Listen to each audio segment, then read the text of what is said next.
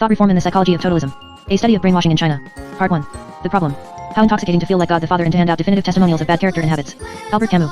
Only simple and quiet words will ripen of themselves. For a whirlwind does not last for the whole morning. Nor does a thunder shower last the whole day. Who is their author? The heaven and earth. Yet even they cannot make such violent things last. How much more true this must be of the rash endeavors of man. Lao Tzu. Chapter 1. What is brainwashing? When confronted with the endless discussion on the general subject of brainwashing, I am sometimes reminded of the Zen Buddhist maxim, the more we talk about it, the less we understand it. The confusion begins with the word itself, so new and yet already so much a part of our everyday language. It was first used by an American journalist, Edward Hunter, as a translation of the colloquialism she now, literally, wash brain, which he quoted from Chinese informants who described its use following the communist takeover. 1. Brainwashing soon developed a life of its own.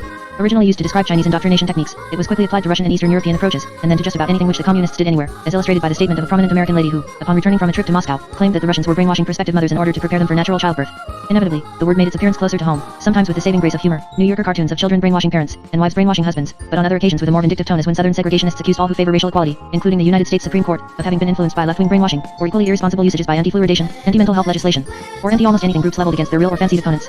Then there is the lurid mythology which has grown up about it, the mysterious oriental device, or the deliberate application of Pavlov's findings on dogs. There is also another kind of myth, the claim that there is no such thing, that it is all just the fantasy of American correspondents. Finally, there is the more responsible, even tortured self-examination which leads professional people to ask whether they in their own activities might not be guilty of brainwashing, educators about their teaching, psychiatrists about their training and their psychotherapy, theologians about their own reform methods. Opponents of these activities, without any such agonizing scrutiny, can more glibly claim that they are nothing but brainwashing. Others have seen brainwashing in American advertising, in large corporation training programs, in private preparatory schools, and in congressional investigations. These misgivings are not always without basis, and suggest that there is a continuity between our subject and many less extreme activities, but the matter is not clarified by promiscuous use of the term. Behind this web of semantic, and more than semantic, confusion lies an image of brainwashing as an all-powerful, irresistible, unfathomable, and magical method of achieving total control over the human mind. It is of course none of these things, and this loose usage makes the word a rallying point for fear, resentment, urges toward submission, justification for failure, irresponsible accusation, and for a wide gamut of emotional extremism. One may justly conclude that the term has a far from precise and a questionable usefulness. One may even be tempted to forget about the whole subject and return to more constructive pursuits. Yet to do so would be to overlook one of the major problems of our era, that of the psychology and the ethics of directed attempts at changing human beings. For despite the vicissitudes of brainwashing, the process which gave rise to the name is very much a reality. The official Chinese Communist program of Seo, variously translated as ideological remolding, ideological reform, or as we shall refer to it here, thought reform, has in fact emerged as one of the most powerful efforts at human manipulation ever undertaken. To be sure, such a program is by no means completely new. Imposed dogmas, inquisitions, and mass conversion movements have existed in every country and during every historical epoch. But the Chinese Communists have brought to theirs a more organized, comprehensive, and deliberate a more total character, as well as a unique blend of energetic and ingenious psychological techniques. The Western world has heard mostly about thought reform as applied in a military setting, the synthetic bacteriological warfare confessions and the collaboration obtained from United Nations personnel during the Korean War. However, these were merely export versions of a thought reform program aimed, not primarily at Westerners, but at the Chinese people themselves, and vigorously applied in universities, schools, special revolutionary colleges, prisons, business and government offices, labor and peasant organizations. Thought reform combines this impressively widespread distribution with a focused emotional power. Not only does it reach 1/4 of the people of the world, but it seeks to bring about in everyone it touches a significant personal upheaval. Whatever its setting, thought reform consists of two basic elements: confession, the exposure and renunciation of past and present evil, and re-education, the remaking of a man in the communist image. These elements are closely related and overlapping, since they both bring into play a series of pressures and appeals, intellectual, emotional, and physical, aimed at social control and individual change. The American press and public have been greatly concerned about this general subject, and rightly so. But too often the information made available about it has been sensationalist in tone, distorted because of inadequate knowledge, or obscured by the strong emotions which the concept of brainwashing seems to arouse in everyone. Its aura of fear and mystery has been more conducive to polemic than to understanding. Still, the vital questions continue to be asked. Can a man be made to change his beliefs? If a change does occur, how long will it last? How do the Chinese Communists obtain these strange confessions? Do people believe their own confessions, even when false? How successful is thought reform? Do Westerners and Chinese react differently to it? Is there any defense against it? Is it related to psychotherapy? To religious conversion? Have the Chinese discovered new and obscure techniques? What has all this to do with Soviet Russia and international communism? With Chinese culture? How is it related to other mass movements or inquisitions, religious or political? What are the implications for education? For psychiatric and psychoanalytic training and practice? For religion? How can we recognize parallels to thought reform within our own culture, and what can we do about them? It was with these questions on my mind that I arrived in Hong Kong in late January, 1954. Just a few months before, I had taken part in the psychiatric evaluation of repatriated American prisoners of war during the exchange operations in Korea known as Big Switch. I had then accompanied a group of these men on the troop ship back to the United States. Point 2 from the repatriates' descriptions of what they had experienced, I pieced together a great deal of information about Chinese Communist confession and re-education techniques, and was convinced that this process raised some basic human issues, but the expediencies of the military situation made it difficult to study them with the necessary depth and thoroughness. I thought then that the most important questions might best be approached through work with people who had been reformed within China itself. Yet I had not come to Hong Kong with any clear intention of carrying out this detailed research. I had planned only a brief stopover on my way from Tokyo back to the United States after having lived in the Far East for almost 2 years, serving as an Air Force psychiatrist in Japan and Korea. But plans can be changed, and such change is sometimes an expression of an inner plan not yet consciously understood by the planner himself. Thus, as long as I was in Hong Kong, I decided to make a few inquiries into a subject that seemed so important. As soon as I did, I discovered that a number of Western scholars and diplomats there had also been asking themselves these questions. They had been shocked by the effects of indoctrination programs applied on the Chinese mainland. They told me of Western missionaries who, after having made lurid espionage confessions in prison, arrived in Hong Kong deeply confused about what they believed, of young Chinese students violating the most sacred precepts of their culture by publicly denouncing their parents, of distinguished mainland professors renouncing their evil past, even rewriting their academic books from a Marxist standpoint. My Western acquaintances had been both troubled and fascinated by these events, and welcomed my interest in the problem. At my request, they arranged for me to meet a few people like the ones they had described. The impact of these first encounters was not something one readily forgets. An elderly European bishop leaning forward in his hospital bed, so deeply impressed with the power of the prison thought reform program he had just experienced that he could only denounce it as an alliance with the demons. A young Chinese girl, still shaken from the group hatred that had been turned upon her at a university in Peking, yet wondering if she had been selfish in leaving. I realized that these two people had both been through China's most elemental thought reform programs, and that these programs were much more powerful and comprehensive than the modifications which had been applied to United Nations troops in Korea. I also realized that Hong Kong offered a unique opportunity for the study of thought reform, although, surprisingly enough, no one was taking advantage of it. I sought a means of remaining there to undertake prolonged and systematic research into the process, and with the help of 2 research grants, my stay was extended into 17 months of stimulating psychiatric investigation. Chapter 2. Research in Hong Kong. Hong Kong was no ordinary setting for psychiatric research. Many problems arose, some of which I could anticipate, and others which I had to deal with as I went along, but all of which required approaches departing considerably from usual psychiatric protocol. The basic task was to locate people who had been put through intensive reform experiences and communicate with them in meaningful emotional depth. For I felt that this was the best way to study the psychological features and human effects of the reform process. I was not investigating mental disease or patterns of neurosis, I was studying individual strengths, as well as vulnerabilities. I soon found out that those who had undergone this experience fell into 2 broad groups, Western civilians reformed in prisons, and Chinese intellectuals who had undergone their reform in universities or in revolutionary colleges. In both groups, it immediately became clear that intensive work with relatively few people was much more valuable than superficial contacts with many. Thought reform was a complex personal experience, destructive of personal trust. It took time for a subject, especially in an environment as full of suspicion as Hong Kong, to trust me sufficiently to reveal inner feelings of which he was not necessarily proud. And with Chinese subjects this was intensified by the East Asian cultural pattern of saying, as both a form of propriety and a means of personal protection, what one thinks the listener wishes to hear. For the first few sessions, Chinese were particularly likely to offer an elaboration of anti-communist clichés. Only weeks or months later would they reveal the true conflicts stimulated by communist reform. The 25 Westerners and 15 Chinese subjects whom I interviewed all had experiences which came under the thought reform category. But I could not ignore differences in the 2 groups, both differences in the type of programs to which they had been exposed, and in their cultural and historical backgrounds. These differences were important factors in my conduct of the research and in the evaluation of the material, and I have also taken them into account in the book's organization. Part 2 deals only with Western subjects, Part 3 only with Chinese, and Part 4 with a consideration of the basic problems raised by thought reform in general. Most Chinese subjects were more or less permanent residents of Hong Kong, having left mainland China for reasons often associated with a negative response to thought reform. I was able to interview some very soon after their arrival, but the majority had come to Hong Kong a few years before, between 1948 and 1952, when the first great wave of thought reform was at its height, and it was still not too difficult for educated people to leave China. As refugee intellectuals, many supported themselves through work with press and publishing associations, while others received some form of aid from philanthropic and religious groups. I found it best to approach them, always indirectly and always by means of personal introduction, through members of these various Hong Kong organizations. Work with Chinese subjects was invariably complicated because of problems of language and culture, and because of their difficult life situation, matters which will be discussed more in Part 3, but at the same time it was extremely rewarding. Their life stories revealed much about the history of contemporary China, and their responses taught me a great deal about Chinese character, all of which was of vital importance for understanding thought reform itself. I was able to maintain relationships with them over long periods of time, some for more than a year. I tried to see them frequently at first, 2 or 3 half-day or even full-day sessions per week, and then at weekly, bi-weekly, or monthly intervals. As I do not speak Chinese, it was necessary for me to use an interpreter with 11 of the 15 subjects. The other 4 spoke fluent English because they had studied either in the West or with Western teachers in China. I was surprised at the emotional depth that could be achieved in these 3-way relationships. Much depended on the intelligence and sensitivity of my 2 regular interpreters, one of them a Western-trained social scientist, and upon my developing with them an effective style of collaborative interviewing. The rhythms of work with Western subjects were entirely different. For them, Hong Kong was not a home but an interlude. They would arrive fresh from a grueling prison ordeal, generally remain in the colony from 1 to 4 weeks, and then embark for Europe or America. Friends, professional associates, or consular officials would greet them and take care of them. Confused as they usually were, they needed assistance. They were also fearful and suspicious, which made it necessary for me to approach them through the people in whom they had greatest confidence, and again on the basis of personal introductions. In order to be able to do this, I made myself and my work known among Western diplomatic, religious, and business groups in Hong Kong. The arrival of a Westerner who had been a prisoner in China was always announced in the Hong Kong newspapers, and I was usually able to set up a first meeting almost immediately. My arrangements with all subjects were highly flexible, varying with the circumstances of each case. When possible, I had them come to my office apartment, but it was frequently necessary for me to visit Westerners in homes or mission houses where they were staying, or in hospitals where they were convalescing.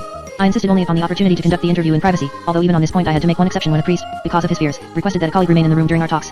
I tried to spend as much time as possible with each Westerner during his brief stay in Hong Kong, but this time varied greatly, and depended upon the subject's availability, the special features of his case, and my own schedule at the time. Generally, once we had begun, the subject was as eager as I to work intensively together. I averaged a total of about 15 to 20 hours with each, with some I spent more than 40 hours over several months, and in 1 or 2 cases, we had just a single interview. A session might last anywhere from 1 to 3 hours. Thus, a typical relationship with a Western subject consisted of 8 or 9 2-hour interviews over a period of 18 to 20 days. With most of the Westerners, communication was intense and intimate. Although the majority were Europeans, there was no language problem because English was the lingua franca for Westerners in China, and all of them spoke it fluently. Most were under great inner pressure to talk about their experiences. They poured out their stories without hesitation, even if they withheld certain details until later interviews. Some of them, as we shall see, were afraid of people, suspicious of me, or reluctant to reveal what they had done in prison, but in almost all cases, the need to unburden themselves overcame inhibiting factors. When I had introduced myself and told them a little about my research study, self-identification about profession and affiliations was extremely important in this environment. I would begin to ask them questions about their prison experience if indeed, they had not already begun to tell me about it. I tried to cover this experience in great detail, at the same time following the general psychoanalytic principle of encouraging the subject to associate freely without interruption. What impressed me most about the material was its immediacy. Just a matter of days from their reform ordeal, these men and women still carried with them its entire atmosphere. They had not yet had time to place any distance between themselves and their experiences, or to initiate the distorting reconstructions which eventually occur after any stress situation. I was to appreciate this immediacy more fully after I encountered such reconstructions during follow-up visits chapters 10-12 with many of them in Europe and America 3 and 4 years later. The freshness of the data was tremendously helpful in conveying the actual emotional currents of thought reform. Why did these subjects originally agree to see me? What was their incentive for taking part in the study? Many, who were in a rather confused state, seemed merely to be following the suggestions of people taking care of them. Some told me that they wanted to make a contribution to the systematic study of the thought reform problem, in order to help future victims, or to combat an evil. Others said quite frankly that they welcomed the chance to talk over their experiences with a professional person who had some knowledge of this subject, thus acknowledging their need for a greater understanding of their ordeals. Whether stated openly or not, this therapeutic factor became increasingly important with almost every Western subject, and with many Chinese as well, during the course of the interviews. Mostly I listened and wrote, but I did when they expressed interest discuss with them such things as mechanisms of guilt and shame, and problems of identity. They needed psychological support and understanding, and I required the data which they were able to supply. It was a fair exchange. Most of them told me, before they left Hong Kong, that our interviews had been beneficial to them. Since they were so emotionally involved in the work, we were able to explore their past histories and their general psychological traits, and thus develop a dimension important to the study. The Western subject group breaks down as follows: total 25, by profession 13 missionaries, 12 Catholic priests, 1 Protestant minister, 4 businessmen, 2 journalists, 2 physicians, 1 research scholar, 1 university professor, 1 sea captain and 1 housewife, by nationality 7 Germans, 7 Frenchmen, 5 Americans, 1 Dutchman, 1 Belgian, 1 Canadian, 1 Italian, 1 Irishman and 1 white, Russian, by sex 23 male and 2 female, by age from 20 to 70, most between 35 and 50. In my interviews with subjects in both groups, I kept the following questions in mind. What was the nature of the process which he has experienced? What in his emotional responses did he share with the other subjects? How did he as a specific person respond to this process? What relationship did his character and his background have to his particular mode of response? I tried to avoid making premature generalizations and to remain open to the vast array of personal, cultural, and historical data with which I was confronted. I also made every effort to broaden my background information. In addition to the subjects themselves, I spoke to anyone I could find in Hong Kong, Chinese or Western, who had some knowledge of thought reform, whether as a scholar, diplomat, priest, former communist, or simply from having observed people who had experienced it. And at the same time, I read everything available about the subject. Translations of the Chinese Communist Press prepared by the American consulate were especially valuable, as were additional translations which my interpreters made. As I proceeded with the work, I realized that one of the main causes for confusion about thought reform lay in the complexity of the process itself. Some people considered it a relentless means of undermining the human personality, others saw it as a profoundly moral, even religious attempt to instill new ethics into the Chinese people. Both of these views were partly correct, and yet each, insofar as it ignored the other, was greatly misleading. For it was the combination of external force or coercion with an appeal to inner enthusiasm through evangelistic exhortation which gave thought reform its emotional scope and power. Coercion and breakdown are, of course, more prominent in the prison and military programs, while exhortation and ethical appeal are especially stressed with the rest of the Chinese population, and it becomes extremely difficult to determine just where exhortation ends and coercion begins. I found it very important to consider what was behind thought reform, what impelled the Chinese communists to carry out such extreme measures on such an extensive scale. The complexities of their motivations will be discussed later on, but it is necessary for us now before getting into the prison experiences of Westerners to know something about the Chinese communist philosophy or rationale for the program. Their leading political theorists, although reticent about technical details, have written extensively on general principles. Mao Zedong himself, in a well-known speech originally delivered to party members in 1942, laid down the basic principles of punishment and cure which are always quoted by later writers. To overcome undesirable and unorthodox trends, he specified that two principles must be observed. The first is, punish the past to warn the future, and the second, save men by curing their ills. Past errors must be exposed with no thought of personal feelings or face. We must use a scientific attitude to analyze and criticize what has been undesirable in the past. This is the meaning of punish the past to warn the future. But our object in exposing errors and criticizing shortcomings is like that of a doctor in curing a disease. The entire purpose is to save the person, not to cure him to death. If a man has appendicitis, a doctor performs an operation and the man is saved. We cannot adopt a brash attitude toward diseases in thought and politics, but must have an attitude of saving men by curing their diseases. 1. The argument continues as follows. The old society in China, or any non-communist society anywhere, was, and is, evil and corrupt. This is true because of the domination of the exploiting classes, the landowners and the capitalists or bourgeoisie. Everyone has been exposed to this type of society and therefore retains from it evil remnants or ideological poisons. Only thought reform can rid him of these and make him into a new man in a new society. When this argument is applied to Chinese intellectuals, it is also pointed out that they originate from the exploiting classes or from the closely related petite bourgeoisie, since only people from these classes had the means to acquire an education. And long philosophical treatises emphasize the need to bring the ideology of all classes into harmony with objective material conditions, or in other words, to blend personal beliefs with communist implemented social realities. In prisons, Western civilians and their Chinese cellmates encounter a special penal version of these principles. All crimes have definite sociological roots. The evil ideology and evil habits left behind by the old society, calling for the injuring of others for self-profit and seeking enjoyment without labor, still remain in the minds of some people to a marked degree. Thus, if we are to wipe all crimes from their root, in addition to inflicting on the criminal the punishment due, we must also carry out various effective measures to transform the various evil ideological conceptions in the minds of the people so that they may be educated and reformed into new people. 3. Penal institutions are referred to as re-education centers, meditation houses, or even hospitals for ideological reform. 4 types of institutions are described in communist prison codes for the detention house, the prison, the labor service for reform corps, and the juvenile delinquents institute. Westerners spend most of their time in the first, whose function it is to assume responsibility for understanding the conditions of criminals awaiting sentence. This means that the Westerners 1 to 5 years of imprisonment are essentially devoted to solving their cases, and they are not tried or sentenced until just before their release. Some have been sent to the second type, the prison proper, where they engage in various kinds of work. But the large-scale policy of reform through labor, the use of prisoners in labor battalions, has been mostly reserved for the Chinese themselves. In all of this, it is most important to realize that what we see is a set of coercive maneuvers. The Chinese communists view as a morally uplifting, harmonizing, and scientifically therapeutic experience. After the communist takeover in 1948-1949, there was a brief honeymoon period during which Westerners living in China were treated with great courtesy and encouraged to remain. Then the regime began to use the animosities aroused by the Korean War as well as a national policy of discrediting specific religious and educational groups, and in fact of eliminating all non-communist Western influence, to make it plain to Western Europeans and Americans that they were not welcome. Most left of their own accord, but others held by a sense of missionary obligation or by special opportunity for business, scholarship, or adventure chose to remain. A small number from this group were taken into custody. Most of the arrests occurred in 1951 during the national campaign for the suppression of counter-revolutionaries, at which time tensions concerning subversion were very great. The Westerners were accused, usually on flimsy or even manufactured evidence, of dangerous espionage activities. And they were subjected, as few men have been, to a test of the durability of all that had gone into their sense of being. Part 2. Prison thought reform of Westerners.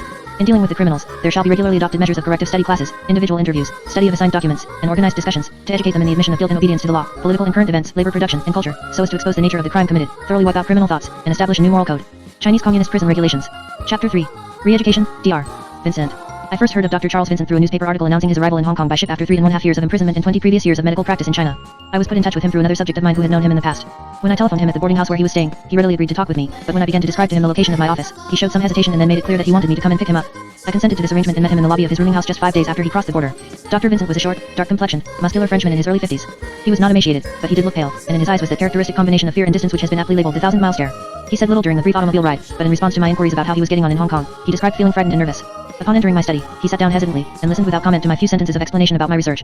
When I had finished, he looked at me directly for the first time and asked a quick series of questions. How old was I? How long had I been in Hong Kong doing this work? And then, with particular emphasis, are you standing on the people's side, or on the imperialist side? I told him I was part of the non-communist world, but that I tried as much as possible to take no side in order to gain an understanding of the process of thought reform. He went on to explain that this was important because, from the imperialistic side we are not criminals, from the people's side we are criminals. If we look at this from the imperialist side, re-education is a kind of compulsion. But if we look at it from the people's side, it is to die and be born again. Having expressed both his fear and his dilemma and indeed, the paradox of thought reform itself, he needed no more prompting to go into the details of his ordeal. I said little during this first 3-hour interview, and not much more during the remaining 15 hours, 5 additional meetings, which we spent together, for Dr. Vincent had a great need to talk about what he had been through, and he did so in an unusually vivid fashion. As one of the few remaining foreign physicians in Shanghai, he had been conducting a lucrative practice which included several communist officials until suddenly confronted on the street one afternoon by 5 men with revolvers. They produced a warrant for his arrest and took him to the detention house, or re-education center, where he was to spend the next 3.5 years. Interrogation and struggle. After a few preliminaries he was placed in a small, 8x12, bare cell which already contained 8 other prisoners, all of them Chinese. They were a specially selected group, each of them advanced in his personal reform, each eager to apply himself enthusiastically to the reform of others as a means of gaining merits toward his own release. Their greeting was hardly a friendly one. The cell chief identified himself, and addressing Vincent in Chinese one by his newly acquired prison number, instructed him to sit in the center of the cell while the other prisoners formed a circle around him. Each in turn then shouted invectives at Vincent, denouncing him as an imperialist and a spy, demanding that he recognize his crimes and confess everything to the government. Vincent protested. He was not a spy. He was a doctor. He had worked as a doctor in China for 20 years. But this only resulted in more vehement accusations. The government has all the proof. They have arrested you and the government never makes a mistake. You have not been arrested for nothing. Then his cellmates went on to question him further about all the activities in which he engaged as a physician to cover up his spy personality. This procedure in the cell was known as a struggle, conducted for the purpose of helping a prisoner with his confession, and it was an experience which Vincent had to undergo frequently, particularly during the early phases of his imprisonment. After several hours of this disturbing treatment, Vincent was called for his first interrogation. He was taken to a small room with 3 people in it, the interrogator or judge, 2 an interpreter, and a secretary. The judge opened the session with a vague accusation and an emphatic demand: you have committed crimes against the people, and you must now confess everything. Vincent's protestations of innocence were countered with the angry declaration: the government never arrests an innocent man. The judge went on to ask a series of general questions concerning Vincent's activities, professional associations, organizational contacts, friends, and acquaintances during his entire 20 years in China. He answered these as accurately as he could, but was unable to satisfy his interrogator. The judge's demands always contained a tantalizing combination of hint, threat, and promise: the government knows all about your crimes. That is why we arrested you. It is now up to you to confess everything to us, and in this way your case can be quickly solved and you will soon be released. After a few hours of this interrogation, questions began to focus more and more upon alleged connections with people from several groups, his own embassy, American government officials, and Catholic, Japanese, and nationalist Chinese agencies. By 6 a.m., after 10 successive hours of interrogation, he had produced much information, but he still asserted his innocence, denied that he was a spy or had any subversive relationship with these organizations, and again said that he did not understand why he had been arrested. This angered the judge, who ordered handcuffs applied to Vincent's wrists, holding his arms behind his back. He dismissed the prisoner from the room, demanding that he think over his crimes. But when he was returned 10 minutes later, Vincent still stated that he could not recognize crimes of any kind. The judge again became incensed, ordered chains placed about Vincent's ankles, and sent him back to his cell. His return there was the occasion for continuous struggle and humiliation. When you get back with your chains, your cellmates receive you as an enemy. They start struggling to help you. The struggle goes on all day to 8 p.m. at night.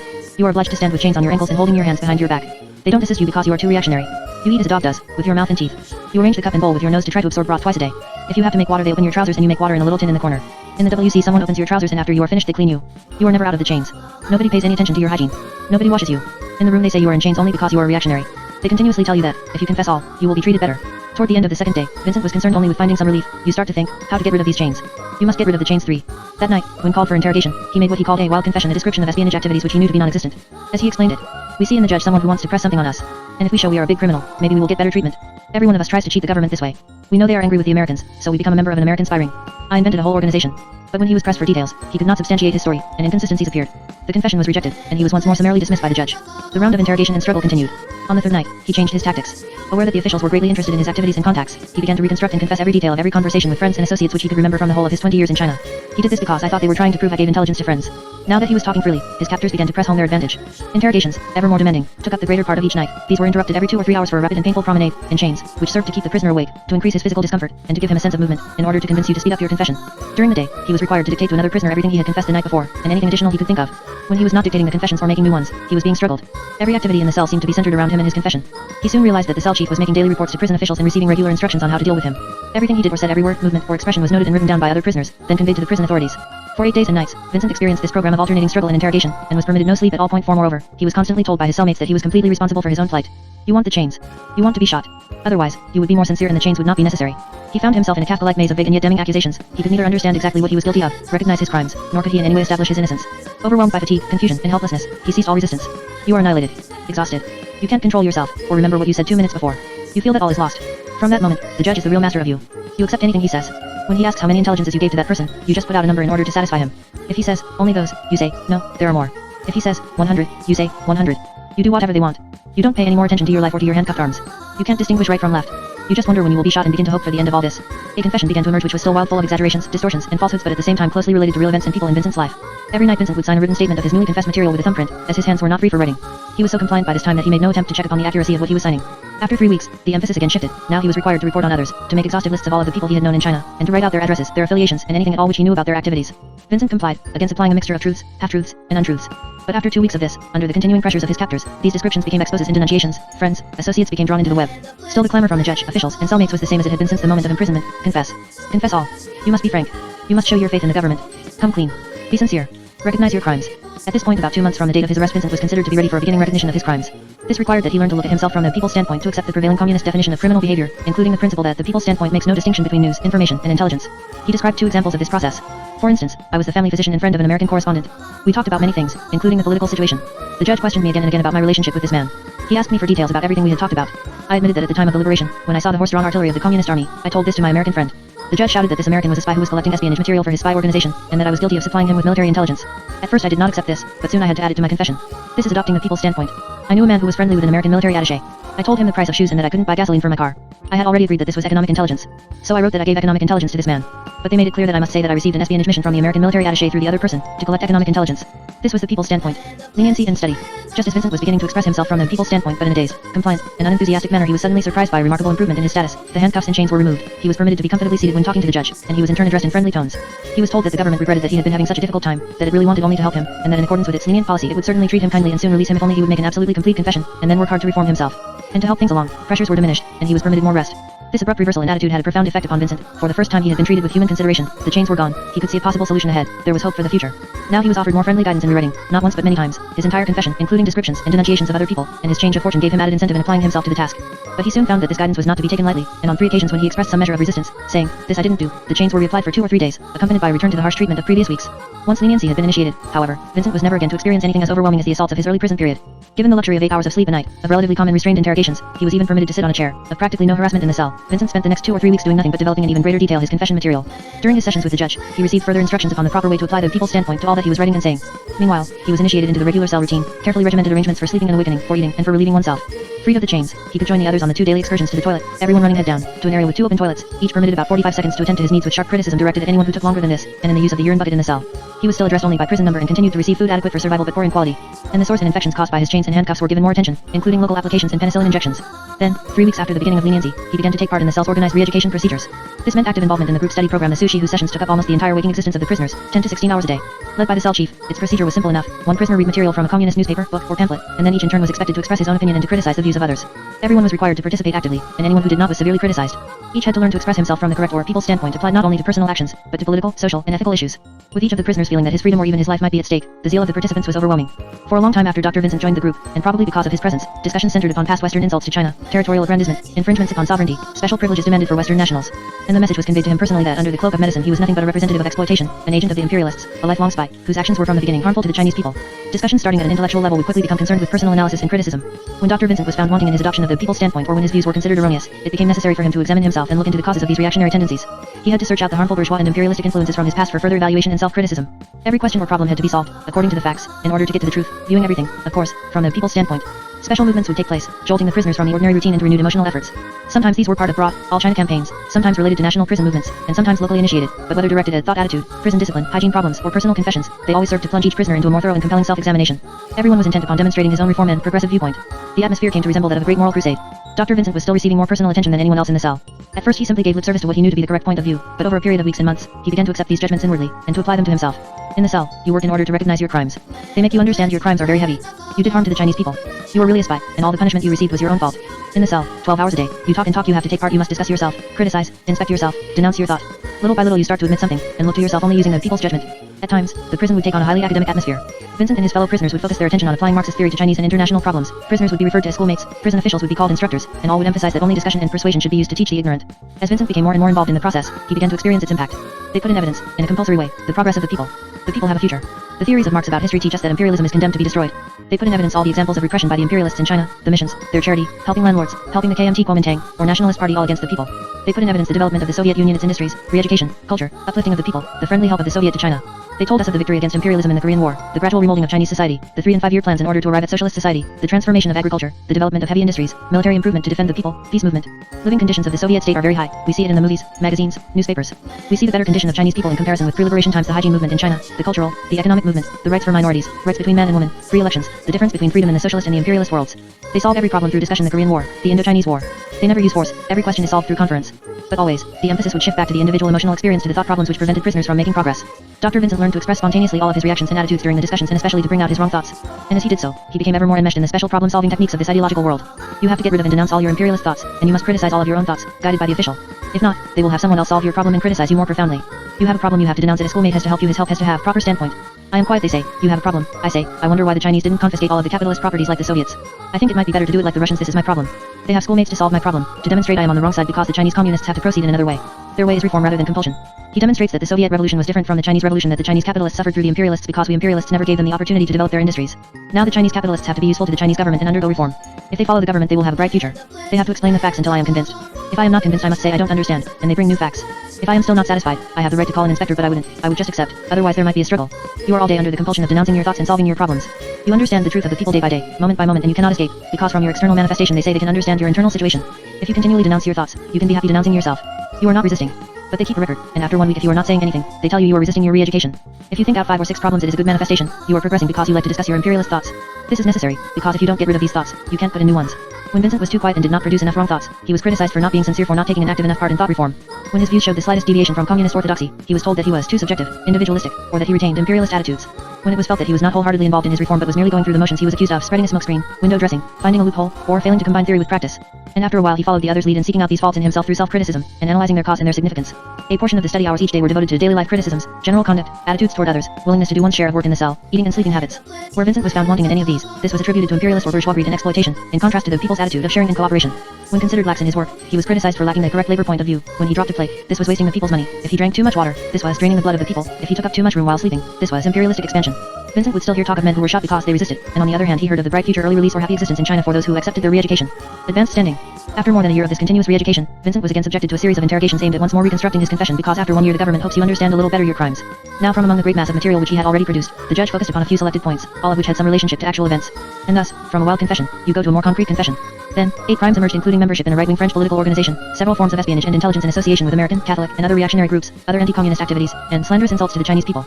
But now Vincent was more deeply immersed in the people's standpoint, and the confession had a much greater sense of reality for him than before. You have the feeling that you look to yourself on the people's side, and that you are a criminal. Not all of the time, but moments you think they are right. I did this, I am a criminal. If you doubt, you keep it to yourself. Because if you admit the doubt, you will be struggled and lose the progress you have made. In this way they build up a spy mentality. They build up a criminal. Then your invention becomes a reality. You feel guilty, because all of the time you have to look at yourself from the people's standpoint, and the more deeply you go into the people's standpoint, the more you recognize your crimes. And at this point he began, in the correct manner, to relate his own sense of guilt to the communist worldview. They taught us what it means to be a capitalist. To enslave and exploit the people so that a small group of persons can enjoy life at the expense of the masses, their capital coming from the blood of the people, not from labor. That all property comes from the blood of the peasant. That we help this bad policy, that our mind is the capitalistic mind. And in our profession we exploited everyone. We used our profession to exploit people, as we can see from our crimes. Then came another 14 months of full-time re-education. Vincent continued to concentrate upon applying communist theory to his personal situation, demonstrating an ever-expanding recognition of his crimes. After 2 years, in order to show that you are more on the people's side, you increase your crimes. I said I wasn't frank before, there were really more intelligences. This is a good point. It means that you are analyzing your crimes. It means that you realize your crimes are very big, and that you are not afraid to denounce yourself. That you trust the people, trust your re-education, and that you like to be reformed. By this time his activities were no longer limited to his own case, he had by now become active and skillful in criticizing others, helping them to make progress in confession and reform. He had become an experienced prisoner, and was beginning to be looked upon as a true progressive. He even came to believe a great deal of what he was expressing, although not in a simple manner. You begin to believe all this, but it is a special kind of belief. You are not absolutely convinced, but you accept it in order to avoid trouble, because every time you don't agree, trouble starts again. During his 3rd year of imprisonment, he was once more called in for a revision of his confession. The document became even more brief, concrete, logical, and convincing. Now Vincent began to think of his sentence, estimating it from the people's standpoint, which had become so much a part of him. You have the feeling that your sentence is coming and that you will be sent somewhere else. And you are waiting. You think, how long? Maybe 20, 25 years. You will be sent to reform through labor, to a factory or to a field. They are very generous about this. The government is very generous. The people are very generous. Now you know that you cannot be shot. But you are thinking that your crimes are very heavy. Now Vincent was told that his attitude had greatly improved. He was transferred to a different wing of the prison and given treasured privileges, such as an hour of outdoor exercise a day and additional recreation periods in the cell. He found himself living in harmony with his captors, and during the last few months of his imprisonment was even permitted to give French lessons to other prisoners and to conduct medical classes for students brought to the prison for this purpose. All of this was not without its effect.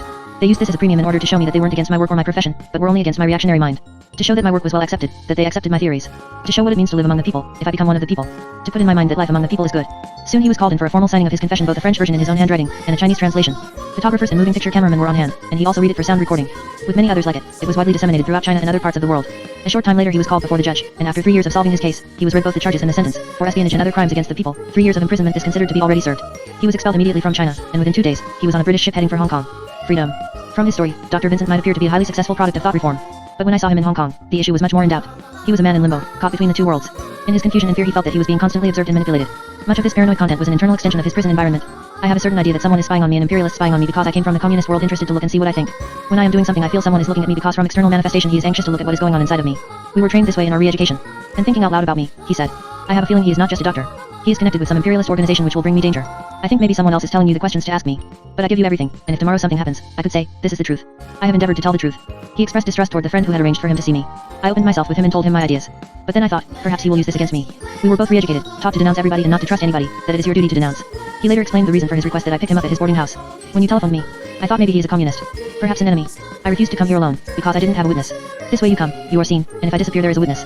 In this borderline psychotic state, Vincent graphically described his split identity. When I left China I had this strange feeling, now I am going to the imperialistic world. No one will take care of me. I'll be unemployed and lost. Everyone will look at me as a criminal. Still, I thought, there is a communist party in my country. I am coming out of the communist world, they must know I have had reform training. Perhaps they will be interested in keeping me. Maybe they can help me, and I will not be really lost.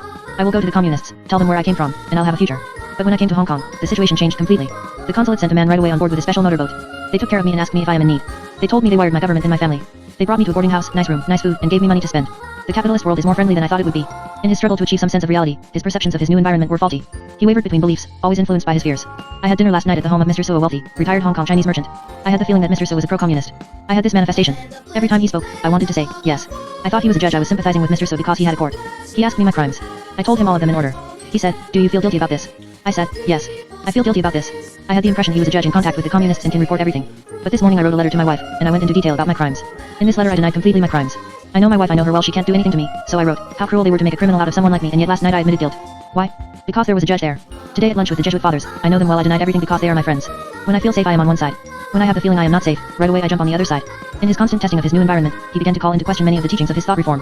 When I arrived in Hong Kong, another foreigner coming out of China put me in this difficult position. He told me about the situation in North China, that it was impossible to get meat there, and that there is rationing because everything is going to the Soviet Union. I said impossible. A foreigner likes to exaggerate because we never heard about this rationing in jail. I said, how can it be possible that the Soviet Union needs food from China when they are making such progress? In prison we saw their food lists: butter, meat, whatever they like, but now I hear that food is not enough in the Soviet Union. I asked myself, where is the truth? He found that what he was experiencing more and more came into conflict with his reform, and he felt that this reality testing was beneficial to him. They say there is no progress in my country. But I was surprised to see a new steamer from there here in the harbor. I hear that it is an air-conditioned steamer, built since the war. I thought then that my country is not a colony of America, they can have a steamer line come to Hong Kong. I started little by little to come to reality, bit by bit, to make comparison of what they told me. The reality is quite good for me. I am thinking that if a school partner cellmate could have the possibility of seeing what I have seen in 8 days, what could he believe of his re-education? And similarly, when he read in an American magazine about immense new railroad machinery developed in the United States, he questioned the precepts that the imperialists are interested in only light industry to exploit the people, and that Soviet heavy industry is leading everybody. He commented, when I saw these, I thought that the communists were cheating, medicating everybody. Midway through the series of interviews, he began to feel restless, neglected, and increasingly hostile to his new surroundings. He reversed the previous trend, and again became suspicious of ulterior motives in his new environment. Every day I read the Hong Kong paper, I see children are receiving milk and eggs through the help of America. But in prison they are all the time saying that the American imperialists are giving things to people in order to cover up, to show that they take an interest. I see this as a political point of feeling I have, which is strictly connected with re-education. He became markedly critical of what he saw around him, and more favorable in his references to his prison experience, looking back upon it almost longingly. Since coming out, arguments and conversation are terribly uninteresting. There are no concrete things. Time is very superficial, people don't solve any problems. They are just going on spending 4 hours for nothing between one drink and another smoke and wait for tomorrow. In re-education we solved every problem. We were given texts to use and had to read them, then new discussions until the moment when there were no more problems. I went to a film last night. I was disturbed by it. Disturbed because it wasn't an educational film, it was just a lot of shooting and violence. I was thinking how much more comforting to have an education film is in the prison, never a film like this there. So brutal, so much fighting and killing. When we came out of the movie, the Chinese child touched the handbook of a Western lady who was with us. She was very disturbed and kicked the child. I thought, why violence? Why not just explain to the child that he shouldn't do it? This has a connection with re-education because all of the time they told us that relations in society should be on a logical basis, not on a forced basis. He expressed the loneliness of his new freedom. There is this kind of freedom here: if you want to do something, you can do it. But there is not the collective way of progress, just an individual way of going on. Nobody pays any attention to you and your surroundings. Referring back to his prison experience, he said, it is not that I miss it, but I find that it was more easy. At this time he also began to feel that I was exploiting him for my own professional gain. He confessed these feelings to me. I had a very bad thought about you.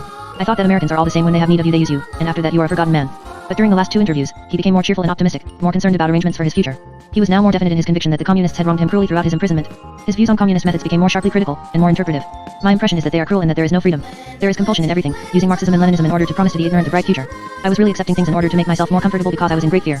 In this situation your willpower completely disappears. You accept because there is a compulsion all the time that if you don't go on their road, there is no escape. To avoid argument you become passive. He described his post-imprisonment change of heart toward his former captors from toleration to condemnation. My first few days out I recognized that they were cruel with us, but not in a strong way. There was a religious belief playing on me: if someone does bad to you, don't keep your hate, and another feeling what I passed through there would be useful for me in the next life. I looked upon it as bad versus good, and I felt I suffered for something. Now my resentment is stronger than it was the first few days. I have the feeling that if I meet a communist in my country, my first reaction toward him will be violent. Before leaving for Europe, he began to seek contacts and letters of introduction which he felt could help him in the future. He again wished to do medical work in an underdeveloped Asian setting, but he noted a significant change in the type of position which he sought. Before I would never accept a 9-to-5 job, because it means that you are busy all the time with no time to do what you want. Now it is very strange, I would like to have such an engagement. I have the feeling that with this kind of job, everything is easy. I don't have to think of what happens at the end of the month. It would give me security, a definite feeling for the future because I have nothing definite in the future. But Dr. Vincent knew himself well enough to recognize that this quest for regularity and security would not last. This is not 100% of my feeling. You see the contradiction: I am just out from the door of the cell, only 1 step out. But if I take some more steps and consider what is best for my character, perhaps I will again decide to be by myself. In a communist country everybody does the same thing and you accept. Here it is different, you are still the master of yourself. He felt that the most significant change which he had undergone as a result of his reform was his increased willingness to open myself to others. And in regard to our talks together, he said, this is the first time a foreigner knows my character. I believe this comes through re-education because we were instructed to know our internal selves. I have never talked so frankly. I have a feeling I left part of myself in Hong Kong. More will be said about Dr. Vincent later on, including his background and character, but first I will return to the prison thought reform process, and to the different inner experience of a man of another calling. Chapter 4.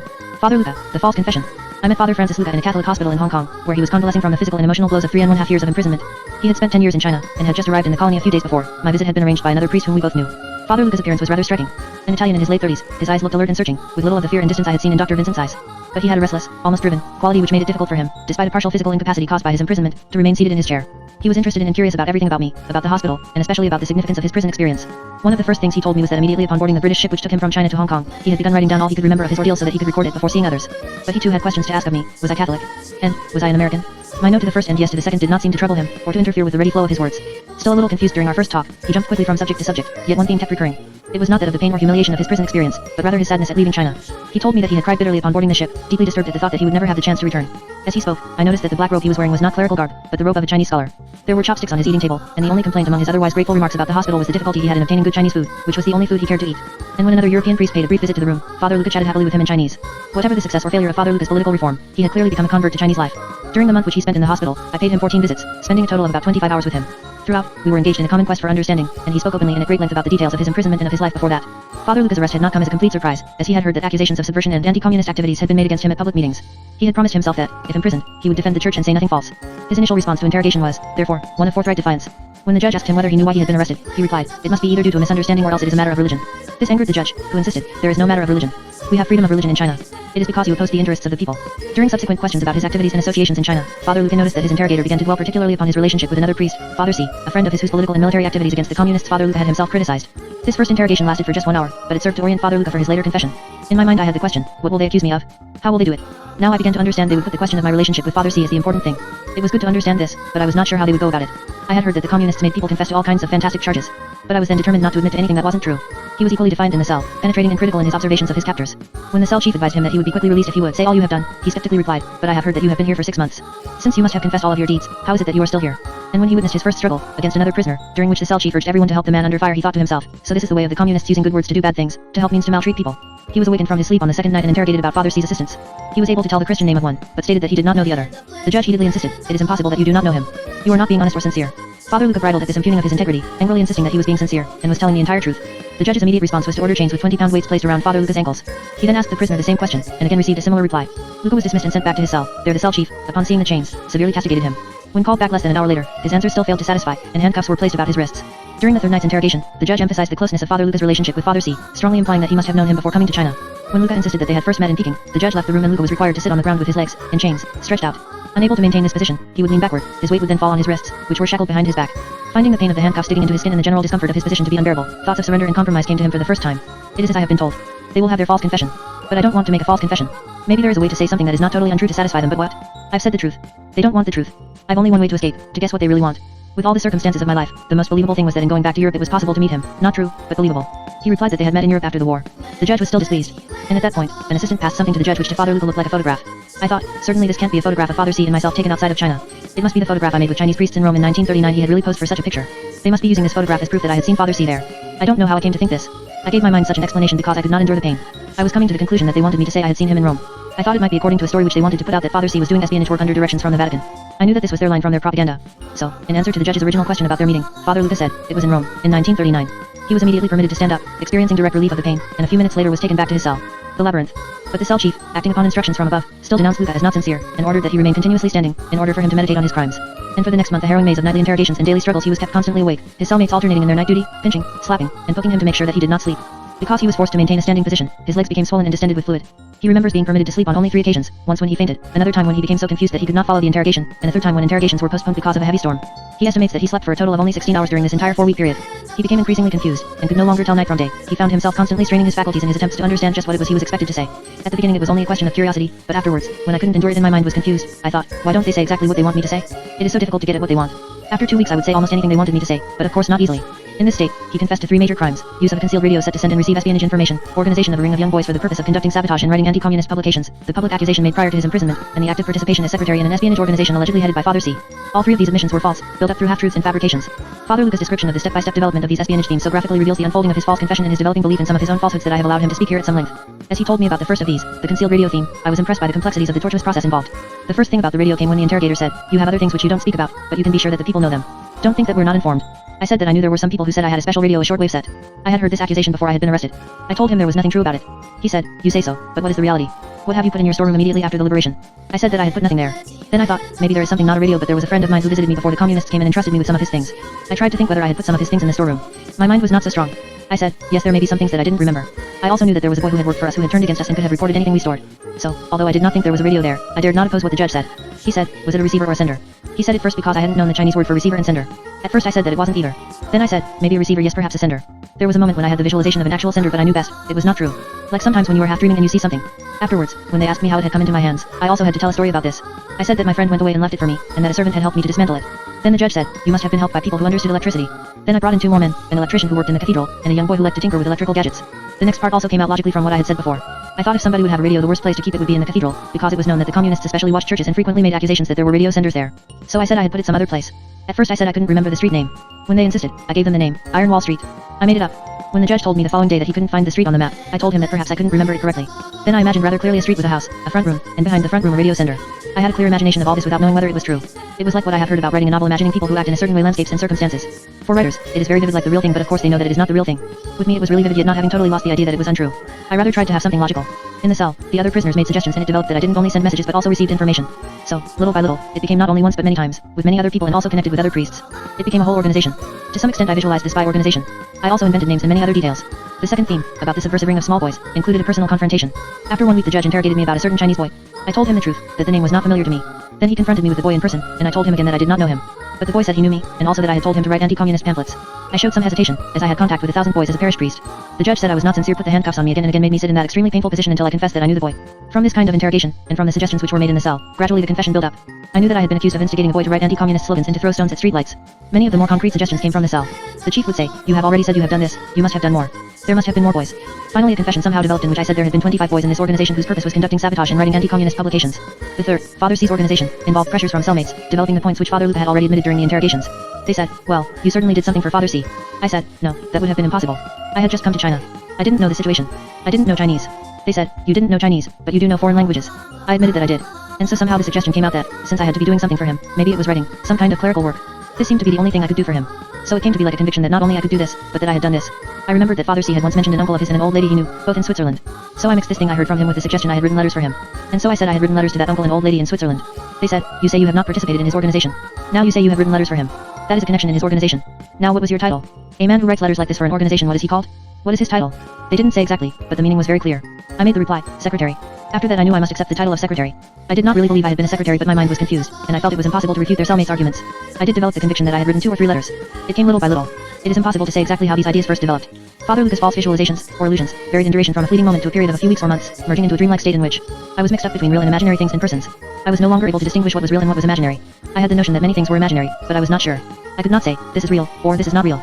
This inability to distinguish the real from the unreal extended beyond his immediate confession material. Once, just after he had fainted, I had the idea that I was no longer in prison. I had been put in a small house outside the cathedral. People were going about outside, chiefly Christians. I heard voices and recognized some of them. But this delusion was by no means completely removed from the confession, because in it he came out into the garden and saw 2 men, remembering the name of one of them but not of the other. And this he related to his interrogators' demands that he name secret agents, Chinese assistants to foreign priests, and his inability to remember the name of one of them in particular. The next day he questioned whether all of this had really happened, as it had become to him half dream, half real. He had 2 additional delusions which also contained fantasies of rescue, but were more elaborate and more lasting. I had the idea that in the cell next to mine was a priest whom I knew very well before. He had also been badly mistreated.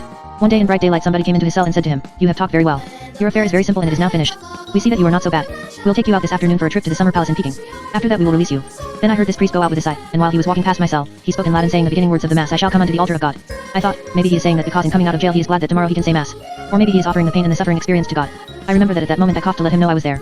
So convinced was he that this episode really occurred that 1 year later, during a special movement for the exposure of all bad behavior, he confessed to having coughed on this occasion to attract the attention of his fellow priest.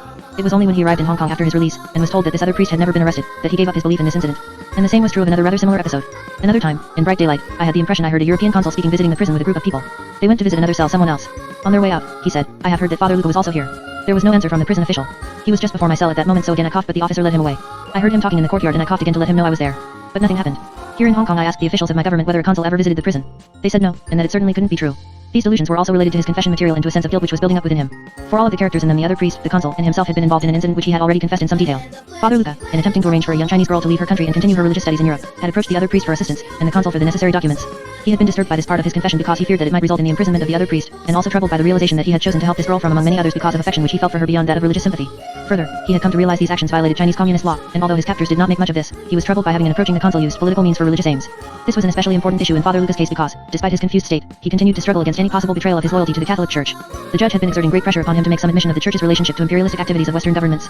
When he refused to do this, he had been required to resume the painful sitting position in which his handcuffs dug into his wrists, and the judge further explained, "I don't say that the Catholic Church is imperialistic. I don't ask you to condemn religion, but just expect you to recognize that the imperialists used it as a cloak for their invasion." And thus under the pressure of pain and explanation, Luca made the statement that the imperialists used the Catholic Church as a cloak to make the invasion of China. For this statement, and for including other missionaries, whom he feared might be consequently harmed, in his confession, he castigated himself severely, and looked upon himself as having been weak. Yet through his mental haze, he attempted to understand his ordeal in terms of his religion. In the first month I decided, now I am suffering. It is for me a way of having penance for my sins. Now I think also that I have only one outlook and one hope in God. The way. But toward the end of this first month, Luca's physical and mental condition began to deteriorate. Infections had developed in the areas of his legs swollen by the chains. His increasing confusion made it difficult for him to keep the details of his confession straight. One fabrication required many more to support it, and this novel, as he called it, became increasingly confused and contradictory. Then, during an interrogation session, he noticed the judge was moving his papers rapidly from one pile to another, until there were almost none left in the first pile. He became convinced that his case was close to being solved, and this hope was further fed by the judge's sudden order that the heavy chains be removed from his ankles. The handcuffs had been taken off and put back on again several times, and at this point were also off. The judge then told him to sleep for the next 2 days, but continued to express disapproval concerning the confession, urging that after this long rest he come up with the proper material. Despite his great fatigue, Luca's fears prevented him from sleeping. This show of leniency did not help him to add anything to his confession. A few nights later, when he had been called for an interrogation, the judge asked, "Now, have you any intention of being sincere?" Father Luca replied, "I want to be sincere and obedient, but I am not certain how to do it. I hope you will show me a way." To which the judge answered, "I will show you a way," and then called in several prison guards and left the room. These newcomers proceeded to gag Father Luca, hold him in a painful position, and then over the course of the night, to inflict upon him a series of painful injuries, mainly to his back. When they had left him about dawn, he lay helpless for about 1 hour with multiple fractures of his vertebral column. Then a young Chinese whom he had not met before entered the room and began to speak with him softly, in a kind voice, and in Italian the first time he had heard his own language since his arrest. He was solicitous and did everything possible to make Luca comfortable. Then he proceeded to question him in detail about his confession, and mostly about his relations with Father C. Luca was affected by this human approach. His way of questioning was objective and impartial. He spoke my own language. It was easier for me to confess. And he now gave a relatively accurate version of all of these events, quite different from his previous confession. He still felt compelled to exaggerate many aspects of it because I knew if I told only the truth it wouldn't be sufficient, but he included nothing that was grossly false. After about 2 hours, he complained of pain and weakness both because of his physical condition and his realization that what remained was difficult. His visitor agreed to end the interview, and shortly afterward, when it was discovered that Father Luca could not walk, he was carried back to his cell on a stretcher. He later learned that he had been interrogated by a prisoner official, a prisoner so advanced in his reform that he functions essentially as a staff member. So impressed was Luca with the special quality of this session that, when he was in difficulty on several other occasions later on, he asked to see this Italian-speaking prisoner official again. He was also at this time examined by a physician who confirmed his fear that his spine had been broken, but spoke to him reassuringly and told him that after some time it would heal. The months which followed were especially trying. His case was less resolved than ever, and he was now physically completely helpless, dependent upon his cellmates for his every need. After several days of lying on the stone floor, he was given a hard wooden bed with a rough blanket. He was visited on just one more occasion by the doctor, who arranged for his cellmates to request additional clothes and blankets from Father Luca's mission organization, which still existed on the outside. Luca derived some comfort from this because I felt better about their beginning to take care of me. But the only medical treatment he received at this time was the prescription of some leg exercises. His requests for assistance with urination or defecation were frequently refused. This, combined with his partial loss of control over both his urinary and anal sphincters, on a neurological basis due to his injury, resulted in frequent soiling of his bedclothes in the cell. The odors caused further resentment and severe criticism from his cellmates, living as they were in an intimacy which made every occurrence the experience of all. In addition, Luca's immobility led to the development of severely infected bed sores on his back, thighs, and toes. At first these were treated very inadequately with iodine and other topical applications, but after objections had been raised by his cellmates to the odor that emanated from them, he received more effective treatment in the form of careful bandaging and penicillin injections. Luca constantly maintained attempts to recover his physical capacities. After a short period of time he began to exercise his toes. After 3 months he could begin to sit up. After 1 year, he could stand, leaning against the wall. Not until 15 months after his injury was he able to walk to the toilet. His cellmates at first assisted him in his exercises, but their help was frequently so rough that it caused him great pain, and on one such occasion he cried out so loudly that a prison official heard him, and came running into the cell to find out what the trouble was. After this, his cellmates offered little assistance. Despite his physical incapacity, Luca was required to take part in cell activities, confession and reform. Immediately after his injury, this consisted of answering little papers sent down from the officials, asking specific questions about such matters as his relationship with Father C, and his activities on behalf of Catholic organizations in China. Not long afterward more exhausting activity was required of him. He had to participate in the intermittent cell study activities. When he would doze off as he did frequently, the cell chief would strike him smartly on top of his head with a straw brush. Luca's inner experiences during this period were those of extreme humiliation, helplessness, and depression. I could do nothing for myself. During the night if I had to urinate, I had to wake the man near me. I was sorrowful. I thought, I can never be well again. My legs will never be cured. I will be helpless in everything. I thought much about my parents, how they must be suffering about me. I wept several times, chiefly during the night. He found comfort, reassurance, and an outlet for his feelings only through his fantasies, which usually concerned rich emotional experiences he had known in the past, places and people he had loved, songs with special meaning, his home, and his mother. I was thinking mostly at night of places I had been walking with my parents, my brother, and sister, chiefly of home, and of holiday journeys. Once I had the strange feeling I had come back to Europe to my parents. I had another thing, not exactly a dream but like an obsession, maybe a pastime.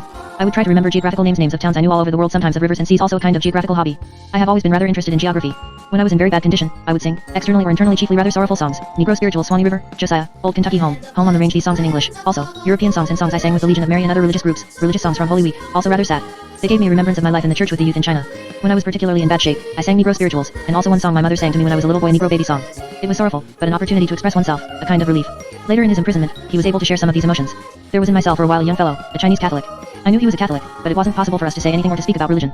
But at recreation time, we sometimes sang songs. He was fond of music and knew many songs: Schubert, Beethoven, Christmas carols. He would sing the tune, then I would sing sometimes together.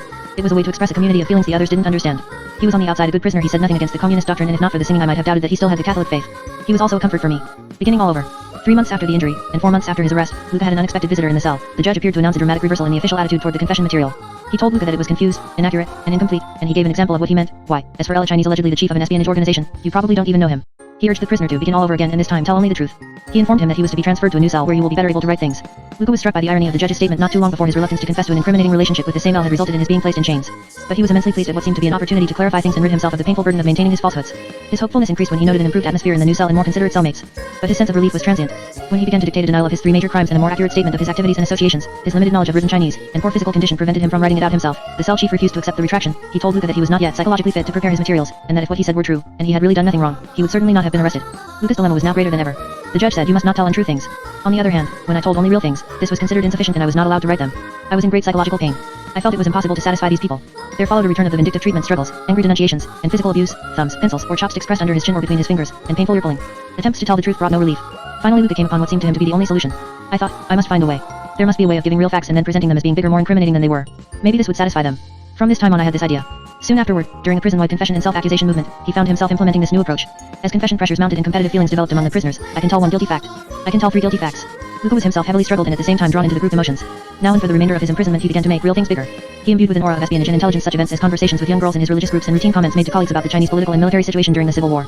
In this way he built up an impressive series of admissions, passing military information to Father C, conveying political and economic intelligence to imperialists in Hong Kong, engaging in reactionary activities in the Legion of Mary, a militant, partly clandestine Catholic organization greatly resented by the communists, and many additional crimes, all distorted exaggerations of his real activities, rather than the more creative fantasy of his earlier false confessions.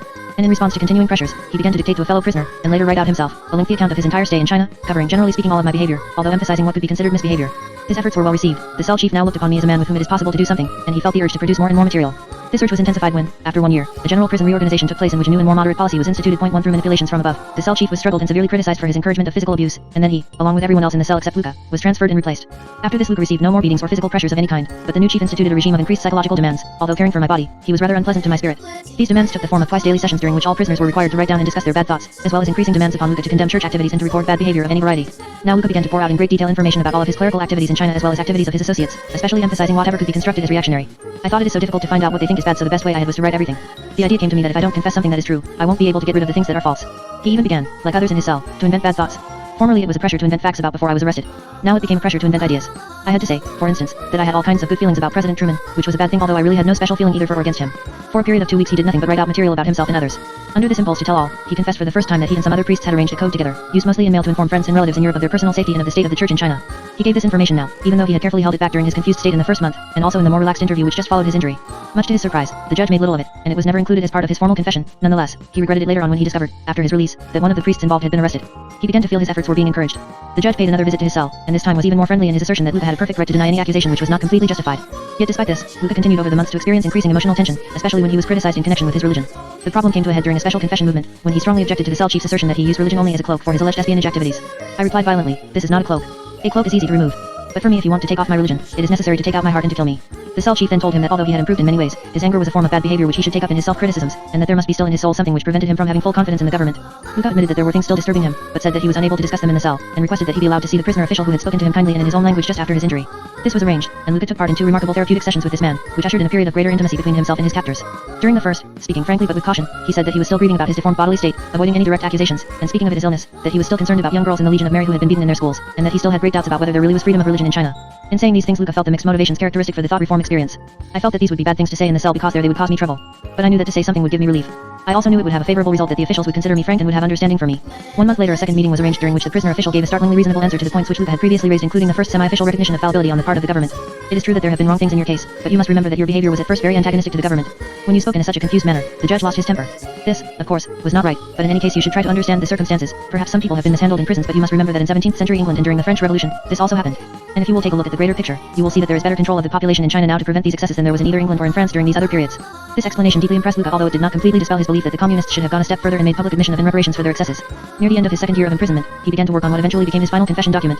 Told first to write it out in his own language, he summarized the main points of his prison-prepared autobiography, and then translated these himself into Chinese.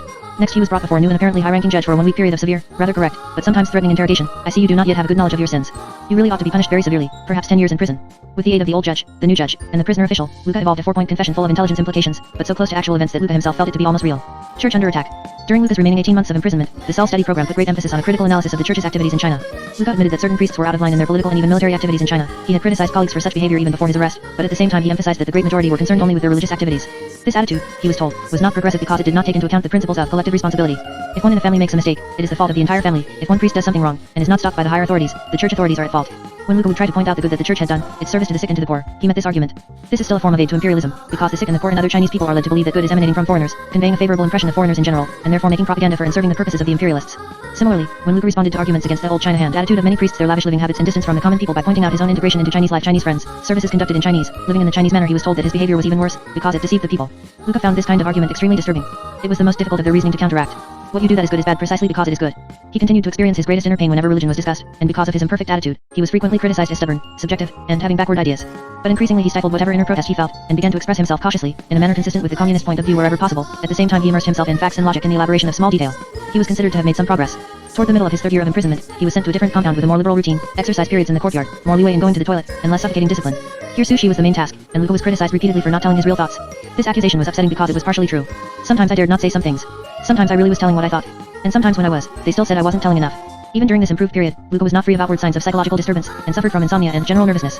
When in response to cellmates' questions he admitted that he was praying at night, he would be told that he shouldn't do this, since it must be what was keeping him awake. About 9 months before his release, he was confronted with what turned out to be the last major demand for betrayal. The judge insisted that he write a letter to one of the young girls who had been most actively associated with him in the Legion of Mary, telling her that the Legion was a reactionary organization led by spies with nothing religious about it, and that she should confess to the government all of her reactionary activities. Luca was warned, remember, your future depends upon how you write this. After much pressure and conflict, because of fear, and because I could not resist the moral pressure, Luca finally wrote the letter. His first draft, which made some mention of things done for religion, was rejected, and in his final draft, he stated that he had deceived them in leading them to join the Legion of Mary, that he was wrong in telling them to resist the government, and that he had done so because of his imperialistic relations. His letter did not go quite as far as the original request. He did not, for instance, include the phrase, nothing religious about it. This served to give him some sense of a small victory, but the entire incident was a source of such great pain that it was one of the matters he found most difficult to discuss with me. After that, this was my chief grievance. I felt I was a coward. I said something that was to be used to trouble people, and while not contrary to the essentials of the church, could make a lot of trouble for religious work. And I felt that these girls and other people had probably been more firm than I. I should have been their leader, but I was not as strong as they. A short time later, he was told by his cellmates, you are nervous, full of fear. You must have more things to say. He was then called before an official to discuss this matter. Luca approached this man openly, and asked him 2 questions which had long been troubling him. Would it be possible for him to remain in China after his release from prison? What was the real point of view of the government about religion? He was told that the government was not opposed to foreigners living and working in China, and that he would be able to stay, that the government did not oppose religion, and all those who did not oppose the religious reform movement could continue their religious activities. The reform movement referred to was the communist-sponsored, nationwide, triple autonomy campaign for all of Chinese Christianity, advocating Chinese rather than foreign direction of worship, funds, and organization. To the communists, this movement was merely a way to cast off outside imperialist influence and form a national church, but most of the Catholic missionaries saw it as a way to get the church under direct communist control. The Legion of Mary was strongly opposed to the reform movement, but Luca himself had favored a much more moderate position than some of his superiors. In this discussion, the official conceded that Luca was not like other foreigners, as he had always been against the presence of foreign troops and Western concessions in China, but at the same time the official strongly condemned Luca for his repeated defense of the church in the cell, and insisted that he was attempting to influence the cell chief, a Chinese Catholic who was bitterly critical of church activities.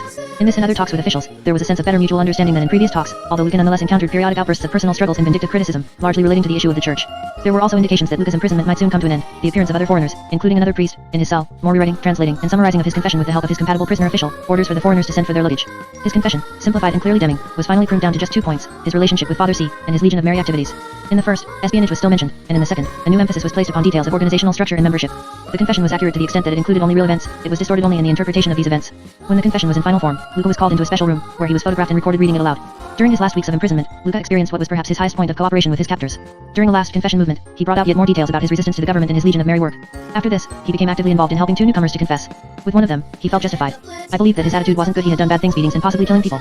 There was no use for him not to confess. But the other man was a Chinese Catholic priest, which put Luca in a difficult situation. It was for me a very great strain. I dared not stay out of helping him, but I would not enforce upon him things I felt were wrong. I tried to make a compromise to find real facts which were not against religion, to let him use words that didn't imply something. But either he did not understand my tactics, or else he just would not use them. These incidents of cooperation, and especially the second, were also difficult for Luca to discuss. His final sessions with judges and officials were held in an atmosphere of friendly exchange between reasonable people. There was, however, some talk about a 10-year sentence. Luca admitted some of his errors, and certain specific bad behavior concerning his relationship with Father C and with the Legion of Mary, but he emphasized that at the time, he had been unaware he was committing a crime. The judge said, we know we made mistakes with you, that is, with your body, but when you go away you must also admit that you had some faults, and you must not exaggerate what happened here. You must realize that at the beginning it was difficult for us to fully master the prison situation. We had many bad people among the other prisoners, and now all of the beatings have stopped, which shows that our real policy is not so bad as might seem if one were to consider only what happened to you during the first year. Luca responded by agreeing that he had observed these improvements in prison procedure. During one of these interviews he was told for the first time that he was to be expelled from China. Official confirmation came a few minutes later when he was taken before another judge and another official, who read the formal sentence. The crimes named had been reduced to 3, the military information to Father C, his Legion of Mary activities, both included in his last confession, and information to imperialists transmitted in letters written from China. Luca had mixed feelings about the resolution of his case. Of course I felt some relief, the feeling that now it is all finished, no more strain. But at the same time I had the feeling that the conclusion is not totally satisfying. I didn't want to be out of my missionary work and not see the many friends the Christians left there and no longer have any connection with them. I also had the feeling that the things I said in the beginning were retracted but that all of the case was not totally clear. Release and search. He still had these mixed feelings when he boarded the ship which took him from China to Hong Kong. On the way, he experienced transient beliefs that there must be communists among the sailors who would report on his shipboard behavior.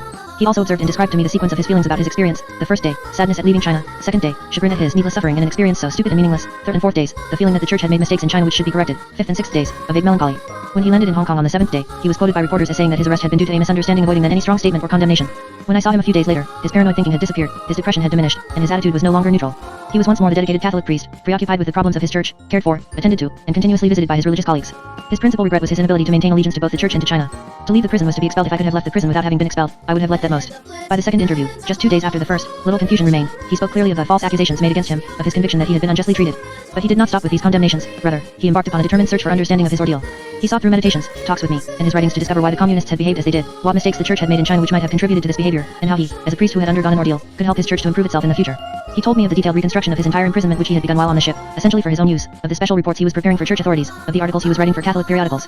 One of these articles dealt with apologetic, and refuted the communist point of view on religion. Another article was a detailed report on the activities of the Legion of Mary in China. When I was in jail they had me write very much about this. Now I would like to write freely about it and have a good look at the thing. My aim is to have a document that a few people can study to see whether we made mistakes, and how these can be corrected. And to show what were the false accusations that the communists made against us.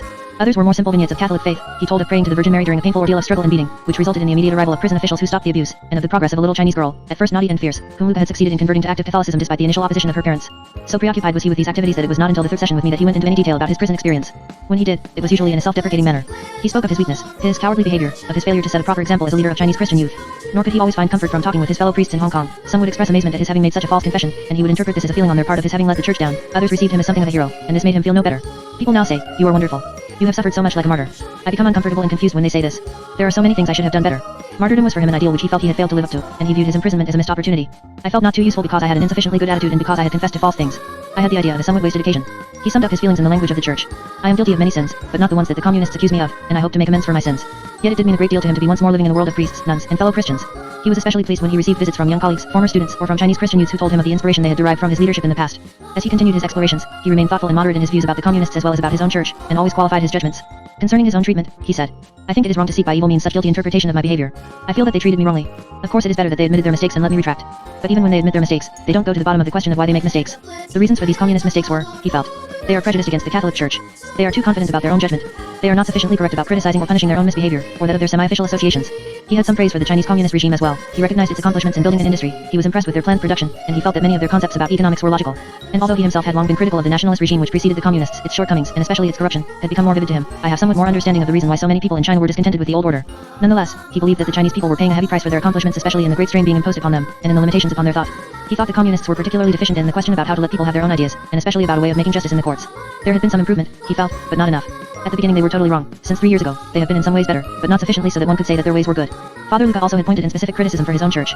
He especially disapproved of those among the Catholic priests who became involved in military activities against the Chinese communists, both on ethical and practical grounds. "I think it is not according to the Christian way of proceeding and it is of no use." He claimed that he had always disapproved of these activities, but he had been made to feel during his imprisonment that he had indulged those among his friends who pursued such policies, and now his opposition was more firm. He was also critical of foreign priests who lived too lavishly in China. They forgot the spirit of poverty, and more basically of the church's failure to build up a high-ranking Chinese hierarchy, and its tendency to keep foreign priests in the senior positions in China. He felt that both the communists and the church should mend their ways, that the former should admit and correct their mistakes and develop a more fair attitude towards religion, and that the latter should see more what was wrong in our attitudes and then seek to change them. In all of this, Father Luca maintained a distinction between the fallible actions of individual priests and his more basic religious convictions. When there was criticism of priests, I knew that much was true, and I admitted it. But about the existence of God I was convinced of the emptiness of their arguments when they said there was no God. His religious feelings aside, Luca felt he had undergone an important personal change. He found himself more willing to listen to others' opinions, more patient, and less quick to get in anger. He also thought that he had become more articulate, and had largely overcome a previous tendency to feel nervous because I couldn't express the things I wanted to say. During the month in which we were working together, Luca showed periodic signs of restlessness, nervous diarrhea, and anxiety concerning his future. But these gradually diminished as he became increasingly focused and relaxed within the Hong Kong Catholic setting. His physical condition also improved, although he was told that he would never be well enough for the active life of a parish priest. He showed throughout an obvious reluctance to leave Hong Kong, although it was not China proper, it had at least a partial Chinese atmosphere, and permitted him to use the Chinese language. At first he expressed this directly, "I regret the possibility that I may have to go back to Europe." But gradually, he began to accept the inevitable, and when he finally left, he was looking ahead to future work. Yet he also looked back to his life in China and his mood was one of sadness. Chapter 5. Psychological steps. There is a basic similarity in what both Dr. Vincent and Father Luca experienced during communist imprisonment. Although they were held in separate prisons far removed from each other, and although they differed very much in their responses to reform, they were both subjected to the same general sequence of psychological pressures. This sequence was essentially the same despite the fact that these men were very different from each other, with different personal and professional lifestyles. Nor was this thought reform pattern common to just these two, it was experienced by all 25 of the Westerners whom I interviewed. The common pattern becomes especially important in evaluating the stories these Westerners told me. Each was attempting to describe, in most instances as accurately as possible, the details of an ordeal from which he had just emerged. But what each reported was also inevitably influenced by his immediate life situation, his psychological transition between the two worlds, his personal struggles for both integrity and integration, his feelings about suffering and threatening colleagues and strangers in Hong Kong, his view of me as an American, a physician, a psychiatrist, and a person. All of these circumstances could affect his account, and especially its emotional tone.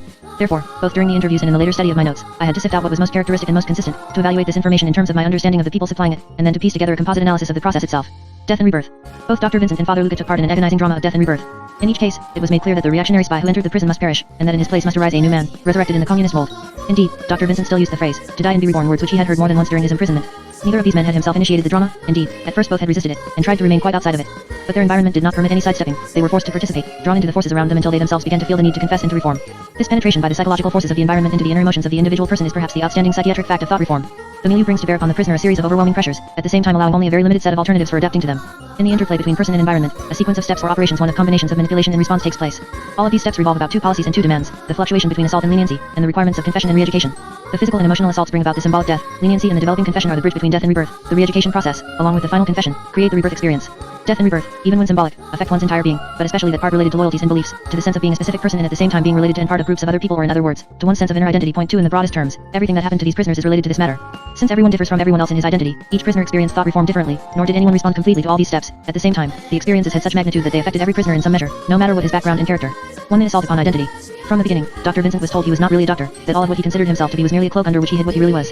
And Father Luca was told the same thing, especially about the area which he held most precious, his religion. Backing up this assertion were all of the physical and emotional assaults of early imprisonment, the confusing but incriminating interrogations, the humiliating struggles, the painful and constricting chains, and the more direct physical brutality. Dr. Vincent and Father Luca each began to lose his bearings on who and what he was, and where he stood in relationship to his fellows. Each felt his sense of self become amorphous and impotent and fall more and more under the control of its would-be remolders. Each was at one point willing to say, and to be, whatever his captors demanded.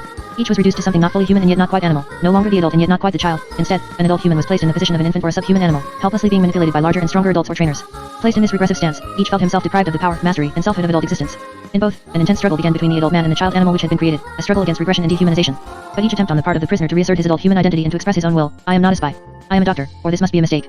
I am a priest, I am telling the truth, was considered a show of resistance and of insincerity, and called forth new assaults. Not every prisoner was treated as severely as were Dr. Vincent and Father Luca, but each experienced similar external assaults leading to some form of inner surrender, a surrender of personal autonomy. This assault upon autonomy and identity even extended to the level of consciousness, so that men began to exist on a level which was neither sleep nor wakefulness, but rather an in-between hypnagogic state. In this state they were not only more readily influenced, but they were also susceptible to destructive and aggressive impulses arising from within themselves. Point 3. This undermining of identity is the stroke through which the prisoner dies to the world, the prerequisite for all that follows. 2. The establishment of guilt. Dr. Vincent and Father Luca found themselves unanimously condemned by an infallible environment. The message of guilt which they received was both existential, you are guilty, and psychologically demanding, you must learn to feel guilty. As this individual guilt potential was tapped, both men had no choice but to experience first unconsciously and then consciously a sense of evil. Both became so permeated by the atmosphere of guilt that external criminal accusations became merged with subjective feelings of sinfulness of having done wrong. Feelings of resentment, which in such a situation could have been a source of strength, were short-lived. They gave way to the gradual feeling that the punishment was deserved, that more was to be expected. In making their early false confessions, Dr. Vincent and Father Luca were beginning to accept the guilty role of the criminal. Gradually, a voice within them was made to say, ever more loudly, it is my sinfulness, and not their injustice, which causes me to suffer although I do not yet know the full measure of my guilt. At this point their guilt was still diffuse, a vague, and yet pervasive set of feelings which we may call a free-floating sense of guilt. Point 4. Another prisoner expressed this clearly. What they tried to impress on you is a complex of guilt. The complex I had was that I was guilty. I was a criminal, that was my feeling, day and night. 3. The self-betrayal. The series of denunciations of friends and colleagues which both Dr. Vincent and Father Luca were required to make had special significance. Not only did making these accusations increase their feelings of guilt and shame, it put them in the position of subverting the structures of their own lives. They were, in effect, being made to renounce the people, the organizations, and the standards of behavior which had formed the matrix of their previous existence. They were being forced to betray not so much their friends and colleagues, as a vital core of themselves. This self-betrayal was extended through the pressures to accept help and in turn help others. Within the bizarre morality of the prison environment, the prisoner finds himself almost without realizing it violating many of his most sacred personal ethics and behavioral standards.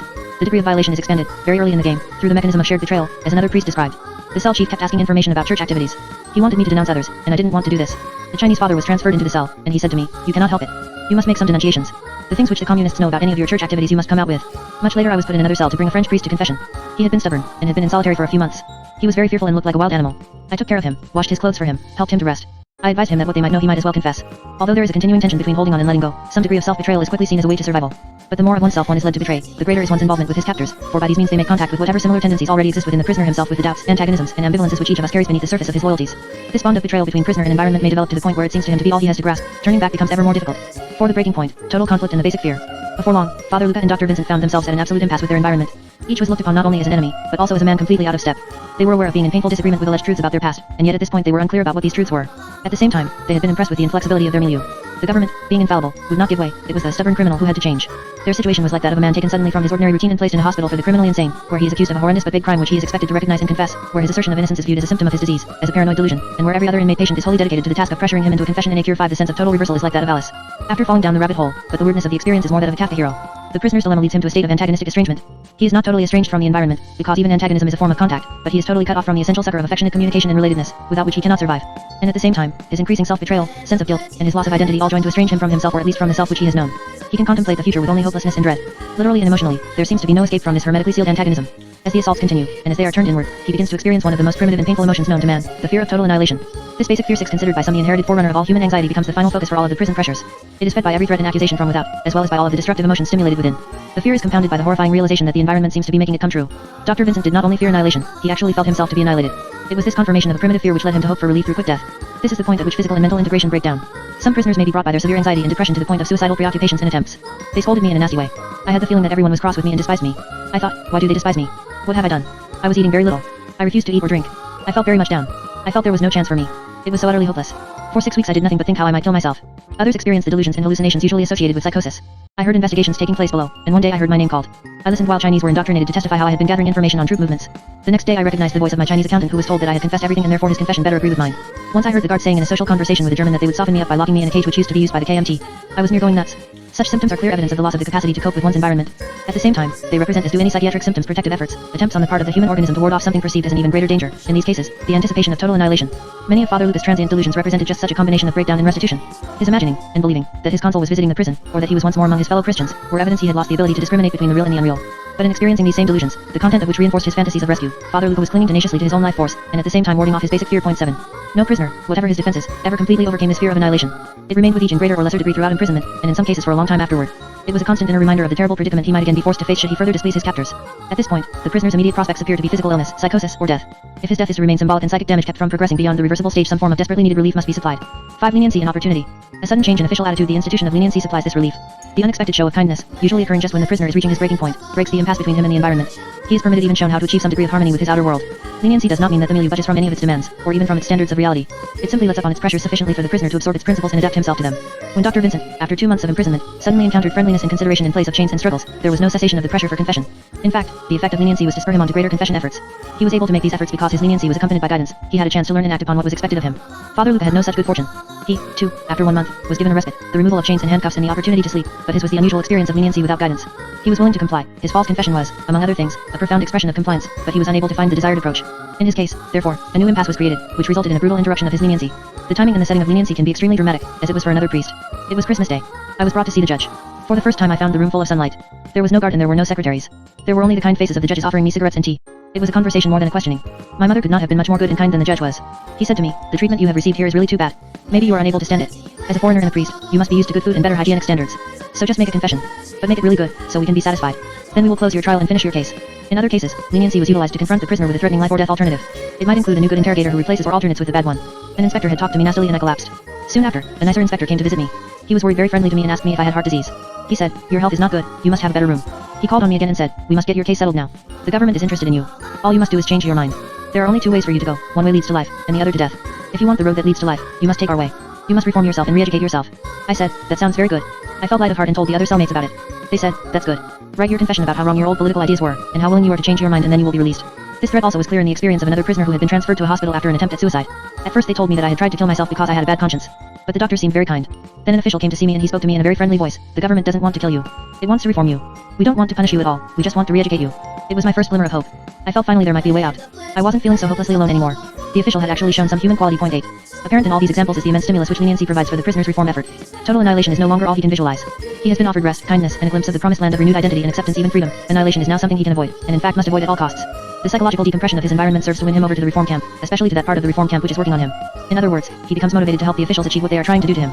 He becomes, as did Dr. Vincent, their grateful partner in his own reform. 6. The compulsion to confess. 9. Long before any suggestion of leniency, Father Luca and Dr. Vincent had perceived the dominant message of their milieu. Only those who confess can survive. Indeed, everything in the way of assaults and leniency, all pressures of breakdown and promised restitution served to reinforce this message. In such a climate, the 2 men had no choice but to join in the universal compulsion to confess. Their first expression of this compulsion was the early elaboration of false crimes. Even when a prisoner was aware that his confession was wild as was Dr. Vincent, he had begun to submit to the confession requirement, and to behave as if he were a criminal. This was even more true, and the guilt even more profound, for those who, like Father Luca, came to believe in their own falsehoods. These first confessions are preliminary, although prison officials do not necessarily mean them to be such, to the main manifestation of the compulsion to confess the total soul purge.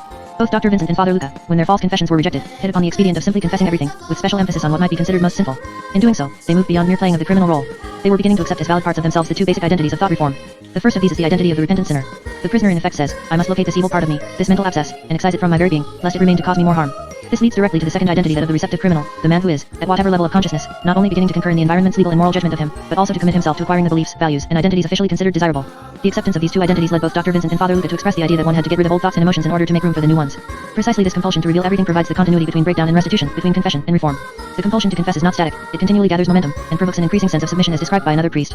After a while one wants to talk, they press you, so you feel you must say something. Once you start you are deceived, you are at the top of the tree and you go down. If you say the first word, there is always something more. Lao Shi no, be a good boy. Say the truth, Tea and Pai confess, are constantly repeated every 2 minutes. I felt myself wanting to say more to make him shut his mouth, he was so insisting. It made me weak, it made me want to give in. Equally important, as both Dr. Vincent and Father Luca discovered, is the creative participation which each prisoner develops in his confession process. His inner fantasies must always make contact with the demands from without. To be sure, these fantasies are painstakingly and selectively molded by officials and cellmates. But they are never entirely divorced from the man who produces them. This means that a good deal of the energy involved in the confession comes from within the prisoner himself. His compulsion to confess dedicates him to the task of continuously carving out and refilling his own inner void under the active supervision and broad moral guidance of his captors. 7. The channeling of guilt. Once the compulsion to confess is operating, the prisoner is ready to learn a more precise formula. Thought reform's conceptual framework for his expression of guilt and repentance. By adopting the people's standpoint, he channels non-specific feelings of guilt into a paranoid, pseudo-logical system. His sense of evil, formerly vague and free-floating, is now made to do specific work for reform. He takes this step, as Vincent so clearly described, by learning to see evidence of personal evil and destructiveness in specific past actions. What was most prosaic, or even generous, must now be viewed as criminal. This reinterpretation of events, as absurd as it may sound, has a strong impact because it stimulates forces within the prisoner himself which support the contentions of his environment. He has, like everyone else, struggled with feelings of curiosity, hostility, and vindictiveness not acceptable for public display, but retained as part of his own secret world.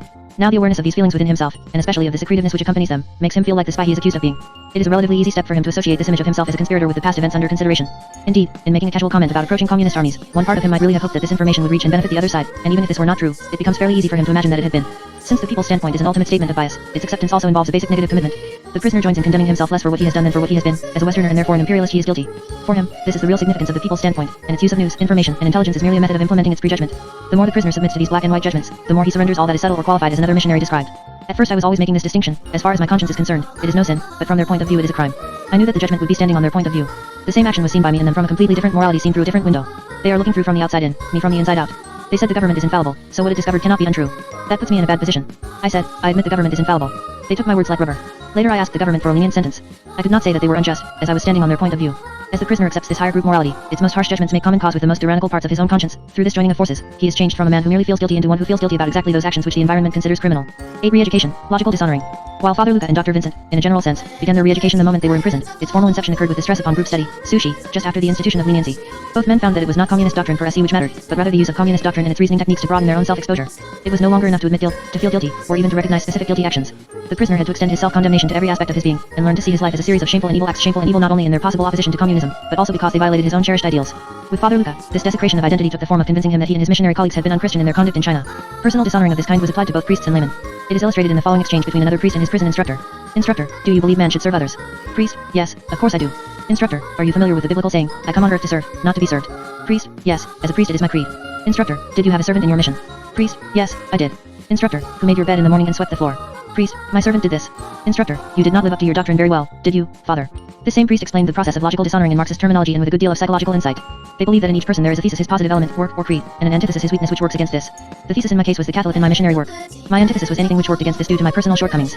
The communists attempted to wear down my thesis and encouraged the development of my antithesis. By making the antithesis stronger and the thesis weaker, they seek to have the antithesis replace the thesis as the dominant force in the individual. The antithesis of which the priest speaks is his negative identity, and that part of him which he has been constantly warned never to become. A priest's negative identity is likely to include such elements as the selfish man, the sinner, the proud man, the insincere man, and the unvigilant man. As the reformers encourage a prisoner's negative identity to enlarge and luxuriate, the prisoner becomes ready to doubt the more affirmative self-image, diligent priest, considerate healer, tolerant teacher, which he had previously looked upon as his true identity. He finds an ever-expanding part of himself falling into dishonor in his own eyes. At this point the prisoner faces the most dangerous part of thought reform. He experiences guilt and shame much more profound and much more threatening to his inner integrity than any experienced in relation to previous psychological steps. He is confronted with his human limitations, with the contrast between what he is and what he would be. His emotion may be called true or genuine guilt, or true shame or existential guilt 11 to distinguish it from the less profound and more synthetic forms of inner experience. He undergoes a self-exposure which is on the border of guilt and shame. Under attack is the deepest meaning of his entire life, the morality of his relationship to mankind. The one-sided exploitation of existential guilt is thought reform's trump card, and perhaps its most important source of emotional influence over its participants. Revolving around it are issues most decisive to thought reform's outcome. Why call this process logical dishonoring? Surely it is not logical to have one's identity so disparaged unless one sees this disparagement as a small but necessary part of a greater system of events. And this is precisely the kind of systematic rationale which the communists through their ideology supply. A prisoner's inconsistencies and evil doings are related to historical forces, political happenings, and economic trends. Thus, his acceptance of his negative identity and the learning of communist doctrine become inseparable, one completely dependent upon the other. The realignment of affirmation and negation within one's identity requires an endless repetition, a continuous application of self to the doctrine, and indeed, this is the essence of re-education. The prisoner must, like a man under special psychological treatment, analyze the causes of his deficiencies, work through his resistances, or thought problems, until he thinks and feels in terms of the doctrinal truths to which all of life is reduced. In the process, he may be guided by a particular instructor, sometimes referred to as analyst or case analyst, who has special charge of his case, keeps all personal records, and conducts many individual interviews with him. The prisoner's psychological strengths and weaknesses become well known to his personal instructor, then to other officials as well, and are effectively utilized in the undermining process. What we have said so far of re-education hardly lives up to the name. We have talked more of breakdown than of remaking. In actuality, the remaking is also well underway. Even during the earlier stages of identity assault and compulsion to confess, the prisoner experiences stirrings of restitution. The build-up of his negative identity, along with his developing acceptance of communist doctrine, provide the first contours of something new. He continues, during the years of imprisonment, to loudly proclaim his own demise, but as his re-education proceeds, he finds himself first announcing, and then experiencing, the refashioned identity which is emerging. His sense of nakedness and vulnerability nourishes the growth of the new man. 9. Progress in harmony. The prisoner's new self requires emotional nutriment if it is to continue to develop. This nutriment is supplied by the prisoner's achieving a sense of harmony with his no longer strange surroundings. Harmony is partly a matter of gradual adaptation, as both Dr. Vincent and Father Luca made clear. Adaptation in turn is contingent upon progress and reform, and only when this progress has been demonstrated does the prisoner begin to receive the recognition and acceptance which is so precious in such an environment. Then, as Dr. Vincent described, the prisoner can experience the deep satisfactions of solving all problems, of group intimacy in living, working, and suffering, of surrendering himself to an all-powerful force, and sharing its strength, of laying himself bare in the catharsis of personal confession, of sharing the moral righteousness of a great crusade of mass redemption. Toward the end of their imprisonment, both Dr. Vincent and Father Luca were living under quite comfortable circumstances. The improvement in their physical surroundings was important enough, the atmosphere of frankness and of being met halfway was exhilarating. Both had regained the status of being human. Talks with judges were man-to-man encounters between people who understood each other and considered one another's feelings. Indeed, Father Luca felt free enough to voice doubts and criticisms, and although he did this partially as a tactic, he was at the same time accepting therapeutic assistance from his captors. To appreciate the emotional appeal of harmony, one must, as the prisoner invariably does, contrast it with the basic fear and estrangement of the earlier phases of imprisonment. Instead of antagonism and total conflict, he feels in step with a milieu which appreciates him. Identified as a progressive, he is permitted, and grasps it, a more direct form of self-expression. To be sure, he is still partly the actor, but performance and life have moved closer together, and he is not acting as much as he thinks he is. As he achieves a more intimate communication with his reformers, his entire experience takes on a much greater feeling of reality. Officials in turn show a beginning willingness to accept the prisoner as he is by no means perfect in his reform, but at least more genuine in his partial reform. 10. Final confession, the summing up. In this atmosphere of harmony and reality, the prisoner is ready to make a conclusive statement of what he is and what he has been. The confession has long been developing, of course, but it is likely to take its final shape only after he has achieved sufficient progress to produce and believe in a correct version. In Father Luca's case, which is especially illustrative for the entire confession process, the 2 short paragraphs of his final confession seem almost anticlimactic after the millions of self-accusatory words he had already poured out. Yet this briefest of confessions was both a symbol and a summation of all that had gone before. For the officials, it was the confession, the statement for the record. For Father Luca, it was the last of an arduous series of confession identities. To understand this, we must review the sequence of his confession responses and his existential involvements, since any confession, whether true or false, contains an interpretation of one's present and past relationship to the world. Luca's first confession statement, so unacceptable as a confession that it might better be called his pre-confession statement, was his defiance. In claiming that his arrest was either a mistake or a consequence of his faith, he was clinging to the identity of the priest with integrity. But as he began to surrender more and more of this part of himself, and became lost in the labyrinth of his own false confessions, he took on 2 additional identities, the secret conspirator and the novelist, or creative confabulator. His belief in his own falsehoods indicated both the degree to which his identity had broken down and the strength of the image created within him of his conspiratorial self. When he consented to speak about his clerical colleagues, and give details about Catholic groups, he was assuming the imposed identity of the betrayer, and especially the self-betrayer. Then, when the novel was abandoned, and he began for the first time to confess everything to lay before his reformers all that came to his mind, he became the ignorant supplicant, groping for acceptance. Next, in organizing specific points in an acceptably self-damning fashion, he was simultaneously the repentant sinner. He could be repentant because he knew better what his sins were, and the relatively advanced confessor, one who had learned the techniques of his environment. In the 2 paragraphs of his final confession in which he referred to his espionage relationship with another priest, and to his illegal church activities he took on, although hardly completely, the final identity of the confirmed criminal. The reformers thus ended precisely where they had begun. From the beginning they had labeled Luca a criminal, and these 2 crimes were clearly the ones they had originally selected for him to recognize. Why, then, did they put everyone to so much trouble? They did so because confession is as much a part of re-education as re-education is of confession. The officials demanded that their accusations become the prisoner's self-accusations, and that the confession be made with inner conviction. They required that he present himself in the evil image they had constructed for him, and their reasons for requiring this, as we shall later discuss, are by no means completely rational. Father Luca's sequence of confession was neither unique nor accidental. The sequence was essentially the same for Dr. Vincent also, and for almost all other prisoners. There is first the attempt at accuracy, then the wild confession, then the return to real events and distorted focus, and finally, the brief criminal confession. Since the development of the wild confession usually occurs during the first few days or weeks, Father Luca's lasted for an exceptionally long time. The main trend is a shift from the imaginary to the concrete. Although fantasy and falsehood are by no means eliminated, this shift does give the prisoner the sense that he is moving in the direction of truth. His confession changes from an uncontrolled dreamlike, or nightmarish, vision to a more responsible reinterpretation of his own life. Thus he becomes more engaged in the confession process, more closely bound to his own words. At the same time, the effect of his wild confession has not been entirely lost upon him. He is apt to retain feelings of guilt over it, as if he had really done the things he described. While each step in the confession is the result of changes in the strength and tone of the environmental pressures, the prisoner experiences many of his responses as personal discoveries. Both Luca and Vincent, in shifting from falsehood to exaggeration, thought they had hit upon a useful and ingenious technique. Only later did each realize that the officials' manipulations had made this reaction inevitable. Each step in the confession, then, is a means of adaptation, and it is also, for both prisoner and reformer, a compromise. He wishes to say less, and they demand more. In this confession sequence, there is a good deal of structuring and planning on the part of prison officials. But they too can be victimized by their impulses, and by the contagious paranoid tones of the environment. Their confusion over what is true and what is false so evident in their treatment of Father Luca can add to this general emotional turmoil. The confession thus embodies demand and response, molded creativity, adaptation, compromise, working through, and a good deal of confusion on all sides. Its final version is the prisoner's subjective perception of the environment's message, guided by his reformers, but also including his own guilty reevaluation of his past actions. Its beginnings and real events, the logic of its distortions, and its documented flavor may make it quite believable both to the outside world and to its creator as well. 11. Rebirth. Just before his release, Dr. Vincent became once more the physician and teacher, and at the same time he became the advanced and sympathetic student of Chinese communism. At the end, reformers made it clear he should combine these two aspects of himself. He was expected to bring the scientific and technical emphasis of his profession to his study of communism, and to carry over a progressive approach, pedagogical shortcuts geared to the needs of the people, to his medical teaching. The same principle was applied to Father Luca. Toward the end of his imprisonment he was more and more recognized as a priest with the right to hold his religious views, even if the officials would not go so far as to allow him to practice his religion and enemy ideology in the prison. Simultaneously he reached a stage of maximum participation in the communist movement. This combination is best symbolized in his assuming the role of the reformer, working on a Chinese Catholic priest to bring him to confession. The foreign European missionary who had helped to train Chinese colleagues was once more taking the role of the spiritual mentor, but this time under the imposed sponsorship of the Chinese communist movement which now encompassed them both. They did not cease to be priest or physician, rather each became a priest or physician sympathetic to, or at least in a working relationship with, Chinese communism. Although much of their former identities had been dishonored during imprisonment, they had suffered only a temporary, controlled, and partial death. If anything like a whole man is to walk out of prison, a good deal of the prisoner's old self will have to be resurrected. This resurrection, however, can be permitted only when the imposed thought reform elements are strong enough to dominate the new combination. For it is just this confluence of identities, the bringing together of evil criminal, repentant sinner, student of communist doctrine, and the man originally imprisoned which constitutes the rebirth. Heralded by all of the identity shifts of previous steps, this confluence is likely to occur only after prolonged re-education. And since even the prison identities must be carved out of the prisoner's own emotions, albeit with a powerful knife, rebirth means a basic modification, but not a total replacement, of the former self. It is a modification strong enough, as in the case of Dr. Vincent, to create a profound change in the prisoner's view of the world, and in his personal relationship to the world. He reinterprets his thought and behavior, shifts his values, recodes his sense of reality. Point 12 The communist world, formerly considered aggressive and totalitarian, is now seen as peace-loving and democratic. He identifies with his captors, and is happy in his faith. 12 Release, transition and limbo. At this point, the prisoner is ready for release, although the actual timing of a Westerner's release has been determined more by international political considerations than by his progress in reform. In recent cases, a public trial, replete with prosecuting and defense attorneys, has formalized both the conviction and the rebirth. Before an outside audience, the prisoner once more admits his crimes and expresses his new point of view, while the defense attorney makes a plea for additional leniency. More frequently, the prisoner is simply read his charge and sentenced while still within the prison, as happened to both Vincent and Luca. On rare occasions, a Westerner is sentenced to serve additional time in a new setting, considered a true prison, where he undergoes reform by labor, a procedure of much less emotional involvement. Whether publicly or privately sentenced, the great majority of Western prisoners have been immediately expelled from China. But release and expulsion, as Vincent in particular discovered, do not put an end to one's troubles. Instead they thrust the Westerner into an environment which immediately questions all that has been so painstakingly built up during the years of imprisonment, and they precipitate a new identity crisis just as severe as the one experienced during incarceration. Although this crisis occurs outside the thought reform milieu, it must be regarded as the final step in reform. It cannot be separated from what has gone before. The presence of this post-release identity crisis in virtually all of my Western subjects during the time of our interviews was what enabled them to describe so vividly the identity conflicts of their thought reform experiences. Upon arriving in Hong Kong, Dr. Vincent discovered that what he had become in prison was of absolutely no use to him in his new milieu. Alone with his emotions, he found himself in a devastating predicament. He had internalized enough of his prison environment to feel a severe distrust of the non-communist world, but was sufficiently receptive to the evidence around him to be highly suspicious of the communist point of view as well. The security he had known during the latter part of imprisonment suddenly vanished, and his identity was shaken to its foundations. Should he still be the communist physician of his rebirth and seek employment through a European Communist Party? Or should he return to his freelance medical work in underdeveloped countries? In his personal limbo he was unable to feel safe, or whole, in either world. Instead he felt deceived by both. He longed nostalgically for the relatively simple, ordered, and meaningful prison experience, now glorified in his memory. He could relinquish this longing only as he began to be able to trust his new environment. This trust in turn depended upon the capacity to trust himself. Once more he underwent a painful identity shift, encompassing what he had been before, what he had become in prison, and what he was in the process of becoming after release. Father Luca experienced a similar crisis, in some ways attenuated by his immediate welcome into the motherly embrace of the church.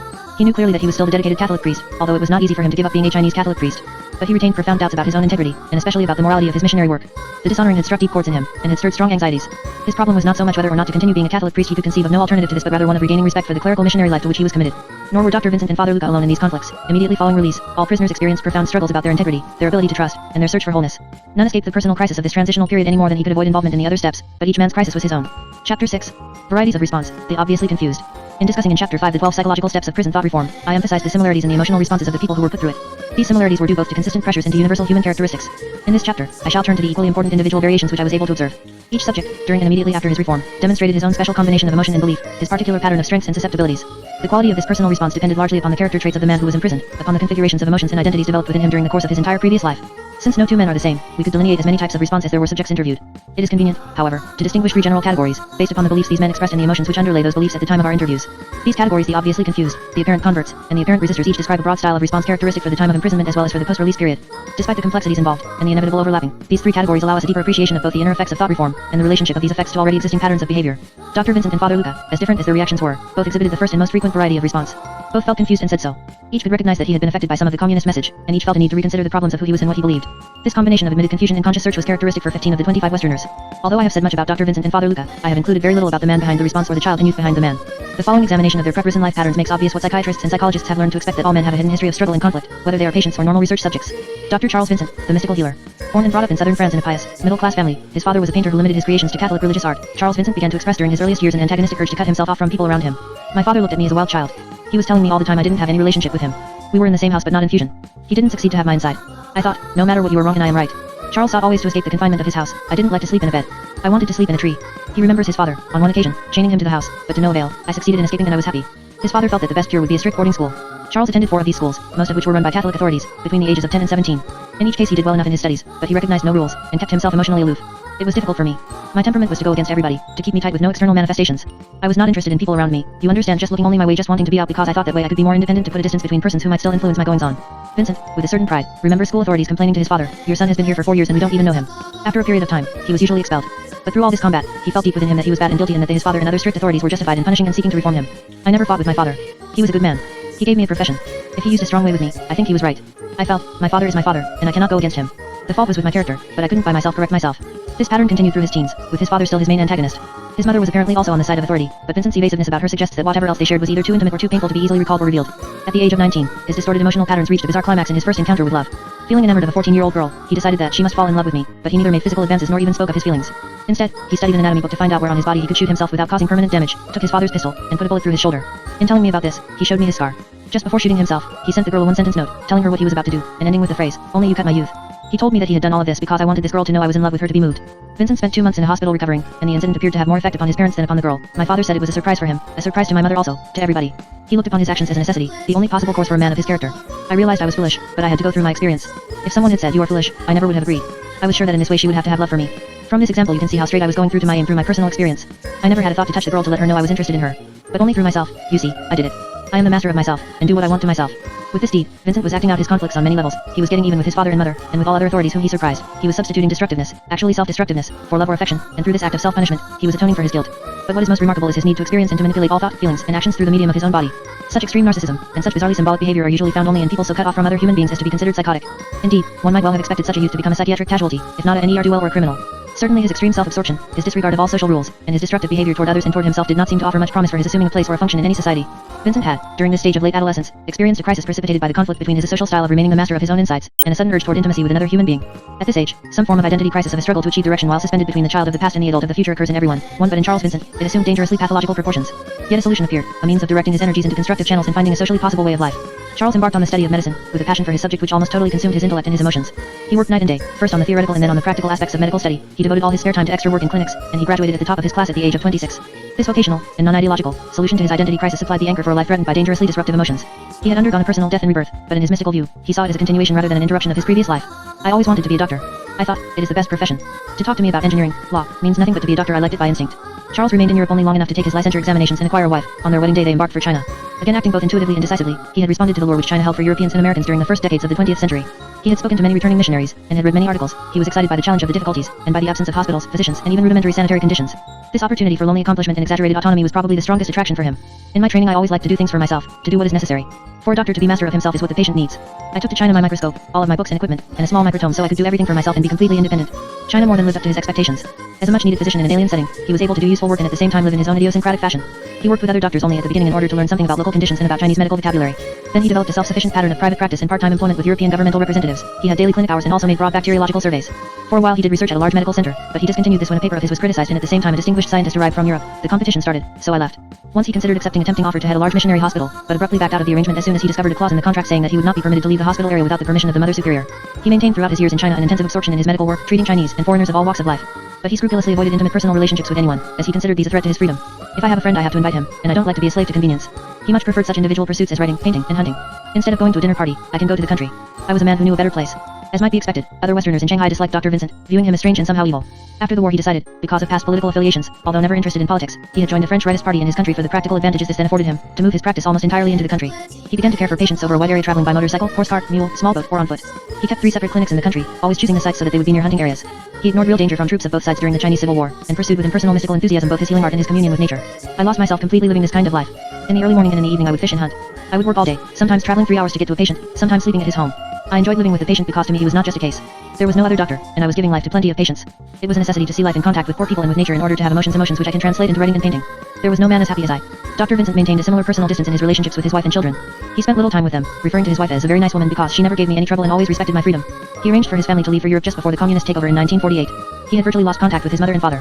In 1949, with the new regime installed, he found his services more in demand in the city, where he again began to conduct most of his practice. He established what he considered to be good relations with a few communist officials, treating them at his private clinic, and he thought that with so few foreign doctors remaining, his future was bright. He disregarded numerous warnings from his embassy advising him to leave because the situation was becoming dangerous. On one occasion, he did make reservations to go, but he decided to cancel them, because I felt that to stay was more in keeping with my character. An important feature of Dr. Vincent's pre-thought reform character was his manner of combining extreme and potentially disruptive emotional patterns from early childhood with techniques learned during young adult training to shape a highly personal and unusual style of life. It is true that a psychiatrist might well have noted prominent schizoid and paranoid character trends. To put it more simply, he was a man unable to love. Yet he had developed a stable and workable identity as a mystical healer, a lonely adventurer, ever courting new dangers, an isolated seeker of high aesthetic values, ever replenishing his store of sensations, a magical manipulator who could master his environment only through maintaining his distance from other people. Incorporated in this self-image were three convictions which he had been seeking to prove to himself almost from the day of his birth. I need no one. No one can have my insights. I transcend other mortals. To maintain these personal myths required ever strenuous but ever exhilarating efforts. He was always on guard against his own inner urges in the opposite direction, his tendencies to seek intimacy, work cooperatively, and rely upon other people. These social and cooperative urges were, ironically enough, his negative identity. He had to keep warding them off as dangers to his personal myths, and to his exaggerated sense of individual mastery which held together the entire configuration.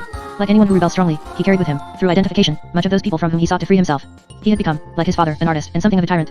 What he took from his mother is less clear. The powerful emotions he had expressed in his early defiance of authority also left him with strong feelings of guilt. His guilt feelings were not obvious, and he may even have appeared to some as a man without a conscience.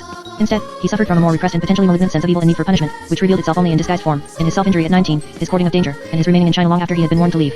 But the life pattern of the mystical healer could, under most circumstances, keep these emotions under control. When Dr. Vincent was imprisoned, however, everything was suddenly overturned. The manipulator was now being manipulated, the healer was considered ill and in need of treatment, the aesthetic wanderer was thrown into a crowded dingy cell, the isolate was forced to lay himself bare before strangers. Nothing in his former identity seemed to fit the new circumstances. In making his wild confession, he did attempt to maintain his emotional distance and call his manipulative powers into play. A man without binding group loyalties or devotion to any shared set of truths, he cared little for the pros and cons of communist ideology, his concern was to survive. But thought reform assaults very quickly undermined his efforts to maintain control and stay uninvolved. He was drawn as all had to be into an intimate world of personal relationships and of ceaseless self-probing. Under these circumstances, his personal myth of absolute independence and superhuman self-mastery was exploded. He had no choice but to become emotionally engaged in a human society, perhaps for the first time in his life. This reversal of such a basic identity pattern was a mark of thought reform's power, but it was achieved only through the reformer's success in bringing out Vincent's long-buried strivings toward human involvement, strivings which he had until then successfully denied. They had also made contact with his concealed guilt susceptibilities, as he was made to feel more and more guilty. He could surrender his precious isolation. Indeed, he had to, as his flight from people had been one of the original sources of his guilt, and become more and more what the environment wished him to be. When this began to happen, he could call upon no broad beliefs and no social self to protect him. Dazzled by the sudden filling of a long-standing emotional void, he took on much of the coloring of his new milieu. He accepted, and by no means superficially, much of the ideology and many of the visions of Chinese communism. For he was a man no less vulnerable to human influence than others. Behind his lifelong avoidance of people was both a fear of and a desire for such influence. In his process of rebirth, much of his old identity could be drawn upon. He was able to find a new focus for his mysticism in the communist version of the people. He could resume his manipulative healing in helping his cellmates, the communists, to find body and spirit, he told me, and he could make use of a scientific methodology which appealed to the more concrete and logical side of his character. His rebirth culminated in his reemergence at the end of his reform as the teaching physician. He gave the impression that during the last part of imprisonment he had brought his new identity configuration into good working order. At the moment of release, he was in a fairly integrated state. When he was thrust into the Hong Kong environment, however, his new identity was in turn shattered. I have already described the identity crisis precipitated within him through his inability to trust himself in relationship to either the communist or non-communist world. This information about his background reveals why his crisis of trust was so extreme. What was most devastating to Vincent was his loss of the exaggerated sense of mastery, which he had always been able to call forth in a non-communist environment. Having functioned for so long on the assumption that he could trust nothing and no one outside of himself, the absence of this self-trust was crucial, and the paranoid psychosis which this personal faith had always warded off threatened to engulf him. He was, in fact, closer to psychosis after release than he had been during the worst assaults of imprisonment. True, it was during thought reform itself that he had been deprived of his self-mastery, but then he had been offered a workable identity configuration in return, along with a strong sense of order and a series of pressures so involving that his emotions were absorbed by the constant struggle to keep in step. In Hong Kong he faced a milieu which offered neither controls nor support. Instead it presented a peculiar combination of freedom, colonial flavor, inequalities, artificiality, and a certain tentativeness. To be deprived in such a place of his only dependable identity mechanism meant facing for the first time the full consequences of his loss, facing both outer chaos and inner confusion. Consequently, Dr. Vincent showed a tendency to relapse into the identity of the repentant criminal, as, for instance, when he reacted to the Chinese businessman as an accusing judge. He also had the to him novel experience of suffering from, rather than thriving upon, loneliness. In his encounters with friends, casual acquaintances, and with me as well, he sought help in the struggle to regain his lost sense of integration and mastery. But he was ill-equipped for close relationships, both because of his oldest life patterns and because of his newly magnified suspiciousness. He quickly sensed that hope lay, not in the imposed emotional patterns of thought reform, but rather in a reversion to what he was best equipped to be, the mystical healer. Once he was permanently removed from external thought reform pressures, this reversion was inevitable. The clearest evidence of his return to his old pattern of experiencing all of life through his own mind and body is expressed in the following extraordinary statement made during our final interview. What happens is strange. This experience is useful to me because I proved everything in China. To be in jail and to be accused is part of myself. It is difficult to explain. Now I have had the experience of the reality of that world. I know what they do. My mind is more enlarged.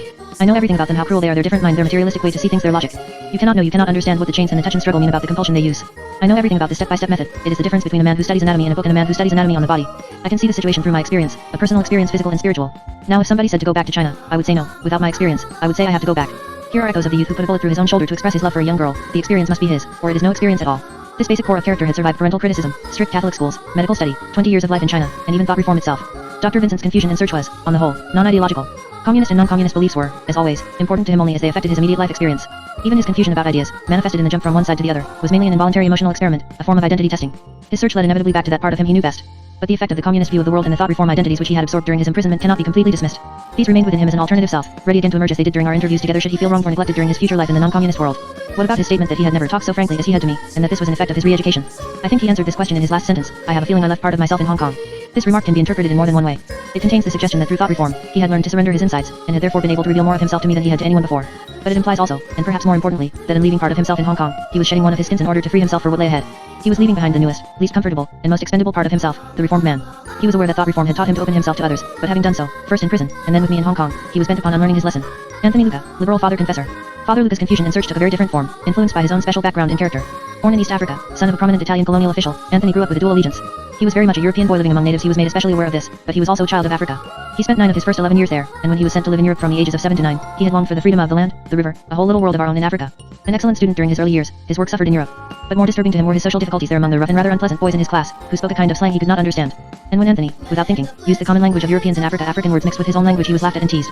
His companions, with the merciless psychological accuracy of schoolboys, summed up his conflict when they tauntingly dubbed him the white Negro. His family relationships perpetuated this conflict, and also presented him with an additional emotional duality. The family had in many ways a classical European constellation, a stern, strongly opinionated, authoritarian father, a less talked about, but more intimate mother, a very reliable older brother, and a more erratic and attention-getting younger brother among Anthony's 5 siblings.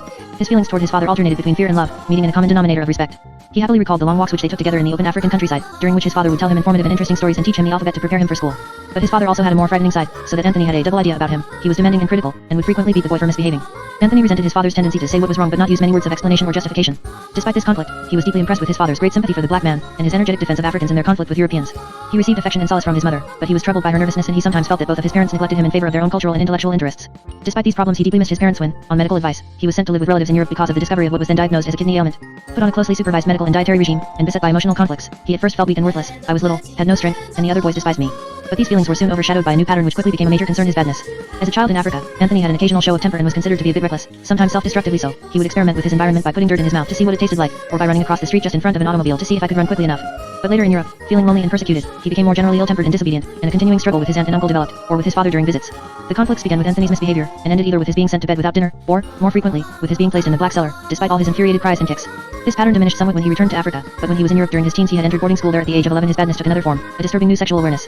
He experienced anguished feelings of guilt and shame about his masturbation and his sexual interest in girls, and also in connection with a physical approach made to him by another young boy.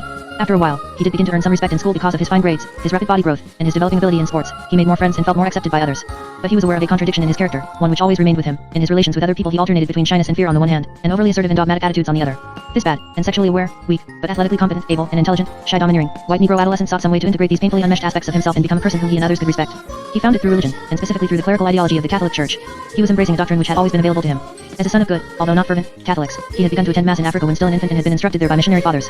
He had not, however, demonstrated a particularly strong interest in religion until the time of his troubled adolescence, when he began to seek comfort through long periods of prayer in the chapel of the dormitory, run by Catholic fathers, where he was living. During the course of this inner search, he developed the conviction that his mother and father had not been sufficiently pious or serious in their lives. His resolve to follow a more purposeful existence carried him closer to an ideological solution of his identity crisis.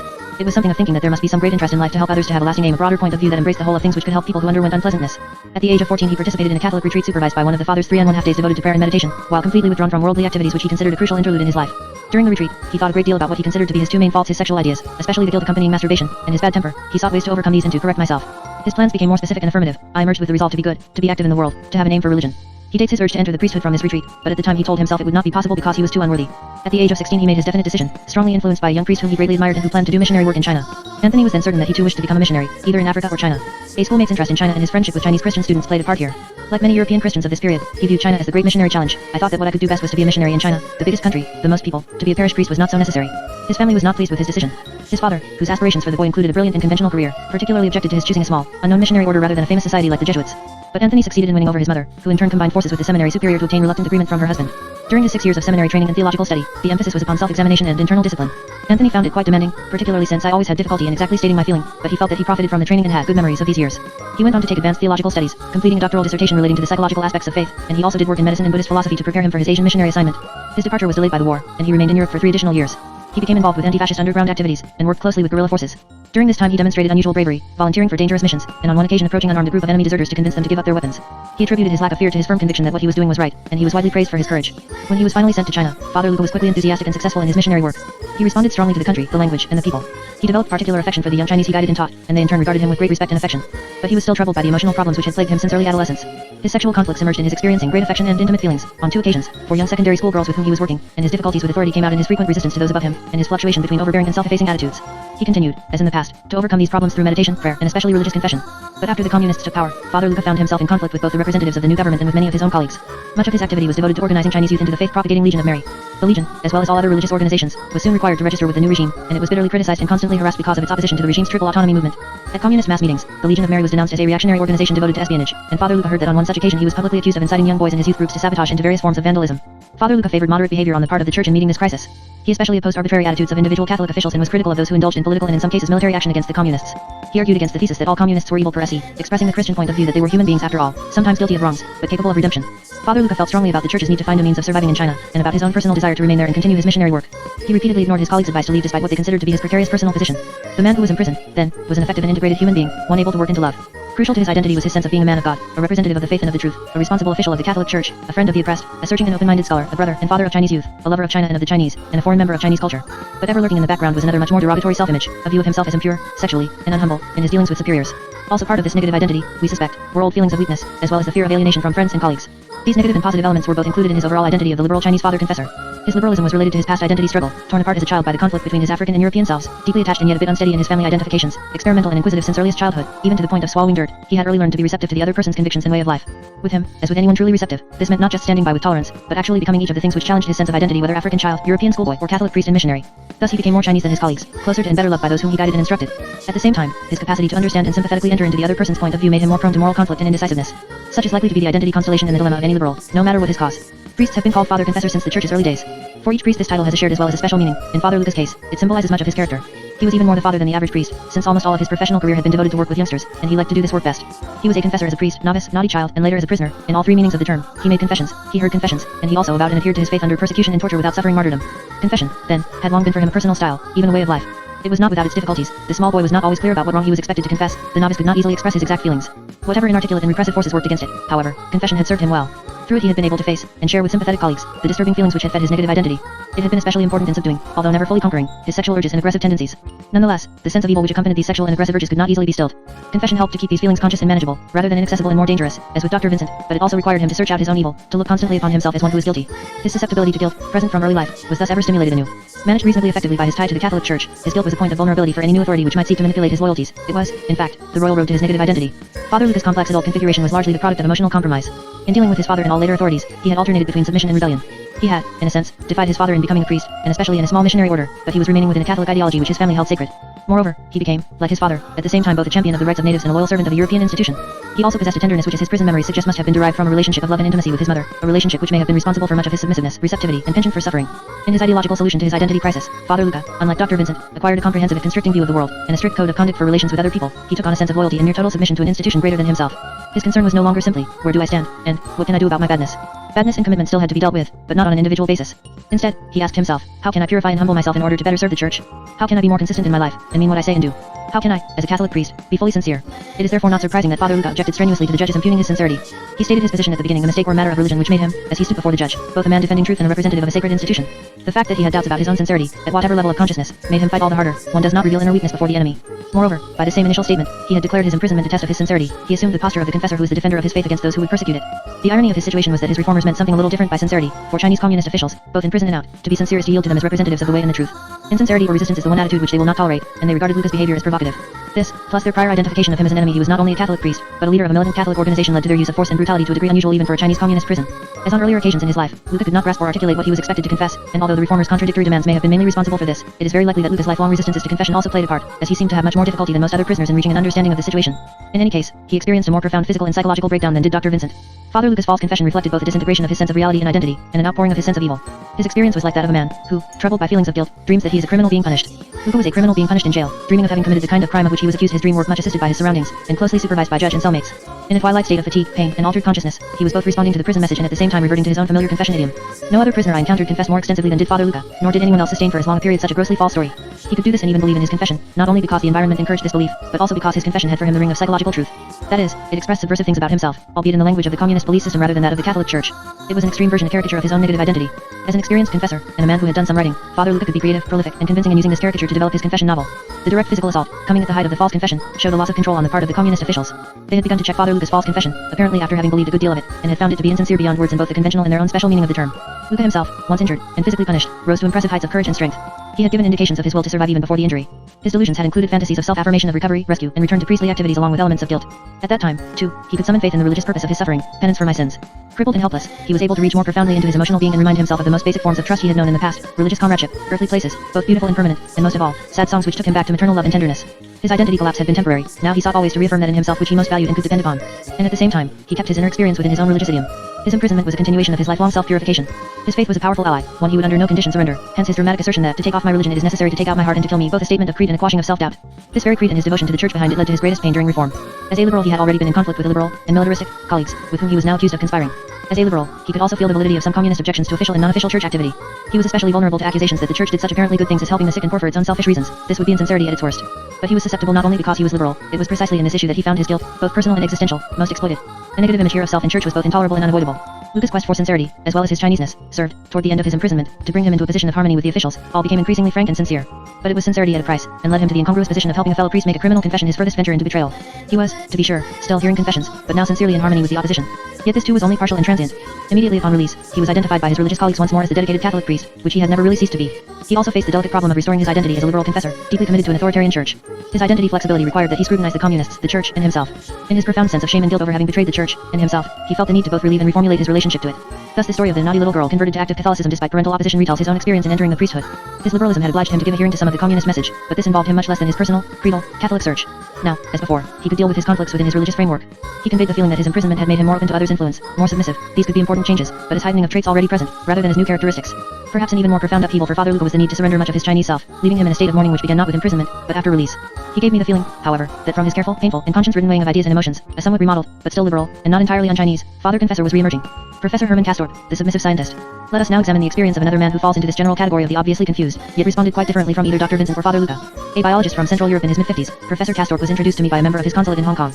2 or 3 of my other subjects who had met him in prison told me he had been very progressive, but when he came to see me just a few days after his release, he could best be described as lost. In addition to the typical post-imprisonment fear and suspiciousness, he was overcome by loneliness, and sought group protection whenever he could. Even when crossing the street, I waited for a few people and crossed with the group. He welcomed the opportunity to talk things over with me, and so clearly enjoyed our 3 half-day sessions together that each time he was reluctant to leave. Yet despite his voluble answers to my questions, and his eagerness to prolong our talks, his manner was vague and distant, much like that of the stereotype of the absent-minded professor. Both in his native Austria, and during his 25 years in China, Professor Castorp had lived the quiet and detached life of the scholar. A hard worker and a capable, well-liked teacher, he put a premium upon meeting or even exceeding the demands of others. I have always had the tendency to satisfy people. I have never wanted to displease anyone.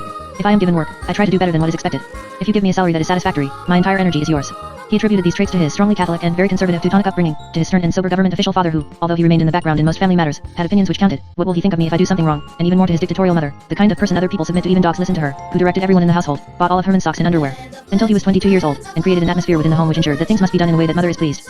In his schooling he worked actively to please his teacher, and during the years afterward, he continued to seek to please others, and avoid contention. I didn't like to have the teacher angry at me. A driving force was to keep my teacher satisfied. This makes it happier for everyone, for him, and for me. I always try to find out what in the other person I could agree with. I don't like people who conjure up big conflicts. Similarly, he accepted without question the Catholic religion in which he was brought up. He was concerned much less with its dogma than with the loyalties which he felt to its moral principles, and to the family and church organization around it. I am the kind of man who must live in some kind of organization or society where I feel the need to do good. He thrived on the simple cultured form of life of the youth movement in which he participated, especially by its clean, puritanical emphasis, and its single-mindedness. I like people with strong convictions who stick to them. But the one area in which he found active self-expression and which became his true holy of holies, was science. I am a scientist by conviction. I have been since very early in life. It is as an artist uses his art. I like to use my hands, my equipment, to experiment and to teach others. He even defied his parents in embarking on this career, as they had a different profession in mind for him, but at the same time, he believed his scientific interests to be an inheritance from his maternal grandfather. He also felt that in his work and his passion for research, his abilities as a teacher, his originality in constructing apparatus he was, like his mother, a leading spirit whom others sought to follow. He avoided considerations of philosophy and metaphysics. The more you think about them, the more confused you are, and had no concern with politics or with abstract ideological principles of any kind. What mattered to him was the operation of a system. I am not interested in names, monarchy, democracy, dictatorship. I am interested in how things are actualized, how they work. I do feel there must be a factor of stability. Coming to China at the invitation of a missionary university, he found conditions very agreeable to him in both his personal and professional lives. He was devoted enough to his strong-minded wife, but he readily tolerated long separations brought about by European medical treatments which her ailments were said to require, as long as another equally forceful woman could be found to run his household. Never too drawn to the sensual side of life, he was passionately involved in his teaching and his research. He thrived upon the difficult working conditions, and especially enjoyed the feeling that his professional skills were indispensable. Moreover, he delighted in the slow pace of Chinese life, and in what he called the spirit of compromise of the Chinese people. He found himself readily blending with his environment. It is very interesting how surroundings influence you. The students had a certain way of eating. I began automatically to eat just like them. I even began to call a dog in the Chinese way. His evaluation of the political regimes under which he lived depended largely upon those around him. Thus he at first was impressed with the nationalist government because I saw the enthusiasm of the students. Later he shared with them a strong resentment of the Japanese invaders, but then he found a few Japanese who were not bad people, explaining that in everyone I can see something good. Mostly, however, he was disinterested in the world about him except as it pertained to his work. He did not care for psychological probing, but if someone told me something about myself, I always thought, probably he is right, there must be something in it. He continued his work after the communists came to power, but when the new regime took over the running of his university, he decided to leave because I thought I would not fit. Several delays occurred in his getting an exit permit, followed by his unexpected arrest. His response in prison from the beginning was to confess everything he could about his own past actions, and avoid antagonizing his captors. Compared to Father Luca and Dr. Vincent, the pressures applied to him were relatively mild, no chains, no handcuffs, and none of the persistently extreme accusation which leads to falsification. On his part, he made a consistent effort to adapt himself as well as he could to this difficult environment, rather than concern himself with moral or ideological issues. It is hard to say how I felt. I cannot judge these things, although I can easily find a concrete course to take. His personal confession was not too greatly emphasized, and he was quickly exposed to re-education. To the sushi sessions he brought the approach of a scientist. I paid close attention. I wanted to find what it was about. Mine was the attitude of research. His approach was made feasible by his captors' failure to make him, as they did most other Europeans, a special target. They saw at once that I was harmless. If I talked a little, they didn't expect too much. Moreover, he was ingenious in his ingenuousness. From the very beginning I said what I thought, and this made it easier for me. By nature I am anti-revolutionary. I don't like everything turned upside down. So when the communists said, "You are anti-revolutionary," they were right and I admitted it. I said, I am. If you admit things openly, they do not make so much fuss about it, they simply preach to you. But the moment you tell them stories, they get mad. But his research, he was, after all, a participant observer, led him to accept as valid much of the data. I began to understand many things that I did not understand before. It was a logical system in itself talking about land distribution, why the tenants were poor about China's losses from the international imperialists, things I've never been interested in before. I saw for the first time how the Chinese themselves felt about these matters. My whole thinking about these problems was enlarged. Nor could he disentangle himself from the bias of his teacher's jargon, although he recognized it for what it was. Old China was bad, New China good, and America bad. It is an official kind of language. He could even begin to accept the communist point of view about his own criminal guilt, although it was based only upon anti-communist statements he had previously made. From the way I talked before, I influenced others against the communists, so from their point of view I am guilty. But he was never able to develop a strong inner sense of sinfulness, and his cellmates frequently criticized him because he had no feeling of guilt. He thought that such a feeling was too much to expect from a man, because the world is not a religious order, and their requirements were too high. He viewed communism as a religion, a point he made frequently during our interviews, yet at the same time he managed to hold on to the general principles of his own Catholic faith. Here he once more made use of the scientist's approach. I would emphasize the scientific explanation of the world, saying that there must have been a beginning, and therefore religion has a place. They would say, this is a scientific religion, and it is all right. Officially, they were just supposed to be against superstition and not against religion. At the same time, his sense of involvement in the Catholic religion was of profound importance in his holding on to his sense of identity. I would always figure out whether it was Easter or some other Catholic holy day so that I could stick to their custom. If I had no religious background, it is possible that I would have committed suicide. He was pleased by the more favorable treatment accorded him as he became increasingly viewed as a progressive, but he was disturbed by the moves from one cell to another which this shift in status brought about. I disliked changing groups. I felt I belonged to a group like a chicken belongs to its flock. Moreover, after a period of time, he found his research less and less rewarding. After I understood the fundamentals, I began to get bored by it all. Then the main thing became avoiding trouble. 10 hours a day is too much, you get overfed, and this kills off deeper interests. But he always retained the strong need to please his captors, as well as an underlying wish to be free of them reflected in a recurrent dream which he had during his imprisonment. I would dream I was allowed to go home for an afternoon. I didn't remember whether I was required to return at night or allowed to return the next day. I thought, you are too stupid, you will do something wrong and the man will be very angry with you. In his associations to this dream, he relates it to his lifelong pattern of avoiding conflict through submission. I didn't want to displease the official, I would always give in order to avoid conflict. It was my duty to ask him when to come back and not to break the rule. I have a feeling that I am this kind of person who does things wrong and who forgets this could happen to me. I always must satisfy people. After his release, his lost appearance reflected both his emotional and ideological confusion. Sometimes, like Vincent, he seemed to be longing for the security he had known in prison. At other times he would criticize the unfair practices of the communists, but then temper his criticism, using the thought reform language. Of course the people know this. Of his former jailers he said, objectively speaking they are wrong. But you can't help but have a respect for these men. They work hard and sacrifice and have a certain human value. In a personal sense, he was very labile in his emotions. He formed quick attachments to people he met in Hong Kong, especially if they had also just been in a Chinese prison. He was quick to weep when one of these friends left the colony. He also wept just listening to sad music. But he expressed an optimistic note despite his difficulties, recognizing his need to absorb and repair, comparing himself to a business which has gone bankrupt and now has to start up again. He seemed on the whole less emotionally disturbed than either Dr. Vincent or Father Luca, and others among my subjects who knew him told me that they felt he had weathered the experience much better than they had. One of his ways of dealing with his own confusion was to attempt to look at thought reform from a distance, discuss its general principles, its effectiveness, and its economy of manpower.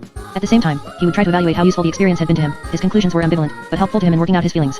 A few months would have been worth it, but not 3 years. I am not converted so much that I go 100% to their way, but what I have seen and learned is worth something. He sought to maintain a fatalistic attitude toward his imprisonment. It can't be helped like breaking a leg. It was a revolution, and they had the guns and not I. And to remain critical of both worlds, I can't say that it was justice, but I can't say that there is justice here in Hong Kong either. During the course of his stay in Hong Kong, however, he began to be more critical of communists, questioning much of what they had taught him, and especially condemning their police methods. A person you know must tell all about you, they want to check everything. I dislike this police element of the state. I had the attitude of old China that the best government is one that you don't see or feel at all. There, from the time you get up in the morning until the time you go to bed at night, they control you. During our last talk together, his words were again conciliatory rather than critical. About his own experience he said, I don't like it, I have lost too much. But when you go to a country like that, you must expect that these things can happen. Who can I blame? The whole of China because it is so backward? The KMT nationalists because it was so corrupt? The communists because they could gain victory? And about communism in general. Communism is good for the Chinese, for countries with primitive economic conditions, but I cannot imagine it for the West. But if it makes the West more conscious of the need for social reform, then it has done some good. He began to make active efforts to rearrange his personal life, seeking a new teaching position in the Far East, again in association with a Catholic missionary group. He realized that his concerns about ideological questions would become much less important to him once he got back to work. When I find another job, things will be fixed up, then I won't talk about these other things anymore. The patterns of Professor Castorp's early life, imprisonment, and post-release period suggest the identity of the submissive scientist. He had been consistently submissive in his attempts to please parents, teachers, Western and Chinese associates, his wife, prison officials, friends in Hong Kong who had shared his experience, and, during our interviews, me. Beginning with his parents, he could feel sure of love and protection only insofar as he complied with other people's wishes. Compliance meant being open to their influence. Consequently, he was deeply influenced by thought reform, and he retained more of its ideology than had either Dr. Vincent or Father Luca. This is an apparent contradiction. A man most submissive and open to influence seems to be in the end least emotionally affected by thought reform. The contradiction disappears, however, if we recognize that people like Professor Castorp have the ability to hold on to what is most important, while seeming to surrender so much of themselves. Once he had become a scientist, his solution to the identity crisis of adolescence, this identity became the most precious and the most creative part of his being. Science had for him some of the mystical appeal which medicine had for Dr. Vincent and the priesthood for Father Luca, because it enabled him to channel his energies and find his individual form of self-realization. It was the one area in which he could show defiance, whether to parents, wife, or existing intellectual principles, become a leader of men, and find a passionate meaning in life. On the other hand, although being a scientist was the one thing that was specifically his, it also had deep connections with his early family identifications. He felt the scientist in him to be part of his maternal heritage, and he associated this powerful part of himself with his mother. Whatever their demands, his parents had transmitted to him a strong sense of commitment to family, religion, and nationality, the last more cultural than political. This sense of commitment contained the single-mindedness which he admired, and this single-mindedness enhanced by repressed sexuality he brought to his own scientific work. Thus, when under fire, he could call upon both his Catholic religion and his scientific research attitude too for strength. It was not the dogma of either which mattered, but rather the sense of affirmation and the survival techniques which both could supply. Professor Castorp was also fortunate in the high status accorded the scientist in the thought reform environment. Indeed, the identity of the scientist was one which communist theorists always claimed for themselves. Thus, as long as he submitted on questions of ideology, which had never had great importance to him, they permitted him to retain what he held most sacred. He could remain the empiricist, and keep his gaze on the system, rather than look deeply into himself. To be sure, he could hardly maintain complete scientific accuracy in dealing with thought reform material. Nobody could.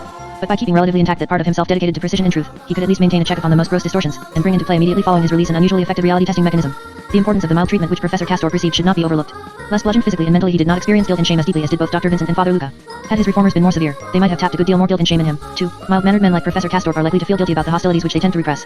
His post-release identity crisis was that of a dependent man deprived of his props, a single-minded man deprived of his raison d'etre, a creative and applauding man deprived of his materials and of his routine.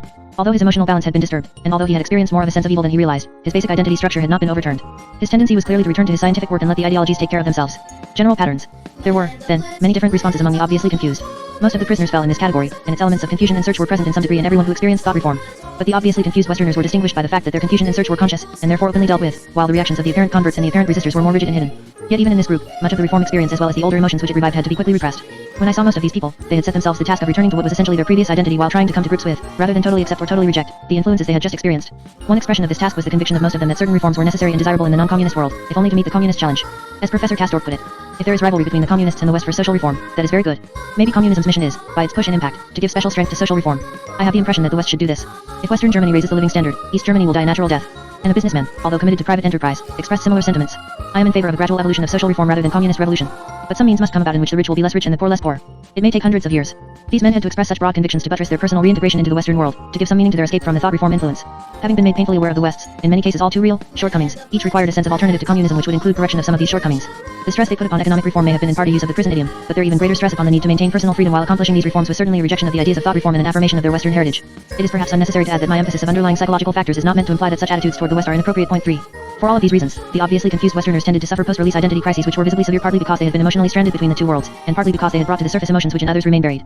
Chapter 7. Varieties of response. Apparent converts. Apparent converts were those who made newspaper headlines, who emerged from prison in a state loudly proclaimed as brainwashed. However one may deplore journalistic sensationalism, there is no doubt that these people did undergo a startling personal change in their view of the world. To talk with one of them immediately after his arrival in Hong Kong was, to say the least, an impressive experience. They seemed to speak only in clichés, parroting the communist stock phrases, and defending the communist position at every point. During my stay in Hong Kong, 3 such people appeared. One of them was a Jesuit priest, who will be discussed in Chapter 11, for reasons involving both his colleagues and himself. I was not able to meet him then. The other 2 were introduced to me, but the suspicious and defensive emotions engendered by their reform made them wary of talking with a psychiatrist, especially an American psychiatrist, and both refused to discuss their experiences with me. From my brief encounters with them, however, and from what others journalists and old friends from China living in Hong Kong told me about them, I was able to obtain certain impressions about their behavior. One of them repeated his stock phrases in an agitated manner, proclaiming his shame and remorse for the harm I have done to the Chinese people, and praising the real democracy of China and the free discussion within the prison. But his extreme tension, as well as his need to protest too much to repeat the clichés even when not asked, made me feel that he had serious, if unconscious, doubts about his position, and that the structure of his new identity was brittle. This judgment was borne out later on. The other, a young woman, was quite different, and much more convincing. Rather than nervousness, she exhibited the euphoric calm of a religious convert. In quiet tones she told a friend that should her family and other people in America reject her and fail to understand her views, it would then be necessary for her to take her life, because this would at least tell the people of the world about my being persecuted and reveal the truth to them. One might speculate that her use of the word persecuted was an unconscious reference to her prison experience, but there was no doubt that she was at the time giving expression to an urge to martyrdom, and referring to the hostility which she anticipated and sought from the people at home. After meeting these 2 people, I wondered what psychological mechanisms were responsible for their being so much more affected by the reform process than anyone else I had seen. I learned more about the problem later, not from them, but from 2 others I interviewed after their return to the West, the Jesuit just mentioned, whom I met 3.5 years after his release. My contact with him was thus both a first evaluation and a follow-up study, and another young woman I interviewed in Canada 3 months after her release, whose case is described below. Jane Darrow, the missionary's daughter. The young Canadian teacher had emerged from more than 4 years of imprisonment with strong praise for her captors. She told reporters that the communists had been justified in arresting her, that she had passed information to Western diplomats, and that she had confessed these crimes fully during her imprisonment. She admitted, rather reluctantly, that she had been in chains, but she said that her failure to confess the truth justified it. She spoke of the prison as a place of hope where new people are made, at the same time denouncing the warmongering and germ warfare of the Americans. A diplomat expressed the sentiments of most Westerners who met her when he described Miss Darrow as badly brainwashed. Even back in Canada, 3 months later, Miss Darrow had reservations about talking with me, and our meeting was arranged only through the efforts of mutual friends. She was a rather attractive young woman in her mid-30s, alert, tense, and unusually articulate. She was immediately friendly, but at the same time suspicious, and inquired in some detail about who I was and what my purpose was in talking with her.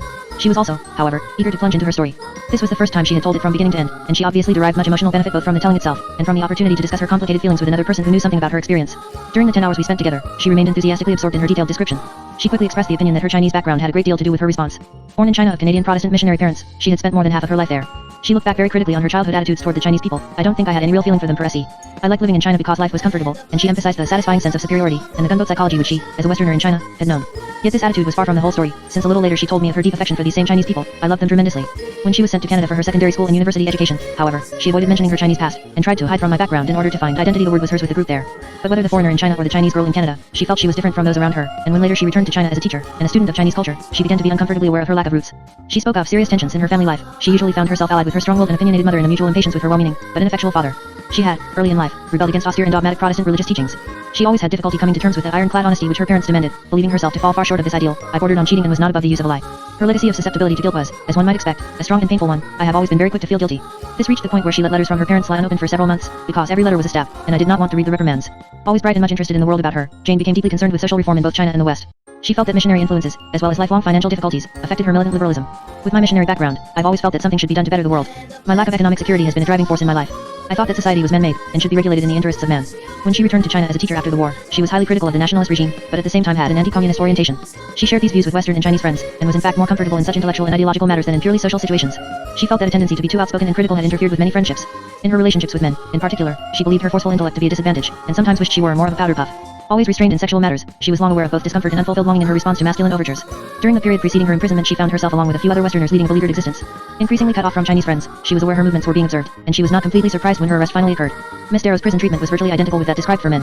At the beginning she was subjected to the physical and emotional pressures of prolonged interrogations, incessant struggles, chains and handcuffs, and enforced standing for as long as 36 hours. She resisted for a while, and made up a false story which was not accepted, but within a few days she had produced an espionage confession which was a distorted reinterpretation of her actual behavior. She did not at the time inwardly accept its validity, but did feel extremely troubled. I hated myself, for having so quickly made this confession and for having supplied detailed information about Chinese acquaintances. This sense of shame and guilt was heightened by her experiences among other women in her cell. A well-educated, westernized Chinese girl, with whom she closely identified herself, came to the cell apparently fully convinced of the communist position, and critical of Miss Darrow for her backwardness. Cell relationships were highly charged and highly personal. She referred repeatedly to a hated cell chief as the bitch and another person as the fiery woman. During these early stages, she felt a number of conflicting emotions: initial resentment, embarrassment at being a prisoner and at being in such a low-level all-Chinese environment, guilt. I had curious regrets at not having ridden the family, a grim curiosity, a sense of opportunity. I thought it might be grist for my mill and that I would write a book about it, and perhaps most important, a sense of surrendering herself to the inevitable. You have the feeling that you are being pushed through something you can't control. It breeds a sort of lightheadedness. But at the same time, she applied herself to the study of the rhythms of her environment, and soon concluded that everything I believed about the world was not acceptable.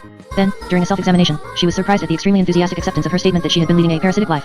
Thus encouraged, she continued to express this kind of highly critical judgment on her entire past, an approach which she found came quite naturally to a guilt-ridden person like myself. In this and in her general views, she tried to put on a convincing act of being progressive, and a good show of being honest. But this act became extremely uncomfortable for her, not only because her veneer and lack of sincerity were criticized by the others, but primarily because she herself found it difficult to tolerate her own dishonesty. I was a cracked bull. I didn't ring true. I was inferior to people who really tried to reform. They really felt guilty. I was superficial. And I responded to the ideal of being good. As she felt worse and worse about the double game which she was playing, or thought she was playing, she began to look upon herself in general with ever-increasing contempt. I realized that my professed feeling for liberals was not very deep. I was a scheming, small person, with a basically opportunistic philosophy. When I reached the bottom, there was nothing more.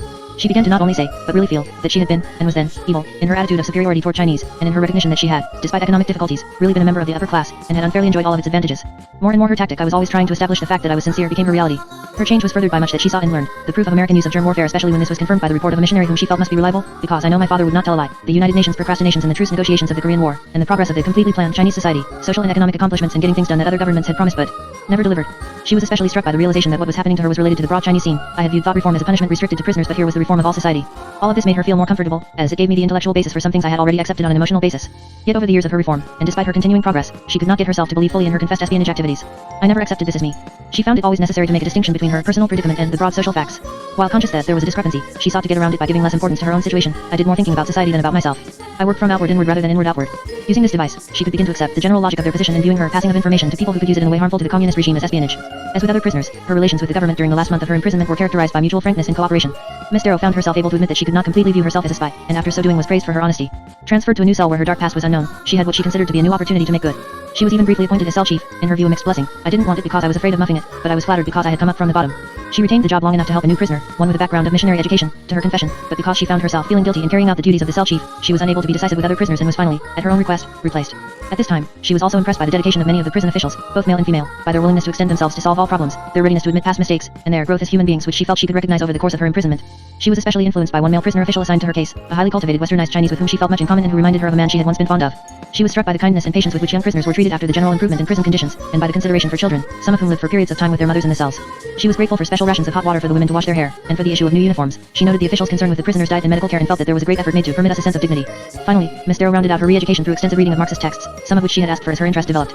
Shortly before her release, she struggled with the problem of whether or not she wished to remain in China. She considered staying, or trying to stay, both because of her admiration for the new regime and her love for China. Lots of things made me generally in admiration of this society. I felt very warmly toward it and couldn't bear the thought that I would always be cut off from it. It seemed right, the way of the future. And after all, I had lived there most of my life, and I adored Peking. She also felt closer to the Chinese people than ever before. I had found the real person. And she believed that, should she remain, the years spent in prison would count and she would be appreciated. In that society you don't have to be apologetic about having ideas, while at the same time she felt certain that she would be out of step back in the West. On the other hand, she also thought frequently of her parents and of an older woman who had been like a parent to her. If my mother and father were dead I would not have come home, but when I thought of the three of them, I decided I would return. She also remembered things like Christmas in Canada, and in the end it was the Western family ties which prevailed. At the time of her trial, she could not rid her mind of the feeling that it was all rigged, and felt greatly embarrassed at being seen as a spy by the Chinese spectators, because I didn't want them to feel this about me. She was amazed at the light sentence, expulsion rather than additional time in prison, and at the same time was concerned about the problems of the future. In a last moving discussion with her judge, the difficulties of returning were frankly discussed. The judge expressed the hope that she would retain a realization of what the world was about, and pointed to the example set by a friend of hers, another Westerner who had taken a strong stand in favor of his re-education after his release. Prison officials had kept them informed about each other, and this information about his stand impressed Miss Darrow very greatly. It made me feel that I could be as good as he. We felt it together. He put across his case, I could too. Upon her arrival in Hong Kong, she was aware of the ordeal she had been put through, but her allegiance to her captors was so great that she was determined to present only their position, and to suppress any material which would undermine it. Her attitude was reinforced by a letter she was handed when she crossed the border, written by the friend who had been previously released, offering advice and encouragement. Her anticipation of difficulty with the press only increased her resolve. I didn't want to say anything to a hostile press against a group getting such a fine deal for a large section of humanity. I had made up my mind I would not mention the chaining. This showed my identification with the communists. I asked myself how much they would want me to say. The more her words were questioned, the more she defended her captors. I was like a fighting lion, but the entire experience was deeply disturbing to her. It was hell. Feeling uncomfortable with consular officials who met her, she elected to stay with old missionary associates of her family in Hong Kong, a decision she had thought about before her release. There she was made comfortable, was not challenged, and felt reassured. In thinking about her situation in this more relaxed setting, she began to feel that what she had said at the press conference might not have been completely accurate, and she determined to put the facts on the table with no distortions. But she did nothing to carry out this resolve, and when some of the missionaries asked her how she had been treated, her answer was, perfectly well. Moreover, she even felt guilty for considering such a change of policy, viewing it again through the eyes of the prison officials. I felt that this was my first retreat, the first thing I would have to explain to them, if I were to go back. When she arrived home and faced the conflicted emotions of her family relationships, she was unable to discuss her imprisonment with her parents, but she did talk about it at great length with two friends. These discussions were sometimes very helpful to her, and at other times confusing, since her feelings about her reform varied greatly and depended largely on which friend she was talking to. Her closest friend, the older woman whom she recognized as a substitute for her mother, exerted the greater influence. She lived in the same city, and spent many hours listening sympathetically to Miss Darrow's story. She was never judging or critical, but as an anti-communist liberal close to Miss Darrow's former position, she would occasionally gently point out some of the communist inconsistencies and abuses. This relationship was of immense importance to Miss Darrow, and her friend's words had great impact on her. However, her more infrequent visits with the other friend, the man who had emerged from a communist prison with an even more completely reformed attitude and a more rigid adherence to the communist position, left her disturbed. I felt guilty because I thought that maybe he was better than I was. At the same time, she shared many opinions with him about their experiences. She began to read a great deal, saw many liberal friends whose sympathy affected her, and became increasingly willing to question her experience. Certain doubts have been allowed to arise.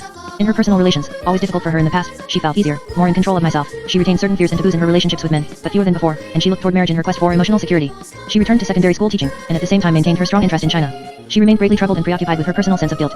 She felt guilty toward communist prison officials and toward their entire society whenever she expressed, or even felt, anything critical about them, toward her own government because she still held views in some ways favorable to communism, although this guilt was mixed with feelings of gratitude toward Canadian officials for negotiating her release, and toward her parents because of her inability to be more warm to them. As she summed it up, I am full of guilt complexes. I feel guilty almost about the rain. Near the end of our talks, she asked me questions about guilt feelings, and began to recognize the important part these had played in her own imprisonment. Your attitude is a creature of your own guilt. But she continued to speak contemptuously of herself as she described her inner struggle between the urge to adapt to her own culture and the compulsion to hold on to the communist views, ever ready to denounce her own selfishness and opportunism. As far as her political beliefs were concerned, she predicted to me that she would revert to being a left-wing liberal, at the same time expressing the opinion that intellectual seeking had its limitations in finding the truth, and that one had to combine it with an intuitive approach as well. Miss Darrow, unlike those people in the obviously confused category, continued, after she had crossed the border into Hong Kong, to present herself to the world as a reformed person. Dr. Vincent, Professor Castor, and a large number of other subjects had so presented themselves to their captors, but for them the change from the communist to the non-communist world was a signal for the portions of themselves which had remained apart from thought reform influence to reappear. In Miss Darrow's case, it was as if nothing but her thought reform identity survived the experience and herein lay her conversion. But the as if is important, the contending elements were very much there, even if temporarily stilled, and this is why I refer to her conversion as apparent. Still, we must ask ourselves, why did Miss Darrow experience such a conversion, even an incomplete one? What strikes us immediately is the communists' manipulation of her conflicts over honesty and goodness, and over incomplete Chineseness. These are once again problems of identity and guilt, and Miss Darrow's background encompasses many such problems in relationship to religion, ideology, and cultural conflict, and to historical, racial, and personal sensitivities. Miss Darrow's early and tenacious identity of the missionary's daughter included a near absolute approach to good and evil, to guilt and sin. Her parents, and especially her mother, as individual carriers of the Protestant tradition, sought to make their daughter ironclad, a bastion of honesty and goodness impregnable to the dishonesty and evil ever threatening from both without and within herself. In her rebellion against her origin, Miss Darrow struggled to find a more moderate course of compromise identity which would neither violate the ideal of being good of her missionary background nor perpetuate the narrowness which she came to see in it. In becoming the militant liberal, both in her character and her policies, she achieved a compromise which enabled her to swim with some of the most respected ideological currents around her. This, her most positive identity, embodied her accomplishments as an energetic but open-minded reformer, a member of a China-born intellectual and cultural elite, and an experienced cosmopolite conversant with both East and West. But from the beginning, her struggle was accompanied by many disruptive forces which shaped a negative identity of unusually large dimensions. On both a personal and an ideological level, her parents' inordinate stress upon ironclad honesty produced in Miss Darrow as it inevitably does an attraction to honesty's opposite, to beating the game through the hidden maneuver, or the use of the lie. This attraction had limited importance as a mode of action, for Miss Darrow could bring to bear upon it the powerful conscience of the missionary's daughter, but for this attraction she was forced to pay a terrible price in guilt. At the same time, the tyrannical judgments of her conscience, negative conscience, as Erickson has called it, one could at any moment so magnify this pattern of guilt and self-condemnation that she would see herself as nothing but a selfish person, a cheat and a liar. These personal sensitivities were fed by her historical situation, about which she was also guilt-prone, a privileged Westerner, who owed her position to imperialistic policies of questionable moral standing, living among poverty-stricken Chinese peasants and articulately resentful Chinese intellectuals. Closely related to this historical guilt was her racial guilt, a sense of evil which the more egalitarian representatives of any dominant race experience in relationship to any ambivalent feelings they may hold toward members of the dominated race. The stronger one's libertarian conscience, the greater the guilt. Miss Darrow could believe herself evil and insincere because she perceived her own sense of repulsion, itself partly a product of guilt, at the idea of becoming a Chinese and having to share personally the disadvantages of an oppressed race. The problem is insoluble as long as situations of racial discrimination or dominance persist, since guilt begets resentment, which in turn begets guilt. Both emotions then cause suffering, as they did in Miss Darrow, in direct proportion to the amount of love felt for certain members, if not for the more abstract whole, of the dominated race. And everything is magnified when the problem occurs in the oppressed race's native environment. Miss Darrow's identification with China had still deeper identity dimensions as well. Part of her did want to become entirely Chinese, to achieve complete union with the country of her birth, just as another part of her wished to be completely Western. She was a cultural outsider, belonging entirely to neither world, feeling guilty about both. She was part of the Chinese landscape, surrounded by Chinese people, and yet separated by special schools and special status, and ultimately by her face and the color of her skin. She faced similar problems as a Westerner. Biologically she belonged, but she was separated by the most profound differences of background experience. Her identity as the China-born Westerner was a compromise, but in any crisis, the feeling of being a cultural outsider could reappear and further feed her negative identity. In the face of this broad negative spectrum, it is not surprising that the usual problems of guilt about parents and biological identity were intensified. Unable to open letters from home because of the guilt they stimulated, Miss Darrow found herself preoccupied with her badness as a daughter. Burdened at so many levels, she felt conflict about her identity as a woman. The bad daughter and the inadequate woman thus joined the array of her negative identities formed from a combination of early susceptibilities to guilt, later difficulties in the control of anger, and perhaps most important of all, a fear of and desire for total submission. For an element of totalism too, a tendency toward all or nothing emotional alignment seems ever present in Miss Darrow, working against the more moderate aspirations of her liberalism. It began with the ethos of absolute honesty and goodness bequeathed to her by her parents. It again appeared in her efforts to solve her adolescent identity crisis by becoming, at the expense of her complex cultural background, totally the Canadian girl. And at the onset of thought reform, the girl who had placed great emphasis upon controlling so much of her own behavior experienced a not entirely unpleasant lightheadedness at the moment of giving herself up to a force assuming complete power over her. To be sure, she fought against this tendency during the thought reform struggle, but hers was the type of vulnerability which can lead to the total plunge of the convert. And this is what happened or almost happened. Thought reform exploited each of these aspects of her negative identity, made conscious what was previously latent, and built into grotesque dimensions what had previously been held in balance. The core of her negative identity, the self-image of the schemer, was a crucial factor in depriving her of a more moderate response to thought reform. Most of my subjects could think themselves reasonably clever and ingenious in playing the double game of acting progressive while retaining old beliefs, but Miss Darrow could only castigate herself for being a cracked bull. She could not permit herself the usual form of adaptation without experiencing the most derogatory view of herself, since in so adapting an inner voice would accuse her of being the schemer which in early life she had been warned against becoming. Thus deprived of the usual defense against thought reform, she was at the mercy of her own totalism. As a response to her historical and racial guilt feelings, she saw herself as having lived not only a parasitic life, but a totally parasitic one. Similarly, she came to think herself totally removed from and unconcerned about the Chinese people, rather than maintaining, as did Father Luca, for instance, a more moderate view of a complex situation. On all of these issues, the reformer's totalism made contact with her own, as well as with the other features of her negative identity. Once the affirmative elements within her liberal identity had been undermined, she could be made to feel at one with the communist and, more importantly, with the Chinese world. For a person so long and so painfully the cultural outsider, this sense of belonging had a good deal to do with the outcome of thought reform. When she was ready for rebirth, she was able to see in communism many of her own liberal aspirations, dedicated people working to better the world, regulating society in the interests of man. She felt she was among gentlemanly and humane people, to whom submission would be justified. Their society appeared to offer fewer challenges to her problems of femininity, and more opportunity for her old intellectual and newly acquired ideological prowess. She emerged more a communist liberal than a true convert. The element of totalism in her new identification with the Chinese communists made her misrepresent her own inner feelings, and present only her reformed side. Still afraid of the negative identity of the schemer, she viewed any criticism of the communists or any reconciliation with her own society as selfishness and betrayal. These emotions were intensified by the reformed sentiments of her friend, since she was able to share with him one of the few identities left open to her, that of the reformed Westerner. But like everyone else, Miss Darrow felt the pull of old ties and old identities. In Hong Kong she turned to the missionaries for comfort and for an ideological moratorium. Once back in Canada, she felt the old appeal of her liberal identity, an appeal reinforced by those liberal friends who offered emotional security.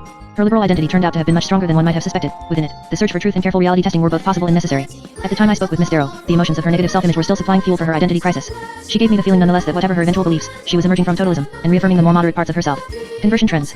In all cases of apparent conversion, the two I studied in detail, the two I met briefly, and two others I heard of, similar emotional factors seemed to be at play. A strong and readily accessible negative identity fed by an unusually great susceptibility to guilt, a tendency toward identity confusion, especially that of the cultural outsider, a profound involvement in a situation productive of historical and racial guilt, and finally, a sizable element of totalism.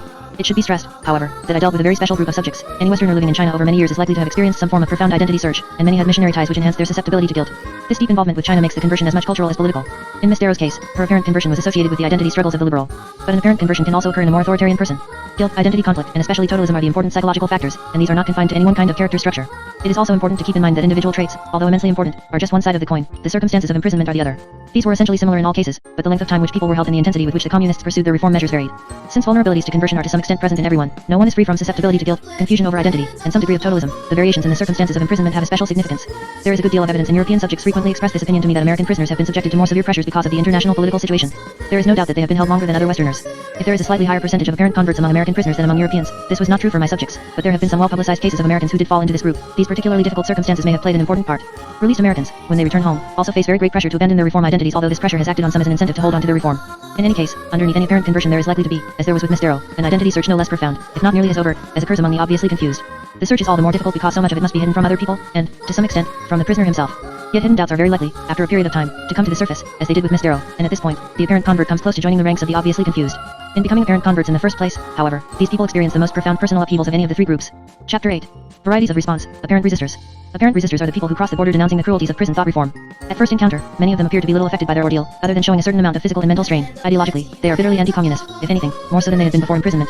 They are received by the Western world with both admiration and relief, admiration for their strength, and relief for the proof which they convey that brainwashing can be resisted after all. In talking with them, I too was impressed with their courage and endurance. As I probed more deeply, however, I found that their inner resistance was not nearly so complete as their external expression suggested. 8 of the people I interviewed fell into this category.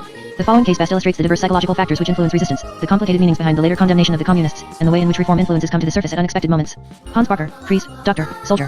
One of the first subjects I interviewed was an elderly, goateed Belgian bishop, a man who had lived in the interior of China for more than 40 years prior to his 3 years of imprisonment.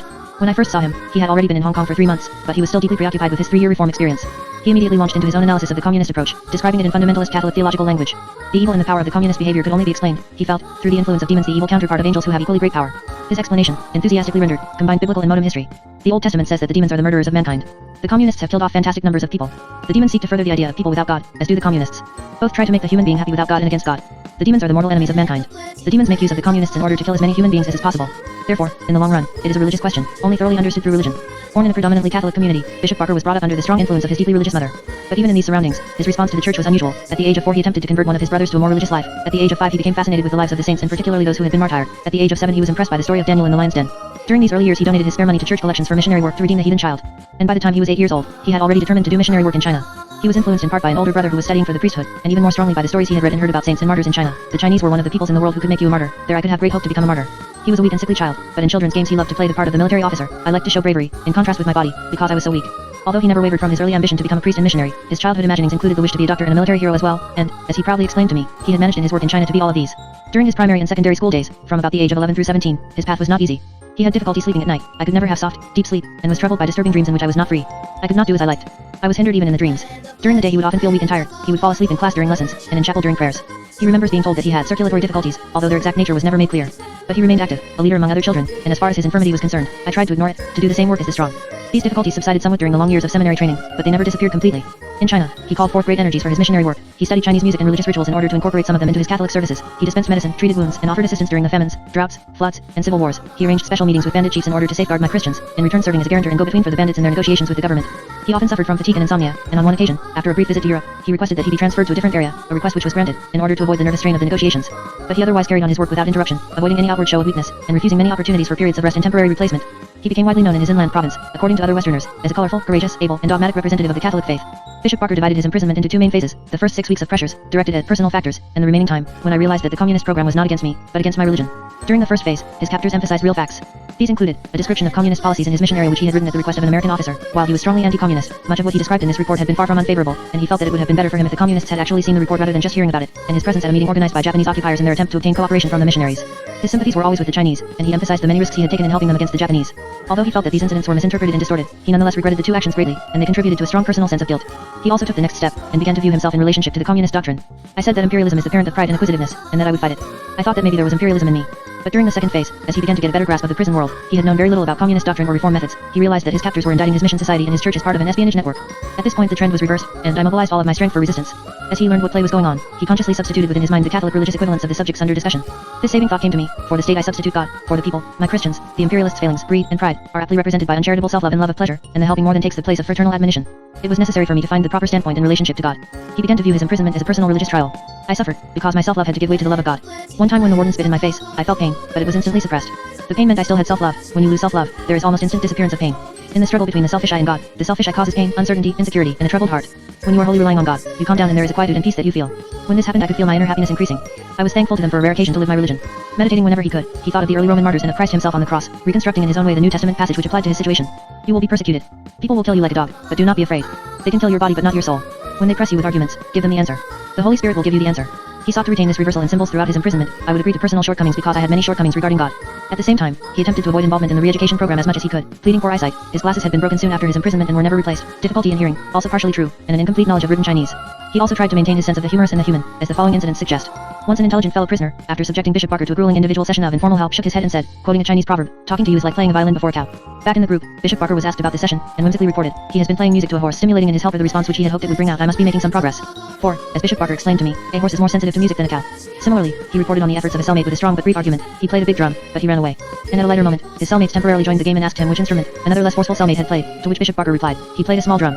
When pressed for his thoughts, his humor was tinged with the poignancy of the prisoner's position. I am a man who does not exist. I cannot have any thoughts. And frequently, when he was being abused by his cellmates, he would appeal to their sense of personal ethics. I can endure this, but I wonder how you can endure it. Does your conscience allow this evil treatment? This last approach especially would sometimes bring at least temporary relief. Bishop Barker also felt that his advanced age was responsible for a certain amount of moderation, sometimes expressed in the backhanded prison vernacular as an admonishment for his stubbornness. You have no pity for your old bones. The occasional presence of other Westerners, including priests, was also of great importance to him, although he had little opportunity for direct exchange with them.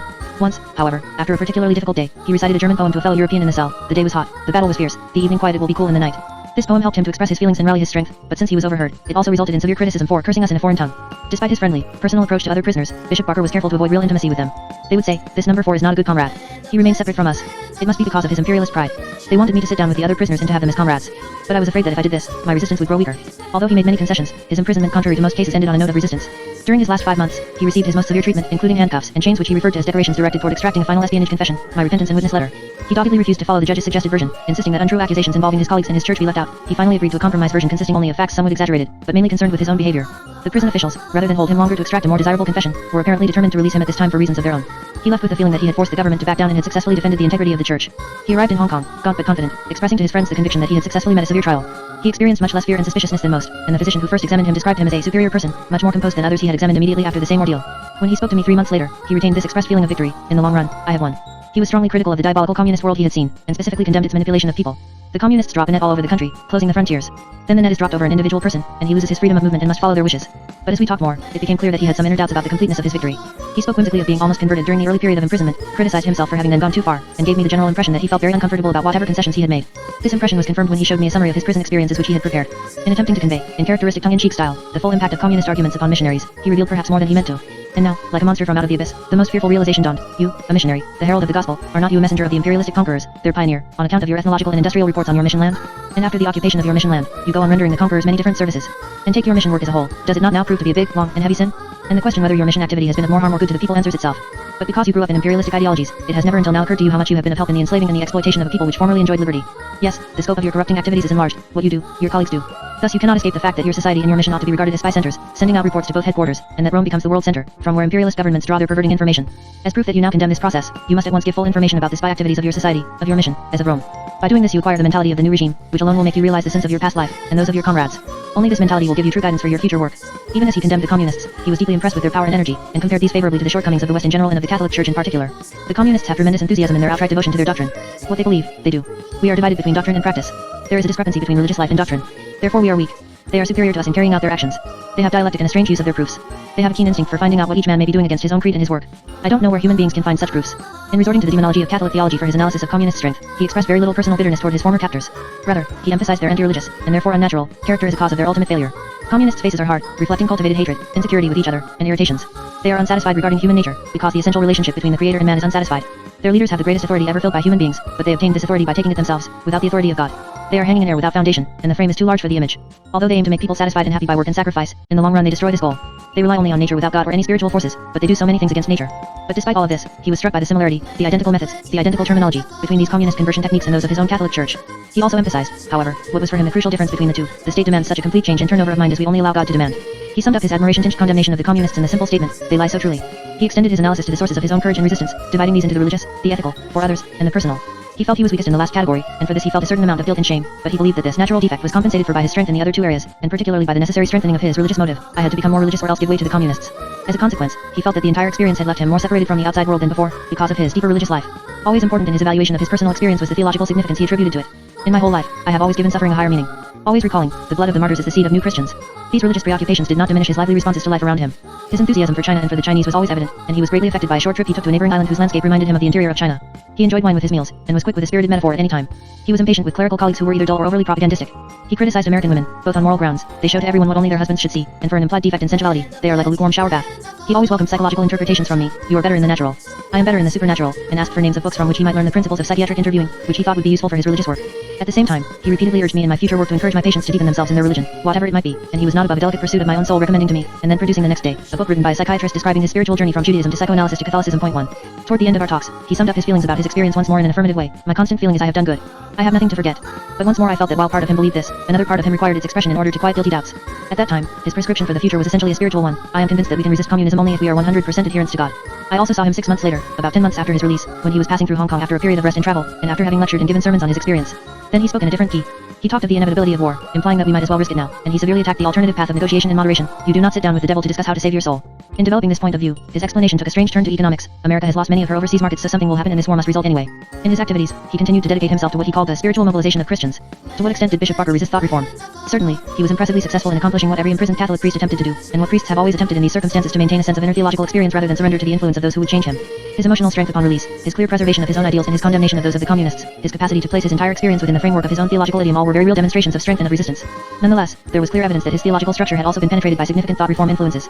His repeated need to affirm his victory had some of the quality of whistling in the dark, especially in the light of his awe and even admiration for the communist single-mindedness and superhuman, even if demonic, energies. His own written fearful realization statement expressed the depth to which one part of him had entered into the communist idiom, the extent to which he had been made to feel guilty on their terms. His preparation of this statement was in fact his way of attempting to purge himself of this unwanted reform influence. Finally, there is his remarkable statement about economics a few months later, an extreme anti-communist view, to be sure, but at the same time an orthodox Marxist analysis undoubtedly derived from his prison experience. Bishop Barker, in his exposure to communist indoctrination, and in his long life before this, had struggled with inner demons of his own. On the one hand, his life is a remarkable study in continuity. From the age of 3 to 70, the direction of his life and of his view of the world never changed, only expanded. Moreover, he was one of those fortunate men who could achieve the unachievable, and live out fully during his adult life the imaginative fantasies of his childhood, which may not be, as Freud claimed, the only form of true happiness, but which is certainly one of the best paths to self-realization. His was undoubtedly an identity of great strength and consistency, combining fundamentalist absolutism with a well-developed worldliness and a taste for the human drama. What, then, were his demons? They were his feelings of weakness, of being unable to accomplish what he so wished to do, his self-doubts, and possibly even lapses of faith, and the sense of guilt and shame which accompany such doubts. They were, in short, his negative identity. His adolescent identity crisis was specifically his struggle with these demons, and he overcame them through subordination of self to the greater authority of Church and God. Like Vincent and Luca, he found his solution in an absorbing profession. In terms of belief and ideology, it was attained more by rigorous reinforcement of what already consciously existed than by the use of some new principle from the outside or of something long buried within. Although this ideological solution was certainly a successful one, the demons frequently reemerged and gave rise, in later life, to anxiety, fatigue, and despair, and in a man essential as Bishop Barker, probably to considerable sexual temptation as well. Men are perhaps at their most heroic when fighting such inner demons, however, and Bishop Barker never succumbed. Instead, he used his form of totalism, his urge toward absolute surrender to an all-powerful supernatural force, as a means of taming them. Totalism was not, as it was with Miss Darrow, a threat to his self-affirmation. Quite the reverse, it was the power behind his most cherished self-image, the emotional counterpart of his ideal of martyrdom. But the communists would not meet him on this ground. By focusing upon personal weaknesses, and by creating a situation in which martyrdom was impossible, they denied him his strongest inner support. His early susceptibility to their influence was due to their circumventing his totalism and making contact with his personal demons of guilt and self-doubt. And I believe this is what Bishop Barker really meant when he spoke of the alliance between the communists and the demons. He was expressing in theological symbols what he knew from profound psychological experience, the alliance between the undermining pressures of thought reform and his own negative identity, for him a particularly dangerous entente. It created an inroad for thought reform influence, and with his degree of totalism, the emotional extremes of communist ideology and behavior held a seductive appeal. The process was, of course, enhanced by his painful awareness of having committed actions, the report for the American officer, and the attendance at the Japanese-run meetings, which violated both communist law and his own moral standards. He could protect himself from seduction only by reaffirming his tie to the Church, by reclaiming his totalism as a source of defensive strength. This was possible for him once he felt that the Church itself was under attack. Then he was able, as he always had been, to bring his inner demons under control, even make them work for him. By placing his negative identity squarely within the Catholic perspective, he could denounce his selfishness to his heart's content, as a prisoner was supposed to do, and through the denunciations move closer to the Catholic Church and create distance between himself and the communists. At the same time, he could also call upon that humane and flexible part of himself which had always lived side by side with his Catholic fundamentalism and totalism, and which had contributed so much to his stature as a human being. He was still in the midst of this reclaiming process when I saw him, simultaneously accentuating his totalism, and re-emphasizing its alignment with his Catholic supernatural identity. The thought reform seduction remained a constant threat and gave several evidences of its unconscious presence. Yet despite Bishop Barker's inner doubts about his victory, it was by no means entirely a hollow one. He had resisted thought reform's disruptive pressures more effectively than most. Methods of resistance. Bishop Barker illustrates dramatically the psychological strengths and weaknesses of the apparent resistors. The same factors are present to some extent in all prisoners, but in the apparent resistors these strengths are most effective and the weaknesses most dangerous. These methods of resistance, for that is what both the strengths and weaknesses are, may be classified under 5 main headings. The first form of resistance is the acquisition of a sense of understanding, a theory about what is going on, an awareness of being manipulated. In Bishop Barker's case, this understanding was not immediate, and in a man of his intellectual and psychological breadth, we may assume that it was his demons which were responsible for the delay. But once he began to grasp which play was on, it could become for him just that something of a contrived drama, by no means completely artificial, but one in which he could do his acting while keeping in touch with his own spiritual tradition. In his explanation, he undoubtedly oversimplified the importance of this understanding, but it was important nonetheless. Each of my subjects formulated his own psychological, theological, or philosophical concepts to explain the experience to himself, even while he was going through it. These theories offered protection, they gave each prisoner a capacity to predict what was coming next, a sense of anticipation, too, and they provided him one of the rewards of knowledge, a sense of control. This understanding, always partial at best, cannot offer complete immunization, but as Bishop Barker and many others demonstrated, a grasp of the techniques being used and the emotions being called forth helps to dispel the terrifying fear of the unknown and the sense of complete helplessness, two great simulators of human anxiety upon which thought reform depends. The prisoner is thus enabled to mobilize his defenses and bring into play the other methods of resistance. The second important resistance technique is the avoidance of emotional participation. In other words, the prisoner remains as much as possible outside the communication system of thought reform. Bishop Barker was doing this when he emphasized his difficulties in sight and hearing, and his limited knowledge of written Chinese. Others, who had lived for shorter periods of time in China, managed to resist learning even spoken Chinese while in prison. Still others, at their own request, were allowed to study Marxist writings or Russian, and thereby avoided more intense personal involvement in confession and re-education. Bishop Barker went even further. In his human relationships he steered clear of the kind of intimacy which would have drawn him more deeply into the group structure of the cell and integrated him more firmly into the prison world. This in turn enabled him to do what was most important of all, to maintain a private inner world of values, judgments, and symbols, and thereby keep a measure of independence from the ever-pressing environment. Point 3. Since a prisoner could never fully avoid participation, the next best form of resistance was to adopt a neutralizing attitude, one which deflated rather than contested, and which thereby took the sting out of the assaults. Hostile rejoinders gained the prisoner little, and in fact brought about even more devastating pressures. But humor or humane stoicism, both of which Bishop Barker demonstrated, put officials and cellmates in a difficult psychological position. A show of humor had the effect of breaking the general tension and dissipating the anxiety and guilt which hung heavy in the environment. As one subject expressed it, since the judge is a tragedian before you, if you keep a smile this protects you, because the impressiveness of the tragedy is avoided. This was not often possible, as the same subject was quick to add. But when it was possible to use it, humor was a way to express a tone contrary to thought reform self-righteousness, an implication that the intense doings of the moment could be made fun of because they were merely a speck on the great human canvas. Since humor is a shared emotion, it can create a bond of sympathy, as it did for Bishop Barker, independent of and frequently antithetical to the world of reform. Humane stoicism, the turning of the other cheek in the face of abuse, is, as Bishop Barker made clear, an attitude extremely difficult to maintain in the prison environment. It is a form of passive resistance in the Gandhian tradition, but a prisoner can never flaunt the resistance, and even his passivity, or lack of enthusiasm in any direction, is highly suspect. Moreover, it requires unusual dedication to a supernatural or humanitarian ideal. Yet it may produce startling effects, even to the extent of so dominating the cell for a moment that harsh behavior suddenly seems shameful in everyone's eyes. It is not long, of course, before there is a return to the usual prison standards, but the impact of this stoicism outlasts the brief moment of its effectiveness. It reaffirms in the eyes of the stoic prisoner and his cellmates a moral position superior to the grandiose moral claims of thought reform. The steadfastness of humane stoicism is related to the fourth and generally most important resistance technique, that of identity reinforcement. Bishop Barker's major way of resisting thought reform was to make it a Catholic theological struggle, rather than a communist remolding. He sought always to maintain himself as a priest struggling against his selfishness, rather than as a stubborn imperialist spy. To do this, he needed a continuous awareness of his own world of prayer, Catholic ritual, missionary experience, and Western cultural heritage, with nothing around him to encourage it. This awareness could come only from within. His behavior resembled Father Luca's conscious recollection of the people and places which had special meaning for him. This kind of identity reinforcement was for any prisoner the essence of self-protection, both against reform influence and against always threatening psychological disintegration. One priest expressed this very succinctly. To resist, you must affirm your personality whenever there is the opportunity. When I was obliged to speak my views about the government, I would each time begin, I am a priest. I believe in religion. I said it strongly every time. This statement was perhaps a retrospective exaggeration of his self-assertion, but there was no doubt that so personal a reminder served him well. The European professor used a more creative approach. He somehow managed during moments when pressures were relatively relaxed to make a series of drawings representing precious moments in his past, a mother and baby, a boy before a Christmas tree, a university city, a young man on a romantic stroll with his fiancée. He also wrote a brief, idealized account of the incident in his life each drawing represented. He worked on both the drawings and the essays during moments when he was off by himself in a corner of the cell or with other Westerners, and they became so precious to him that he smuggled them out of the prison at great risk and proudly displayed them to me during our interviews. They re-established for him the world in which he wished to exist. I could escape the horrible world around me and move in a world whose values I agreed with. The first four methods of resistance depend upon strength, ego strength, strength of character, strength of identity. Another aspect of Bishop Barker's response may be termed pseudo-strength, and this method of resistance is a potential psychological danger. I am referring to his inability to come to conscious terms with thought reform influences, and his need instead to make use of the psychological mechanisms of denial and repression in order to keep from himself the recognition of undue weakness. In this pattern he differed, not only from the obviously confused, but also from the apparent converts, although both of these groups of prisoners, especially the latter, had much of their own to hide from themselves. Bishop Barker shared with other apparent resistors a significant attraction to the reform program. His repeated protestations of resistance and his strong condemnations of communism expressed his attempts to cast off this attraction. The potential danger of this pseudo-strength lies in the effects of a highly unacceptable, and at the same time completely unresolved, set of emotions. Thus, when Bishop Barker advocated war now with the communists at the same time justifying his view by communist theory, he was attempting to eradicate these compelling thought reform influences, his new demons, which so deeply threatened his sense of who he was and what he believed. He was, in effect, saying, if we can destroy all of the demons in the world, it will eliminate those within me without my having to recognize that they have been there. The apparent resistors characteristically combine these real and pseudo-strengths. Their form of totalism, along with their habitual use of denial and repression, create a paradoxical situation in which those who have been least influenced by thought reform unconsciously feel themselves to be most in danger of being overwhelmed by its influence. They struggle continually against a breakthrough of despair. Survival and influence. We have been discussing in this, and in the previous two chapters, problems of individual thought reform experiences, and especially the problems of survival and influence. The two are closely related. For a prisoner to survive hold on to physical and psychic life, he must avoid being totally overwhelmed by environmental influence. From the standpoint of identity, survival, and resistance to influence converge, at least in an absolute sense. One cannot have his deepest feelings about who and what he is totally replaced, and still survive in a non-psychotic state. But one can go quite far in permitting his identity to give way to outside influence, and still function adequately, both physically and psychologically. Indeed, in thought reform, a prisoner had to submit to some degree of environmental influence as the price of survival. Point 4. This was especially clear in the cases of Professor Castorp and Miss Darrow, both of whom were aware that they had bartered the acceptance of reform views for survival. This bargain was also struck by prisoners like Bishop Barker, even though more of the bartering occurred outside of awareness.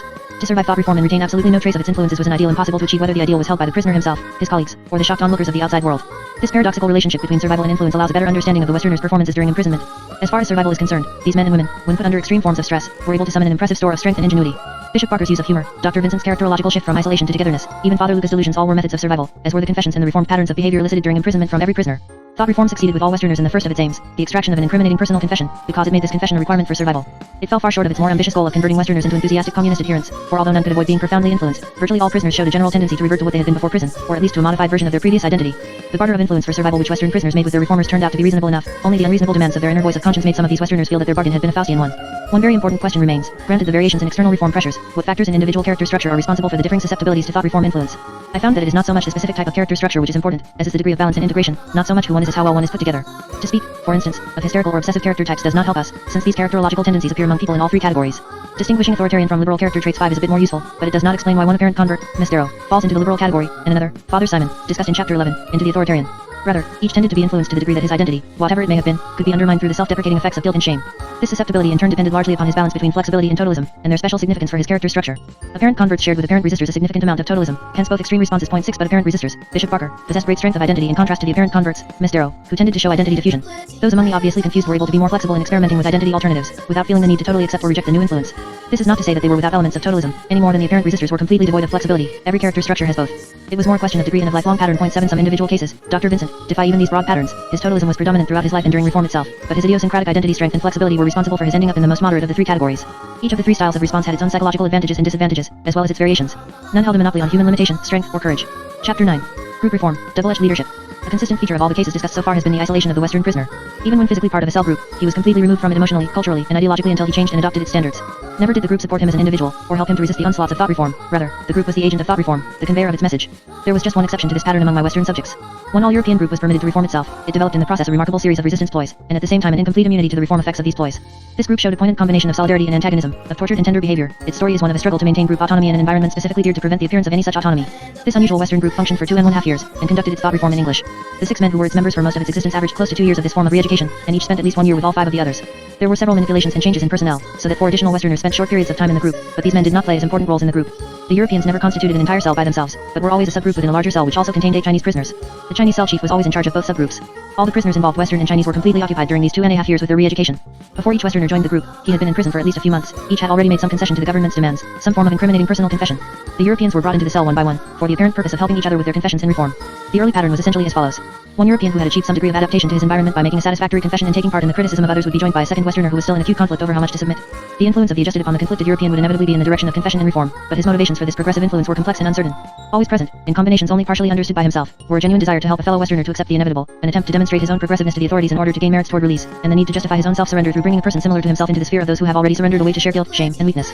All this helping preceded the existence of a true group structure, and served as a preliminary softening up for the group re-education process. It also set much of the pattern for the complicated personal relationships which were later maintained within the group.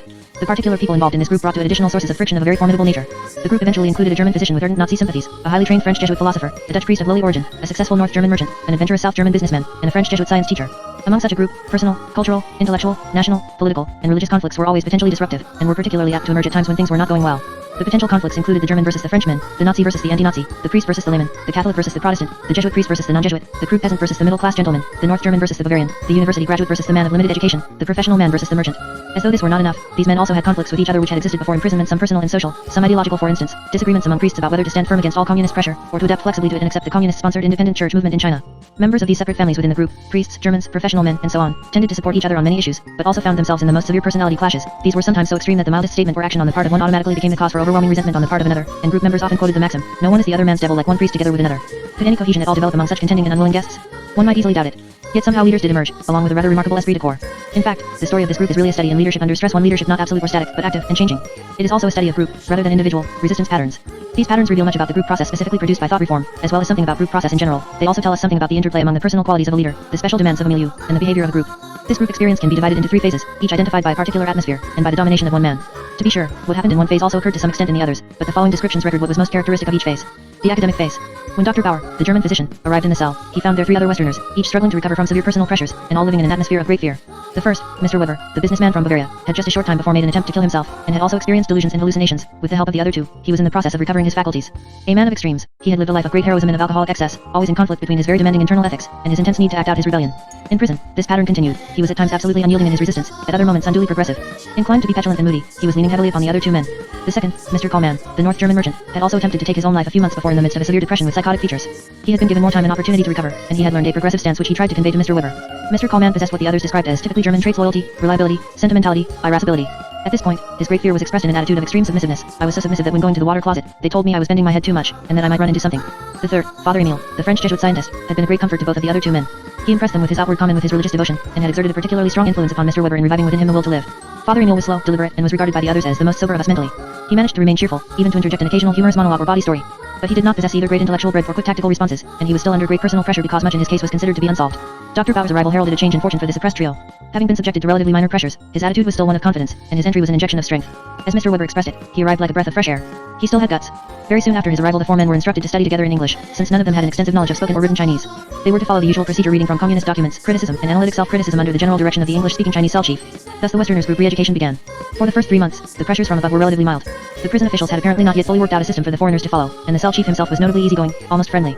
Although he met daily with prison officials, he did not seem to be greatly pressed about the behavior of the Europeans. Thus he demanded of them only that they maintain an attitude of study without exercising any great control over what it was they were studying. The 4 Westerners took advantage of this situation, and began to organize their resistance. It was then that our group opinion formed. They went through the motions of reading and discussing communist material for just a few minutes at the beginning of each study period. Then, still maintaining a strict outer decorum, they made use of their varied intellectual backgrounds to discuss principles of philosophy, religion, science, and business practice. Further, they pooled their knowledge to evolve a critique of the communist position. As Dr. Bauer explained, we developed the concept that modern science completely disproved Marxist materialism, and that modern science was forced to recognize a divine being. No one among the 4 Westerners had any official status as leader, but Dr. Bauer soon assumed unofficial hegemony. His intact emotional state was a big factor in his doing so, but his intellectual and psychological equipment specifically suited him for this role. He was by far the most knowledgeable of the group, possessing a great fund of information in the natural and social sciences which far transcended his medical training. He put his extraordinary memory to good use in bringing facts and principles to the group discussions. His unusual didactic skill enabled him to command the interest of the other group members over prolonged periods of time. Further, he was happiest when dominating and teaching others, since this helped him to reinforce his tight control over his own anxiety, and over his repressed moral conflicts and self-doubts. His general psychological integration, and hardcore of personal and national identity, including the exaggerated German nationalism of the expatriate, enabled him to articulate his firm convictions with great persuasive force. His tendency toward romantic nostalgia frequently led to enjoyable group discussions of childhood memories and idealized past experience. During most of his life, he had been quick to view anyone who disagreed with him as a personal enemy. In prison he was much more flexible in adapting himself to other Westerners against the common enemy. His influence largely shaped most of the group practices, and his influence was overwhelmingly in the direction of resistance. Throughout the group's existence he was considered the most reactionary of the Western prisoners. He repeatedly expressed to the group his opinions that the imprisonment was essentially a police action in which the communists sought to obtain maximum information from everyone, that the officials were not unrealistic enough to expect genuine conversions from Westerners, and that their release would have nothing to do with their progress and reform. He illustrated his point of view by drawing a carrot and donkey cartoon in which the communist writer holds out on a stick the promise of release, carrot, before the ever-struggling prisoner, donkey. He agreed with the others that it was necessary to tell everything about oneself that could be politically incriminating, and to make only statements acceptable to the communist point of view when on public display. But he insisted that the small group of Westerners counteract the reform process by continually discussing with each other their true beliefs and their tactical maneuvers. After following the correct platform for a while, taking notes, admitting our faults, and so on, we would say, enough, boys, and then talk frankly. Dr. Bauer's influence in the group did not go completely unresisted. The others were fearful that the group might be broken up, and each Westerner individually forced to confess to the deception, a gamble which Dr. Bauer felt was worth taking. Mr. Coleman feared that they might use drugs or special treatments to get out from us what was really in our hearts. He tended to be more cautious and progressive, even when he was with other Westerners, and he was critical of Dr. Bauer because he did not understand the fundamental need to submit. Mr. Weber also had doubts, feeling it was necessary to put your cards on the table, and was at times unwilling, and other times unable, to maintain the subterfuge. Father Emile, although willing to go along, was at times slow to grasp the method. Group members had other, more personal criticisms of Bauer, of his overbearing manner and need to be all-knowing. I couldn't understand why, because if I knew as much as he knew, I wouldn't worry about not knowing something occasionally, of his attitude of superiority, especially on a racial, Nazi, basis toward the Chinese. He has a brilliant brain, but in regard to tactfulness there is space for improvement, of his demand for special privileges, extra blankets and added space in the cell. Officially condemned because of the cardiac condition which his medical knowledge enabled him to feign. His Western fellow prisoners, from whom he also kept this subterfuge, could not object to the situation, but they did resent the arrogant fashion in which he demanded these rights. Of even more concern to the other three Westerners was Bauer's carelessness and rascal spirit, his tendency to take what were, in their eyes, unnecessary chances out of sheer bravado. They exerted great pressure upon him to change his ways, and they succeeded in convincing him to behave more moderately for the sake of the group. Despite his shortcomings, they found Bauer to be a very good comrade, unusually patient and skillful in aiding them individually, and a man whom you can rely on in very difficult circumstances. They admired his intellect, and they greatly valued the calming and strengthening effect which they all acknowledged he had upon their previously beleaguered group. This first phase was by far the most untroubled and unthreatening. The group was under no great pressure from without, and the potential sources of friction within did not often materialize because all recognized the importance of making small personal concessions in order to maintain the group structure which they had come to treasure. Bauer's controversial but effective presence had made this cohesion possible, and he in turn drew much of his personal strength from his alternative mystique of Nazism. He was a strong leader, if not always for the right reasons. In the light of what followed, the Westerners looked back over these 3 academic months as near idyllic. Phase of reform. The dramatic entrance of Father Bennett, the Jesuit philosopher, ushered in a new and disturbing series of events. He had been transferred from another cell, in what was for him a demotion, as he had previously been a cell chief. He was under fire partly for disciplinary violations, which were always dealt with firmly, as well as for an offense considered much more serious. The Chinese Catholic prisoner had tricked Bennett into hearing a religious confession in the cell, and then had denounced him, since this form of religious practice was strictly prohibited in the prison. The struggle to which he was subjected upon reaching the new cell was aimed at making him do what for a Catholic priest is unthinkable. Reveal the details of this religious confession. Chinese prisoners led the attack, but the Westerners had to take part. Bauer describes the scene which followed. They manhandled him, pulled his beard, and kicked him in the chest. He screamed to the man who accused him, "You know I am not allowed to tell. You tell it yourself." But the other man was silent. It was difficult for us, too. We were in a rage. Coleman was close to tears. Emile clenched his fists. I was the same. A way out was finally achieved when Father Bennett, after much insisting, succeeded in obtaining release from the Chinese prisoner to reveal the contents of the confession. But after this incident the Westerners never returned to the relative calm of their academic phase. Life in their cell had changed. Pressures from above dictated a more intense program of personal reform, and a new cell chief, much more observant and vindictive than his predecessor, he had a great deal in the way of reactionary past affiliations to live down himself, was brought in to enforce this policy change. Father Bennett was put through a series of severe struggles and thought examinations during the next few weeks. At the same time he was made steady leader of the small Western group, a post for which he qualified because of his fluency in written and spoken Chinese, and his previous standing as a leading Western progressive. Now the foreigners studied sometimes as a separate 5-man group, sometimes with their 8 Chinese cellmates. In either case, the new cell chief kept a close eye on their activities. Bennett assumed a position of great responsibility, interpreting all of the study materials from Chinese to English for his Western fellow prisoners, and answering to the authorities for what went on among them. He brought to this task a form of leadership completely different from Bauer's approach, startling in its demands and its performance. He expressed to the other Westerners his firm conviction that the only way for them to earn their release was to throw themselves energetically into the reform process. This meant stopping at nothing to convince the officials of the extent of personal reform. He set an impressive example with his own behavior, histrionic gestures and expressions of guilt, repentance, and self-deprecation. He went to such extremes as describing intimate details of his own sexual life, including self-stimulation and affairs with women. His Western cellmates were themselves unsure of the truth of these sexual confessions. Some suspected that Bennett derived a good deal of satisfaction in their telling, and all were aware of the effect they had of damaging his relationship to the Catholic priesthood. At times, however, his lurid stories of personal misbehavior were clearly fabricated, intended as were his expressions of opinions he knew to be incorrect to supply more sense to repent, additional material for his demonstrative confessions. As one of the other Westerners said, he confessed everything, exaggerated everything. He admitted all blame with an empty heart. He was very submissive, fully and deeply recognizing faults, showing himself a repentant sinner. He had a lively face, lots of grimaces. He was a marvelous actor. He expected similar behavior from the Westerners under his direction, and exerted great pressure upon them in the form of criticisms and sharply worded rebukes. Not only did he insist upon the prerogatives of his official position, but he also felt that as a priest it was his duty to do everything possible to help others in the cell. With religious procedures strictly forbidden, this help had to take other forms, and the ironic situation arose in which a Jesuit saw as his priestly duty the need to help others along the path to communist reform. To be sure, Bennett initially presented his approach as a technique, a means of obtaining early release and thereby preserving values. But his extreme behavior and particularly his insistence that the Westerners maintain their progressive enthusiasms and pro-communist sentiments even among themselves obscured this original purpose. The distinction between real and make-believe was soon lost, certainly to the other Westerners in the group, and apparently to Bennett himself. Despite this progressive approach, Bennett was severely treated by the cell chief, and constantly accused of shielding his fellow Westerners. And indeed, according to the Europeans, he did on many occasions absorb great punishment himself rather than expose them. But their admiration for his courage in protecting them was offset by their gradual realization that he seemed to make little effort to avoid difficulties with the authorities, and even appeared to court them. He derived a certain amount of pleasure from his own humiliation, or, as one of his European cellmates explained, he asked for trouble, got beatings, and was then satisfied. Bennett also had a penchant for bringing up highly controversial subjects when he need not have done so, for instance, the possible reconciliation of Catholicism with communist materialism. He enjoyed these flirtations with danger and the opportunities they afforded for displaying his intellectual brilliance and his extensive knowledge of communist theory, a practice they called skating on thin ice. An even more serious problem was his tendency to be domineering, and he was frequently told by his Western cellmates that he would have made a good Prussian corporal. What particularly disturbed them was the vehemence with which he denounced fellow prisoners. He fell too easily into beating on one, making a man afraid, scolding him for hours, if he won't come out with something, forcing him to dig deeper. He rather enjoyed doing such things. After being pressured from above, he invariably increased his demands upon the other Europeans, wary of his approach. They frequently offered resistance, but they could not avoid completely the effects of his powerful influence. Gradually the group moved in a progressive direction. Under Bennett's direction, it studied communist theory and practice, legal codes, and policy documents, and particularly case histories of big criminals who had been successfully re-educated, treated leniently, and accepted into communist society, and of lesser offenders whose unwillingness to confess and reform resulted in their being shot. In his zeal, Bennett was far from precise in his translations, and frequently slanted them in the direction of his own point of view. Sometimes he did not translate at all, but just told us what he wanted us to hear. The net result was a feeling, on the part of both the officials and the prisoners themselves, that the Westerners had raised their communist-style political level. But such progress had to be at the expense of group solidarity. No longer pulling together in a protective effort, the Westerners' potential sources of friction became open antagonisms. Differences of opinion about how to behave were inextricably merged with the irritations of close confinement, as each of the men experienced his own special set of resentments. Kallman, the typical German, describes this from his own experience. Lots of antagonism developed between us. I myself suffered particularly. I developed a hatred at times against more or less all of them, hundreds of minor ridiculous things. Kallman sometimes viewed these differences as petty irritations, such as his impatience with Weber's voice, loud and like a trumpet. At other times he interpreted them through the idiom of the environment, seeing in Bauer's egotism a typical example of an imperialist. He could, however, recognize that much of the trouble came from within himself. I developed a horrible psychosis. I knew my irritabilities were particularly great. Emil, the scientist priest, and Weber, the businessman adventurer, were still close to each other, and had a common problem. Neither of them as intellectually quick as the others, both of them stubborn. They were frequently made the scapegoats, so called by themselves and the others, of the group controversies. Emil, his humor and goodwill notwithstanding, was resented for his unwillingness to compromise when the group thought it necessary. Weber's position was much more painful. Impetuous and outspoken, he had immense difficulty in adjusting to group discipline, both to the general prison discipline and to the particular discipline imposed by the other Westerners.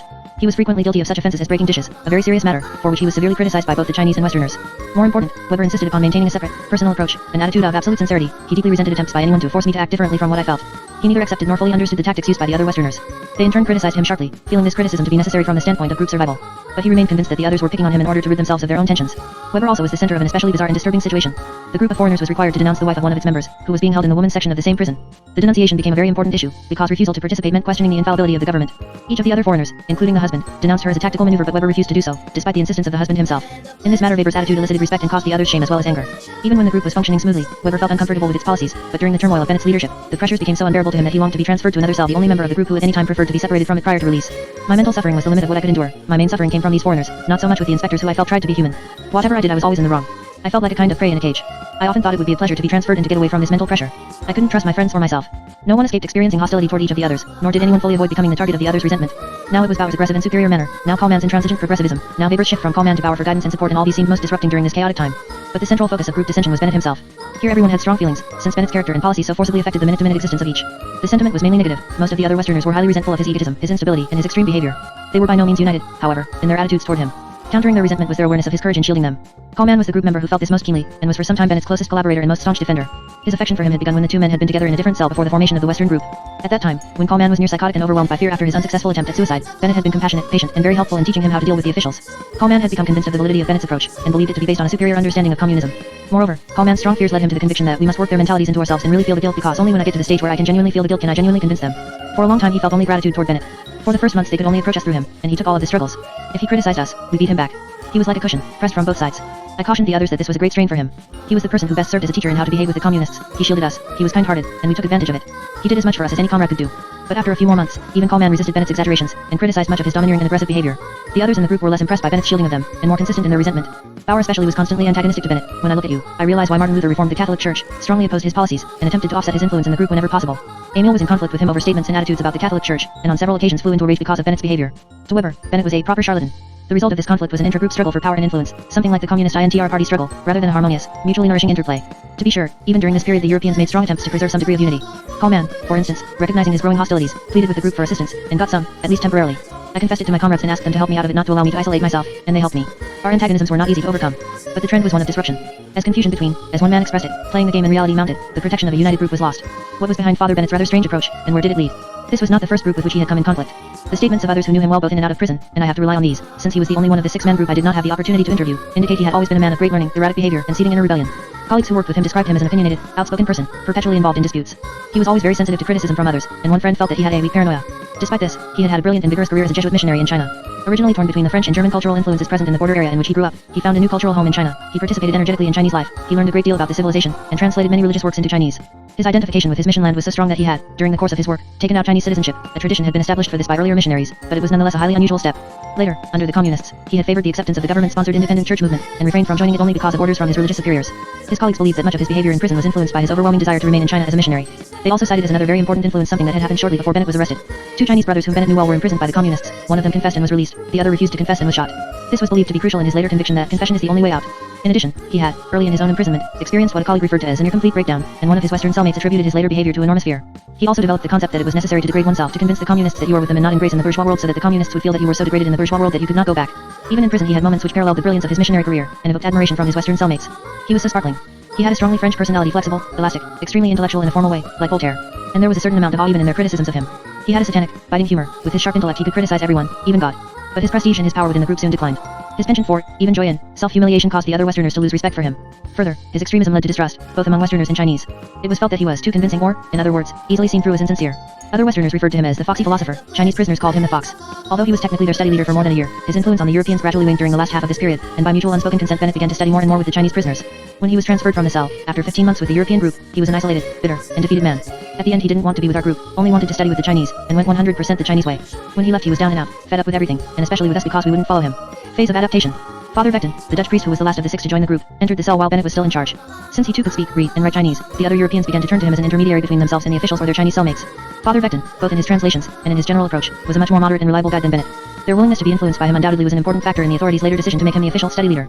But even before this, other changes from above helped to create an atmosphere in which he could assume informal leadership.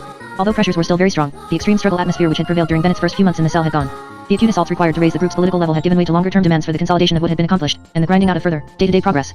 The vindictive cell chief was replaced by a conscientious but somewhat less zealous person. And during this period, also, the group benefited from the generally moderating effects of the policy change in the Chinese penal system already referred to in Chapter 4. The extreme exhortation, the one-sided atmosphere, the hysteria of the mass campaigns, the unrelenting criticism were all still very much there. But the Westerners were permitted to settle in, and to experience their reform as a more evolutionary, and less explosive procedure. What influence did Father Vectin have on the Western group? His personal qualities were in many ways the direct antitheses of those of the man he replaced, a steady intelligence without brilliance, a circumspect and cautious approach, a capacity to instill profound trust in others. Further, he set a high example of personal courage and self-sacrifice, and always backed up his professed principles with his personal actions. Before he could begin to make his influence felt, however, he had to be personally broken in, initiated into the group pattern through the raising of his own personal level of reform to that of the others. Although he had been through rather severe confession pressures during his previous months of imprisonment, he had not yet experienced a sustained re-education program. During his first few weeks in the cell, therefore, he was severely struggled, largely about issues dealing with the relationship of church activities to imperialism. Nor was his first response to the group completely auspicious. At one point, when he was being treated in a way he considered extremely unjust, he burst into tears in a manner described by a cellmate as crying with fury. He had already won the sympathy of the other Westerners, but they were surprised and shocked at his lack of control. He weathered this episode, greatly helped by the other Europeans. At the same time they persuaded him that he had to make some concessions in order to get along. For a while he was quite uncomfortable about making these concessions, and disturbed by the confusion in the group under Bennett's leadership. But once he became convinced that the other Westerners genuinely wished to assist him, and that there was a possibility of a cooperative group approach, he became increasingly willing to compromise and fall into step. Interestingly enough, it was Bauer's good fellowship despite definite points of conflict between the two men which did most to persuade Vectin. Once he had achieved some harmony with the group, Vectin's authority was quickly established. For a brief period, there was a certain amount of infighting among the Westerners, a conflict among them over policy, and an inner struggle for control of the group. Bauer and Kallman were resisting Bennett's authority, which was declining. Vectin agreed more with them than with Bennett, and his own leadership developed aided by their support. Out of the confusion came a definite group policy which replaced chaos with a fair measure of stability. The approach was not completely new, nor the exclusive idea of any one man, but it was Vectin, strongly influenced by Bauer, who did more than anyone else to develop it. The policy consisted of a form of acting or window dressing in which the Westerners made big self-accusations backed up by small facts. One would accuse himself, for instance, of being reactionary and backward, because of taking too much time in going to the bathroom. Even more important, this tactic involved continual emphasis upon playing the game rather than losing oneself completely in the reform process. Vectin, for example, might criticize another Westerner harshly, but at the same time he would attempt to get across to him some indication that he was merely going through the necessary motions. This could not usually be done overtly, but semantic tricks were exploited by the Westerners to create a communication system which their Chinese cellmates could not penetrate. They sometimes spoke in French or German. When this was prohibited, they interjected single words or concepts from European languages.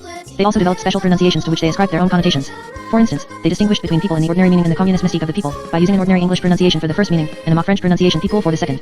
Similarly, horse language became a euphemism for German, and when Vectin would advise some of the others not to use the horse language, they would know that he meant it as a friend and not really from the side of the government. Vectin maintained at all times the conviction that you must conserve your higher values in confession, not let them bring you down. This new approach was essentially a compromise between the two earlier ones. In its stress upon preservation of individual dignity, it resembled Bauer's method during Phase 1, but it entailed much more concession to an individual participation in the reform program. In its insistence upon a strongly progressive display, it resembled Bennett's approach of Phase 2, but its crucial difference was the distinction it made between public gestures made to placate the government and the private world of resistance maintained among the Europeans. The policy was logical enough. The difficulty lay in carrying it out. The group not only had to satisfy Chinese officials and cellmates, it also had to sustain courage and cohesion among the group members. And it was here that Vectin's special genius emerged.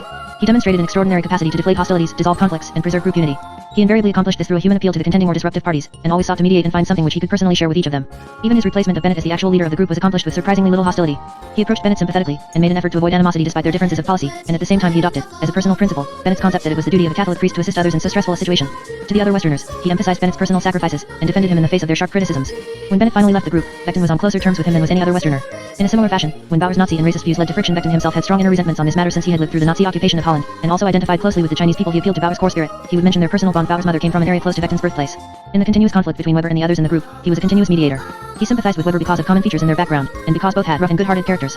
He viewed Weber as a man who, because of personal limitations, particularly needed help to get through the experience, and he emphasized this need to the others while at the same time using his influence with Weber to get him to submit to group discipline. With Kallman, he found common ground in their religious feelings. Despite the fact that Kallman was a Protestant, he also discussed with him what was closest to Kallman's heart, his wife and family. This sympathy helped Kallman overcome many of his antagonisms, and also served to dispel occasional differences which arose between Kallman and Beckton himself over policy and leadership. When Emil came into conflict with the group because of his intransigence, Beckton appealed to him as a fellow priest, emphasizing the good he could do for others by cooperating. Beckton's path was not always smooth, however, and he experienced his own personal difficulties. When he was caught between strong pressures from above, and resistance to his policies from below, he would sometimes have outbursts of anger, severe headaches, or tremors. He had moments when he felt that the game he was leading, with its concessions to the communists, was dirty, and from the standpoint of a priest, wrong. Therefore, when another European would resist his demands with the accusing statement, "A new priest," he became extremely upset. He was also tortured by the feeling that the others in the group did not really like him or fully trust him. But he did not allow these disruptive emotions to persist, and if he could not overcome them himself, he accepted the help of others in the group. Bauer knew best how to render personal assistance to Beckton, reassuring him of the admiration the others had for him, and gently warning him on one occasion that he was becoming too angry in his dealings with the others and that the sides of his mouth were beginning to turn downward. Bauer also took advantage of his medical standing to do something else for Beckton. He told an official that Beckton's headaches, if not checked, could develop into a mental breakdown, hoping thereby to ease the pressures on him and to speed up his release. Kallman by this time was over his own crisis, and he became strong enough to lend moral support to Beckton and to the others. All saw Beckton's difficulties as understandable sensitivities for which he deserved their help. Everyone had become, to some extent, a therapist for everyone else. In this way the group gradually evolved enough of an equilibrium among its individual members to function as an effective unit. It was a tenuous equilibrium which could be readily threatened, but a certain balance prevailed. Although no individual member was immune to attack, the group as a whole offered protection, solace, and amelioration. It prevented Bauer from being too bold, Kallman from being too submissive, Beckton from demanding too many concessions. It listened to and prescribed for emotional problems from any source. When the balance seemed to be giving way in the face of internal conflicts, the group invariably found itself reunited by the immediate threat of new assaults from without.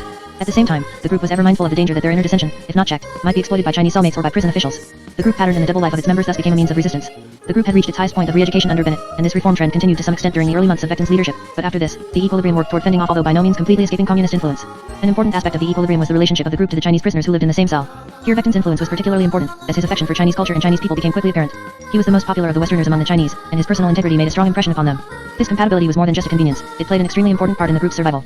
Chinese prisoners tended to become, or at least appeared to become, more quickly and enthusiastically progressive than Westerners, and they were likely to express strong political and personal animosities toward Westerners.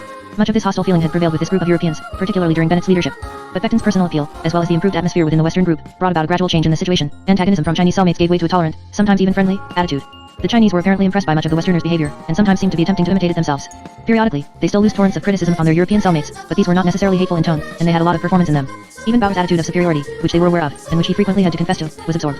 Later on, during the recreation periods afforded by more lenient treatment, the Europeans found themselves teaching their Chinese cellmates various games, and even social dancing.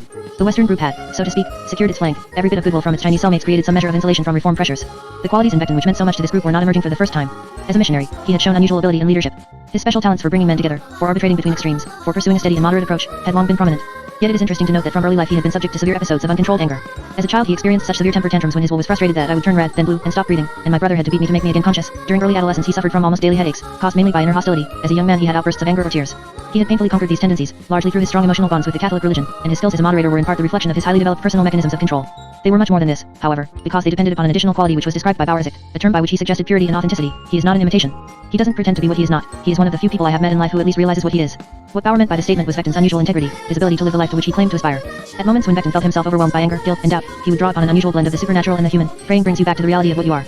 Talking with a group of foreigners Europeans had a similar effect. The full impact of Beckton's prison behavior can only be understood through the effect it had on his Western cellmates. His leadership, once assumed, was never questioned. His influence increased steadily over the 2 years he was in the cell, until the eventual breakup of the group through the sentencing and release of the Western prisoners. He was the only person among the Europeans whose stature completely overshadowed the complicated hostilities and weaknesses which thought reform engenders, the one most warmly and unreservedly praised by all of the others. Every one of them felt that it was his influence, more than anything else, that kept the group intact, which in turn preserved the values and stability of each of them. Kallman perhaps summed up their feelings best. He made the most impressive showing of all of us, human and spiritual. He never really lowered himself. He taught us how to do the necessary and still keep our own. Epilogue. To what extent was the group successful? Did it really protect the psychological health and the private beliefs of its members?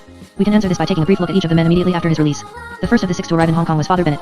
I was not able to interview him, either because of his resistance, or that of his church colleagues, or both, but I was able to talk with several people very close to him. Bennett claimed that his relatively early release proved that his policy had been the best one after all, but there was much question about this, since he was released simultaneously with a number of other French priests, apparently for political reasons. He had spent almost another year in a different cell after his transfer from the group. At some point, his attitude, or at least his tactics, dramatically changed. Not only did he become a good deal less progressive himself, but he encouraged resistance in others, and a Westerner who had known him in both cells described him as completely different. When he arrived in Hong Kong, his old friends felt that his prison experience had left him not much changed, still brilliantly outspoken and erratic as ever. They were struck, however, by his combination of bitter criticism of the communists and his impression of their immense power, their near invincibility. Unusually fearful during the post-release period, Bennett had apparently undergone a great emotional upset rather than an ideological change.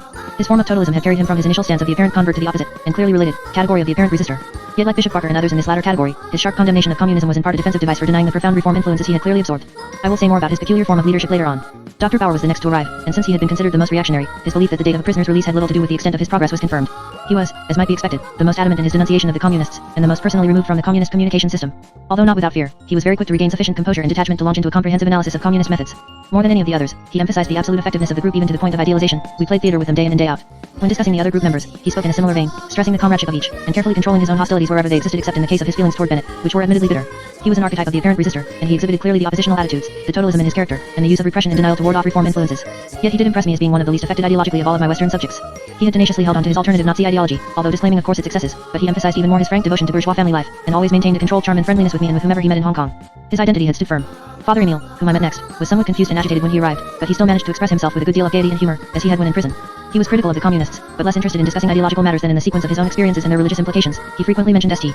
Paul. He referred to the group sympathetically. Foreigners tried to protect each other, but did not speak of it with especially strong emotion. He had spent just 1 year in the group, less time than most of the others, and had for the last few months of his imprisonment been permitted to perform technical work under much less intensive psychological pressure. His colleagues felt that he had greatly matured through his prison experience, that he had attained more self-mastery, and greater inner peace, and that he was not as overly active as they felt he had been before. Mr. Coleman emerged with a strong need to discuss his experiences in great detail as a means of conquering his remaining fear. Sensitive to psychological currents, he spoke with a striking combination of insight and confusion. He stated that he had studied hard, learned a great deal, and now wished to continue his studies through extensive readings in non-communist political literature. He felt that he could never become an adherent of the communist world, but had come to realize the grave shortcomings of the capitalist world.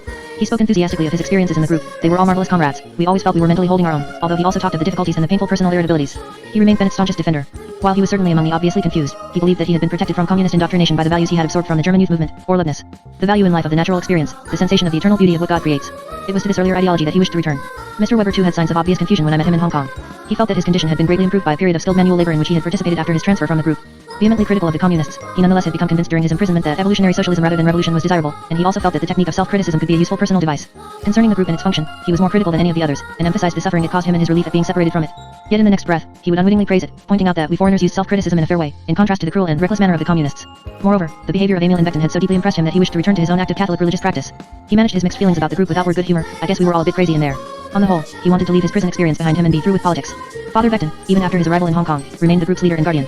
Still speaking as if responsible for it, he gave the most thoughtful and comprehensive picture of its function. He was in fact remarkably balanced in all of his expressed opinions, and yet he too spoke of feeling confused about many issues. Rather than seeing himself as the hero which the others thought him to be, he was deeply troubled that maybe I was too progressive. He seemed mildly depressed, torn by feelings of shame and guilt, and he minimized his own accomplishments at every turn. He did feel that the core spirit of the group had been very helpful to everyone, including himself, and he recognized that he had been better than the others in holding the group together, but he also stated that all of us could have very easily been enemies. Except for the fact that we all had a greater enemy. Deeply aware of the magnitude of individual antagonisms, he tended, if anything, to understate the group's accomplishments. He was critical of communist theory and practice, and much concerned, like Father Luca, about the future of the Catholic Church in China. He felt that he had done his church a great disservice in making certain confessions about religion. After a few weeks in Hong Kong, his psychological state seemed a bit improved, but he still stressed that he had much to think about in the future. In assessing these men after their release, it was not easy to make an overall judgment of the group's effectiveness. One thing is immediately clear, the experience meant something different to each of its members. For Bauer, the experience was a panacea, although his reaction must be judged in the light of a tendency to idealize many of his relationships as a way to control disruptive forces within himself. For Weber it was painful and humiliating, and yet even he derived emotional benefits from it. For Bennett, the group exposure must have been deeply disillusioning, and for the remaining 3 men, it was, to varying degrees, a source of strength, despite its emotional pitfalls. Moreover, the man whom the others saw as the unifying spirit, Beckton, seemed much less enthusiastic about the group's effectiveness than at least 2 of the others, Bauer and Coleman, and many of the very acts of leadership which the others thought heroic were to him shameful evidences of compromise. I felt, when I interviewed these men in Hong Kong, that the group achievement had been a rather remarkable one. These 6 men had succeeded in creating a small world of partial independence within the larger threatening universe of the communist prison. Their independence was never anything like complete, and at times it seemed about to disappear altogether, but its survival created vital alternatives within an otherwise saturated environment. The intellectual alternative, the standing critique of communist theory, was impressive enough, but even more important was the emotional alternative, the construction through trust and cooperative resistance of a psychological home and family where each member could find support and spiritual replenishment, and thereby avoid complete dependence upon the offerings of reform. This amounted to the undermining of thought reform's communication network, an impediment to the milieu control which thought reform seeks always to maintain. These 6 men were not reformed within a closed system of communist discourse, rather, by pooling their knowledge and the emotions of their individual backgrounds, they created a vital alternative to the communist system. In the midst of penal thought reform pressures, this was no mean accomplishment. There is little doubt that the group did much to preserve the emotional well-being and the resistance to communist influence of its individual members. It also, of course, to some extent served as a vehicle for conveying communist influence to those within it, but it is probably fair to say that, without the group, this influence would have been at least as great and a good deal more painful. The results of this group achievement were evident in the condition of the 5 men I interviewed after release. They showed symptoms and attitudes in many ways typical of all of my subjects, but they were quicker than others to overcome confusion and fear and to begin to reconstruct a sense of identity in the non-communist environment. As far as indoctrination was concerned, I felt that these men had emerged slightly less affected than my average subject. Their distribution among the response categories was not unusual, 4 obviously confused, 1 apparent resistor, and 1 apparent convert turned apparent resistor, but they were unusual in their capacities to weigh their reform experience not only against what they found in the non-communist world, but also against the alternative group ethos they had known during their imprisonment. These judgments were, of course, tenuous. So many factors affected the way in which a man emerged that it was very difficult, in comparing these people with other subjects, to evaluate the part which the group had played. And I had to keep in mind the fact that this group contained 2 men who had made serious suicidal attempts, the only ones among my 25 subjects. Indeed, in the follow-up studies I made 3 years later, see Chapter 10, I encountered a number of surprises, including severe emotional difficulties which I had not been able to predict.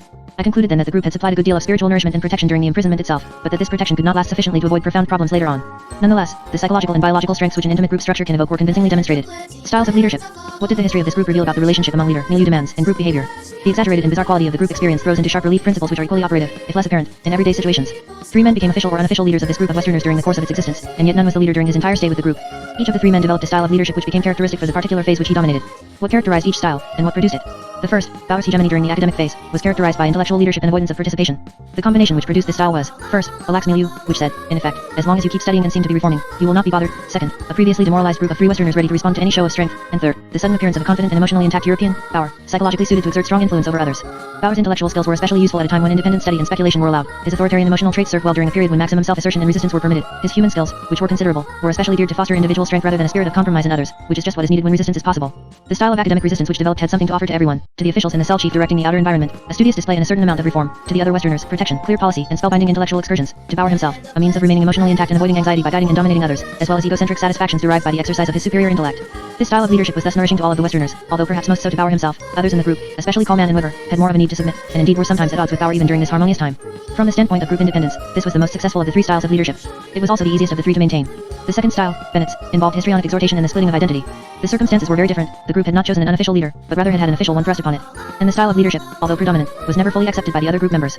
In terms of the 3 factors we have been discussing, the environment had suddenly clamped down no more of this foolery. We mean business, and you had better reform yourselves or else. The 4 Westerners, who by this time had learned the ropes, were ready to make concessions where necessary, but were still riding a small private wave of resistance, and a newcomer, Bennett, appeared who was a strange blend of fear, brilliance, exhibitionism, and sadomasochism. Bennett behaved as he did partly because he believed that extreme progressivism was necessary, and partly because he was so frightened primarily because the combination of self-flagellating submissiveness and arrogant, pain-inflicting domination of others was his own long-standing mechanism for dealing with anxiety. Yet this mechanism was especially appropriate for the position into which Bennett was thrust. Any new study leader under these same circumstances would have had to take a good deal of punishment from the officials and cell chief above, and deal in some mutually painful manner with the recalcitrant Westerners below. As with Bowers, Bennett's leadership offered some service to everyone involved. The officials got their whipping boy, who at the same time effectively conveyed their pressures to the group. Bennett himself derived an emotional satisfaction from the pain and punishment pattern, and the other Westerners, through Bennett's own absorption of punishment, were afforded some degree of protection from the renewed assaults. But such histrionic and chaotic leadership could not be expected to last, and Bennett's style soon became universally disturbing. The officials could not trust such an exaggerated performance, especially when they noted his declining influence upon his fellow Europeans. The other Westerners were made hostile and antagonistic to Bennett and to each other by the loss of their group independence and solidarity, and worst of all by the loss of the capacity to test emotional and intellectual realities. Bennett himself began to break down under the strain. All of the Westerners, including Bennett, were pressured toward a disintegration of identity and a strong sense of guilt. On the whole, Bennett's style also was more compatible with his own emotional needs than with those of the lead. Bennett, the marvelous actor, was able to take a histrionic plunge and still land mostly on his feet, as his later attitudes suggest. But the other Westerners, who lacked this talent, could never trust him sufficiently to be certain that he was truly identified with them in their struggle to preserve values and group cohesion, rather than with his captors' demands for confession and reform. Under these conditions, one can play no game, the whole thing becomes real, and personal accusations are a true threat to one's sense of self. Were these circumstances created by the demanding outer milieu, or by Bennett's special character traits? We can only say that the small group became a captive audience for both. The third style of leadership may be termed flexible adaptation and preservation of identity. This was undoubtedly the most remarkable phase of the group's existence. Still subjected to extremely disruptive pressures, its members somehow managed to achieve a restoration of trust. How did this come about? An emotional demand for a change in style came from all 3 directions. The group of Westerners' urge for survival made them cast about for some alternative to the painful confusion of Bennett's leadership. The environment slightly toned down its assaults in order to pursue its reform process on a more even keel, and a potential replacement for Bennett appeared, a man of unusual humility and integrity, a man who also had the necessary knowledge of Chinese. Beckton brought to his leadership an emphasis upon moderation because this had always been his emphasis. He brought the men together skillfully, emphasizing what they shared, and activating the best in each of them because this had long been his method of dealing with conflict among others and within himself. His was the gift of the creative man, the capacity to make use of inner struggles to evolve a new form which can both express personal emotions and strike deep chords of feeling in others. In human relations, he was a true artist, and like any artist, his own well-being depended upon his continuous creativity. He was inwardly impelled as well as outwardly encouraged to take an active role in guiding the fortunes of the group. His own self-control and his sense of clerical identity demanded it. Again, there were satisfactions to be derived from his leadership for all 3 elements, but this time, in contrast to the previous 2 stages, there were more satisfactions for the other Westerners than for either the officials or for the leader himself. The resuscitated Europeans had their group independence restored, and found a means of mutual emotional support. The officials seemed to have benefited the least, although from their standpoint, Beckton was still an active enough reformer. For Beckton himself, the benefits of his leadership were most contradictory. He did derive the satisfaction of doing, and doing well, what inner needs and outer demands required of him. His talent for moderation, however, conflicted with the more moderate and totalistic ideal of martyrdom against which every Catholic priest, when under extreme duress, must in some degree measure himself, a self-judgment likely to be particularly severe in a man for whom complete integrity is essential. In a study leader, this conflict is especially intense, because of the continuous compromises he must make. Further, Beckton's give-and-take approach did not permit him to be conveniently absolute in his judgments, in the manner of Bauer or Bennett, but rather required him to question continuously his own ideas and to weigh them against the points of view of the others. Finally, the style of deception which he and the other Westerners worked out was more complicated than either the academic iconoclasm of Bauer or the all-or-none submersion of Bennett. It is no surprise that under these circumstances, earlier problems of feeling unloved, inferior, and overwhelmed by his own anger once more emerged. And any problem for Vectin immediately became a problem for the entire group, which had, after all, never rid itself of its antagonisms. Vectin's preservation of autonomy, both of the group and of the individual, under conditions such as these was one of the most unusual human achievements I met with during the course of this study. In evaluating these three patterns of leadership, and I have made them, for purposes of clarity, perhaps a bit more sharply defined than they really were, I have tried to make it clear that neither the milieu, the leader, nor the led were solely responsible for producing a particular style of behavior. Rather, each phase is an example of the principle, as valid for psychology as for physics and medicine, of multiple causation. It would be wrong to say, for instance, that Vectin's emergence as a leader was entirely due to his character traits, although it is probable that, because of his outstanding qualities, he would become a leader of most groups in most situations. The point is that he was a particularly appropriate leader of this group at this time. It may well be that Bauer's intellectual attainments would have kept him the leader, even if Vectin had been present, during the lax early phase, and that Bennett's progressive histrionics would have made him the most likely leader during the time when political levels had to be raised. Also, leadership styles may vary in the same man. Had Bauer experienced stronger personal pressures before he came into the group, his leadership could have been a good deal less firm. Had Bennett been less fearful, his leadership might have been less extreme. Leadership leaves a good deal of room for heroism, but this heroism is intimately related to the peculiar demands which prevail in a particular environment at a given time. This group experience also suggests that we re-examine and expand our concepts and stereotypes of the leader too. Father Vectin's impressive performance demonstrates the leadership potential of the man who can mediate with integrity, who can set an example which helps other men retain their identity and adapt with dignity. It may be that during our age of ideological excess, it is he, rather than his more flamboyant and charismatic counterpart, who is needed. Chapter 10. Follow-up visits. What happened to these 25 people in the years after their thought reform experiences? When I saw most of them in Hong Kong, they were in what was clearly a transitional state, a brief period of stock-taking before their return to a permanent, non-communist, Western way of life. I felt then that many were about to meet emotional challenges almost as difficult as those they had just faced. Some of these psychological problems were inherent in their strong sense of guilt and shame, and in conflicts over where they stood in relationship to their professions, to their sacred personal commitments, and to themselves. Of course I could not predict exactly what was in store for them. I was, however, very much interested in finding out. And my efforts were further stimulated by comments of colleagues and friends. What you say about thought reform is all very well, but what about the long-term effects? Do these people undergo a new course of brainwashing in the environment to which they return? I kept in touch with many of my subjects by mail. Some wrote to me on their own, wishing to continue our relationship, and others responded to a follow-up questionnaire which I sent out when I returned to America. But my real opportunity for learning about the residual effects of thought reform came during the summer of 1958, when I was scheduled to spend 2 months in Japan in connection with another psychiatric study. I decided to go by way of Europe in order to revisit some of my subjects in their Western settings, and I also arranged to meet one of them in South Asia where he had returned to do missionary work. I was able to obtain information about 21 of my 25 subjects.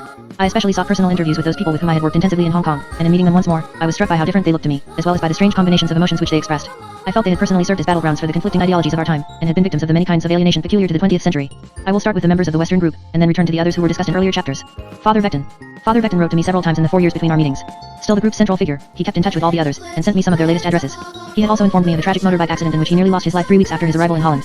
From his hospital bed, he had written of his feeling of shame for my moral, human, mental, ideological defects which I have suffered in prison. For having been weak, without principle, even harming others and cooperating with communism. And he described his great longing for the chance to continue my mission work among the Chinese. When we were seated across a table in his austere room, in his small seminary in the Dutch farmlands, I was struck by the remoteness and quiet of his new environment, so different from the sense of urgency and involvement which had existed during our interviews in Hong Kong. Father Vectin had to some extent blended with this milieu, as he talked of such things as moral faults, while puffing on a large cigar. He seemed more the returned Dutch priest than the Chinese missionary and group leader I had known in Hong Kong. But it was not long before he began to express the more profound emotions he had experienced since his return, and as he described those first few weeks, the events seemed to follow with the psychological inevitability of Greek tragedy. Vectin had stopped briefly in Rome on his way home. It was a visit of the deepest significance for him, at once magnifying his pain, symbolizing his complete return to the embrace of the church, and accelerating his new changes in attitude. When I arrived in Rome, things became more urgent for me. When I entered St. Peter's, I shed tears just before the chair of Peter. I had suffered. I was much impressed. My way of thinking and judging became more that which I had formerly. In Rome he made a detailed confession in which he told of all he had said and done in prison which could be considered against the church's interests. He told his confessor of his embarrassment at being considered a hero, and asked whether he was required to tell others of the extent of his cooperation and weakness. He was relieved by the confessor's reassurance that he was not obliged to talk about shortcomings, and should feel no need to humiliate yourself.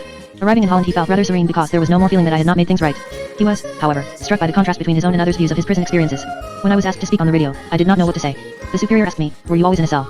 I said, "Sure, for 1.5 years I was not out of the cell." He considered this terrible, so I told it over the radio. I hadn't realized it was so bad. I considered it normal. People were astonished and I was astonished that the people were astonished.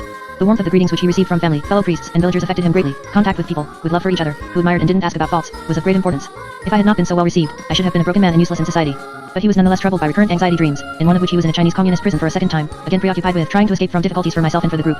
In this dream he also asked himself, "Why have you been so foolish as to go back to China?" In his waking life, too, he experienced a similar fear, so that when he requested he be returned to a Chinese area, he also asked that he be permitted to leave before any communist occupation. Should this occur, I thought, never a second time. And his sense of shame and guilt could not be stilled. He kept thinking that if he had been physically tortured, as some other priests had, his concessions might have been justified. But I had not been tortured. Why had I come to such deeds? During this early period, it was almost impossible for him to talk about his prison experiences. He did, on one occasion, tell a colleague a few of the things he confessed, but when the latter gave evidence of surprise, Vectin felt deeply upset. On the other hand, he condemned himself for holding back this information. I thought to myself that it was a lack of humility, because you don't like other people to consider you so weak. He could find no relief from his suffering, despite considerate, and often psychologically sensitive attitudes on the part of his fellow priests. Nor could he permit himself to rest as others suggested that he do. He felt almost immediately an urge to be active. I had one strong idea. I had lost 3 years of working time, and I had to make up for it, to work more and be as busy as possible. In response to invitations, he preached and lectured repeatedly, less about his imprisonment than about Catholic activities in China. He also, soon after his return, became fascinated with the new motorbikes, never having seen this type before. He immediately decided to buy one, despite warnings from family and friends who, possibly sensing his agitation and his adjustment difficulties, told him that it might be dangerous for him to ride one. These warnings had little effect upon him because of his sense of invulnerability. I felt that nothing could happen to me, and his conviction that, with increased mobility, I would be free. He decided to use his new motorbike to travel part of the way to a nearby conference of Catholic missionaries who had been recently released from Chinese prisons.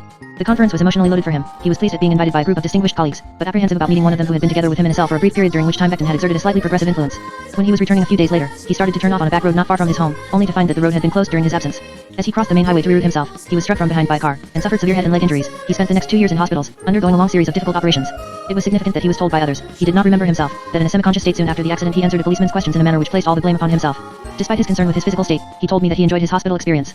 Not only was it a relief from his immediate struggles, but it seemed to answer a deep longing. Sometimes when I was in prison I thought, someday you will come back to Holland, to a clean bed, and people will take care of you. In the hospital it happened exactly as I had imagined. This period of hospitalization also served as a useful interlude during which he was able to prepare himself for life in the Western world. In the beginning I said that I never will succeed in adapting myself to Holland as it is now. But in the hospital I began to understand the Dutch way of thinking, to read and study. It did me a lot of good to have a long rest in the hospital. I was convinced that Vectin's emotional conflicts had played a very important role in bringing about his accident. His experience in Rome had symbolized a return to a more pure Catholic identity. It had also intensified his sense of guilt and shame about his prison behavior, guilt and shame which not even his religious confession could erase. Physical torture in prison might have offered inner justification, as well as more concrete punishment. For his compromises, his accident supplied the punishment which he unconsciously sought. It also satisfied his strong desire to lie back and be cared for, a passive longing which reflected the human tendency to regress to earlier forms of emotional satisfaction when under great duress. In addition, the accident fulfilled his need to withdraw from his outer environment now inappropriately viewed as accusatory in order to come to better terms with his inner self. His exaggerated activity had been largely a form of compensation, an unsuccessful attempt to master the situation through external action rather than introspection, and as it turned out a roundabout route to the more passive goal. Point 1 caught between painful and unresolved conflicts in both his prison and his Catholic identities, he found his solution through a third and more transitional identity, that of the hospital patient. Father Vectin later recognized that his injuries had served as a substitute expression for a psychological condition and that his hospitalization offered him an opportunity for psychological recovery. It benefited me very much in a spiritual sense. Other people told me that before I had looked so wild, so restless. Afterwards in the hospital, little by little, I became normal once more. If I didn't have the accident, something else would have happened, perhaps a mental breakdown. He became normal by bringing into the open and coming to better terms with his feelings about thought reform and about China. These problems were, for Father Vectin, unusually compelling. Indeed, he began to unburden himself. Once more he could not remember having done so. When still in a semi-conscious state, after the accident, they could not speak to me about anything but China, the nurses told me. A few months later, he discussed with a senior church official his feeling that his behavior had not been justified because he had not been physically tortured, and he was much relieved by his colleagues' reassurance that those who had been so tortured had been in a situation no more difficult than his, and that he had been no less brave than they. Vectin considered these words a turning point in his recovery. They had the effect of a valid and reassuring psychotherapeutic interpretation, made at a time when the patient is ready to receive it. After that, Vectin felt encouraged to talk more about his experiences, and he also read everything he could find on the general subject of brainwashing or thought reform. It was the one subject which could captivate my imagination. He has since continued these explorations. I am always looking to find an explanation, especially one which could give me more assurance. Gradually, after leaving the hospital, he began to write and speak about his own experiences, and to formulate his own analysis of the process. In the continuing struggle for mastery, he had gained much ground. His difficulties over being separated from China were greatly eased by a professional assignment which involved translating Chinese documents. Moreover, during his hospital stay, he was able to discuss China to his heart's content with other patients and staff members while at the same time absorbing, in small and relatively painless doses, the Dutch Catholic environment from which he was protectively shielded by the hospital itself. Nor had he severed his ties with China even after he left the hospital. He still made an effort to meet with other China missionaries. They would sometimes speak in Chinese and call each other by their Chinese names. And in talking to ordinary colleagues, he found it necessary to check himself constantly to avoid always talking about China.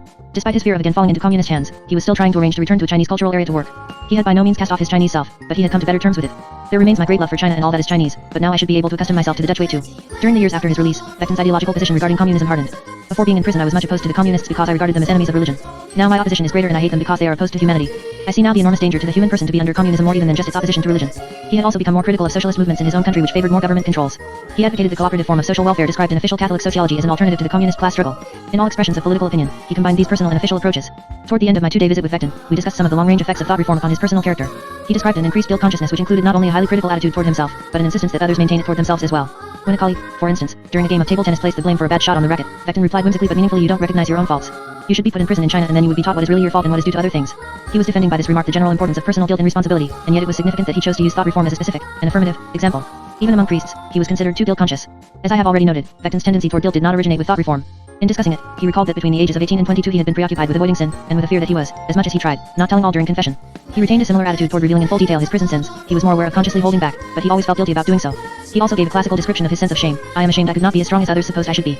But like many such descriptions, it was incomplete. He suffered not so much from failing to live up to others' standards as from having internalized these standards, however unrealizable, so that he became his own worst critic in matters of shame as well as of guilt. He felt, however, that both the shame and guilt were becoming attenuated because of his gradual acquisition of the distance from, understanding of, and perspective on the thought reform process which he had so lacked when he had arrived in Europe. These feelings are diminishing a lot, because I can better see the whole impact of brainwashing. I can explain now why, with my full consent, I have come to such things as I now consider not good. He emphasized that my talks with him in Hong Kong had been of some help, and at that time I did have the impression that he was beginning to come to grips with his prison experiences. His subsequent difficulties, however, suggest that he had actually been a long way from any genuine insight, and his experience confirmed the psychiatric truism that insight is not a thing of the moment, but is rather a continuous and repetitious form of inner recognition which is always contested by antagonistic emotions. Apart from this increased guilt consciousness, about whose value Father Vectin had mixed feelings, he described a series of more indirect effects which were more clearly positive. He said that he had become more optimistic about people because of observing other prisoners' impressive behavior. He felt more confident about meeting people of higher standing, and less apt to believe himself unworthy of their presence. He had retained the Chinese way of avoiding direct refusal, preferring to say yes, I will to requests for his services even when he knew he would not be able to do what was asked. He felt more able to make jokes about things that are difficult, about his return to normality after the prison experience, about the results of his accident, about future problems, and he found himself advising his students to face their difficulties with a sense of humor. Without attempting to speculate extensively about the meaning of all of these effects, we can summarize them as 1. An intensification of old traits, susceptibility to guilt and shame, and a strong conciliatory tendency, now with a Chinese flavor, and 2. A general expansion of his emotional horizons, leading to an increased receptivity to his own feelings and those of others. Father Vectin had spent 4 years overcoming an inappropriate sense of defeat. The problem was still with him, but he was making psychological use of it to emerge as a more developed human being. I have described Father Vectin's experiences in some detail because they shed light not only on his personal struggle, but on the general psychological patterns typical of most Western subjects. Before summarizing these patterns, see Chapter 12. I will first discuss briefly the other group members. Of those I had met in Hong Kong, 2, Coleman and Emil, were available for follow-up visits. The other 2 were geographically inaccessible to me, but I was able to learn something about them, and about Bennett, from the 3 group members I did interview, as well as from correspondence. The Colemans. When I met Mr. Coleman in his modest but attractive apartment in a small West German city, he presented many-sided views of the world and of himself. He had followed through in the intention he had expressed in Hong Kong, and had returned to the ideals of his youth. Condemning the post-war tendency not to believe in anything, he sought out many old friends from his youth movement days, and not only tried to maintain close relations with them, but also established with them a youth group for their children. This gave him some satisfaction, but it did not produce the ideological absorption for which he had hoped. He was, in fact, caught up in the very pattern which he complained about. Rather than believing in nothing, he believed in, and felt some part of himself to be, practically everything, which is almost the same thing.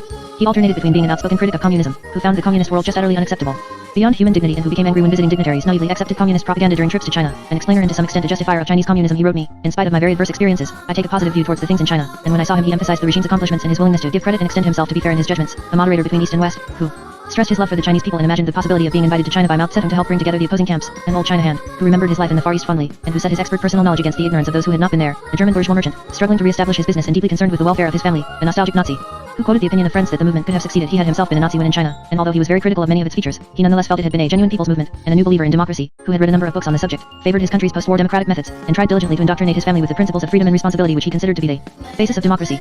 He maintained an extremely active interest in China, Chinese communism, and thought reform, and he lectured, wrote, and sought out prominent people he wished to influence with his views. In attempting to achieve what he termed resonance with his audiences, he was reversing the thought reform situation. He was now exerting the influence, as well as expressing his desire for human intimacy. Although he emphasized to me the depth of his suffering under thought reform, he had tried to adopt one of its main features, a planned program of criticism and self-criticism within his own family. He claimed he was using it to instill democracy, and his slogan was the democratic family. He had organized family gatherings at which children and parents were to criticize themselves and each other, but this program was something less than a glowing success. His young children, ignorant of adult techniques for playing the game, at first frankly confessed their sins. One would reveal that he had been bad at school, while another would admit that he had stayed on the toilet a particularly long time in order to avoid the chore of drying dishes. They soon caught on, however, and began to find themselves having too much homework whenever the time for the evening sessions arrived. Nor did they welcome the opportunity to criticize their parents. They made it clear that equality was not what they wanted, and that they preferred their mother and father to take over. Coleman himself began to see the program's limitation. It was as if I had lined them up and had them all undressed. He had not given up the idea entirely, but he had come to the conclusion that even children want to have some sphere of privacy. Coleman's path was not easy. He tried to look upon thought reform as something that has passed, but he found that the experience had left him more sensitive in many ways. Since his return, he had experienced phobic symptoms, fear of policemen, of crowds, of large cities, periods of profound anxiety sometimes related to family and business problems, rather severe physical illness, and episodes of moderate depression. These had diminished, but he did mention that he would still at times feel envious of those who, through death, no longer had to face the struggles of existence. Some, and perhaps all, of these symptom patterns had been present during crises in his life prior to imprisonment. I felt that he was having great difficulty establishing a new sense of identity after having hit rock bottom during his reform. He was genuinely pursuing the ideological ideal of democracy which he had adopted, yet the extreme diffusion of his multiple identities made it difficult for him to develop a coherent pattern, whether of self or of belief. While he denied conscious feelings of guilt, he had clearly been unable to divest himself of thought reform's humiliation, and of the compounded shame and guilt which this included. Because of his diffuse self-image, he remained extremely vulnerable to others' attitudes, easily hurt by criticism, encouraged by praise. Withal, he remained loyal to the Western group experience and retained his warm attitudes toward the other men. He had been able to arrange to see most of them, and was still Father Bennett's staunchest defender. Mrs. Coleman's response made an interesting contrast to her husband's. She had also been in prison in China, and arrangements had been made for them to leave the country together. She described to me their dramatically silent jeep ride to the pier. Still in police custody, they were forbidden to talk, their silence long after the communist guard had left them alone in their cabin on the European-owned ship, while both of them looked up at the ventilators fearing that they might be overheard, and finally, their speaking to each other only when they were certain that they were out of Chinese waters. Her responses after prison were simpler and a good deal less ambivalent than her husband's. She hated the communists for what they had done to her husband and herself. She disapproved of her husband's lectures because she feared that they might cause him trouble in the future. She and her husband had discussed their prison experiences at great length. Now she wished to forget about them and devote her energies to her family. She did not escape after effects, recurrent dreams, and a certain amount of physical and psychosomatic illness, and we may assume that she was not entirely free of inner doubts. But she remained the stronger of the two, offering continual emotional support to her husband. She also felt that, in their marriage, thought reform had made them both more conciliatory. She was very female in her entirely personal and non-ideological judgments, although, as we have seen with Miss Darrow, such a response was by no means characteristic of every woman who experienced thought reform. Father Emile. I visited Father Emile at a mission house in southern France. Robust, confident, and energetic, he bore little resemblance to the tense and confused man I had seen in Hong Kong. In characteristic fashion, he opened our talk with several humorous anecdotes about his experiences during and after imprisonment. Indeed, his sense of humor was his mainstay in his recovery. I took it lightly, not tragically, so much so that he was concerned lest he deal with these matters too much as a joke. Like other priests, he had experienced a certain amount of remorse about things he had said and done which might hurt the church. He was especially concerned about a Chinese priest who might have been endangered by his words, and extended this concern to all Chinese priests. Now I suffer about Chinese fathers. I am afraid they might feel we betrayed them. Most foreign priests shared these sentiments about imprisoned Chinese colleagues, but Emile carried it to the point of insisting upon sleeping on a wooden bed without a mattress much as he did in jail to show my sympathy for them. He too had retained his passion for China, and looked all over France for friends he had known there. When asked if he wished to take up missionary activities in another part of the world, his answer was, I have been married to China and I am faithful to my first wife. So intense was his interest in speaking and writing about thought reform and other aspects of Chinese communism that he neglected his first teaching assignment. He was then transferred to a new position which allowed him contact with Chinese missionary activities. During this period he became extremely interested in supplying detailed information to an international group which was investigating forced labor practices throughout the world. He much preferred this form of activity to concentrating upon his new French surroundings. After 2 decades in China, Europe seemed so alien to him that I thought I needed another re-education. When I saw him in France, his anti-communist position was firm. They don't even consider elementary human rights, and more outspoken than it had been in Hong Kong, although perhaps a bit less vehement than it had been 1 year after his return. In a letter to me then he spoke of that mixture of threats, wheedling, and blackmail characteristic of thought reform. He had also become more accustomed to life in France, and had achieved a balance between his continuing interest in China and his involvement in his immediate environment. Father Emile still conceded that the thought reform method had some good in its ability to get to the root of the bad thought. He also believed the communist stress upon communal cooperation was valuable. He had remained on good, though not intimate, terms with the other group members. He tended to avoid extensive introspection concerning his experience, preferring to deal with it in an active way, and characterizing himself as dynamic rather than speculative. His recovery was, on the whole, quite impressive. He had, in contrast to Father Vectin, been able to deal effectively and promptly with his guilt and shame within the idiom of the Catholic priesthood. This accomplished, he was free to make good use of humor and activity as a means of further detoxifying these dangerous post-release emotions, and creating distance between himself and the prison experience. What about the other 3 men? Mr. Weber, the businessman adventurer, paid a warm visit to Father Vectin almost immediately after their return to Europe, during which he received the sacraments from his previous cellmate and a formal resumption of Catholic religious life. But almost immediately afterward he apparently went back to his former style of existence, active engagement in commerce and adventure in an underdeveloped country, supported by liberal indulgence in alcohol. Most of the others in the group retained an affectionate, if not fully admiring, feeling for Weber, and believed this resumption of his previous pattern to be inevitable because of his instability. Dr. Bauer had lived up to his impressive Hong Kong performance. He had been able to resume medical practice almost immediately, and had re-established his family in a European inhabited area far from Europe itself. In letters to me, he denied psychological difficulties of any variety, described his continuing antagonism to communism, I feel hot under the collar about it in general, and considered himself to be a scientific witness of unpleasant experiments. On this basis he had lectured extensively during the months after his return. He continued to make friendly overtures toward other group members, to which they were not unresponsive, but most of the others experienced mixed feelings toward him, remembering with admiration his courage and support during imprisonment, but at the same time being unable to reconcile antagonisms related to his Nazi background, racist views, and to certain of his personal traits. Father Bennett's readjustment was apparently a bit more stormy, as might be expected. According to a colleague who accompanied him, Bennett had experienced a kind of crisis during the boat trip back to Europe which was apparently related to his overwhelming fear, no longer fear of the communists, but rather of his own church superiors because of his behavior during imprisonment. But it was not long before he too was able to resume his professional activities. When he did, however, and began to give talks about his prison experiences, he emphasized, as he explained in a letter to one of the others, how the missionaries had deceived themselves, how much they had been humiliated, how close they had been brought to complete breakdown. He thus still maintained a histrionic posture of exhibitionism and masochism. As one colleague expressed it, he is still playing a game now on the other side. Moreover, Bennett claimed that the man to whom he wrote the letter mentioned above had been near nervous breakdown, himself a part of this posture, and at the same time a means of projecting his own state onto someone else. The other group members maintained many of the critical feelings toward him they had expressed upon their release, but these had, on the whole, tended to soften over the years. Of those prisoners discussed in earlier chapters, I have follow-up information about all but one, Dr. Vincent. I was not surprised when he failed to respond to my letters, and I was unable to obtain any definite information about him. An acquaintance of his told me that Vincent had been trying to arrange to return to medical work in another part of Asia. Since this was consistent with the plans Vincent had described to me, it is probably what happened. We may also assume that he regained his exaggerated possession of his insights and reverted to his distinctive identity of the mystical healer. Father Luca. About Father Luca, I have more definite knowledge. When I visited him at his family home in a medium-sized Italian city, I encountered a man different from the driven, restless, and probing missionary I had met in Hong Kong. He was a friendly and forceful priest, lively and definite in his discussion of everything Chinese, and at the same time quite at home in his middle-class European surroundings. He was now physically healthy, he had recovered from his back injuries and gained a good deal of weight and emotionally assertive rather than self-questioning. He had not found Europe too difficult to get used to, he had not been away nearly as long as many of the others, but he had experienced the painful inner struggle which, from our talks in Hong Kong, I knew he could not escape. He was deeply moved by his reunion with family members and colleagues, but he found himself troubled by feelings of confusion and sadness. He related these to his separation from China and from his Chinese friends, and to his uncertain physical condition, thus tending to minimize his sense of guilt. He came to crave useful activity, and chafed under his physician's prescription of extended rest. He achieved an active solution similar to the one utilized by many of my other subjects.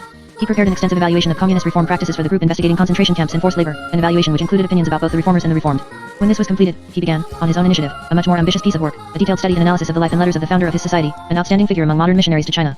As he proceeded with this study, Father Luca compared his own religious experiences, in Europe as well as in China, with those of a man who had long served as his ideal, and this project helped him greatly in his continual struggle to define himself in relationship to the church and to China. Moreover, he was able to work on both these tasks during a time when his physical activities were restricted. Soon after, he began to make strong efforts to educate others about the realities of communist China by briefing people preparing for visits, writing magazine articles, and appearing at public debates.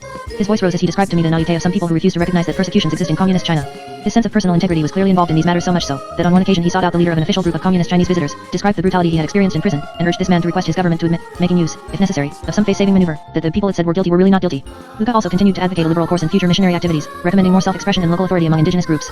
He could still admit that the Chinese communists were right about some things, and that the missionaries had made mistakes, but his general tone when he referred to the present regime, as compared to his attitude in Hong Kong, had become more militantly critical and more consistently hostile.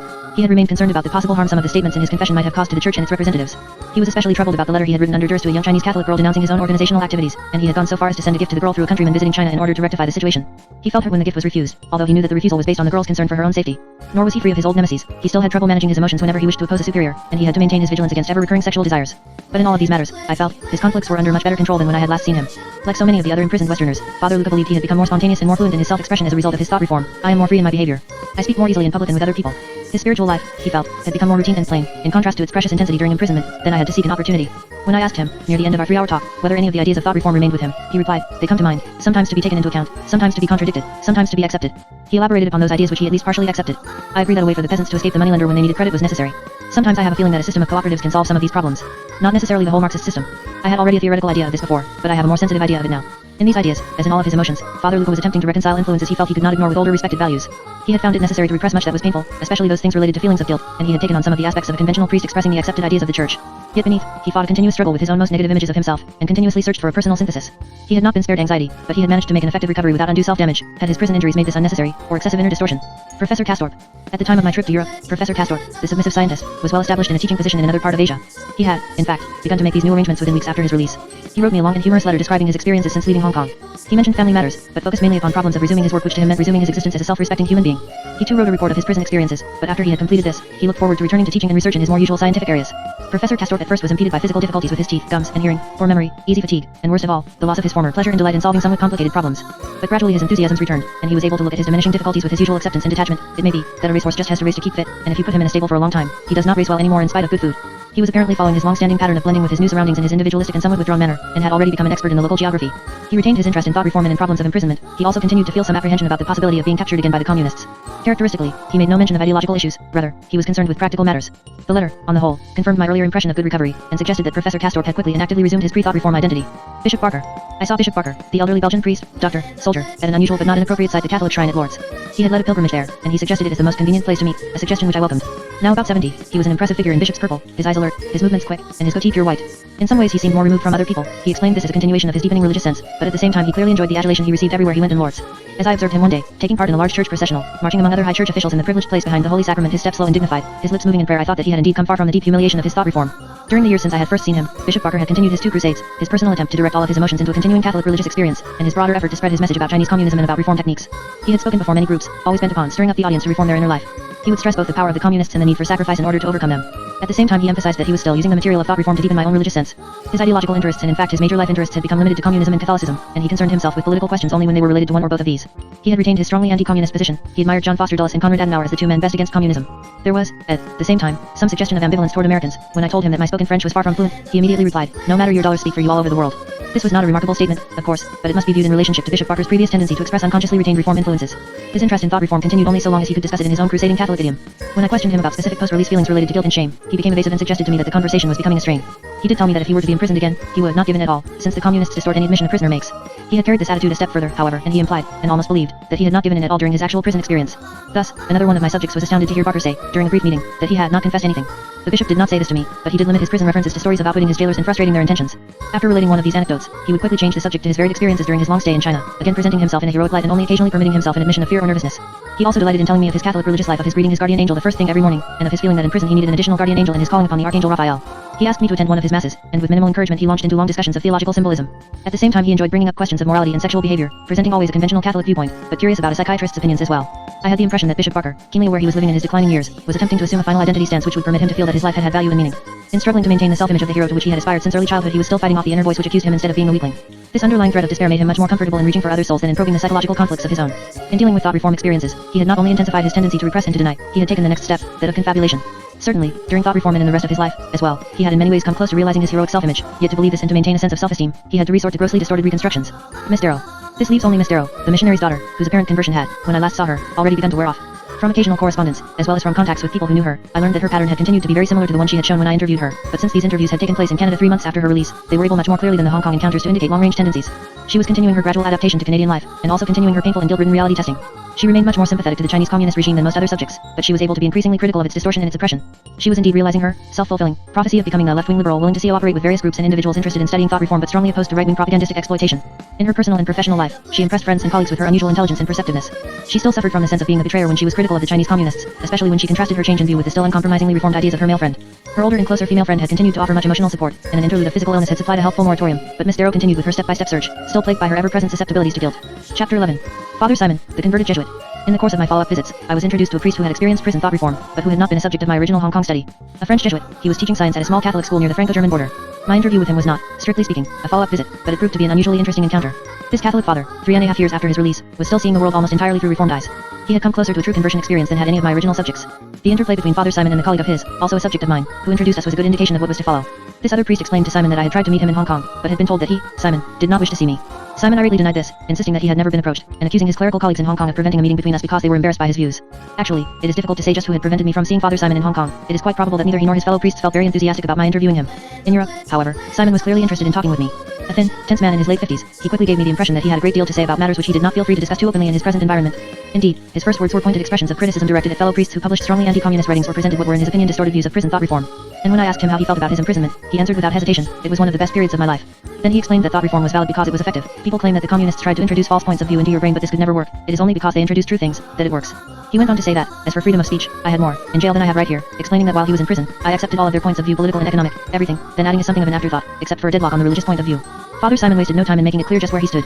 I could not help feeling amazement during these first few minutes of our interview, as I heard this Jesuit priest express only praise for communism and only criticism for the actions of his Catholic colleagues.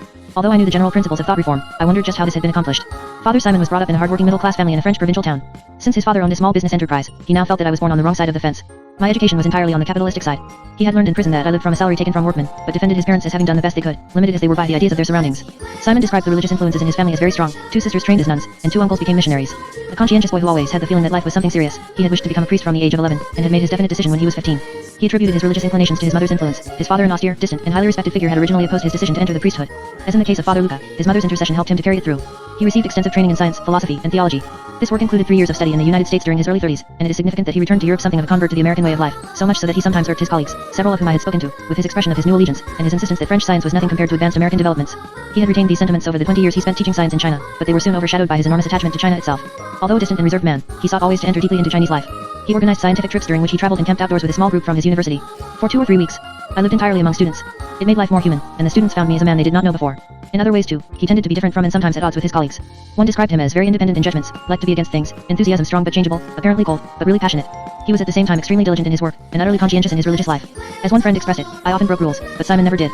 Thus, before his contact with the communists, he was a man strongly susceptible to some forms of environmental influence, and at the same time capable of stubbornly resisting others. He possessed a powerful conscience and an accompanying susceptibility to guilt, both related to early family struggles, and much of Simon's life was involved with which influence he should follow as the good one, and which he should resist as the bad. In his various experiments with identity, however, it was his sense of being the conscientious enthusiast which prevailed over each of a number of different enthusiasms. During the early years of communist rule, he was proud of being the only foreigner permitted to integrate his scientific work with the government program. At the same time, he was extremely critical of the communist movement, and strongly opposed the regime's attempts to spread its influence within his university. He expected to be arrested because he had been accused with others, falsely, of using radio for espionage purposes. Simon admitted to me that the early period of his imprisonment was hard, but he avoided any mention of specific brutality and claimed that he had been deprived of sleep for only one night. He preferred to explain the communist approach. According to their method, they take advantage of the first shock, and implied that their techniques were necessary because he had so extremely opposed them at the beginning. I was able to learn some of the missing details, however, from another European who had shared the same cell with Simon for a while. Simon had been interrogated 3 days without sleep. They said he hadn't been giving any information. The inspector, when alone with him, spat in his face 10 times. This same informant said that Simon had been unusually stubborn in his resistance, a daredevil. In both versions, however, it was clear that Simon was extremely fearful of being shot. He went then from extreme resistance to complete compliance, and his own story makes clear the psychological features of this reversal. Even after he no longer feared death, his desire to remain in China profoundly influenced his behavior. I thought that I was one of those with the best chance to stay. I had received instructions from my superior to try to stay. I realized that if I did not change my mind, I would have no chance at all to stay. I decided I would try to see what was right, and if doubtful, I could try to adopt the communist point of view. Simon was helped along this path by a fellow Jesuit in the same cell who taught him how to begin his confession. But he recognized that his own sense of guilt had played the most important part. My position changed when I said, "I am guilty." While unconscious guilt was undoubtedly present all along, his sense of being criminally guilty developed after about 1 year, and was accompanied by a strong compulsion to confess. I made a list in French, for my own use of 10 points which I should never mention. 6 months later I had told everything. I was then ready to tell everything about myself and anyone else. His list had, of course, been his unconscious preparation for what was to come. When he made it, he decided that if I put together all these faults I had been accused of, I could say I was guilty. When I asked him what he had to feel guilty about, he first answered evasively, "We had plenty of things." And then he did describe one of them, an occasion soon after World War II when Catholic chaplains from the American Army brought an intelligence officer to see Simon and some of his colleagues, and then we told them plenty of things. But, as if realizing that this might not be in itself so damning, he added, "What we did any foreigner would have done, but we should have been more careful." Then, as if to justify further his guilt, he explained that in jail we didn't accuse only our crimes, but rather the intention of our crimes. He went on to describe how he had contemplated, but had never carried out, telling an American missionary who was leaving details about communist work on an airfield, realizing that this information might be passed on to an official American group. I had no way of knowing whether this idea had really occurred to Simon before his imprisonment, or whether it was a product of the guilt-stimulating pressures of imprisonment itself. Either way, it was part of his need to find evidence of both wrongdoing and wrong thinking so he could rationalize, in thought reform terms, his own psychological state. Every time I found a crime I had committed, I was glad to find it. But among a myriad of trivial self-accusations, the encounter with an American intelligence officer was undoubtedly a true source of psychological guilt, as it violated Simon's deepest sense of what a missionary should do and be. His guilt established in his own mind, Simon moved on to the next step: complete enthusiasm and complete trust. One of the prisoners suggested writing diaries only about our change of mind. Every day we gave the cell chief our diary. We had the feeling we were living in a glass house, but we had no bad feelings at all. Our souls were entirely open. It was complete confidence. We could trust the government. Simon's attainment of mutual trust and harmony with the Chinese realized a long-desired goal, a goal which he felt had before this always eluded him. I never had a good chance to live among the Chinese except the last 3 years in jail. During this period he held nothing back from his colleagues and cellmates. I was glad to get rid of all I had on my mind and to speak very frankly, and his statements included extensive denunciations of the behavior of many of his colleagues, both in and out of jail. He was transferred during his last year to a jail where he was permitted to do manual labor. His guilt had led to a feeling of tranquility. I was more quiet. I thought I am guilty and deserve it. Once he was happy in jail, his main fear was that he would soon be released. He knew that jail was a safer place for him than life in China on the outside, and contact with his own colleagues in Europe seemed least safe of all. When I was in labor camp during the last year, I was glad to be there. I was afraid to be out, because if allowed to stay in China I would have much trouble. If I came out, there would be trouble with my order. When I received my sentence, I wrote immediately to the head of the court. I do not ask for a reduction in the sentence, but I would like you to cross out the clause about being kicked out of the country. By this time, he was, more than any of my subjects, identifying himself with his reformers. He took pride in bringing others around. There was one fellow we worked on for 2 full days. At first we couldn't get to him, but finally we did. Much impressed with individual communists, he set them up as his standard, and always compared himself unfavorably to them. We worked hard but could not beat them. They worked all of the days, and had meetings at night. And they were very enthusiastic about their work. He could justify in his mind even their curbs upon religion. They said that outside of jail there is religious freedom, inside no. That was tough on us, but we had to follow regulations, and he was grateful for a slight relaxation in this area. At the end, for instance, I was allowed to say my breviary. He emphasized that in all this he had become increasingly impressed with the sincerity of the communist officials, and illustrated this with their attitude toward their false accusation about the radio. At the beginning, I thought that this was a pretext to arrest me. They wanted to take over our university and use this as their pretext. Later I found they really believed it. They were in good faith. Then they dropped it, and they believed me. Thus he had, during the course of his imprisonment, run the gamut from opposition to merger. When they called me at the beginning, it was a fight. At the end it was a chat with a friend. Simon related this story to me in a simple, straightforward manner, impressing me both with his conscientiousness and his naivete. At times he seemed totally unaware of the degree to which he had been manipulated. But at other times, I felt that awareness of this manipulation as well as of the inconsistencies of the communist position had intruded upon his consciousness, and that he was hard put to fend it off. This inner struggle became more evident as he told me of his experiences after his release. Tense and agitated upon his arrival in Hong Kong, Simon had found himself in total disagreement with everyone and everything around him. His situation was aggravated by his compulsion to express these antagonistic feelings. I couldn't control myself. When I was in jail, I could read Chinese newspapers for an entire month with no reaction, but when I came out, after every paragraph, I jumped. When someone told me something I thought was wrong, I had to speak. At that time, he was convinced that because of his change of ideas he would not be able to remain in the Jesuit order. I don't mean I thought I would leave, but that I might be kicked out. He thought he might have to become a secular priest, one who belongs to no special order, and find a bishop who would take me. His Jesuit colleagues, however, felt differently. Appalled at his behavior and attitudes, but for the most part sympathetic to him as a person, they were intent upon tiding him over what they considered to be a crisis and winning him back to a more acceptable set of views. One of them with whom I had talked in Hong Kong had even asked my advice about the problem. He had decided partly in response to pressures from other colleagues and partly because of his own convictions to apply to Simon what he called shock therapy. By this he meant confronting him with the disparaging material that had been published about him in Chinese communist newspapers and magazines, including accusations and confessions of heterosexual and homosexual behavior. Simon had been accused of committing a sexual crime, homosexual act, during his imprisonment. Although this was probably a false accusation, it could well have touched off latent fears and impulses and stimulated a good deal of confession material.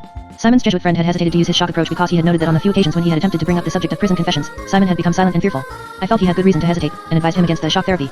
However, influenced by the fact that Simon was leaving for Europe in a few days, and believing that others in the church might be less understanding about the whole problem than he was, the Jesuit had disregarded my advice and gone ahead with his direct but gently administered confrontation. He felt at the time that his shock therapy had been effective, since Simon had responded with surprise and a certain amount of anger directed at the communists. But like many therapists, shock or otherwise, he had been premature in his evaluation, for soon Simon overcame his resentment toward the communists through a rationalized analysis of the situation, which he also gave to me. The communists have two different departments, justice and propaganda. Justice wants to know the truth. Propaganda wants to amplify everything. For justice, I still have the document of condemnation, based on the true facts. Some expressions are rather ambiguous, but what they charged me of, I have admitted. What they wrote in the newspapers for propaganda is entirely different. It is possible, however, that this incident did play a part in Simon's gradual realization that the communists were not completely truthful. That's one point on which I have changed a little. Then when in prison I had the feeling that the communists never lied. I feel now that although there are more lies on the other side, the communists also lie, although they are more clever and more skillful. If the communists only told the truth, it would be awful for us. Despite this small concession, he remained acutely at odds with his fellow priests. He looked upon them as reactionary, and they tended to view him as one who had been convinced, and deceived, by the communists because he was doctrinally unsound in his Catholic theology. One priest used him to illustrate the point that it is the technicians among Catholic priests who are likely to be most affected by thought reform, rather than those who are more strongly grounded philosophically. Another, who had been denounced in prison by Simon, referred to the latter's behavior as a twist of conscience. He is a very conscientious man, and when he reported against me he was being very conscientious in another way. The Jesuit organization seemed to have more tolerance for his point of view than Simon had anticipated, but he felt that in reassigning him to a teaching position, they had expected him eventually to become normal again. He made a point of expressing his communist sympathies clearly to his superiors, and he finally reached a modus vivendi with them in which they accepted his right to hold any beliefs he pleased as long as he did not proclaim them too loudly to the outside world. He accepted this restriction as part of the principle, emphasized by both the communists and the Catholics, that an individual priest cannot separate his actions from his responsibilities to his order. At the same time he indicated that he would like to express his views publicly through writing or speaking if I were free. He was emotionally and intellectually much more distant from his colleagues than before. He had always viewed himself as rather cold toward other people, and this isolation was increased because I live with people who don't share the same idea. When I asked him if he had been influenced by any of his colleagues since his return, he replied, there couldn't be much influence because their ideas are so contradictory to mine. He was so much alone with his thoughts that his only opportunities to express himself came during long automobile trips he made to preach in outlying areas. These trips were arranged by a local organization, and on them he found release in talking to the driver, usually a businessman volunteer. I know they don't share my opinions, but it is very enjoyable for me. Sometimes his companion, when he first heard that Simon had been through interesting experiences in China, would enthusiastically invite him to speak before a local club, to which Simon would reply, let us talk together for a few more minutes and then see whether you still wish me to speak before your group. The invitation was never repeated. Simon concluded that they don't want their members to hear that kind of stuff. Toward the end of our 3-hour talk, he described to me his attempts to achieve an inner synthesis between his older Catholic and newer communist ideologies. He claimed that this attempt had begun even before he was imprisoned, when he had envisioned a political party entirely communist but with Christian principles, although at the time he supported his fellow priests against the encroachments of the communist regime. Like other priests among my subjects, he felt that he had reinforced his own spiritual life through his imprisonment. The fact of feeling guilty is good Christian humility. But unlike the others, he believed that the communists themselves possessed the Christian virtues. I feel that most of the communists are humble, a strong expression of praise from a Catholic priest. He claimed that through his experience he felt himself closer to the Catholic religion because, in one way I am nearer the truth. His facial expression became animated and enthusiastic as he described to me the way in which he had improved his inner life. I have had more experience with introspection. With all of the methods of criticism we go very deep into the subconscious. I remember in jail, everyone told their faults against the discipline, then we decided to get deep into the reasons. Then others would say, this and this is the reason. We would say, no, that's not it. Then at night you would think they are right, and as soon as you realize this, the fault was corrected at once. This is very important for the religious life. A very powerful tool.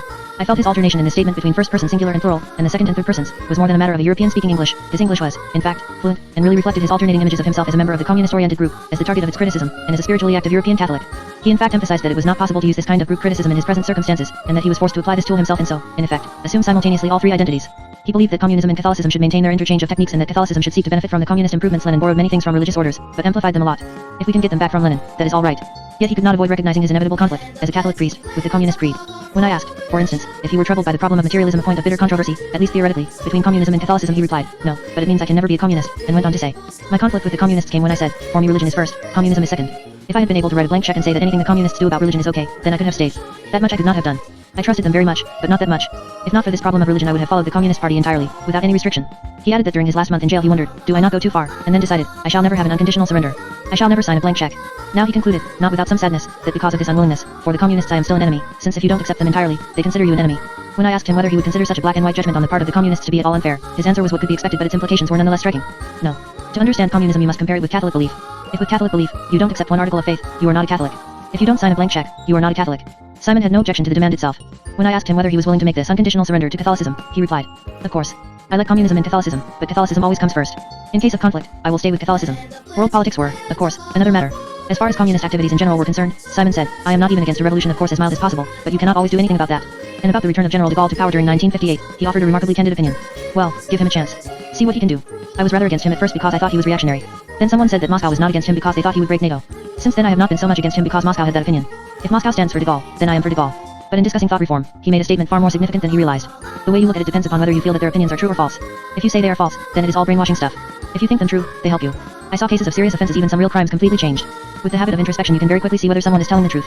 Here Simon, quite unintentionally, let his inner doubts out of the bag, implying with this slip that he and others like him were not guilty of real crimes, but of something else that must be distinguished from them. He ended the interview just as he began it with praise for the very powerful and wonderful thought reform methods, and denunciation of those Catholic priests who he felt had presented distorted views of communist China. Why did Father Simon go so far that his conversion strains the meaning of apparent? It is interesting to compare him with our other apparent convert, Miss Darrow. The two are very different kinds of people, and yet there are striking similarities in their emotional reactions. Both responded very strongly to the opportunity to merge with the Chinese people, both experienced an unusually strong sense of guilt, and a strong need to be absolutely sincere with their captors, both eventually achieved a greater harmony with their prison environment than with any they had previously known, and were loath to surrender it for the anticipated pain of freedom. This authoritarian priest shared with the liberal missionary's daughter psychological traits characteristic for the apparent convert, strong susceptibility to guilt, confusion of identity, and most important of all, a long-standing pattern of totalism. Simon's totalism had in fact always been much more prominent than Miss Darrow's. As the conscientious enthusiast, he had shown a tendency to embrace totally a series of influences: Catholicism, American know-how, Chinese life, and then Chinese communism. Unlike Miss Darrow, he had not rebelled from the religious influences which helped to shape this totalism during his early life. He did not seek a liberal alternative, rather, in his unconditional surrender to Catholicism he was attracted toward the most authoritarian and uncompromising elements within a many-sided, but always potentially authoritarian, ideology. But within his identity of conscientious enthusiast were two vying elements, the convert and the defier. As the former, he sought, and as the latter feared, total unity with an all-powerful force. He required a pattern of defiance in order to ward off the strong attractions to continuous influences around him. Sometimes he would defy one first and convert to it later, sometimes convert to it first and then defy it, or on still other occasions, defy one strong influence while converting to another. Thus he defied his father to convert to the priesthood. It would be interesting to know whether he had originally been at all defiant in his attitude toward religion, defied French influence in his conversion to America and Western influence in his conversion to China, defied both Catholic and American influences in his conversion to communism, and then continued to defy Catholic pressures as a means of maintaining this conversion. Whether defying or converting, his was an all or none approach. This is symbolized in his repeated use of the term blank check, for one who issues a blank check to another may be offering either everything or nothing, without specifying how much of himself he gives and how much he insists upon retaining. As a conscientious Catholic priest and scientist, his total dedication to missionary work, creedal purity, truthfulness, and sincerity were basic to his affirmative self-image.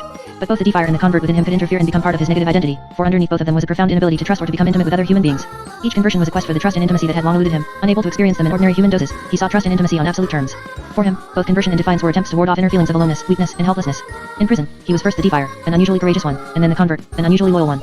In both identities, his conscientiousness was outstanding, but his behavior also revealed the basic contradiction within his convert-defier pattern. His ideal of unconditional surrender was not fully attainable. He could not, after all, sign the blank check. He tells us that this was because he could not submit simultaneously and totally to two masters, and this is true enough. But it is also true that he could not either then or before submit totally to any master. Ultimately, that unconditional surrender and the blank check were unrealizable ideals, as they so often are for those who seek them. For Simon, they had been an inspiring myth, but defiance, doubt, and mistrust eventually interfered in relation to both Catholicism and communism. In his post-prison years, Simon, despite his outward assurance, was inwardly walking an emotional tightrope. Whatever his denials, he did continue to serve two emotional masters, and this is a considerable strain. Even more subject to totalism than Miss Darrow, he remained truer than she to his thought reform conversion. 3.5 years after his release he was still unable to come to terms with the actualities of his experience. He felt the need to reconstruct thought reform events to make them more congenial and less brutal, and to emphasize his compliance rather than his resistance. He had to avoid the recognition of having been manipulated, or else minimize the manipulation and justify its usage. Obviously all was not well with this last and perhaps most profound of Simon's conversions. He was not, after all, immune from the Catholic influences around him, nor from the forces of reality testing, nor from the voice of his own doubts.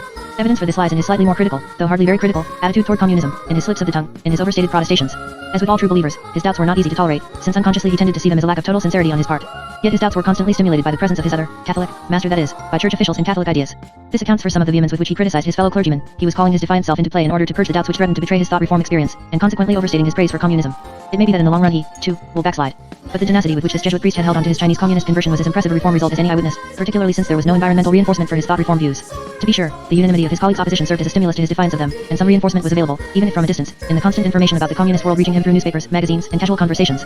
But even after all of this has been said, Father Simon's case leaves one with a renewed respect for the emotional power of thought reform. Chapter 12. Recovery and Renewal. A summing up. We have described in the last two chapters the emotional trials of Westerners during their first few post-thought reform years. These were never easy, and they took many different personal forms, but the common pattern was one of recovery and renewal. There were certain basic tasks which they all faced, psychological principles to which they were all subject.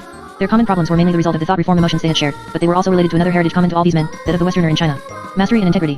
When the Westerners returned home, typically they found themselves compelled to be active, preoccupied with thought reform in particular and with China in general, and unable to become immediately interested in their Western environments. It was as if they had some piece of psychological business to attend to before they could permit themselves the luxury of rest or could assume the responsibility of new involvements.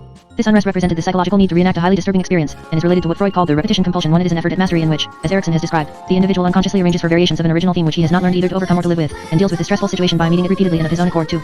As is also true of people put through many other kinds of painful experiences, these subjects were reliving their thought reform as a means of coming to terms with it. Their experience involved special emphasis upon problems of shame and guilt, and it was these emotions which they had in some measure to overcome. Otherwise they would be unable either to overcome or to live with their thought reform, and unable to recover their self-esteem. We may therefore describe their psychological task as mastery through restoration of integrity. Lecturing and writing about thought reform were particularly effective ways of achieving this mastery. By these acts the subject was in effect saying, I am no longer the passive, helpless criminal and betrayer. I am an active, strong authority on a manipulative process which could affect any of you in my audience or reading public. Such retelling is the former prisoner's means of declaring his identity shift, his beginning disengagement from his own experience. However, after any great adventure, or even a commonplace occurrence, the reconstruction can never reproduce exactly the experience itself. The changed inner and outer circumstances and the passage of time must induce distortions. Truth is at best an approximation, and for these men the need for altered reconstruction is likely to be great. The direction and the degree of distortion depended upon the Westerner's way of responding to thought reform, his developing relationship with his new environment, and his long-standing psychological techniques for dealing with threats to his sense of integrity. Bishop Barker's reconstruction, for instance, was the story of a clever and heroic man who made no concessions and who outwitted his reformers at every turn. I said of him that he had extended his use of the mechanism of denial to the point of confabulation, because I knew that his reconstruction was inaccurate both in terms of actual events and attitudes towards those events. Such a distortion in self-representation was characteristic for apparent resistors. In order to maintain a sense of integrity, over the years they would build upon the heroic self-image, and forget events and emotions associated with their having been weak or deceived. While Bishop Barker was by no means completely free of inner doubts about his heroic self-image, he had been able to master the thought reform experience sufficiently to carry through his distortion rather effectively. But there were apparent resistors to whom these patterns of denial and repression were dangerous. Another priest whom I saw in follow-up, he was not mentioned earlier, had, like Bishop Barker, used denial and repression to reinforce the heroic image which others were ready to confer upon him. He too gave many crusading speeches, and impressed both his audiences and his colleagues with his strength, energy, and stature. Yet when I saw him, I noticed that his eyes expressed fear and agitation. His gaze resembled the thousand-mile stare characteristic of prisoners immediately after their release, and he was the only one of my subjects who looked this way 3 years later. For almost 2 hours this priest described his flawless adjustment to European life, denied emotional difficulties of any kind, and spoke of the enthusiasm which he was able to arouse during his lectures on thought reform. Then, in a suddenly lowered voice, he made this admission. But one thing was strange. 4 months after I came out, each time I saw a stairway in a house, I thought, what a wonderful place to jump, to commit suicide. Underneath the show of strength he was a deeply troubled man who could not fully believe his own self-representation. His obsessive thoughts of suicide and his outer signs of fear revealed underlying patterns of depression and anxiety. His efforts at mastery could not still his inner self-accusations, and his need to idealize his behavior prevented him from coming to terms with his strong feelings of guilt. Although he demonstrated strength and effectiveness in many areas, he was having great difficulty restoring his sense of integrity. Father Simon made use of similar mechanisms, but his distortions were in the opposite direction. His need was to justify his conversion to communism and live up to his identity of the conscientious enthusiast. This involved denial of brutality during his imprisonment, repression of antagonisms toward the communists and of recent doubts, and rationalization to justify and explain communist behavior. Like all apparent converts, his sense of integrity required that he idealize the communists and deprecate himself, and he reconstructed, in this light, not only his prison experience, but his entire life history. The identity of the apparent convert, and this was true of Miss Darrow as well, puts one in a masochistic stance, the paradoxical situation of being able to maintain self-esteem only by continuous self-flagellation. The same thing was true of Father Bennett. Although he had run the gamut from apparent convert to apparent resistor, his approach to mastery required that he continually focus upon thought reform's capacity to humiliate and to make men betray themselves. His distortion was in the direction of exaggerating both thought reform's power and the human weakness of those put through it. This analysis was partly a reflection of his own experience, and partly a means of restating the sadomasochistic self-representation which he needed for his sense of integrity. Father Vecton required a serious accident to interrupt his compensatory overactivity and permit him the opportunity to deal with his inner conflicts. As one of the obviously confused, he had not resorted to the gross distortions which were characteristic for, although by no means limited to, apparent resistors and apparent converts. He in fact went to the opposite extreme, and his inability to permit himself the slightest amount of poetic license was a large factor in his difficulties. His approach to integrity demanded that he spare no details of his own misbehavior in his reconstruction. On the other hand, his intensified shame and guilt, and his fear of not finding acceptance within his European Catholic environment, prevented him from sharing this accurate version with his colleagues, and as a result, he had no way to express his inner preoccupations. His integrity could not be restored until the accident broke this impasse. The struggle for mastery is most intense immediately following thought reform, and during the first weeks and months after release emotional crises center around it. In most of my Western subjects, it tended to subside a great deal after a year, as distance and perspective were gradually achieved, and the Westerners became able to formulate an explanation of their behavior. This reconstruction is the subject's new psychological truth, his means of coming to terms with both his thought reform and his Western environment. A subject was likely to have difficulty with his reconstruction when it was so distorted that he found it hard to support his own belief in it, or when it was so literal and unsparing that he was unable to express it. In any event, each subject's struggle for mastery probably will continue indefinitely, whether or not he is consciously aware of the struggle. Separation. A second major emotional conflict for these men and women was the problem of separation. At first I was surprised when Western subjects, almost without exception, put as much emphasis on their sadness at being separated from China as on their conflicts over thought reform, and wondered if their doing so was a means of avoiding more disturbing emotions. This was the situation to some extent in a few, but the continued longing for China which most of them expressed years later convinced me that separation was a profound problem in itself. They were clearly experiencing a grief reaction. But what were they mourning? Some were mourning the loss of the very special intimacy of the thought reform group, the delight in total exposure and sharing. As was true of Dr. Vincent, this delight can be keenly felt if one has never before known it, and Father Simon still retained the effects of this loss years later.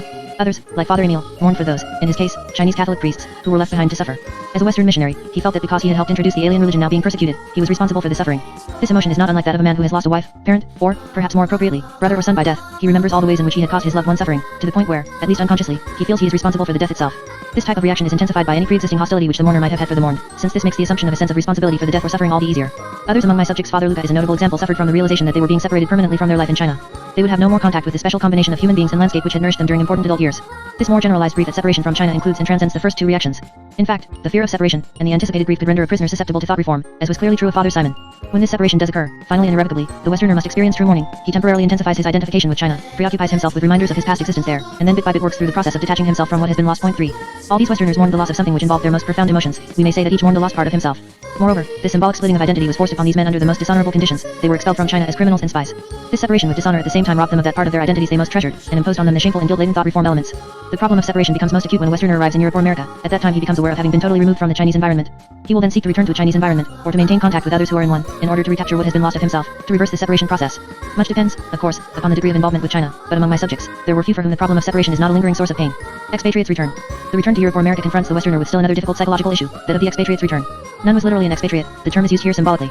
Long residence in China had created in many of them a sense of alienation from their own countries, an alienation which thought reform greatly intensified, and almost all felt themselves emotionally removed from those around them who had not shared their Chinese experiences. They themselves created and perpetuated this emotional distance, partly because of their need for a personal moratorium which would help them solve problems of mastery and separation.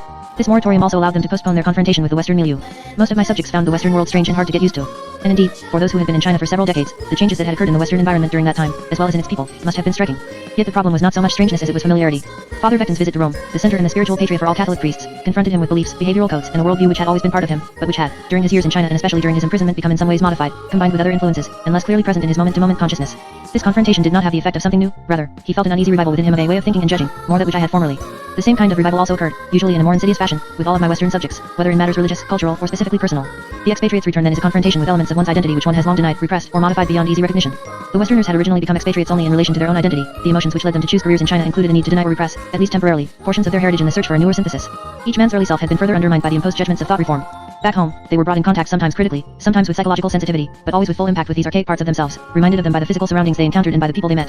Having to face their roots in this manner was both nourishing and disturbing. They could feel strengthened by being brought back to what they had been, and at the same time feel threatened by partisan and provincial emotions and ideas which they thought they had long discarded in their cosmopolitan existence. This experience of outward journey and inward return is not characteristic only of the temporary exile or expatriate. It occurs with anyone who risks the slightest deviation from the life patterns originally assigned him. Point 4 for these subjects. Either their years of work in China or the thought reform experience alone would have made this problem a profound one. Together, the two exposures produced one of the most difficult forms of expatriate's return imaginable. Renewal of identity. The overriding task for these men, a task which included and went beyond problems of mastery, separation, and return, was that of renewal of identity. To renew, one must look to what has gone before, and it was no accident that so many of these men approached the problem historically, in both a personal and a broader sense. Sometimes, as in the case of Mr. Coleman, this historical orientation led to a good deal of confusion. Unable to trust sufficiently anyone among many identity elements, he clung tenaciously and somewhat uncritically to a number of antithetical sides of himself, relating to communism and anti-communism, Nazism and anti-Nazism, authoritarian and libertarian emotions, China and the West, and a general sense of being all things to all men and mediating among men. In other cases the historical search had a careful, almost academic pattern, although no less emotionally involved. When Father Luca, for example, studied the life of a great modern missionary, he was also immersing himself in the historical problems of all Western missionaries in China.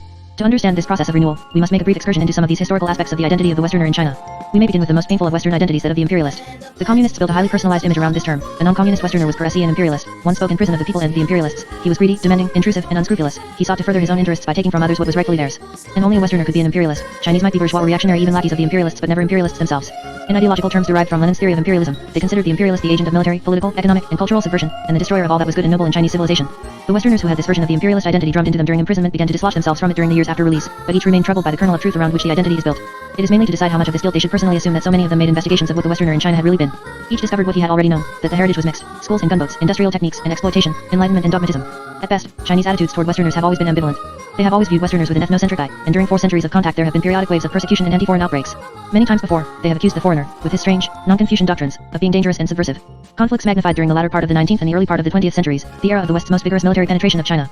Then all individual Westerners became party to the special arrangements and privileges of the unequal treaties so much resented by the Chinese. This was as true for the missionaries as for anyone else, perhaps even truer for them because of their influence on Chinese subjects. The treaties placed not only the missionaries but Chinese Christians under the aegis of the foreign powers. The provision tended to remove Chinese Christians from the jurisdiction of their government and to make of Christian communities imperia and imperio, widely scattered enclaves under the defense of aliens. The Church had become a partner in Western imperialism and could not well disavow some responsibility for the consequences. Point 5. These are not the words of Chinese communists, but the well-considered opinions of Kenneth Latterat, a distinguished American historian of China, and himself part of the Protestant missionary movement. Some missionaries welcomed this partnership with imperialism, viewing the military operations and treaties which followed as God's way of opening up the country to his servants. 6 But an increasing number of both Catholics and Protestants came to regard the situation as not only highly unchristian but potentially dangerous. In terms of identity, these two groups may be divided roughly into pure proselytizers and spiritual mediators. One of these two patterns predominated in every Western missionary who came to the Middle Kingdom from the 16th to the 20th centuries.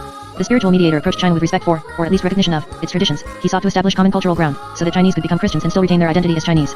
The missionary himself also had to undergo some shift in his own identity before he could move toward this common ground. Matteo Ricci, 1552-1610, one of the first and greatest of Catholic missionaries in China and a spiritual mediator par excellence, found that the best way to approach the Chinese was through the literati, and the best way to approach the literati was to blend with the Chinese scene to become proficient in the Chinese language, wear the clothes of a Mandarin, adopt completely the complex honorifics of literati speech and writing. He gained the respect of his hosts by demonstrating his scholarship, and by teaching them the latest, Renaissance, Western ideas in mathematics, natural sciences, astronomy, and geography. But even in this teaching he and his colleagues were careful to make concessions to Chinese ethnocentricity. On a map of the world which they prepared, China was located at the center. It was hard enough for the Chinese to accept the idea that great geographical and cultural areas existed at all among the barbarians outside the Chinese sphere. Ricci went further. He made a detailed study of classical Chinese philosophical texts, finding much to admire in Confucian beliefs, and always stressing whatever similarities he could find between the words of the sage and the Christian doctrine. He made a special point of his conviction that a man could embrace the beliefs and customs of both without doing injustice to either. Ricci and his colleagues were known as preaching literati. Their early Jesuit successors became important figures at court. Some of them were given titles as scholar officials, and received financial and moral support from the emperor himself. Their learning, and especially their cultural flexibility, carried them far. As one historian has put it, the Jesuits largely fulfilled traditional Chinese expectations as to the likely course of intelligent barbarians in Chinese society. They were culturally conciliatory and quick to realize that in the stable and self-confident Chinese society of that day, they would receive a hearing more or less as candidates for membership or not at all. 7. Not all Catholic missionaries approached China with such a light touch. The early Franciscans and Dominicans were contemporaries of the Jesuits, and they rather than Renaissance-influenced scholars were the simple friars who brought with them to China attitudes of purified medieval Christianity. They were pure proselytizers, and their approach to missionary work was going headlong at it. Thus, in 1579, a Franciscan expedition on its way to Japan took possession of China in the name of Christ by offering Mass on the 24th of June in Canton 9. The Jesuits were cautious about displaying the crucifix because they realized that it horrified many Chinese, but the Franciscans, in their evangelizing, would march openly through the streets dressed in their outlandish habit, cross in hand. 10 Similarly, one Dominican set about overthrowing idols wherever he could lay his hands on them until the mandarins laid their hands on him and he was speedily ejected. 11 A great Dominican hero of this period was Francis Capellas who, during a persecution, was taken into custody and put to death. Before achieving martyrdom, he is reported to have said, I have no other house than the wide world, no other bed than the ground, no other food than what Providence provides from day to day, and no occupation other than that of laboring and suffering for the glory of Jesus Christ and the eternal happiness of those who believe in him. His death was witnessed by some of his own recently arrived Dominican colleagues, and its news was received in Spanish Catholic circles throughout the world not with mourning but with great joy. 12. Conflict between spiritual mediators and pure proselytizers soon developed. The Jesuits were appalled by what they considered the crude approach of the Dominicans, and feared that it would endanger their own patiently constructed accomplishments. The Dominicans, at least many of them, regarded the Jesuits as too loose in their methods and too tolerant toward paganism, and as threats to the purity of Christianity. Their battle was the celebrated rites controversy of the late 17th and early 18th centuries, fought over the question of how much of customary Chinese practice the Christian convert could be permitted to retain.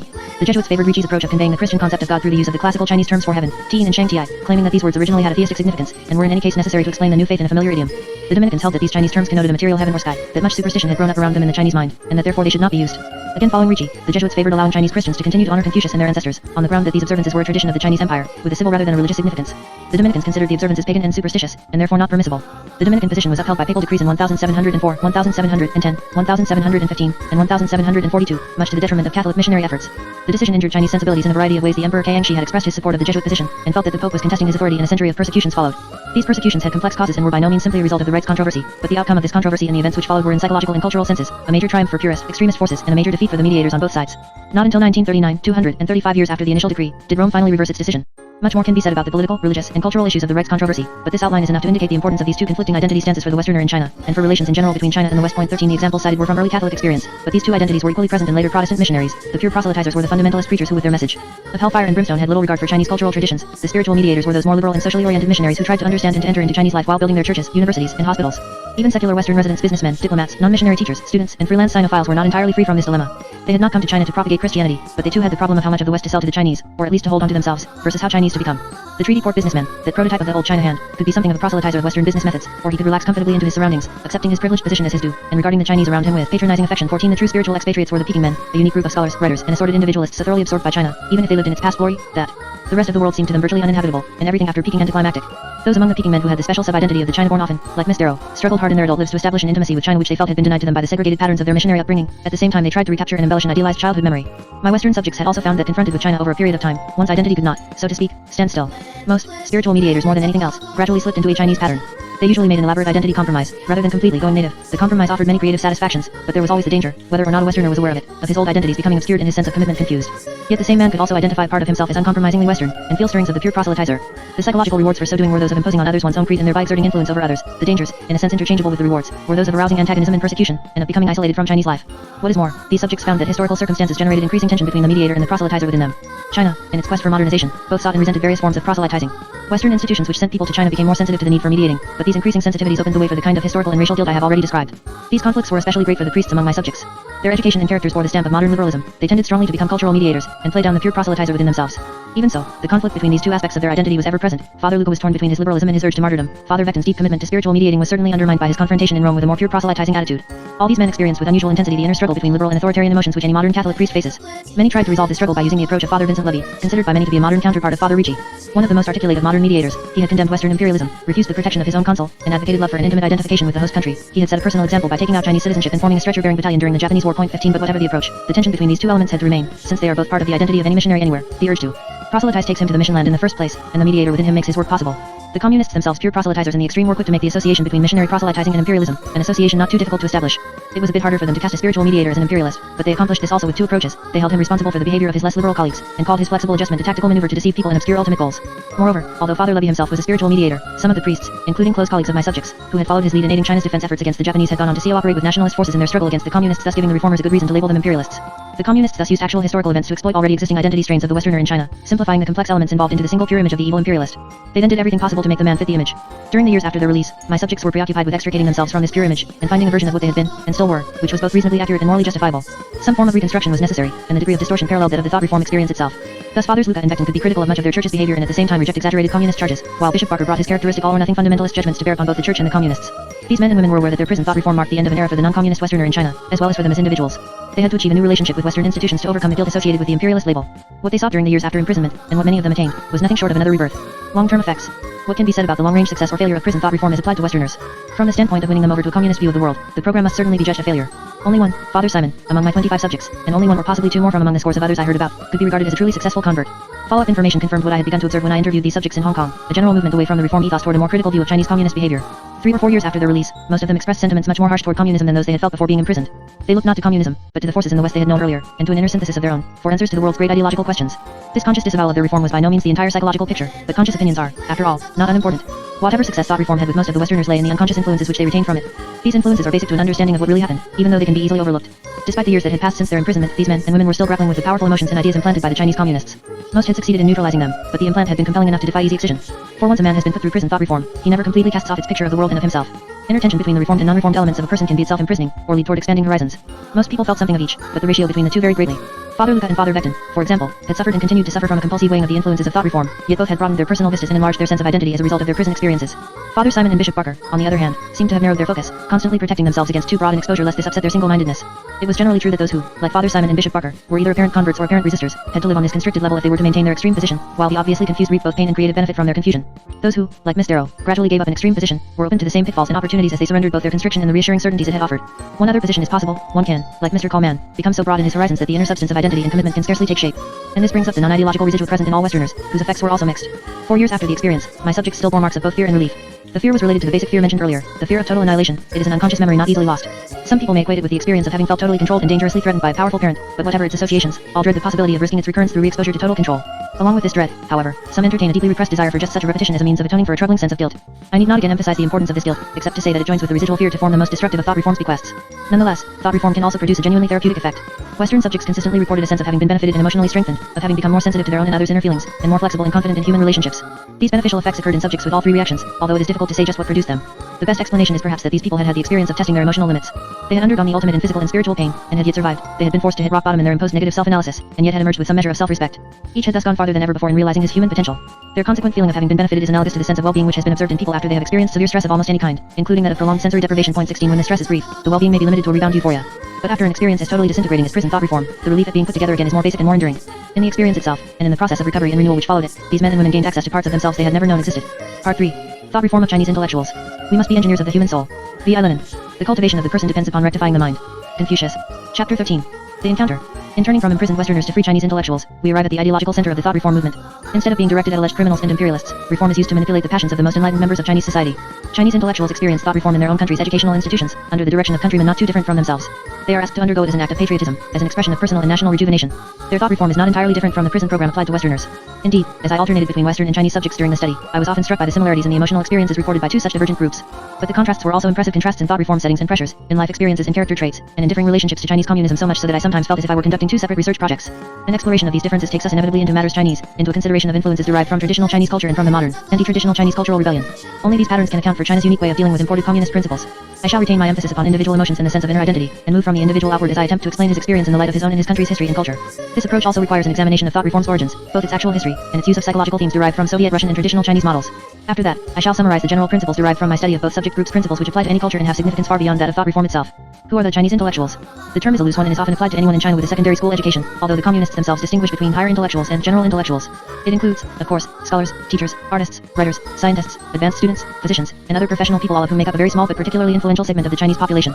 As a group, they are the spiritual if not lineal descendants of the Confucian literati, the celebrated class of scholar officials who in the past set the cultural standards and administered the political structure for whatever dynasty they served.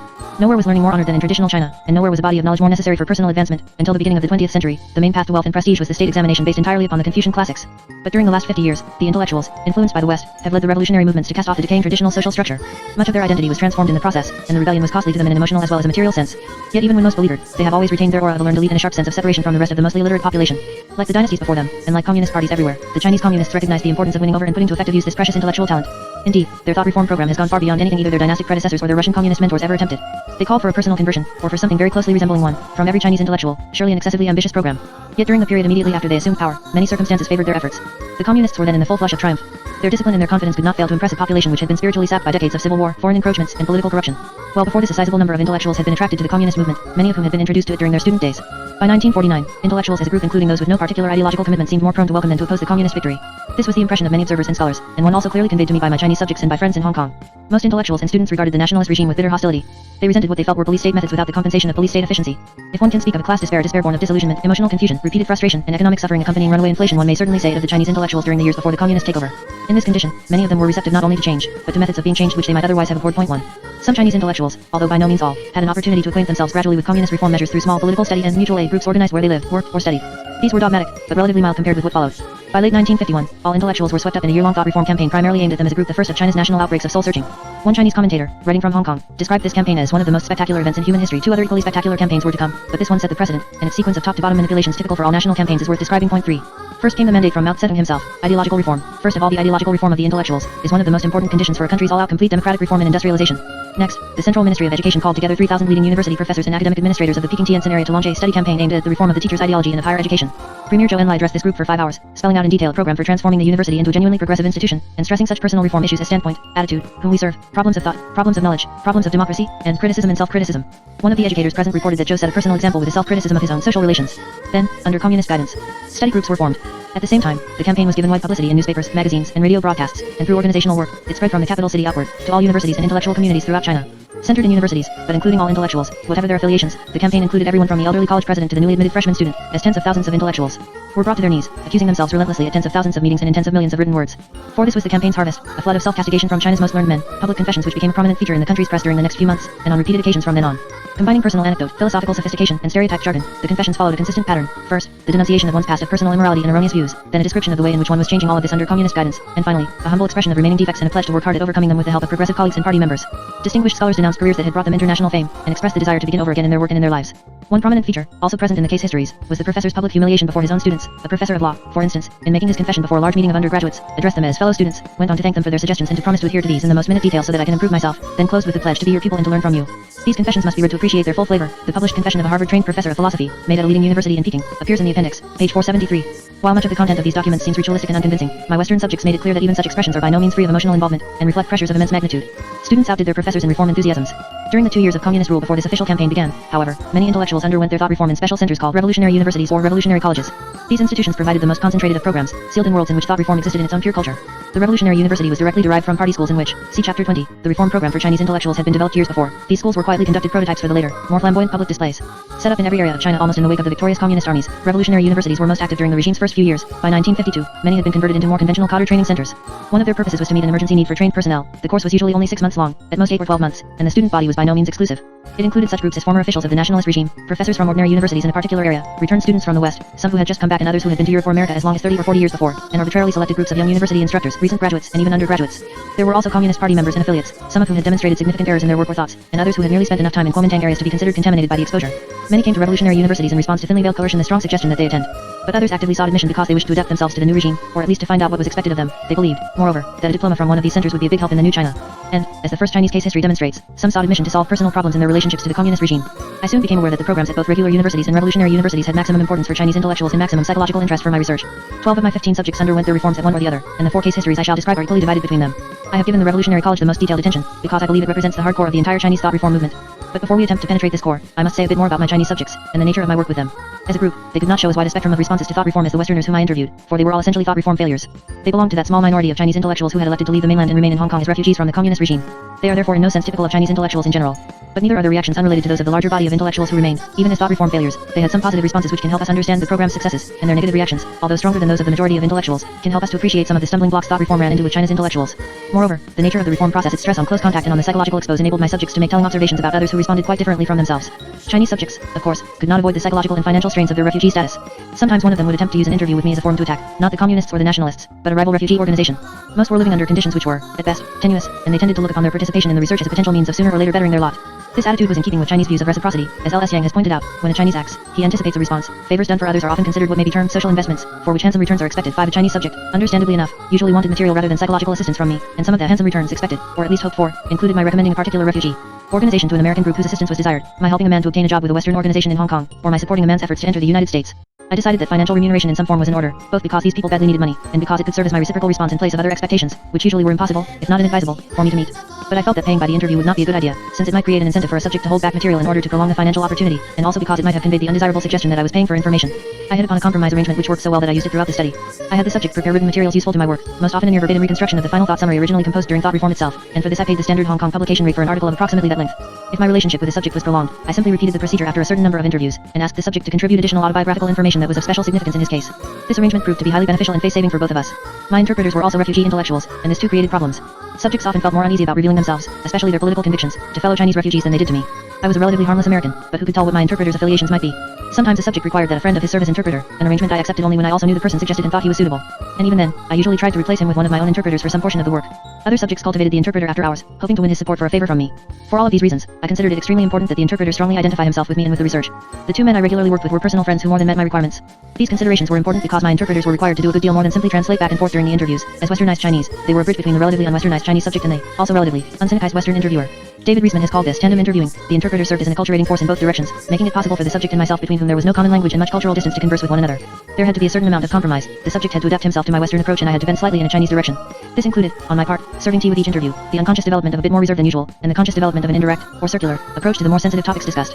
I have emphasized the difficulties I encountered owing to the Chineseness and the refugee status of this subject group. The latter condition perhaps created more problems than did the former, but once the 3 of us had surmounted these early barriers, a 3-way team enthusiasm often developed. All of us directed our full energies toward illuminating the nuances of the subject's emotions and then conveying these to me as the final common pathway, and all of us shared in the excitement of achieving a deepening understanding of thought reform. These interviews were often quite grueling, and required at least twice as much time as ordinary interviews to cover the same ground, but they had a special fascination. After months of work, a significant therapeutic relationship often developed in both interpreted and direct, English language, interviews with Chinese subjects. This usually did not have the same cathartic intensity as with Westerners, although with one English-speaking girl it did. Rather there was a gradual shift from my probing to the subject's raising questions on his own about past and present emotions which had troubled him. On the whole, my Chinese subject group was young, with a heavy student representation. I did not intentionally seek young subjects. Their preponderance was due to a number of reasons. They were available to me through the refugee publishing organizations to which they belonged, and younger people could more easily leave communist China after intensive thought reform, both with and without official permission. They had fewer family responsibilities, greater anonymity, and better excuses, visiting parents in Hong Kong during university vacations for example, to cross the border. This accidental emphasis upon youth turned out to be a great advantage. It helped me to achieve better understanding of the phenomenal role which young people have played in revolutionary 20th century China, and it shed light upon psychological questions relating to identity and change. The subject group did not lack diversity, however. It included college students in their late teens and early 20s, seasoned revolutionaries in their 30s, and experienced government officials close to middle age. My subjects came from all parts of China, and from such diverse backgrounds as middle-class urban merchant families, rural gentry, and, rarely, rural peasantry. The Chinese subject group may be broken down as follows: total 15, locale of thought reform experience 7 in regular universities, 5 in revolutionary colleges, 2 in military settings, and 1 in a business group. Occupation at time of thought reform 7 students, 2 displaced students, 2 government officials, both of whom had done some university teaching, 1 university instructor, 2 soldiers, and 1 businessman. In the Hong Kong environment, 13 of the subjects were in an ill-defined group of students, teachers, writers, and the other 2 were in business. Geographical distribution 7 from the Hunan Hubei and Hui area, South Central China, 4 from the Peking area, North Central China, and 4 from the Canton area, South China. Sex 12 male, 3 female, age from 19 to 49, mostly between 20 and 35. Chinese subjects were on the whole more removed in time from their thought reform than the Western group, most having experienced it 1 to 4 years years before our interviews. This time lapse increased the possibility of retrospective distortion, which I had always to keep in mind. To get underneath any such distortion, I encouraged each subject to try to recapture during our interviews the actual emotions of his reform, rather than merely talk about them from a distance. I eventually got most of them to do this to a considerable extent, because there is something about the reform process which causes it to retain an unusually high degree of emotional vividness for the former participant. Only after extensive efforts of this kind, including much focused questioning and rechecking of responses, as well as an overall estimation of a man's reliability of recall, did I attempt to reconstruct an individual case. As I participated in the subject's recapturing process, I often felt that I was listening to a Gulliver telling of his travels in a very strange land. That strange land was not so much China as it was thought reform, especially the alien realm of the Revolutionary University. Chapter 14. The Revolutionary University, Mr. Hu. Early in my stay in Hong Kong, I was introduced to Mr. Hu Weihan, a native of Hubei province in central China, and a graduate of North China University, a large revolutionary university one situated just outside of Peking. I met him in the customary fashion, through intermediaries. A Chinese acquaintance of mine was working closely with him in a third force, critical of both communists and nationalists, press service. Mr. Hu was then 30, tall and thin, erect and dignified, if a bit rigid, in his bearing. Courteous and formal in the fashion of an upper-class Chinese, he spoke in quiet, measured tones, always with intensity. I soon noticed that he rarely smiled. His facial expression was invariably serious, not infrequently sullen, never really relaxed. At the same time, he maintained throughout our sessions an unusual degree of enthusiasm and stamina. Although he had left communist China 4 years before, he was still cautious about interview arrangements. For a while, he preferred to meet at his own office, although later he came regularly to my apartment. He insisted that the friend who had introduced us serve as interpreter, although months later, after a falling out with his friend, he welcomed the substitution of one of my regular interpreters. And at first he wondered whether I wasn't something more than a psychiatrist. But over the course of 16 months of interviews, 25 meetings totaling about 80 hours, he became increasingly open and spontaneous. Indeed, after a few all-day sessions during the first weeks of our work together, we got to know each other quite well. At the time Hu began his thought reform, he was no stranger to the communist movement. He had been sympathetic to it since his middle school days, and as a student leader at the University of Nanking he had worked closely with the communist underground for several years. Just after the takeover, however, he became involved in a controversy with communist officials which eventually led to his admission to North China University. Appointed to a special committee set up at the University of Nanking, he had spoken strongly in favor of keeping the university in session, in opposition to the communist representatives who wanted it temporarily closed down. Not only was he overruled, he was tricked into accepting their point of view. Deeply upset by this experience, my views were widely known. Now I considered myself a failure. I had no face to see my fellow students. He decided to leave Nanking. Hoping that things might be better in the north, he went to Peking and sought, through well-situated friends, some position within the communist movement. Meeting with little success, he expressed his disappointment to one of these friends, who in reply offered the following advice. Your thoughts are still those of the bourgeoisie. You must change for the great period ahead. You should go to North China University for ideological reform and they will help you to make the change. Still wishing to find a place in the new regime, Hu accepted the idea that a change in his thoughts might be necessary. He took his friend's word seriously, and hearing that a class was about to begin, embarked on the short trip to the Revolutionary University. A letter of recommendation which he had obtained from a high-ranking communist official served as his admission credentials. The great togetherness, group identification. Hu found himself in an atmosphere that was austere but friendly, an open area with low wooden buildings which served as living quarters and places of study, old students, who had arrived a week or two before, and communist cadres warm in their greetings, helpful in their orienting tours, and enthusiastic in their talk about the Revolutionary University, the communist movement, the new hope for the future. He was assigned to a small group of 9 other young intellectuals much like himself. Because of his superior knowledge of Marxism he was elected by this group to be its leader, which thus thrust him directly into the organizational hierarchy. He discovered that the Revolutionary University was a huge establishment, tightly organized along communist principles of democratic centralism. It contained 4 large sections each with more than 1,000 students. His section consisted of miscellaneous young intellectuals and was the largest. He estimated that it included about 3,000 men and women. The other 3 were made up of cultural workers, writers and artists, older professors, and former government officials. A well-publicized invitation to the school had been extended to many such prominent figures, and teachers in training. The nominal head of the institution, who gave the official welcoming speech and presided over other ritual occasions, was an elderly educator formerly associated with the KMT. Real authority was in the hands of the 4 section heads, who were party members, and the subsection heads and class heads who worked under them. Each class head was responsible for the reform of 100 students, 10 small groups, and had at his disposal 3 special assistants. These 3 assistants, who acted as links between the faculty and students, were the cadres. This term is used for communist organization men, lower-level officials, usually but not necessarily party members, whose lives are inseparable from party activity, and who express at all times the party point of view. The 3 cadres performed the day-to-day legwork of reform. They knew the procedure well, not only because they had guided previous classes through it, but also because they had experienced it themselves as part of their training point. Each of the cadres had a designated function. The executive cadre was concerned with courses of study, reports, and records. The organizing cadre was most intimately involved with group activities and with the attitudes of individual students. The advisory cadre, the only one of the 3 who might be a woman, concerned himself with the students' personal affairs and reading habits, and offered counsel on ideological problems. Hu noticed that the 3 cadres assigned to his class worked as a unit. They were approachable separately, but always united in policy, and even made many of their public appearances together. During the first days at the university, the cadres were rarely in evidence. The students were left to themselves in complete freedom, and told to just get to know each other. To Hu and to most of the others, the atmosphere was exhilarating. Initial reserve quickly gave way, and students began to reveal to one another details of their backgrounds, and of their frustrations, beliefs, and future aspirations. Forgetting his recent conflict with the communists, Hu was caught up in the general enthusiasm and the high esprit de corps. The Revolutionary University seemed to be a place which brought together young people from all over with a great deal in common. We ate, slept, and talked together, all of us eager to make new friends. The 10 of us were at first strangers, but we quickly developed a strong bond. I had very warm feelings toward the group and toward the school. I felt I was being treated well in a very free atmosphere. I was happy and thought that I was on my way to a new life. Only one incident, which occurred about 10 days after Hu's arrival, marred an otherwise perfect honeymoon period, an incident which revealed much about Hu, and initiated a pattern in his relationship to school authorities which persisted throughout his 6 months at the Revolutionary University. While taking an after-dinner stroll, he came upon an informal gathering of about 100 students and 3 cadres. He listened as one of the cadres explained that Marxism was an everlasting truth of society, but during the discussion which followed, he got up and politely but definitely disagreed with this statement, asserting that Marxism was no more than a guiding principle of a certain period which would probably be replaced by a new doctrine once the transition from capitalism to socialism had been accomplished. Hu recalled the incident, possibly exaggerating it in retrospect, in dramatic terms. It was late at night, and there was no electric light. We had only an oil lamp and it was dim with shadows. When the discussion reached its climax, many of the students agreed with me, and I was in a more powerful position than the cadres. Someone started applause and it spread to most of the group. Rarely could an idea in such opposition to the cadres gain such a response. Hu felt that this incident gained him respect among the other students, but that his outspoken behavior had caused the authorities to begin to regard him as an individualist and a man to be watched. Soon after this the same cadre began to criticize Hu strongly, to a degree that Hu felt was above and beyond the call of thought reform duty. He attributed this to his having caused the cadre a public loss of face, and gave a clear explanation of what he meant by this. He was supposed to be the most distinguished person among us, by opposing him openly and gaining public support during the discussion. I dispraised him in a Chinese sense. After 2 weeks of this shared informality, all the students in whose class were called together for thought mobilization meetings at which the philosophy of the program was forcefully presented. Individual thought reform was to be a part of the overall reform of Chinese society. Just as past social evils had to be swept away, so did one have to remedy one's personal evil if he wished to take his place in this great renaissance. For a Chinese intellectual, reform was a particularly pressing matter. His talents were urgently needed by the people, and yet his class background had so poisoned him that until he was reformed, he was unable to serve them. Next came the beginning of formal courses, the first of which was entitled The History of the Development of Society. This course was followed by Lenin the State, Materialistic Dialectics, History of the Chinese Revolution, Theory of the New Democracy Maoism, and field study visits to old communist workshops and industrial centers. A leading communist theorist came from Peking to deliver the opening lecture. There was just one lecture for each course. This talk was a memorable one. For more than 5 hours the distinguished visitor presented a carefully documented exposition of Marxist views on organic evolution, the emergence of man from lower primates by means of labor, or as a popular pamphlet put it, from monkey to man, through labor, and on social evolution, the development of human society from its primitive communist stage through subsequent slave, feudal, capitalist, socialist, and inevitable communist stages. The 1,000 students in the audience listened carefully, and took copious notes. There were no interruptions and no questions at the end. Rather, the students quickly reassembled in their small groups to discuss the lecture material. And from then on, these sessions continued virtually all day, every day, until they were interrupted for another marathon lecture introducing a new course. A major national event, such as a speech by Mao Zedong, might also be the occasion for larger gatherings, and a temporary change in the subject matter of the small group sessions as well. As group leader, who guided the sushi discussions, and tried to clarify the lecture material for the other students, he and the other 9 group leaders of his class held daily, sometimes twice daily, meetings with the cadre, during which each gave a rundown on the attitude and progress of the individual members of his group. The other students knew about these reports, but seemed, on the whole, to accept them as regular organizational procedure. Who was instructed by the cadre to take a relatively neutral attitude in his group, and to encourage free and lively discussion. He enjoyed both his teaching and his organizational responsibilities. He shared with the other students a sense of pulling together toward a common goal in a spirit of crusade. The closing in, conflict and struggle. After a few weeks of this study, however, who noticed a gradual change. The cadre receiving his daily reports demanded more detailed analyses of the other students' behavior, less stress was put on Marxist theory and more on individual attitudes. Who was no longer enjoying the role he was asked to play. My intention was to help the students to study about communism, but I soon began to realize that the communists were more interested in my helping them to study the students. At the same time, it was made clear to him that he was to be no longer neutral in his attitude, but was instead, in Mao's phrase, to lean to one side, to support the progressive elements, and to apply stronger pressures to the others in the direction of reform. Matters came to a head at the time of the first thought summary. Each student prepared one of these at the end of every course. The cadres passed along information by group leaders and informal contacts in such places as the dining room about the form these summaries should take. They were mainly to discuss the influence of the first course upon the students' previous views of society. A 2-day period was devoted to writing the summary. Then each of these students was required to read his to the other group members, each of whom offered criticisms. Some of the students, still influenced by the easygoing atmosphere of the honeymoon period, took the matter lightly and dashed off their summaries without much thought, but who noticed that the cadres took it very seriously, and that they made a practice of sitting in on some of the summary readings to make sure that the criticisms were thorough and penetrating. Criticisms gave rise to counter-criticisms, and group harmony gave way to tense antagonisms. The descriptions of past and present attitudes which students had so freely offered each other during the first days now came back to haunt them. Previously quiet students suddenly became activists, stepping up the pace of criticism and intensifying the emotional tone within the group. Some of these activists identified themselves as members of the Communist Youth Corps or of the Communist Party itself, thus emerging from an underground status. Their regular attendance at party and youth corps meetings gave them a channel to the school hierarchy which, in terms of real power, superseded whose authority as group leader. When Hu realized this, he became increasingly uncomfortable aware that he was being informed on, but never quite sure just when and by whom. He also noted that the authorities had begun to shift students about from one group to another in order to make most effective use of activists, always keeping in his group 1 or 2 who could exert strong influence. And his experience with his own thought summary increased his apprehension. Although it was fully orthodox in form and content, he had made it somewhat terse. He was strongly criticized by an activist who accused him of concealing details, and the interested presence of all 3 cadres convinced him that the faculty was showing special concern about his personal progress.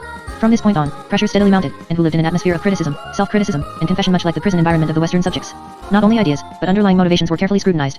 Students were taken to task for failure to achieve the correct materialistic viewpoint, proletarian, or people's, standpoint, and dialectical methodology, and the reasons for these failures were analyzed even more carefully than in prison reform. As a group leader, who helped to promote this orthodoxy, as a student, he was himself sometimes rebuked for failing to live up to it. His advanced theoretical knowledge of communism served him well, but it did not render him immune from the array of standard criticisms which in the Revolutionary College covered an even broader spectrum than in the prison. The prisoner was attacked for his associations with imperialism and for his own imperialistic traits. The student at the Revolutionary University was mainly under fire for his individualism. As interpreted from Mao's writings by cadres, activists, and the student rank and file, this term was extended to include any tendency to follow personal inclinations rather than the path charted out by the party. Since this meant placing one's own interests above those of the people, individualism was considered highly immoral. And so were the other faults for which the students were repeatedly criticized and for which they criticized others. Subjectivism applying to a problem of personal viewpoint rather than a scientific Marxist approach. Objectivism undue detachment, viewing oneself above class distinction, or posing as a spectator of the new China. Sentimentalism allowing one's attachments to family or friends to interfere with reform needs, and therefore carrying about an ideological burden, usually. A reluctance to denounce the objects of one's sentimentalism, as well as deviationism, opportunism, dogmatism, reflecting exploiting class ideology, overly technical viewpoints, bureaucratism, individual heroism, revisionism, departmentalism, sectarianism, and, neither last nor least, pro-American outlook. Who, in the eyes of cadres and fellow students, was clearly an individualist. His unsolicited public debate with the cadre had given him this status at the onset, and his subsequent behavior did little to dispel it. Even though he conducted himself in an exemplary fashion, progressive in attitude, circumspect in manner, conscientious in carrying out his responsibilities as a group leader, it was clear to everyone that he was holding much of himself back. He did not join in group enthusiasms, and kept to himself as much as he could in such an environment. In his reports to the cadre as group leader, he maintained a correct standard of communist-style analysis, but at the same time tried always to say as little as possible, and to avoid making damaging assessments of other students. These reports were a source of great inner conflict to him. He hated the idea of informing upon others, yet he could not fully dissociate himself from the cadre's claim that these evaluations served a moral purpose in helping backward students. In any case, he felt compelled as a means of adapting to pressures brought to bear upon him to offer some degree of compliance. When criticized, he would admit his shortcomings, and even go on to make the proper self-criticism in attributing them to ruling class and bourgeois influences in his family and educational background. But there was something perfunctory in his manner of doing so, and the cadres sensed his inner resistance. Often one or more of them would make a friendly approach to him, suggesting that he seemed troubled by ideological problems, asking him to talk things over. They would go on to tell him that they considered him a man of great promise, the type needed by the party, one who would go far in the organization. They even described other cases of similar young men, also highly individualistic at the time of their thought reform, who had, after ridding themselves of this deficiency, become high-ranking communist officials. Who did not respond to these overtures. Instead he felt his inner opposition steadily mounting. I was becoming more and more sick of the process, and his inability to discuss his true sentiments with anyone an increasing strain. I could never have a chance to talk about these things or about what I considered to be right. I had to restrain myself constantly, to be patient, to avoid offending the cadres or the activists. I always had to conceal what was on my mind. I could never feel easy. who began to sense that the Cotters were antagonistic to him, and he feared that, should he make one false move, they might well label him a reactionary, a dangerous accusation for anyone. He found himself in the paradoxical position of still retaining his general faith in the Chinese Communist movement, while feeling increasingly trapped in his personal thought reform experience. His dilemma increased as the moralistic tone of the criticism and self-criticism process extended into every aspect of his daily existence. As in the prison setting, but in a native rather than imperialist frame, students were criticized for such bourgeois ruling class characteristics as pride, conceit, greed, competitiveness, dishonesty, boastfulness, and rudeness. And when liaisons between the sexes developed, the revolutionary university was socio-educational, although living quarters for men and women were completely separate. These were discussed within the small groups and evaluated solely in terms of their effect on the reform progress of the two people involved. If a backward girlfriend was thought to be impeding a student's progress, he was advised to break off the relationship, but if both were progressive, or if one were thought to be aiding the other's progress, the group would give its approval. One female activist gave evidence of a romantic interest in Hu, but he was unresponsive and highly suspicious, probably with justification, of her motives. Sexual unions were, on the whole, discouraged, as it was felt that they drained energies from the thought reform process. The opportunity for romance was limited anyway, since the days were taken up almost completely by sushi, and the evenings by additional meetings and by reading. Sunday, although nominally a day of rest, was frequently devoted to self-examinations that had not been completed during the week, and such entertainments as there were movies, plays, group singing, and dancing were invariably tied in with some aspect of the communist ideological message. Students in whose section were not expected to leave the grounds of the revolutionary university unless they had some special reason. As in prisons, the atmosphere became saturated with individual confessions. Instead of criminal activities, each student was expected to reveal everything about past affiliations with reactionary groups, usually the KMT regime or its student organizations. Each course became a vehicle for exposing more of his own self, for condemning more of the evil in his character. Each student developed a running confession, compounded of self-criticisms, thought summaries, and extracurricular self-examinations. This was a major indicator of his progress in reform. Taking shape both orally and in writing, its content became known to other students and to Cotters and class heads. One's eagerness to reveal himself seemed to be more important than any specific thing revealed. Like the Western prisoners, students vied to outdo each other in the frankness, completeness, and luridness of their individual confessions. One group would issue a challenge to another to match its collective confessions. Personal confession became the major topic of discussion in small group meetings, large student gatherings, informal talks with Cotters, articles posted upon bulletin boards, and wall newspapers. Who had the feeling that everywhere he went, he encountered the question, have you made your full confession? In his case, he had little in his past to conceal. Indeed, his progressive record, though he stated it with restraint, was a mark of distinction. What troubled him was a secret of the immediate present, and its consequences for his communist future. For he was becoming obsessed with his own inner antagonism, and the dangerous rebel within him, the formulator of these obsessive thoughts, threatened always to expose the rest of him. The intensity of my anti-communist thoughts greatly increased. I developed a terrible fear that these thoughts would come out and be known to all. But I was determined to prevent this. I tried to appear calm, but I was in great inner turmoil. I knew that if I kept quiet no one could know the secret which I had not confessed. But people were always talking about secrets, saying that it was wrong to keep secrets, that one had to confess everything. Sometimes during an ordinary conversation the Cotter or a student would mention secrets, and I would feel very disturbed. Or we would be called suddenly to an informal meeting, and someone would get up and say, there are still some students in the university who remain anti-organization. I knew that no one else was thinking of me, but I couldn't help feeling very upset. The secret was always something that was trying to escape from me. Part of whose secret was his growing disillusionment and despair. I had thought that by entering the revolutionary university I could make a new start. Instead of this it had brought me mainly the loss of personal liberty. I felt disappointed, infuriated and disgusted. I had little hope for the future. Observing the other students around him, who felt that all were tense and agitated, without necessarily sharing his own response. In fact, many of the younger ones, those in their teens and early 20s, seemed to be throwing themselves fully, even ecstatically, into the reform process, thriving upon their activist frenzy. Others a bit older made a great public display of their progressiveness in what Hu considered an opportunist fashion, some of them seeking to compensate for incriminating ties with the old regime in the past. But Hu felt that almost everyone in his section who was over 25 was in conflict about how much of himself to surrender to the process. Students' attitudes toward one another had changed greatly from the idyllic togetherness of the earliest days. The sense of common purpose had by no means completely disappeared, but the pressures which everyone was experiencing had converted the small group sessions into a complicated blend of eager analysis, cautious orthodoxy, covered personal antagonism, and beleaguered cooperation. Hu's own position grew steadily worse. His suppressed resentment was always just beneath the surface, and on one occasion, when he intervened on behalf of a female student in an argument with school guards, this resentment exploded openly. Hu was then required to make a special self-examination to condemn his misconduct, his lack of full faith in the party's representatives, and the individualism at the bottom of it all. Cotters were no longer gentle and therapeutic in their approach to him, but made it clear that they considered him stubborn and uncooperative. One of them, his old nemesis, began to make indirect threats, implying that if his attitude did not improve, his case would be dealt with at a public gathering. Hu knew well what this meant. He had witnessed 3 such mass meetings. 2 of these had been revivalist-like gatherings at which a student with a particularly evil past had been given a dramatic, and well-staged, opportunity to redeem himself. Before an audience of 3,000 fellow students, this offender gave a lurid description of his misdeeds: political work with the nationalists, spying for the Japanese, anti-communist activity, stealing money from his company, violating his neighbor's daughter, followed by an expression of relief at washing away all of my sins and of gratitude to the government for helping me to become a new man. The effect of the meetings had been an intensification of confession pressures and a widespread feeling that whatever one had done was mild by comparison and might as well be revealed. Aware that he was not a likely candidate for this type of display, Hu worried about another kind of public exposure, the ultimate humiliation of the mass struggle. He had seen a student considered to be a hopelessly backward element face an equally large audience to be denounced rather than redeemed. Faculty members, Cotters, and fellow students had embellished upon his reactionary tendencies, his stubborn refusal to change his ways, his failure to respond to repeated offers of help which all claimed to have made. It had been made quite clear that this young man's future in communist China was quite precarious, and the ceremony had been a grim warning to Hu and other students of questionable standing. Hu received one additional warning. A youth corps member personally sympathetic to him told him that his case had been critically discussed by Cotters at youth corps meetings, and that he had better be more careful in the future. Hu was moved by this show of compassion, realizing that the other student had acted at considerable personal risk. He did become more cautious, and tried to make a better reform showing. One of the ways he did this, at the same time finding some escape, was to spend as much time as possible alone in the library, immersing himself in the only reading material available, communist literature. What he learned gave him added authority in the group, and the Cotters' threats of public exposure were never carried out. Hu felt he had also been protected by his progressive past, his letter of recommendation from a high communist official, his favorable standing among many of the students, his knowledge of communism, and, perhaps most important, something in his character which made the Cotters feel that he might be still salvaged as an effective communist worker. But his added readings, especially of Lenin's works, were also a source of anxiety. For he began to realize that what he was experiencing in thought reform was not, as he had preferred to believe, a misapplication of communist principles, but was in every respect consistent with Leninist teachings. He found himself questioning the entire communist structure. He achieved better external control, but his inner feelings of hostility, suffocation, and confusion were more intolerable than ever. I had a very strong hatred for the communists and for the whole system. But it was a general kind of feeling and I wasn't sure of its exact source. It wasn't directed exclusively against the communists but was rather vague and diffuse. I was very unhappy about the surroundings. Everything from all directions was pressing upon me. I couldn't stand this pressure and wanted only to get rid of it. It was not a feeling of resistance, I just wanted to escape. I felt persecuted and depressed. He began to have nightmares and thought he was talking in his sleep. He would wake up anxiously, fearing that he might have revealed his secret. He was also greatly upset by a suicide which occurred during the stage of the reform program. A young student had apparently jumped into a well. This student had been a youth corps member and outwardly an activist, and his death led Hu to believe that he too must have had some hidden secret. 2 other students had to be sent to mental hospitals, having apparently become psychotic. Many other students, who estimated their number as high as 1/3 of the student body, by this time had visible psychological or psychosomatic symptoms: fatigue, insomnia, loss of appetite, vague aches and pains, and upper respiratory or gastrointestinal symptoms. 3 Hu himself suffered from fatigue and general malaise. He visited the school doctor, who gave him a reform-oriented and psychologically sophisticated diagnosis. There's nothing wrong with your body. It must be your thoughts that are sick. You will feel better when you have solved your problems and completed your reform. And indeed, he shared with many other students a state of painful inner conflict. Yet the contagious cacophony of enthusiasm, tension, and fear was still, after 5 months, very much in crescendo. Final thought summary, submission and the new harmony. The announcement that it was time to begin work on the overall thought summary, or final confession, implied that relief was in sight, but it also made clear that this last effort would be the crucial one. At a mass meeting, faculty members emphasized the importance of the summary as the crystallization of the entire reform experience, the final opportunity for each student to resolve his thought problems. For the next 2 days, small group sessions were devoted almost entirely to discussions of the form of the summary. It was to be a life history, beginning 2 generations back and extending through the thought reform experience, describing, candidly and thoroughly, the development of one's thoughts and the relationship of these to actions. It was also to analyze the personal effects of thought reform, on one's character as well as one's view of the world, including but going beyond what had already been written and discussed in previous thought summaries. It would require anywhere from 5 to 25,000 Chinese characters, roughly equivalent to the same number of English words, but content was much more important than length. And each man's summary had to be approved before he could graduate. Rumors circulated among the students of backward elements having been asked to repeat the entire thought reform course, and of reactionaries or enemies of the people sent to prison for reform by labor. After a 10-day writing period, students read their summaries to the small group. They encountered even more prolonged and penetrating criticism than before, since everyone was now required to sign each confession read, to signify his approval and his responsibility for letting it pass.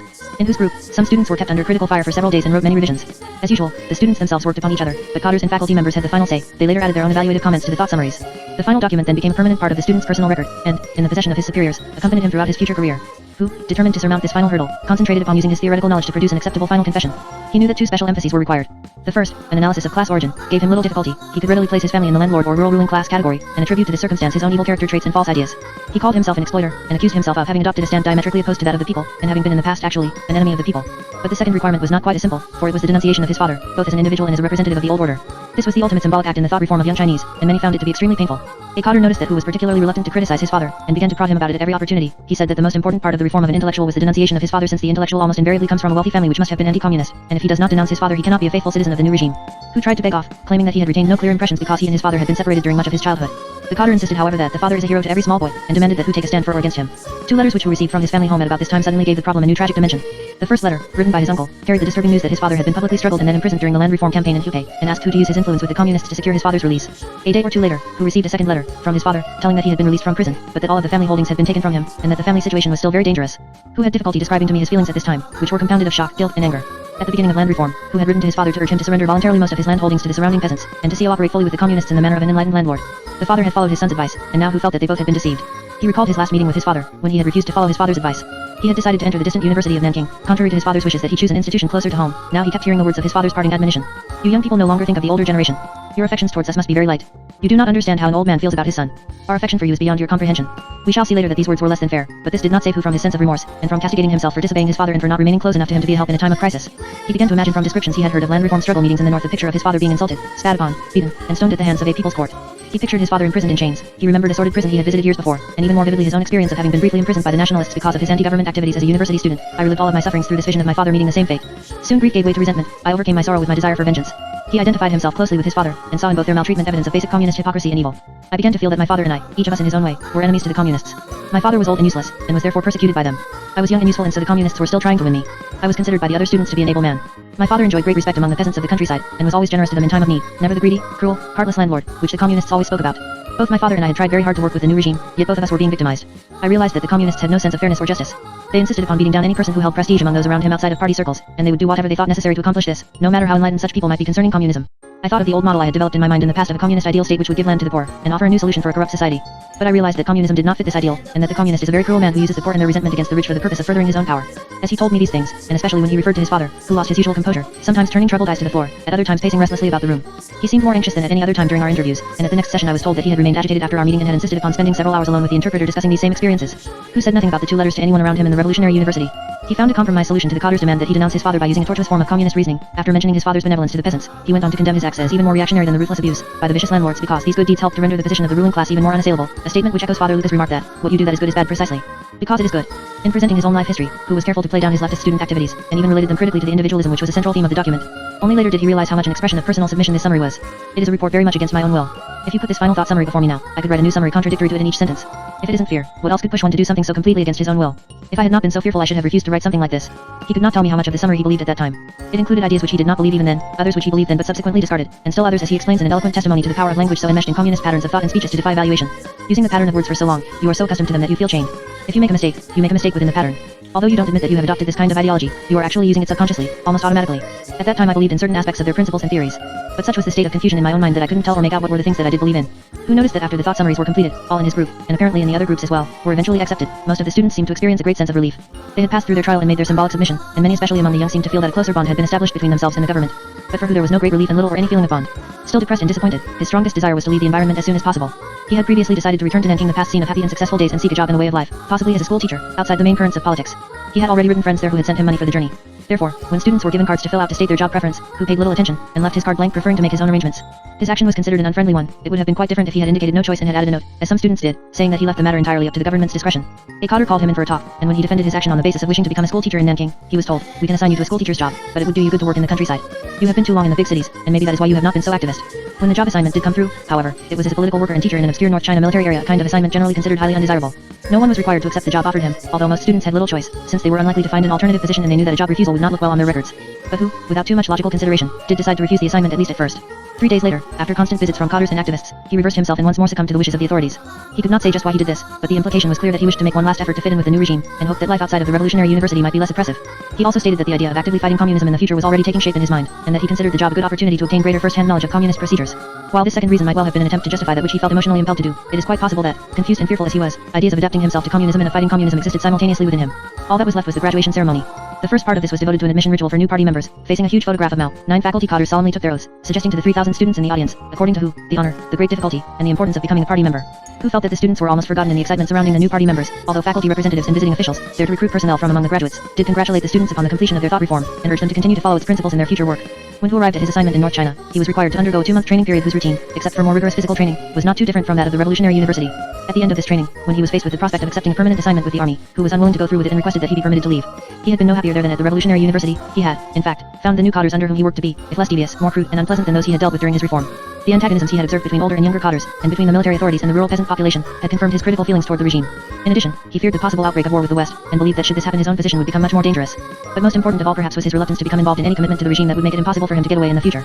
Communist authorities made strong attempts to get Hu to change his mind, but he pleaded failing health and inability, as a southerner, to tolerate the extreme cold, from which he actually did suffer. He was finally permitted to depart, although he was given virtually no travel credentials. He headed for Nanking, selling some of his belongings to finance the trip. There he found only a few positions available, all of which he felt would involve him too closely with the regime. He wished to visit his father in Hubei, but from all he could learn, he decided that it would be much too dangerous. After a few weeks in Nanking, he was called for questioning by the police because of his idleness, and he felt it was unsafe to remain there. Through friends with whom he was staying, he discovered that it was possible to leave China by way of the Hong Kong border. During early 1950, such travel was still not too difficult. He quickly decided to do this, and even an expression of affection from a girl he met in Canton, of whom he had been very fond during his middle school days, could not deter him from leaving his country and entering the British Crown colony. Chapter 15. The Chinese Odyssey. Many of whose emotional experiences have a familiar ring, since the psychological pressures at a revolutionary university closely resemble those in a prison. There is the assault upon identity, although without any physical brutality, the establishment of guilt and shame, a form of self-betrayal, alternating leniency and harshness, a compulsion to confess, the logical dishonoring of re-education, a final confession, elaborate and inclusive rather than terse, and an even greater emphasis upon the experience of personal rebirth. There are also important differences, such as the development of group intimacy, the great togetherness, before the emotional pressures. But these differences, significant as they are, do not warrant a new step-by-step analysis. To get at more basic contrasts and more basic underlying principles, we must, as with the Westerners, turn from the process to the individual, and follow Hu beyond his thought reform, first back over his early years and then through his Hong Kong life. Although the program which Hu encountered at the Revolutionary University was typical enough, the other 14 Chinese subjects, especially those 4 who had attended a Revolutionary University, confirmed this. His responses were obviously unusual. Why was this so? What was there in his background and his character which led him to feel as he did? What can his experiences teach us of the reform conflicts and life struggles of Chinese intellectuals in general? Childhood and youth, background for reform. Symbolically enough, Hu's life began in exile. His father had been a high-ranking nationalist official during the early years of the Chinese Revolution, and had spent many years in distant assignments or in flight from his enemies. One of these flights, from the forces of Yuan Shikai, a powerful general who sought to restore the monarchy and place himself on the throne, took him to Kansu, a remote province in the northwest. There he married Hu's mother, a relatively uneducated woman of undistinguished family background, and it was there that Hu was born and spent the first 4 years of his life. His only memories of that period were of the frightening folk tales which his maternal grandmother told him, of owls who carried off bad little boys, and of devils disguised as men who, simply by looking at little boys, caused them to disappear, and of that same grandmother's unhappiness when Hu and his parents left their Kansu home. The themes of fear and unhappiness which appeared first in these recollections recurred frequently throughout his reconstruction of his childhood. When Hu was 6 years old, the family had spent 2 years in more or less temporary dwellings. Hu was moved to his father's family home in Hubei province, and he remained there or nearby for the next 13 years. But this move, rather than uniting the family, marked the beginning of long separations. His father was away most of the time, appearing only on rare occasions, and then briefly and often unannounced. Hu Sr. belonged to a faction of the Kuomintang Nationalist Party, which had come into active conflict with Chiang Kai-shek, so that he was almost a fugitive. Hu held a special position in his fatherless household. There was an uncle nearby but not in the same compound. He was the young master being groomed for family leadership, the only direct male heir. An older brother and one or two sisters had died in infancy. Moreover, Hu's father too had been an oldest son, and this placed Hu in the main line of family authority. His family's long prominence in the area, his paternal grandfather had been an important provincial official during the Qing dynasty, its heritage of scholarly attainment, the importance of preserving the family name, all this was impressed upon him. It was a situation which in every way encouraged the development within him of precocious self-assertion. But this celebrated little boy, and no culture has ever made a greater fuss over its male children, had a strange rival for power within the family, a woman 2 generations his senior. This step-grandmother was the bête noire of his childhood, and indeed of much of his life. Originally his paternal grandfather's second wife, she was not a concubine, as his first wife had died before she came into the family, she was the only surviving member of her generation. Possessing seniority as well as the ability and will to rule, she took full advantage of the family's power vacuum and full charge of its affairs. Yet her leadership placed her in a complicated position. Nothing is ever simple in a Chinese family, because she was a woman, and, more important, because she was unrelated by blood to any of the other family members, which, as Hu explained, made them regard her as little more than a concubine. She had borne a male child, always a matter of great prestige for a Chinese woman who had been kidnapped by bandits and never returned. This, according to Hu, was another source of tension, as she had become embittered by this incident, and resented the family for not making strong enough efforts, possibly not paying a large enough ransom, to get the child back. Hu felt that she extracted her revenge through her tyrannical reign over the household, to the point where she became a saboteur of the family. Although the others chafed under her domination, she was acting within Chinese tradition, and no one had the courage or the sanction to contest her. Indeed, Hu's uncle, his father's younger brother, the only person around who might have offered resistance, preferred to move out from her control at the time of his marriage rather than follow the more conventional pattern of bringing his bride back to the main family home. Hu believed that, as the young master, he was the special target of her abuse. She became for him a symbol of the old, and a special object of his hatred, a hatred which was not, however, devoid of respect. She was a woman of the old China. She was tall, very tall, and impressive looking. She had bound feet. She was a very able and intelligent woman. She could be very eloquent, convincing to others, but she was stubborn and couldn't be talked into anything herself. She never liked me, and was very jealous of my position in the family. I could always feel her antagonism in the atmosphere, but she was much too shrewd to mistreat me in a direct manner. She never beat me physically. It was in a glance or a phrase directed at me that I could feel it. I hated her so much that at times I felt that I could not stand her. The conflict between the old woman and the boy reached its climax when he was 10 years old through what began as a seemingly inconsequential incident but grew into an event of major proportions. One day someone was telling a story before a gathering of our family members. The story was very unfavorable to the head of the household. It described how he had misused family funds and cheated the other members of the family. After listening for a while I said, "That man is a thief." My grandmother then spoke up with great emotion and said, "He is saying this about me, that I am not honest, that I am corrupt." She immediately called all the family members into the hall of the ancestors, the family shrine, and in a very dramatic fashion she lit up all of the candles that were in the room. Then she said, "The young master has accused me of being dishonest. I will pray to my ancestors to be more honest." Other relatives attempted to calm her down, saying that I was only a boy and that she should accept an apology from me. But she refused to do this, saying, "No, I am not worthy of his apology. I am just a poor old servant of the family." She maintained this attitude very stubbornly, and nothing that anybody said to her could convince her to change her mind. Her actions, in effect, forced Hu to leave the family home, since this kind of conflict within a Chinese family cannot remain openly unresolved. As Hu explained, this was really a skillful way to squeeze me out of the household. With her refusal to accept my apology, my only recourse was to leave. But it was done so cleverly within the framework of tradition that no one could accuse her of acting wrongly. She was not treating me as a grandson or as a little boy, but rather as the legal heir, as if she were dealing with my father. It is quite possible, of course, that Hu did more to provoke these actions than his version of the story suggests. Or even if he did not, it is likely that the step-grandmother accurately perceived that Hu was expressing indirect hostility toward her. In any case, his outburst could have been considered a sign of disrespect for his elders. In most situations like this, an apology from the youthful offender would have ended the matter, and Hu is right in perceiving that his step-grandmother's show of humility was really a highly charged form of aggressiveness. Although cleverly correct in her forms, however, she could have been criticized for a lack of spirit of compromise, an important virtue in traditional Chinese culture. Such bitter animosity, kept well beneath the surface, occurred in many Chinese families. In Hu's family, external forms were still maintained. Although he went to live in his uncle's house nearby and visited his family home infrequently, it was still necessary for him to appear on special occasions, for instance, the Chinese New Year celebration, to pay his respects to his step-grandmother through the traditional symbol of submissive reverence, the Kotou. He dreaded these visits long in advance, but it was made clear to him that he had no choice in the matter, because if I did not, I would be condemned by all society. His step-grandmother, on each such occasion, maintained her humility and perpetuated the conflict by declaring herself unworthy of the salutation. Hu's mother, rather than offering him protection against the step-grandmother, was herself another victim. Cowed and powerless before her elder, she was so looked down on as a common woman from a backward province, that even the servants treated her badly. Sickly, nervous, and resentful of her husband's continued absence, she often had to turn over her son's care to others. Hu remembers her with some fondness, but also recalls that she sometimes took her frustrations out on him and subjected him to beatings. She died when Hu was 14 years old, and was in many ways an even more distant figure. I never experienced the intimacy of a mother with her, than his absent father. For to Hu, his father soon became the center of a lasting personal myth, that of the all-powerful father who suddenly materializes and rescues his son from an otherwise invincible oppressor. I found myself always thinking of him. To me he was the most dignified and impressive man in the world. I felt that one day my father would return and all of my troubles would be over. Nor could repeated evidence to the contrary dispel this myth. The family lost touch with his father for periods of years, and when he did visit the step-grandmother and he observed all proper forms, he too had to be filial, and things remained as they had been. Hu was never too happy at his uncle's house, where he felt he was being cared for more out of obligation than love, and he went on hoping, when he got tired of this, his thoughts turned toward revenge, and toward the day when he would be big enough and smart enough to be able to deal with his archenemy. Her death, which occurred shortly after that of his mother, and his father's continued absence, caused him to avoid the family home, which he then considered haunted. Hu's erratic pattern of education exposed him to the full chaos of the Chinese cultural and political scene. From the ages of 8 to 12, he studied with private tutors employed by his and neighboring families. In the traditional fashion, he learned how to read and write from simplified versions of the Confucian classics. He did not like the stern discipline of the tutor, and was frequently punished for misbehavior, but he was impressed with Confucian teachings of filial piety and loyalty to family and country, as yet unaware of the inconsistencies between these theoretical virtues and the realities of the life around him. Next, he spent 2 years studying and boarding at a new style upper primary school not too far from his home. There he was surprised to encounter classmates who were mostly adults or near adults, prospective employees of the local government who had come to take advantage of the school's modern curriculum, in keeping with a new regulation that officials have some Western education. As the youngest pupil in the school, Hu deeply resented the teasing and bullying he received from the others, some of them 2 or 3 times his age, especially when they told him that a little boy is not supposed to lose his temper with his elders. He no doubt stimulated many of these antagonisms, since by this time he had become a rebellious, outspoken child. Again made aware of his helplessness in the face of superior power, he once more dreamed of the day when he could outwit his tormentors. He partially realized this goal in demonstrating his quicker ability to grasp the Western subjects in the academic curriculum. After his graduation, his uncle planned to send him to a junior middle school in a nearby city. Just when Hu was about to leave for the new school, his father suddenly appeared, and Hu took advantage of the occasion to express many of his grievances. His father was angered by the boy's story. As a man of the world, he disapproved of the provincial way in which Hu was dressed, and of the undistinguished school which had been selected for him. As usual, Hu Sr. stayed only briefly, but before he left he cancelled the existing plans and promised to return soon to take the boy to a better school in a larger city. For the next 3 years, however, nothing more was heard from him, and between the ages of 13 and 16 Hu remained idle, receiving no formal education. These years were the most lonely interlude of a life in which loneliness had already become a regular feature. Hu felt estranged from his uncle as well as his father, since the uncle resented both the boy and the father for undermining what he considered to be a reasonable discharge of his responsibilities. Hu became more embittered than ever angry at his uncle for allowing family conflicts to interfere with his education, and even having doubts about his father and wondering whether he was really in hiding or had just forgotten about the family. But he clung tenaciously to his father return myth, and even when he was telling me about these events, he could admit no resentment toward his mythical hero. Feeling at home nowhere, thinking a great deal about running away, but unable to decide where to go, he described his general emotion as fatalistic anger, the kind of hostility which is temporarily held in abeyance until an opportunity arises to express it. Finally dismissing the entire problem from his mind, Hu began to interest himself in other things, taking long walks through the neighboring countryside, and reading voraciously the traditional Chinese Jianxia novels. The Jianxia is a superhuman hero who combines physical strength and magical powers in purging evil and helping the oppressed, always acting outside of and frequently in opposition to vested authority. So great is the Jianxia's imaginative impact that one Chinese colleague, possibly with a certain amount of cultural chauvinism, described him to me as a combination of the Western knight-errant and Robin Hood, only much more skillful and ingenious. Imagining himself a Jianxia was an ideal antidote to Hu's sense of loneliness and helplessness. His period of inactivity came to an end only through the chance appearance of an old family friend who prevailed upon the uncle to send Hu back to school. Respected outsiders have frequently been the best mediators in severe Chinese inter-family disputes. Hu was then sent to a middle school sponsored by the Kuomintang Youth Corps. He spent just 1 semester there, but it was an experience which had great significance in shaping his political emotions. He had chosen the school himself, for even in his isolation he had been caught up in the wave of patriotism which swept the country at the time of the outbreak of the Sino-Japanese War. But he was horrified by what he found there. Hastily put together, the school had enrolled many more students than the small faculty could handle, the academic program was practically non-existent, and most of the time was devoted to military training. Discipline was not only strict, but needlessly vindictive, and severe whippings were administered for minor infractions. Hu was from the beginning critical of the school and suspicious of its attempts to mobilize student emotion so much so that he was among the very few who did not, in the initial burst of patriotic fervor, join the KMT Youth Corps. He later told me that his restraint might have been due to memories of his father's tribulations within the KMT. Students soon became united in their resentment of the school and so rebellious that the atmosphere began to resemble that of an armed camp. None of the 20 youths from whose area returned the following semester. While there, Hu developed his talent for rebellion a bit further. He became an expert at forging the signature of the chief military trainer on passes. He proudly demonstrated his technique to me during our interview. The experience left him with the feeling that the KMT Youth Corps was disappointing and silly, brutal and irrational. His disgust and hatred was soon extended to the entire KMT party and government, and it later developed into the predominating passion of his youth. The county junior middle school to which he transferred seemed a great improvement. He did well academically, and quickly became a leader among the students. In addition, he held especially privileged status among the faculty because the president of the school was Hu's uncle's adopted son, that is, the uncle, as a prominent person in the area, sponsored the school official's career and exercised considerable influence over it. This made things particularly complicated for Hu when, just a few months after his arrival, he came into direct conflict with the same school president. For when the students began to notice that their meal seemed meager, and suspected some form of corruption in connection with the school's rice supply, they turned to Hu to direct an investigation. This was an extremely serious situation. The rice kept in the school storehouse represented the institution's capital. Since rice was the only stable currency available, students' tuition fees and teachers' salaries were both paid in it, and it was used to buy other foods and supplies. Since teachers were badly underpaid, irregularities were not infrequent, and sometimes were even considered customary.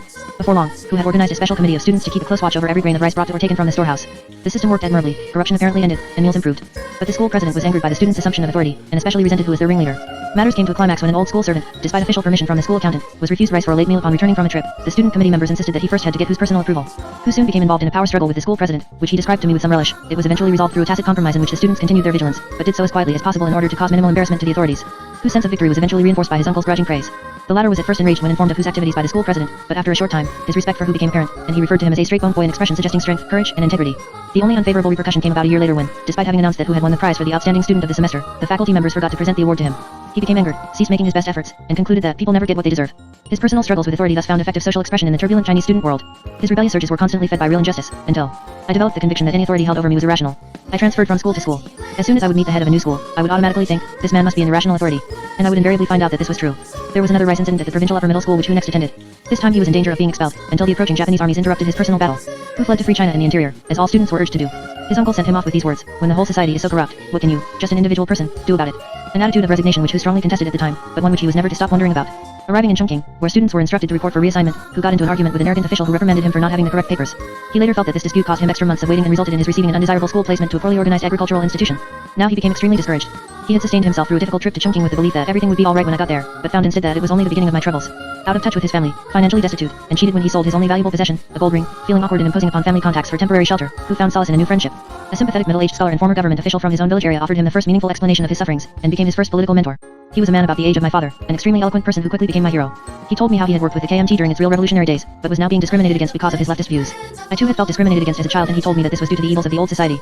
I could see little hope for the future, but then he described the communist program as a solution for China and a way to a bright future. He was kind and encouraging. I visited him frequently and soon adopted his views. Hu's new beliefs gave him further confidence in his participation in student agitation about corruption in the food supply as well as other issues at the agricultural school.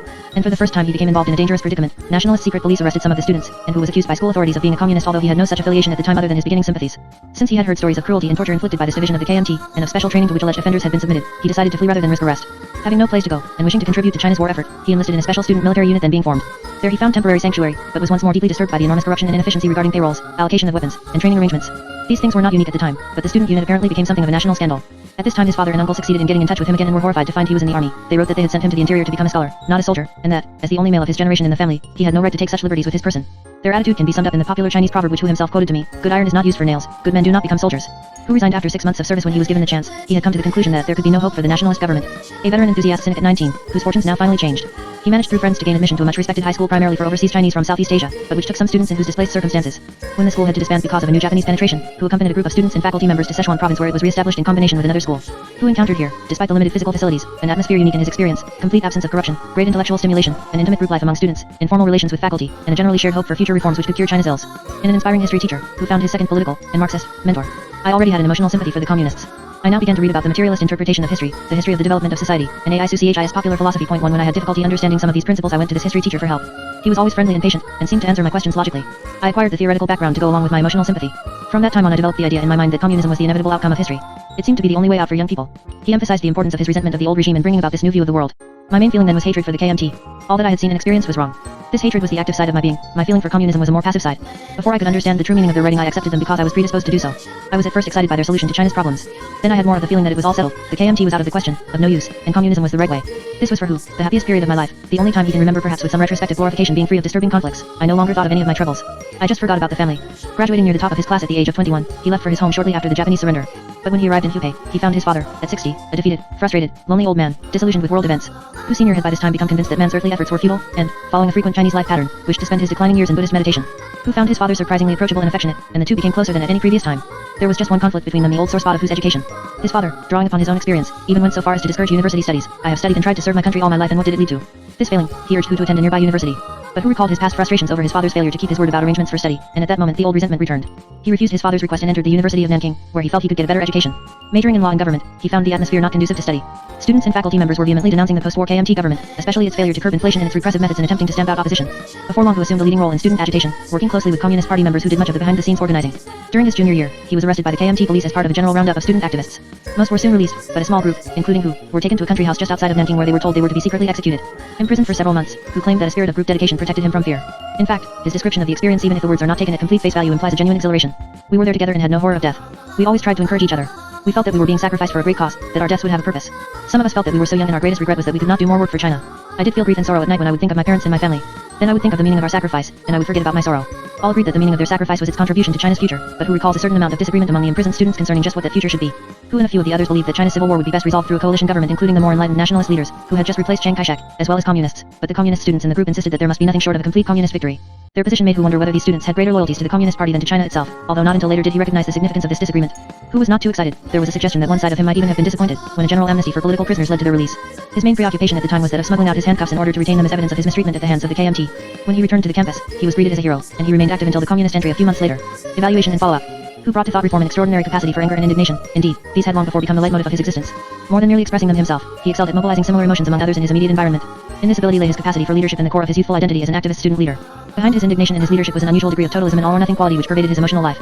Whose character in some ways was more reminiscent of the spirit of the young Martin Luther than of that of Confucius. Like Luther's, and like many figures in the Old Testament, whose totalism demanded both full authority over those he led, and absolute self-surrender to a higher authority. Who also possessed a conscience of terrifying proportions. This kind of conscience can serve the creative function of inspiring total sincerity and absolute integrity of making men mean what they say. It also, in its uncompromising judgments, contains the potential for the most extreme form of destructiveness, including self-destructiveness. Point 2. We could consider Hu a psychological misfit, a compulsive rebel who goes into battle at the mere sight of authority, any authority. We could also see him as one of those exceptional young leaders who learn early in life to harness their own emotions in such a way that they make sensitive contact with yearnings of less intense people around them. Both of these judgments are true, either one alone distorts the picture. We can certainly say that Hu had little of the spirit of compromise and moderation so long valued in Chinese character structure, rather, he was an extremist who grew up in a series of environments conducive to extremism. This made him no less Chinese, but Chinese in a 20th century fashion. To understand the complexities of his character and of his response to thought reform, we must examine the strengths and the underlying conflicts in an identity shaped against a background of chaos and change. Whatever his struggles, Hu carried with him from early life a strong sense of himself as an aristocrat and a potential leader. As a young master within Chinese tradition, he was a little adult groomed for authority almost from birth. Moving from his family out into society, he maintained the conviction that it was his destiny to speak and act on behalf of others, and he developed an early talent for doing so. As with any talent, one must avoid oversimplified cause and effect explanations of origin. Hereditary factors are probably of great importance, but once this talent had been combined with the identity of the aristocratic leader, a pattern of strength and bold self-expression emerged which was crucial for what Hu would do and be in any situation. His development into a straight-boned boy, the last honorable confirmation he received within the idiom of traditional Chinese culture, expressed a similar self-image, matured to the point where he had become a youth with a cause. Both the youth and the cause continued to evolve until Hu became the activist student leader. This elite identity sequence supplied Hu with a sense of inner continuity, even when he turned against the traditional Chinese culture which had originally nurtured it. He used the strength of his family heritage, his identification with his father and his grandfather, to do battle with that same heritage, or at least with its remnants. At the same time, who had always to fight off a profound sense of despair growing out of his personal, social, and historical predicament, whose environment had imposed on him a series of painful inner contradictions. To be a young master had its advantages, but it also involved him in a premature power struggle from which no child could emerge unscarred. It was, moreover, an archaic identity, one which was based upon a system of values and human relationships which was rapidly breaking down. Indeed, the extremes of behavior in whose family, especially that of his step-grandmother, were desperate attempts to hold on to what was already slipping away. Whose childhood environment was thus a caricature of Chinese family life, an expression of traditionalism rather than tradition. The young master was also expected to be a filial son, obedient and proper not from coercion but love. Yet, so lacking in love and trust was his family environment that any such an identity had to be more pseudo than real. Whose step-grandmother's indirect aggressiveness, his mother's harassed nervousness, his uncle's petulance and perhaps something inherent in who which made him difficult to love all contributed to this contradictory atmosphere. These circumstances were both partly created and strongly intensified by historical and political currents. His father's fugitive status brought about a marriage with inevitable class strains, and was also responsible for the step-grandmother's being permitted to abuse her matriarchal power. Who had no choice but to go through the filial motions, and even though he faltered at an early age, in the family shrine incident, for instance, he submitted to his step-grandmother more than he could comfortably admit to me. This submission to his hated adversary had a lasting symbolic meaning for who. It established within him an exaggerated sensitivity toward being controlled or dominated by anyone. It also contributed to his later yearning for the very thing he was always fighting off, total domination, if not by a strong individual, at least by a mystical force. Children subjected to unusually controlling family authority can come to depend upon and even find pleasure in being so controlled. Their subsequent struggle against new, would-be controllers becomes an inner battle between fear and desire. In whose case, the controlling person, his grandmother, became a symbol of both irrational authority and the past, so that the two became equated in his mind. This is a frequent association for a youth in any culture, but is especially strong when he grows up in the midst of crumbling institutions and abused family prerogatives. Yet, ironically enough, this step-grandmother also supplied who with a model for his own later domineering tendencies, and initiated a response by which who came to view almost every relationship as essentially a power struggle, rather than the filial son, who regarded himself as the abandoned and betrayed victim of the most gross injustice. Whom did he blame for this injustice? He made clear that he focused most of his conscious hostility on his step-grandmother, and she thus served a useful function for him as the first of his total villains, acceptable outlets for his hatred against whom he could rally real or imagined action. But who also experienced resentment toward another person, for whom such resentment was entirely unacceptable, his father. He could not quite suppress the hostility which accompanied his sense of having been abandoned, and hostility toward one's father is, by traditional Chinese cultural standards, the most unfilial emotion a child can experience. These resentful feelings were whose first painful secret. Certainly his desire for revenge against his step-grandmother was real enough, but it was intensified by his need to purge his mind of similar feelings toward his father, and possibly his mother as well. His sense of himself as the unfilial son, to both father and grandmother, as the abandoned and betrayed victim, and as the avenger made up a formidable negative identity complex. Each of these elements was something against which his culture and family had warned him, and each was something he could not avoid becoming, despite and partly because of this warning. In lasting combination, they had the destructive effect of maintaining within him the bitterness and guilt which gave his rebellion its desperate and compulsive character. To bring all these aspects of himself positive and negative into effective combination, who resorted to two personal, utopian myths. The term personal myth is used here to suggest a recurrently imagined sequence of events which supply purpose and momentum to an individual's existence. The first myth, involving his father's return, was mostly passive, a longing for a golden age which had never existed. The second, the myth of himself as the hero, or Qian Sha, was more active, and for a time he lived it out quite effectively. These two myths assumed tremendous importance in whose life, for they were the antidote for his despair. The first offered hope eternal, the second a bold life of self-sacrifice and redemption. At the same time they generated strong emotional forces which, once initiated, had a staying power of their own. His quests for some form of golden age and for perpetual heroic expression came to influence whose every action. They also reinforced his already well-developed totalism, for so deep had been his despair, so strong his sense of personal oppression, so extreme the social chaos, and so dramatic the contemporary historical events, that who began very early to seek all-embracing personal and political solutions. As an activist student leader in a turbulent student movement, who found an ideal make hay for acting upon his personal myths and giving expression to his talents and his emotional urges. Embracing a communist ideology which promised a universal golden age, he could remain sufficiently independent to follow a hero's path of individual leadership, and almost martyrdom. He required a new total villain, a role for which the KMT was admirably suited. It was old, and on the basis of his own experience, beginning with the youth corps school its authority was irrational. These judgments were by no means simply the product of whose own emotional urges. The KMT's inept and repressive policies have been widely documented, but who like many others of his generation found in this regime a focus for all of the bitterness, anger, and frustration which had built up during his young life. Who was helped to make the short step from hatred of the KMT to sympathy for the communists, and the feeling he had found something new and rational, by the two fatherly men he encountered. One may say that they were, at least temporarily, fathers regained, but their attraction for who lay in the contrasts between them and his real father. They were there, they were consistent, they had time for him, and they explained things.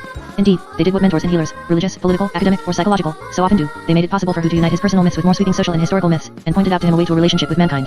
This new ideology was as totalistic as he could wish it to be, and his most vengeful feelings could be justified within the framework of an apocalyptic cause.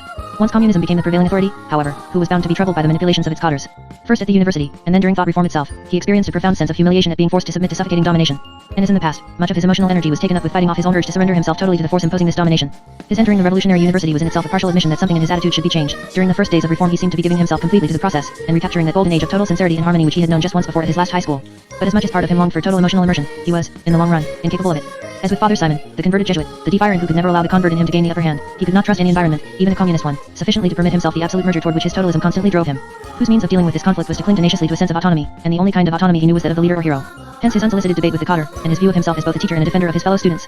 His heroic self-image required him to maintain high standards of integrity, even if he violated these more than he admits, and it gave a dramatic quality to his every action, a sense that all he did or said had significance not only for himself but for the world at large. It was thus of great help in maintaining his self-respect and his autonomy, and in preserving a certain amount of independence from the bizarre thought reform morality.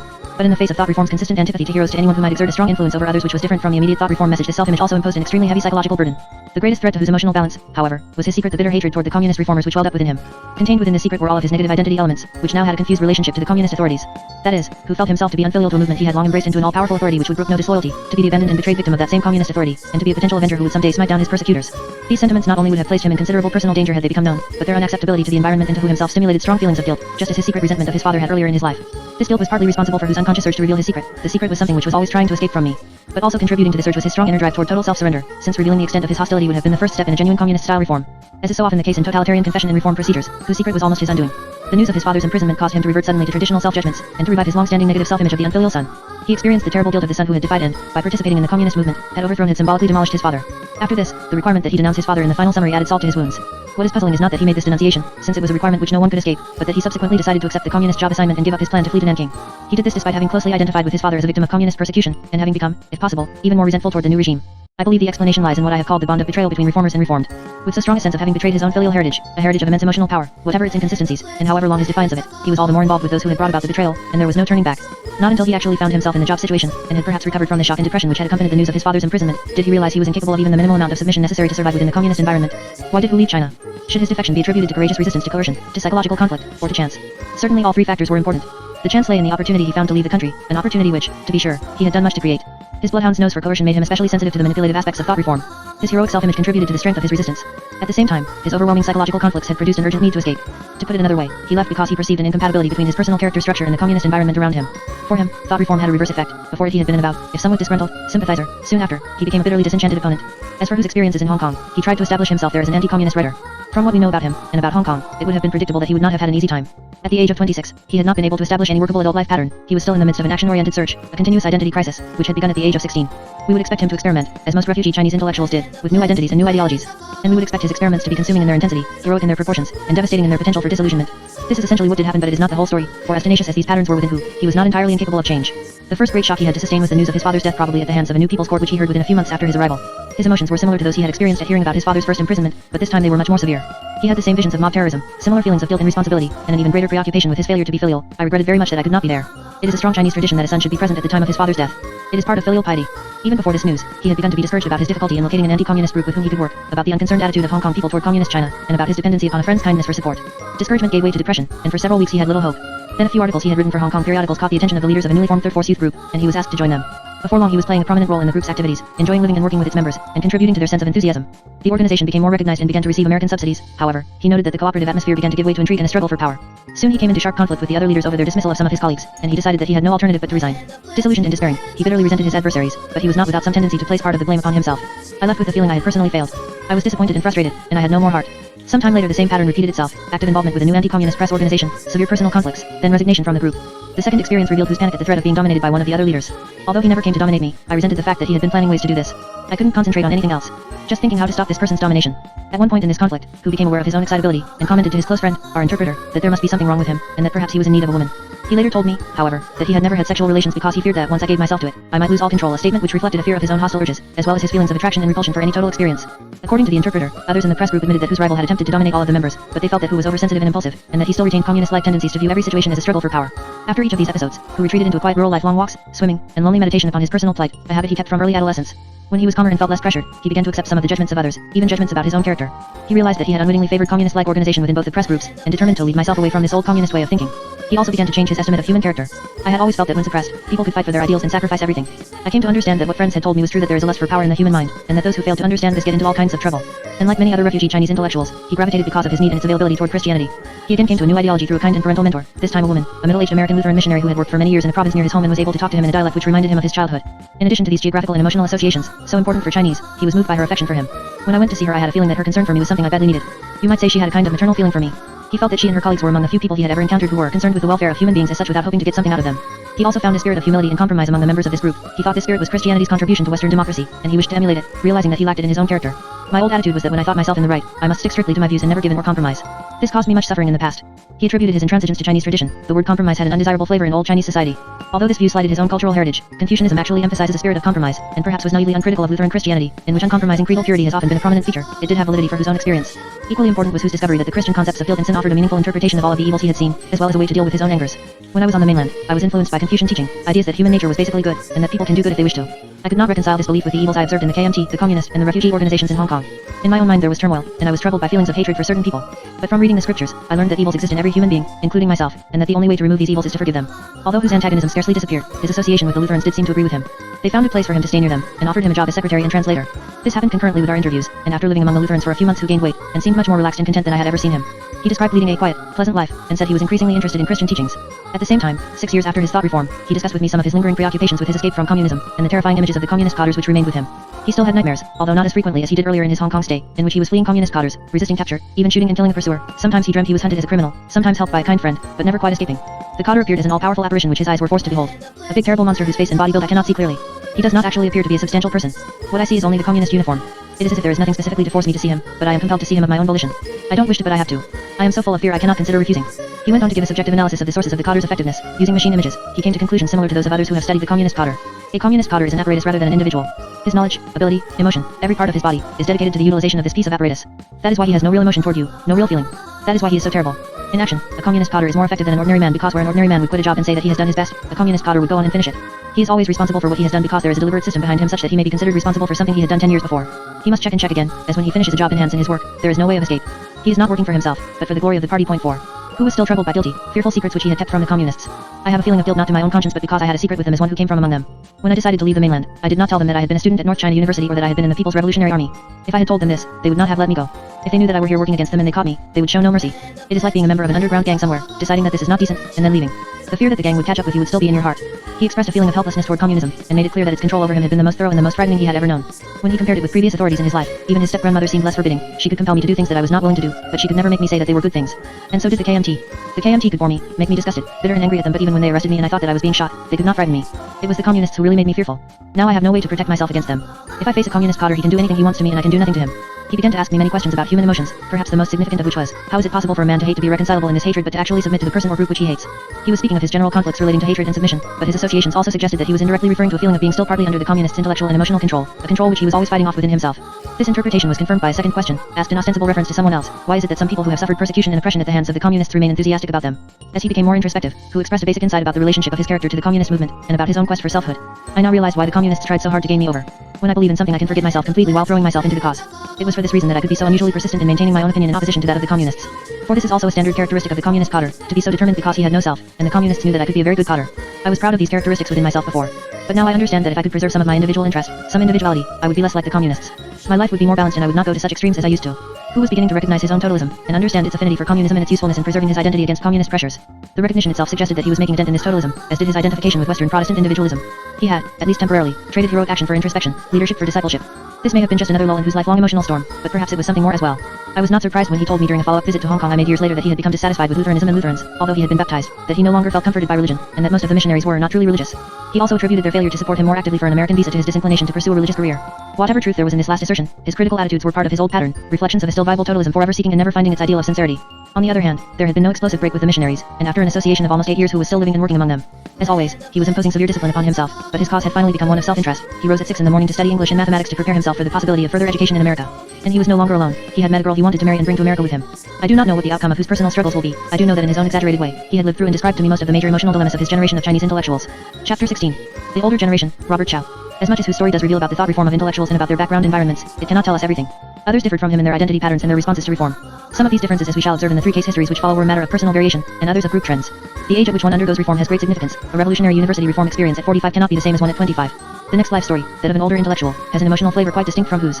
Robert Chow had been a nationalist official for almost 20 years when he was invited, in effect, ordered, to attend a revolutionary university set up soon after the takeover especially for affiliates of the old regime. When I met him in Hong Kong 3 years later, we had been introduced by a common acquaintance. He was working as a translator for a Western business concern.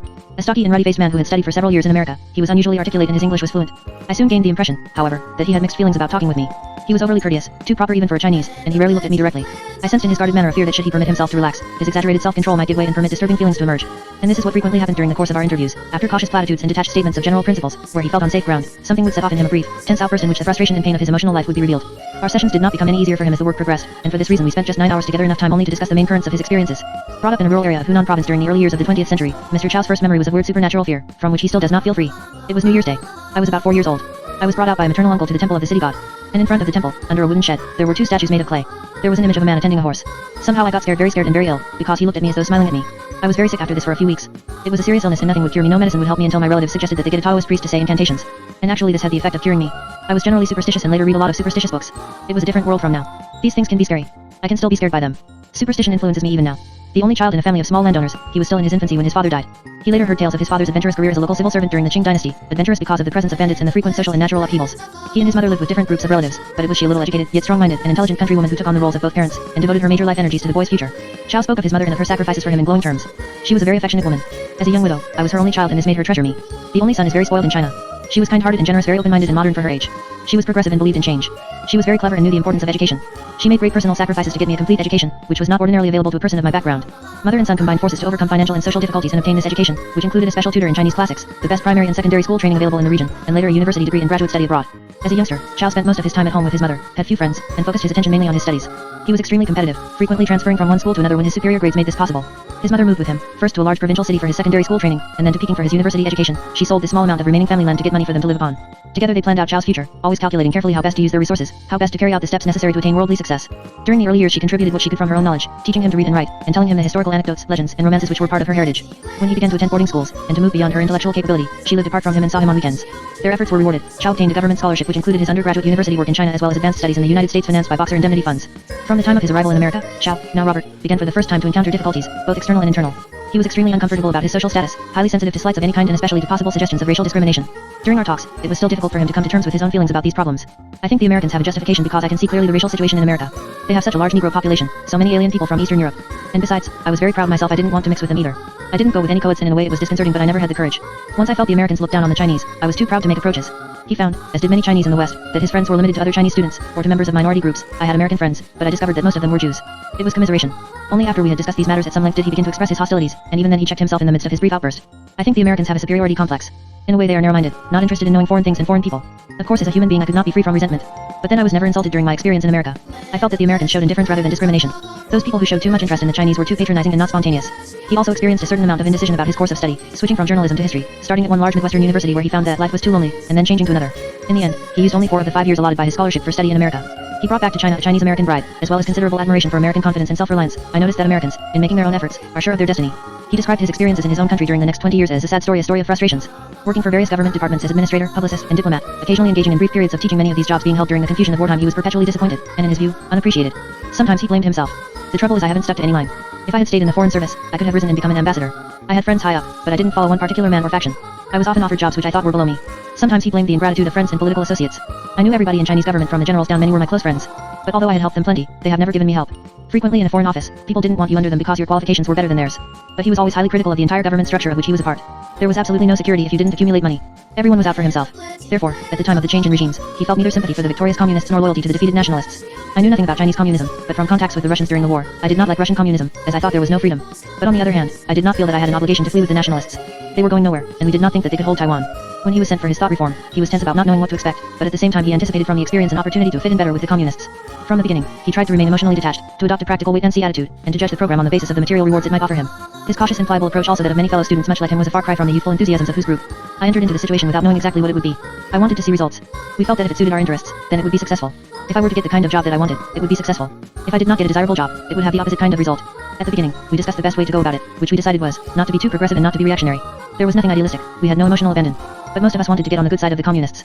Often the sessions were sterile because everybody followed the party line. But when the reformers began to demand that the participants deepen their self-analyses, Chao found that it became increasingly difficult, even for such a wary group, to maintain its detachment. We were always baffled because we did not know how to link theory with practice. To link up personal experience with the question being discussed. They were always asking us for examples. This was difficult. And as the participants revealed more of themselves, they found that detachment gave way to genuine involvement. Everybody began to know a great deal about everybody else. Everything was public money, crime, past sins, and so on. We developed a kind of esprit de corps. Nor could Chao and his fellow students avoid the usual group hostilities, especially when individual people overplayed their progressive roles. Although we wanted to increase our solidarity, in practice often the opposite occurred. Men didn't like to be criticized, and they would regard those who criticized them as an enemy, as in bourgeois psychology. This caused bad feelings in the group. Sometimes a man was not sincere and would try to put something over. Being not really progressive, he would falsify his thought and pretend to be more progressive than the others. Everyone was acting to a certain extent, but there was no need in trying to be extra progressive. Such a man would be ostracized by the group. Even the communists don't want this. In dealing with the problem of guilt, the men continued their efforts to go through the proper motions. It was taken for granted that every man from the old society was a bad man guilty of all kinds of crimes, that anyone connected with the nationalist regime was really unpatriotic. In discussing this, everybody tried to put himself in a favorable light. Even when someone admitted guilt, it was with the intention of showing everyone how much he had improved. Again, Chao and the others found themselves unable to remain detached, for their past experiences made them especially susceptible to a genuine sense of guilt, which offered an avenue of entry for thought reform influences. I knew that in the past I had done things without purpose, whereas the communists said everything should be done with the idea of serving the people. The important question was whether you considered what you did in the past really wrong. I admitted that certain criticisms of me were valid, having a self-seeking approach and not considering the masses. And when you put things down on paper, you believe them more than when you just say them. You really feel them to be shortcomings. We all fell for the phrase, working for the people. We couldn't answer it. This acceptance extended to much of the communist message. You begin to believe a great deal of it, and all of us believed that the communists were better than the nationalists. But when Chow summed up the effects of thought reform for me, he presented two alternative, almost contradictory views. The first was a strongly negative statement, based upon a return to a detached and calculating judgment. The communists had not come through with a good job offer and therefore the reform did not succeed. After thought reform, they offered us low clerical jobs in the farming areas. The indoctrination failed because we did not like the jobs assigned. We became more reactionary. Now I am more critical of them. They allow no personal freedom, and no freedom of silence. They are liars and I do not believe them. The second view was one of moderate praise, and a recognition of personal gain from thought reform. Any communist indoctrination, well taken, must leave some effects. It is not entirely bad. A man who has been indoctrinated will always think differently as compared with those who have not been indoctrinated, at least in certain respects. For instance, I might have been very haughty to my servants before, but now I would never treat servants as some of the Hong Kong people treat their servants. I think that this emphasis on labor and the respect they pay to labor is a very good idea. Personally, I had a great change. Before I had all of the ambitions that other people had. I was egocentric. But now I really realize that the individual is rather insignificant. He tried to resolve his dilemma by transcending both views and withdrawing from all involvements. People don't understand me. When they pick a quarrel with me, I don't respond even if you persecute me. It is because of what I have been through. I am above human emotions. Yet the circumstances of Mr. Chow's departure from Communist China revealed he was susceptible to human emotions after all. He ran off with a Western woman who was leaving for Hong Kong. The affair dissolved after their arrival, and just at that time, travel between China and Hong Kong became much more difficult. He felt that if he returned to China, as he had more or less planned to do when he left, his wife, mother, and children were still there, he would not again have the chance to leave, and would also be regarded with suspicion. His eventual decision to stay had little to do with ideological considerations. I left only because of this woman. If I felt that I could move in and out freely, I would have gone back. I wasn't too decided. I could have been very useful to them, the communists, one of their propagandists in the Foreign Office or something. In his contemplative moments, Chow took a somewhat Taoist or Buddhist view of his life, emphasizing its pointlessness and its nothingness. He expressed this view in one of his responses to the thematic apperception test, when he was shown a blank card and asked to make up a story one. On this piece of cardboard all I can see just now is empty whiteness. But if I look at it more intently I can imagine things which crowd into a life of many years. These things were the happenings in a man's career. When one came into this world he was just like a piece of white cardboard. There was no image, nothing engraved on it. Pretty soon when he got into contact with worldly things he carried out his own destiny, and he could have painted many pictures of many kinds, some gay and some sad, some successful, some failures, some permanent, some ephemeral. And this seems to be what happened to me. In my life I have gone through all of the stages, but in a moment of self-complacency, it would seem to me that everything vanishes again into this original piece of cardboard, without picture, without color, and without emotions. This passive resignation, real as it was for Chow, did not prevent him from calling into play the more active side of his character. He showed extraordinary energy and effectiveness in finding work in Hong Kong, arranging for his wife and his children to leave Communist China, and then utilizing his Western contacts to set up employment for himself and residence for his family in England. There he will probably carry on ably, if without clear purpose. Chow's life story, even more than whose, indicates something of the vast emotional journey which many of his generation were required to make from the old China of their youth to the communist reform of their middle years. Taking into account the personal, cultural, and political obstacles they faced, their accomplishments were often impressive, but each of these accomplishments was apt to be paid for with an increasing sense of enemy, with profound personal and social dislocation and unrelatedness. Chow's oldest identities, oldest in the history of both his culture and his own life, were those of the fearful rural mystic and the mother-directed filial son. The first identity, which included both an awe of the supernatural and an imaginative richness, was his bond with generations of people from his local area. It formed a basic underlying identity upon which later more worldly ones were grafted, and it contributed to his inability to ever feel truly at home in the modern, urban world. Many Chinese intellectuals, including Hu, possessed similar elements of rural mysticism, however suppressed by the rational demands of both Confucian and Western teachings, but Chow reveals the strong staying power of this rural self, which made it both a refuge and an embarrassment. Chow's relationship with his mother supplied him with something of a conveyor identity, and allowed him to remain filial and at the same time move beyond the narrow world of filialism. It was not unusual in Chow's generation, especially if one's beginnings were rather humble, for a parent like this rooted in tradition, but possessing the capacity to imagine a modern future to help a child make this great emotional leap, nor is such a phenomenon confined to Chinese society. In Chow's case, more conflict was involved than he cared to reveal. He made clear his early dependency upon his mother, as well as his sense of gratitude and of personal debt, but from some of his test responses, descriptions of bitter disagreements between mothers and sons, I learned of his struggle to become independent of her control, and of the guilt and resentment which accompanied this struggle. This mother-son alliance of love and ambition was nonetheless the means by which a rural child of the old China reached the educational channels which transformed him into a sophisticated, if brittle, modern Chinese man. Chow became immersed in his personal ideology of social accomplishment and recognition, and remained relatively detached from broad ideological movements. Although his developing identity of the detached careerist was a natural outgrowth of his relationship with his mother, it was also an identity very frequently chosen by others during these chaotic years, a means of survival in a society whose moral cohesion was rapidly breaking down. For Chow's generation, the path to accomplishment was Western learning, and the price of Western learning some degree of Westernization. But by spending his early 20s in America, and by becoming a Westernized Chinese, Chow experienced the beginning of an almost interminable identity crisis. Before he went, he was able with some difficulty to handle the continuous adaptations and personal changes necessary for his advance within Chinese society, but the more jarring conflict of feeling both attracted to and repelled by the Western world was almost too much for him. Like many Asian students in the West, he felt himself simultaneously liberated and denigrated. In the midst of newfound possibilities for self-expression, he felt keenly his status as a non-Westerner, an Oriental. Along with the threat to his masculinity, Asian men are apt to look upon American women with trepidation, and American women are likely to treat Asian men in a kindly, sisterly fashion. American society posed a more important threat to his general sense of autonomy. How much of his self would be consumed by this tantalizing new Western influence? Historical events, both American and Chinese, led Chow to value all that was Western, and men like Chow wavered between taking too great a plunge into Westernization and recoiling defensively into Chineseness. Facing all of these problems while for the first time navigating without his mother's help, Chow never fully recovered from the intense sense of identity diffusion initiated within him by his American experience. He returned to China much better educated in useful Western ways, but less sure of what he was and where he was going. His sensitivity to, and expectation of, rebuff made him, over the years, a resentful bureaucrat, another identity in which personal conflicts blended with the social realities of a frequently unscrupulous environment. This identity also was common among those Chinese intellectuals who threw in their lot with the nationalist regime. The academic field was the only major alternative, and this had its own severe strains. What characterized the resentful bureaucrat was a lack of involvement in an ideal beyond himself, a nagging suspiciousness of others, and the kind of deep-seated self-hatred which is the inevitable outcome of losing a battle with one's sense of integrity. Chow and many of his associates, naturally enough, attempted to carry over their detached attitude to thought reform. Older participants in any case tended to be rather cautious. Yet this exaggerated detachment was a liability as well as a strength. It did enable Chow to keep keep a cool eye out for his self-interest, but it also rendered him susceptible to strong feelings of guilt and shame in response to communist-style self-analysis. He was most disturbed by the exposure of his detached careerism, most impressed by the communist program to devote oneself wholeheartedly to serving the people. As was also true for Dr. Vincent, this detached man always refractory to ideologies found much that was compelling in the ideology of communism. The westernized Chinese in Chao, although he did not verbalize this, was also vulnerable, had he not at times been contemptuous of things Chinese, and susceptible to alien and subversive influences. Confronted with such negative identity elements as his alienation from his own heritage, his uneasy emotional passivity, and his ever-violated integrity, Chao could not fail to respond to thought reform's clear purpose and stringent morality. But in men of Chao's age, emotional patterns are not easily altered, and in the long run the self-interest of the careerist served as the criterion for his judgments. We can take Chao's word that everything depended upon the job offered at the end of the process. This job assignment had great significance for everyone, for it indicated the way in which the communists identified a man in their system, as well as the new identity patterns which he would be permitted to develop. Chao's affair with the Western woman thus served two purposes. It permitted him, at a difficult psychological moment, to reassert his Asian manhood where it had been most rebuffed, and it got him out of China. Not only had his old emotional balance been threatened, he was again feeling unappreciated and badly treated. His departure, and especially his failure to return, reflected his awareness, like whose, that his character was not compatible with the communist environment. In the non-communist world, Chao attempted to recover his detachment in the identity of a withdrawn Chinese sage. He combined the sophisticated ennui of one who has experienced everything with a return to early mysticism and the Taoist Buddhist sense of the ephemeral nature of worldly experience, very much like whose father. His passions were not to be so easily stilled, but this at least was his ideal. Moreover, he had become expert in the techniques of personal survival. The extraordinary variety of cultures, subcultures, and stray environments which he had traversed were not wasted upon him, and in this adaptability, his character structure is, after all, that of a modern man. Point 2. Like who, Chao represented something of an extreme. His sensitivities about his background and the extent of his frustration and withdrawal may well have been exceptional. His detached approach to the social movements of his time was, of course, just the opposite of that of who. Yet his combination of adaptability and enemy, a combination so crucial to the outcome of his thought reform, is another character pattern of great importance for 20th century China. Chapter 17. George Chen, The Conversions of Youth. For those who faced thought reform not as young or mature adults, but as unformed teenagers, the process was as much a matter of education as re-education. Their reform took place in secondary schools and universities. George Chen, our next Chinese subject, experienced thought reform on both of these levels. 15 years old at the time of the communist takeover, he was exposed to it first at a boarding school for 2 years, and then at a university for 2 additional years. He was 20 at the time that I met him, not yet 1 year out of communist China. He was introduced to me by a first cousin of his who was an acquaintance of mine. A slim, delicate-looking lad, George had a quality that was both distant and intense. He was shy and serious, but by no means reluctant to express himself, and this became quickly evident during the interviews, both sensitive and intelligent. We met 14 times over the course of 1 year. Our sessions together totaled more than 40 hours. At George's request, the cousin who brought us together, and who had done some work with me before, served as interpreter, but during later interviews, I used, with George's consent, one of my regular interpreters. George was born in Canton, the son of a middle-level nationalist official. He was the fourth of 8 children, the third of 5 boys. Through most of his childhood, he remembers, his mother was the symbol of the family. She had a more aristocratic background, and in times of difficulty her leadership and her money sustained them all. The close attachment between George and his mother had a crucial bearing upon his later life, but during his earliest years, he was attended to mainly by maids or Emmas. One of these Emmas, said to be as strict as she was devoted, took care of him from birth until the age of 2½ and when she left, George experienced, as he was later told, a true infantile depression. He cried incessantly, called the Emma's name, refused food, and resisted the efforts of others including his mother to take care of him. When he got a bit older, he began to realize that his mother found it very hard to care for her 8 children. She was often short of breast milk, and became flustered by minor crises. He came to think of her as possessing the virtues and the frailties of womanhood, sentimental, indecisive, kind, easygoing, and generous. In the face of the Japanese invasion, the family moved to Hong Kong, where George lived from the ages of 3 to 7. During this period and for most of his childhood, George remembers seeing his father only infrequently, since distant assignments kept him away from home. George spent a good deal of his time with his 2 grandmothers, and each of these elderly women had a distinctive impact upon the boy.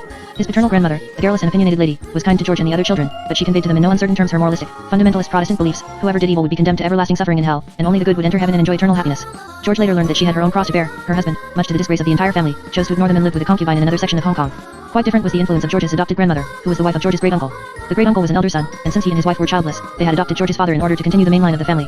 This grandmother was a gay country woman who imparted to the children her own love of nature, and delighted in taking them on outdoor excursions and in buying them frivolous presents. George remembers himself as a very weak and sickly youngster, who frequently suffered from indigestion, cough, and nervousness. Whenever I would get very scared, this would cause me some illness. He was considered not strong enough to play with the other children, and was carried on the back of his Emma longer than the others. Despite the attention he received from his family members, he felt lonely a good deal of the time. Often kept indoors, he would sit on a small balcony and draw pictures of people, automobiles, and steamships he saw below, showing some talent in art and calligraphy. He lived a great deal in the world of his daydreams, imagining himself to be, instead of a weak little boy, a powerful hero, an armed policeman, a soldier, or a man of wealth who would deliver the family from its constant economic difficulties. Even this small child was made to feel that everything was temporary, that he and the other family members were refugees in a very disturbed world, and that all of them had to somehow survive the indignity of living and dressing in a manner considered beneath the family station. And it was further suggested to him that if the family could only return to its home in Canton, everything would be all right. George's father would be able to join them, their financial status would be better, the errant grandfather would come back and end the family shame, and the family would be able to hold up its head once more. Attending school from the ages of 5 to 7 in Hong Kong, George was whisked to and from the building by his Emma, and mixed little with the other children. Then the family moved to Chongqing in central China and became part of a friendly wartime community. During the years he lived in Chongqing, George's physical strength greatly improved, and he began to take part in all activities centering around the nearby school. He emerged as an outstanding student. He became interested in Chinese history, particularly in great heroes of the past, and developed the ambition of becoming himself a national hero. In 1945, when George was 10 years old, the war ended. The family made several quick moves, finally returning to Canton. In rapid succession, George was sent to 3 different boarding schools, 2 of them run by Protestant missionary groups. These were his first separations from his family, and during one period of 3 months, his mother was several hundred miles away from him.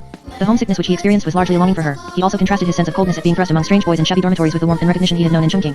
When the family was finally reunited, however, he was faced with still another set of painful emotions, centering around an increasingly critical attitude toward his father. This protector, whose return he had so longed for, began to assume much less heroic proportions at close hand. Not only did George feel that he had been replaced in his father's affections by the younger children, he also began to realize that his father was not too good a family provider. Worse than this, he came to see his father as not a reasonable man and to regard his outbursts of temper and general clumsiness in human relationships as extremely offensive. In his distress, George turned to the religion offered to him in school. Influenced by his grandmother's earlier teachings and by the example of his older brother, who had become a Christian, George was baptized at the age of 12, together with a younger brother and cousin. Behind this act, in addition to family influences, was a highly personal quest. I then felt that life was very fleeting, and that nothing was very sure, that when one died, all of his hopes and achievements would perish with him, and that religion might be a way to a solution for all of this. Before long George lost interest in organized religion, but he never lost his concern about man's spiritual needs and the conviction that life is much more than just its materialistic interpretation.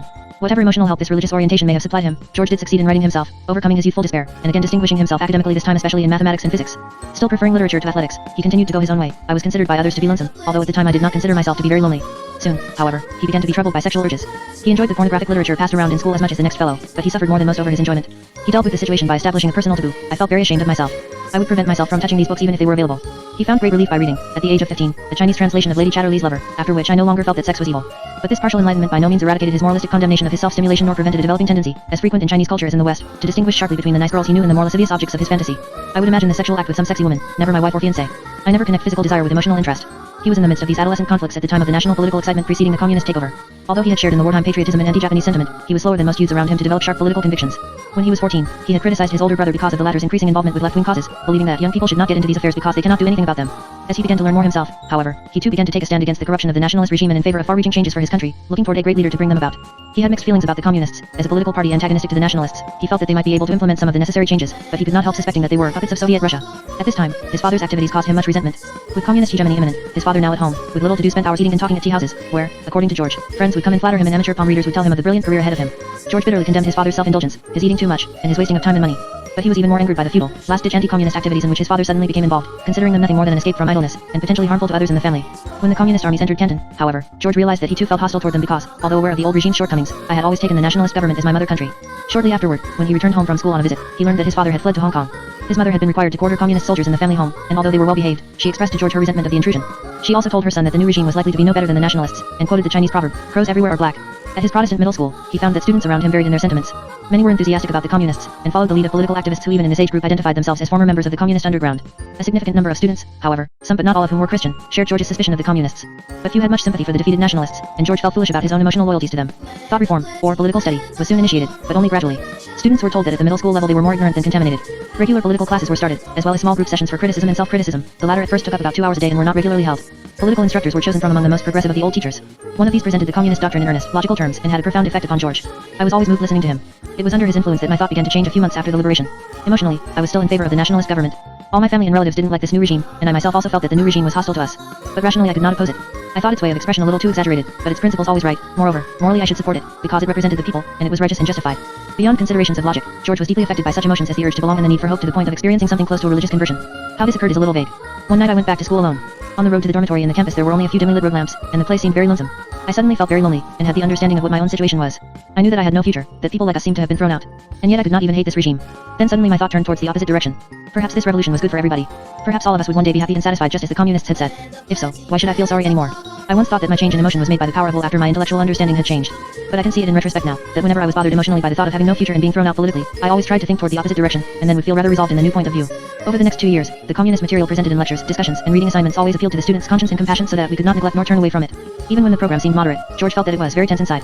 He occasionally experienced doubts, and he once expressed to a cousin the belief that the regime was undemocratic and illiberal. But his cousin disagreed with him, replying, "If you are right about this, what future can we have for our country?" George's doubts were also suppressed by his need to believe. I thought to myself, if the communists were really malicious and wicked, what would we do? This problem was too formidable. Everybody preferred the thought that they were righteous and just, and everybody was willing to believe this. 3 mass campaigns, Accuse Japan, Accuse America, and Enlist for the Army, dramatically mobilized student emotions. The first of these campaigns, according to George, was especially effective because the students, young as they were, could recall personal antagonisms toward the Japanese. Before the Accuse Japan meeting was launched, there was an anti-Japanese rearmament week, and all of the songs we sang during the war against Japanese aggression were played over the radio. This helped the students to remember wartime and to revive the old hatred. Then the Accuse Japan general meeting took place for 3 continuous days. At first there were reports of the historical events of Japanese aggression in China, and the hideous plot of the American imperialists to rearm Japan. Then the students spoke freely about their own experiences, sufferings, and tragedies during the war. The first few speeches were prearranged by the Students' League and the New Democratic Youth Corps. The atmosphere was easily achieved. Many students went up to the stage voluntarily, and even those who did not go up had just the same hatred for the Japanese and for the American imperialists. George was deeply affected by this campaign, and critical of himself for not being even more zealous. I felt ashamed that I was less full of hate than the others. Similar passions were aroused during the Accuse America meetings, although George thought these less successful because students had less personal animosity toward America. But they did resolve to destroy all of the imported American blue jeans which they owned. In retrospect, George felt this to be the epidemic spread of a fashion. The fear of being considered lagging behind, and not the genuine change of an idea. The Enlist for the Army campaign, which lasted for 1 month, was more means of eliciting the students' willingness to serve than an actual attempt to obtain military personnel. George described the movement's moral force, and the threat of ostracism to those who resisted. Progressive students were always there to criticize those who were not willing to enlist, saying that they were just being selfish, since the fear of sacrifice or the consideration of one's own future were only selfishness. The students who enlisted had some special activities together, and everybody wished to participate in these. Those who enlisted called for the others to join them. And those who did not enlist were not as well regarded. To a student who did not enlist, this month was really a kind of persecution. The constant meetings in large and small groups were a way of reproach. You felt yourself all wrong. You found no way out of this. You felt that you could not stand among the enlisted when you met them. The student who had not enlisted had already admitted inside his own mind that he was not right. He felt lonely, and he and others like him did not dare to unite or to encourage each other. Everyone was aware that this disturbance could be resolved by enlisting for the army. I was among the enlisted. George felt, however, again in retrospect, that there was a tendency in him to resist, and that if I had a family member to talk to me personally or a girlfriend to oppose it, he might not have enlisted. But his faith in communism, like that of his fellow students, steadily increased. This faith was then greatly undermined during a visit to his family in Hong Kong over the summer vacation. And this same sequence occurred the following year, reinforcement of his communist beliefs at school on the mainland, then the emergence of critical views in Hong Kong. He attributed these shifts to the influence of individual family members, as well as to an underlying sympathy for Western democracies. When I was on the mainland I had to suppress this original affection and favor. But once arriving in Hong Kong, the suppression was relieved and my ideas naturally went back to their original form. In any case, the shifts were rather extreme. On the mainland I thought the communist aims to be just, and that I should devote myself to them. In Hong Kong, I thought the communist aims were but lies, their means too cruel, and that even if we did want to achieve a modern cosmopolitan country we should not follow the communist way. Whatever his vantage point, he was extremely impressionable. I was quite inevitably sentimental. On the mainland I was willing to believe the communists, and in Hong Kong I was willing to oppose them. He was nonetheless determined to return to the mainland for his university education, having passed his entrance examination for Peking University, China's leading academic center, before his second Hong Kong visit. His parents bitterly opposed this and urged him to remain with them. His father went so far as to issue what is in any culture the ultimate parental threat: if you insist upon going to Peking, I cannot any longer consider you my son. But George was less affected by this pronouncement than he was by his mother's obvious grief at the time of his departure. His conflict was so great that just after he got on the boat to go back to China, he had a strong urge to run ashore, and even after he arrived at Canton, the first mainland city on the way to Peking, he almost changed his mind again, and was dissuaded from returning to Hong Kong only by friends who urged him to remain for the sake of his education and his future. At the University of Peking, George found the pattern of thought reform similar to that at middle school, but more intensive. Not only did criticism and self-criticism within small groups become more focused and personal, but students were expected to be instigators as well as followers. During the 3ND movement against waste, corruption, and bureaucracy, the first of a series of campaigns on the campus, it was the students who searched out these evils among all university employees, including faculty members. In fact, a student, as local Communist Party secretary, ran the campaign, and for some time virtually ran the university. The movement followed the usual sequence: an announcement by Mao Zedong, editorials in leading newspapers about its purposes and general methods, and then preparation at the university itself. Posters were prominent everywhere, slogans and cartoon caricatures appeared on all the classroom blackboards, called the Blackboard Press, and loudspeakers broadcasted throughout the university in dining rooms, dormitories, assembly halls, and department buildings. The campaign achieved its greatest intensity during a 2-month period devoted entirely to its activities. Students were required to remain at the university for what would ordinarily have been a 1-month vacation period, and the beginning of the next term's classes was delayed for still another month. George served as a detention guard, watching over those non-professional employees, servants and clerical help, who were detained in special bedrooms or classrooms, each isolated and subjected to a barrage of pressures to confess his past participation in corrupt activities. None of those singled out failed to confess, and some were sent to prison. For George and the other students, the most impressive events were the public confessions of their professors. Here the 3ND movement merged with the thought reform campaign. Each faculty member was required to make a self-examination before the students of his own department, and criticize his political shortcomings and also his deficiencies in teaching method and outlook. George was impressed by the influence which students could bring to bear upon their professors, especially so in the case of his own department head. Professor M was the ex-chairman of the Chinese National League of Physicists, a very renowned professor. But the students did not like him too much. He muttered when he spoke, and he was not too sociable a person. All the students were free to give their true opinions about his teaching, their criticism about him. They emphasized with him and with most of the professors that they neglected their teaching and were more interested in research. But his case was especially big because as faculty chairman he was accused about other aspects of university behavior. He got up and accused himself of his previous dealings with the KMT, his friendship with KMT leaders. He also confessed that he had not been very enthusiastic in thought reform, and had not taken a very active part in the political classes among the professors. Then he said that when he had been chairman of the faculty committee, he had not really worked as a true chairman, that he had been only eager to write articles in order to get them published in magazines for his own international fame, and that his work was really for himself, not for his students. The students kept adding criticisms, and he had to criticize himself on 4 occasions before he was allowed to finish. Practically speaking, almost all of the professors bowed their heads in front of the party. They were approved sooner or later. Some were very tough and stubborn at first, but then to everybody's surprise, they would turn about face and admit that they had been wrong. George felt that some of these criticisms and self-criticisms were overdone, but thought most of them reasonable, for by now he was once more joining with group enthusiasms, and was in general accord with student actions. During the honesty and frankness movement which followed, also a part of the thought reform campaign, students turned their criticisms upon themselves. They were told that in the past the government had been corrupt and the political system irrational, so that people were forced to be dishonest, but now, with an enlightened and rational government, one could be honest and frank about everything. In addition to the usual details about their backgrounds, students were expected to confess such things as intrigues and wrongs of parents, cheating during examinations, listening to illegal radio broadcasts, and, especially for women, lies about age. At first, George thought that any denunciation of his family would be immoral. Prior to these meetings, I did not believe that family affiliation could be a mistake. But group pressure soon led him to the opposite conviction, that it would be immoral not to denounce one's family. The organization, party, youth corps, and government kept emphasizing that attachment toward our families was selfish and wrong, since they had been against the welfare of the people. So I began to feel that by loving my family, I was neglecting my duty to my country. Like who, George felt guilty over keeping a secret. I also thought that if each individual kept something secret, something only known to himself, it would certainly have a bad effect upon his work for the government and for the sake of the people. It was right to ask everyone to tell the truth. And he was greatly influenced by the unanimous confession trend among the 40 freshman physics students in his section. When I saw others criticizing their family happily, and I contrasted this with my own reluctance, I began to think that this must be due to my own selfishness. By this time, his inner moral conflict had become inextricably merged with fear of external reprisal, so that the only solution he saw was to submit. I felt very confused and upset. I knew that the matter must be settled and that if I didn't do it well, the government would discover that I wasn't being frank enough and I would be in for trouble. I felt that if I could once and for all settle the turmoil in my mind, I would calm down and be able to feel that I had done my duty to my country. In deciding what to confess, George was influenced by others before him. They set good examples for me, and by his realization that the purpose of the movement was to get people to confess those things they most wished to conceal. To me the only thing I wanted to conceal was that I had come from a reactionary, bureaucratic family, so this was the thing to confess. I told that my father had been a KMT official, a KMT party member, and had held important KMT positions. I said that he had been a reactionary, a man who worked for the welfare of his class which was against the welfare of the people, and that my attachment for my family was selfish and wrong. He experienced the relief of one who has carried out his obligations. I had the feeling that what I did was right, because it was what the government required me to do, and that it was proper behavior. But his family attachments could not be severed, and he could not avoid recurrent guilt. When I would receive letters from my family, or look through my luggage and see reminders of home, I felt sorry about what I had done. Other students told me that after they had made their confession they considered their relationship with their family ended, and that they felt great relief and did not have to worry anymore.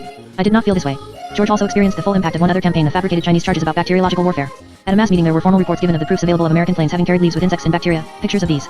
Then all of the students went to an open exhibition in Peking of small glass bottles of leaves that carried the germs, as well as insects also test tubes, and dissected pathological parts of dead people who had died from these germs, everything in great detail, cholera and other epidemic diseases to destroy the agriculture of China. It said that some of these germs had been dropped in North Korea, some in Manchuria, and some in other Chinese provinces. At first I was not so sure.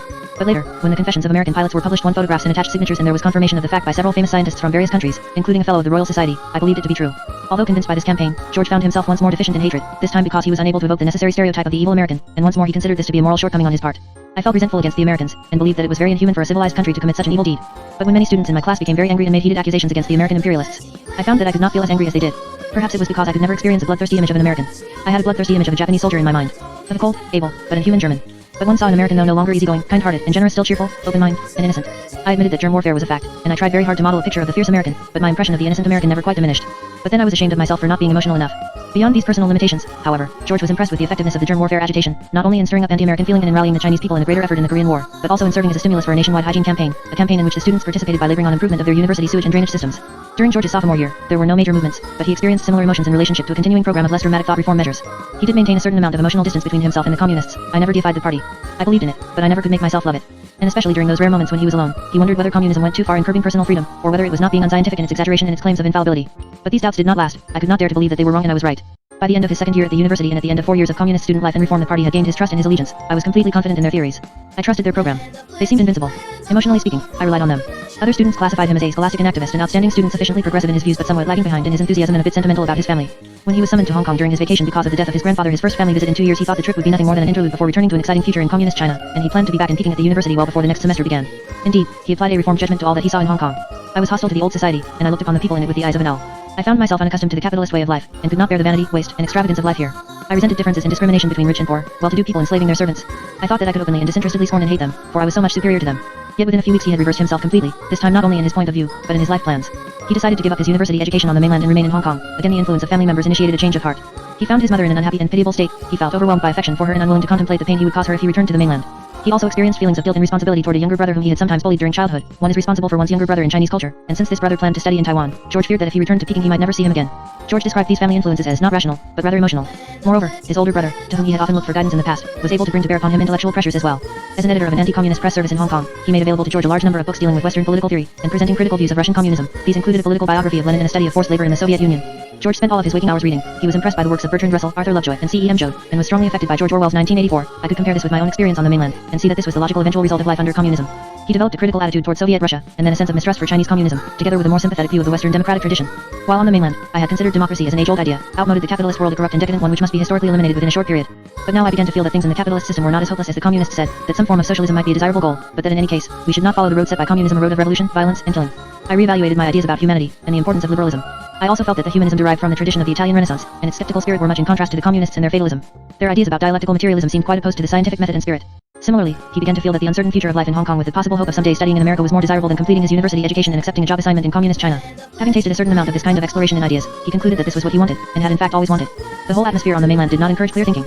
But when I came out, I was able to read books, and permitted to think about things to a logical conclusion. I began to feel that I had no future in a society without this freedom. I concluded that I had always been latently hostile to the communists, and now my hostility could come out. As might be expected, George went through a period of painful doubt and indecision, a conflict of the two understandings. He also feared that the communists might take over Hong Kong and force him to face the consequences of my desertion. And even after making a formal promise to his parents that he would remain, he was unable to quiet the turmoil which emanated from his unconscious mind as a series of dreams. In those 10 days right after I had decided to remain here, I often 6 or 7 times dreamed of getting back to the mainland. In the dreams, I was living with my classmates and talking with them as things used to be. In one dream I was at that very moment at the boundary of Hong Kong and China. I hoped to get back and something was preventing me from doing so. Suddenly I discovered that I had no document of admittance and I was in despair. Then I awoke. In another dream, I was back on the mainland, talking to several schoolmates, close friends, as we always did. Suddenly a thought came to me, what a narrow escape I had had in Hong Kong. I almost did not go back, and I was relieved to realize that I was back on the mainland. Each time, before going to sleep, and on waking up in the morning, my decision to remain was definite. I was sure that I was here and that I wasn't going back. But in the dreams I lacked this understanding, and my thoughts were just like those that I had when I was really on the mainland. In associating to these dreams, George spoke of happy moments on the mainland, friendly talks with fellow students, visits to record stalls to listen to classical music. He also revealed the resentment which he felt toward his parents for their role in influencing his decision. When I woke after one of these dreams, I actually resented my family a little. Going back to the mainland still at that moment seemed very desirable. Then I thought of the promise I made to them that I would stay. I made it first to my mother. But with my father also, he is a very stubborn man, and once you promise him something, if you break it you have a very hard time.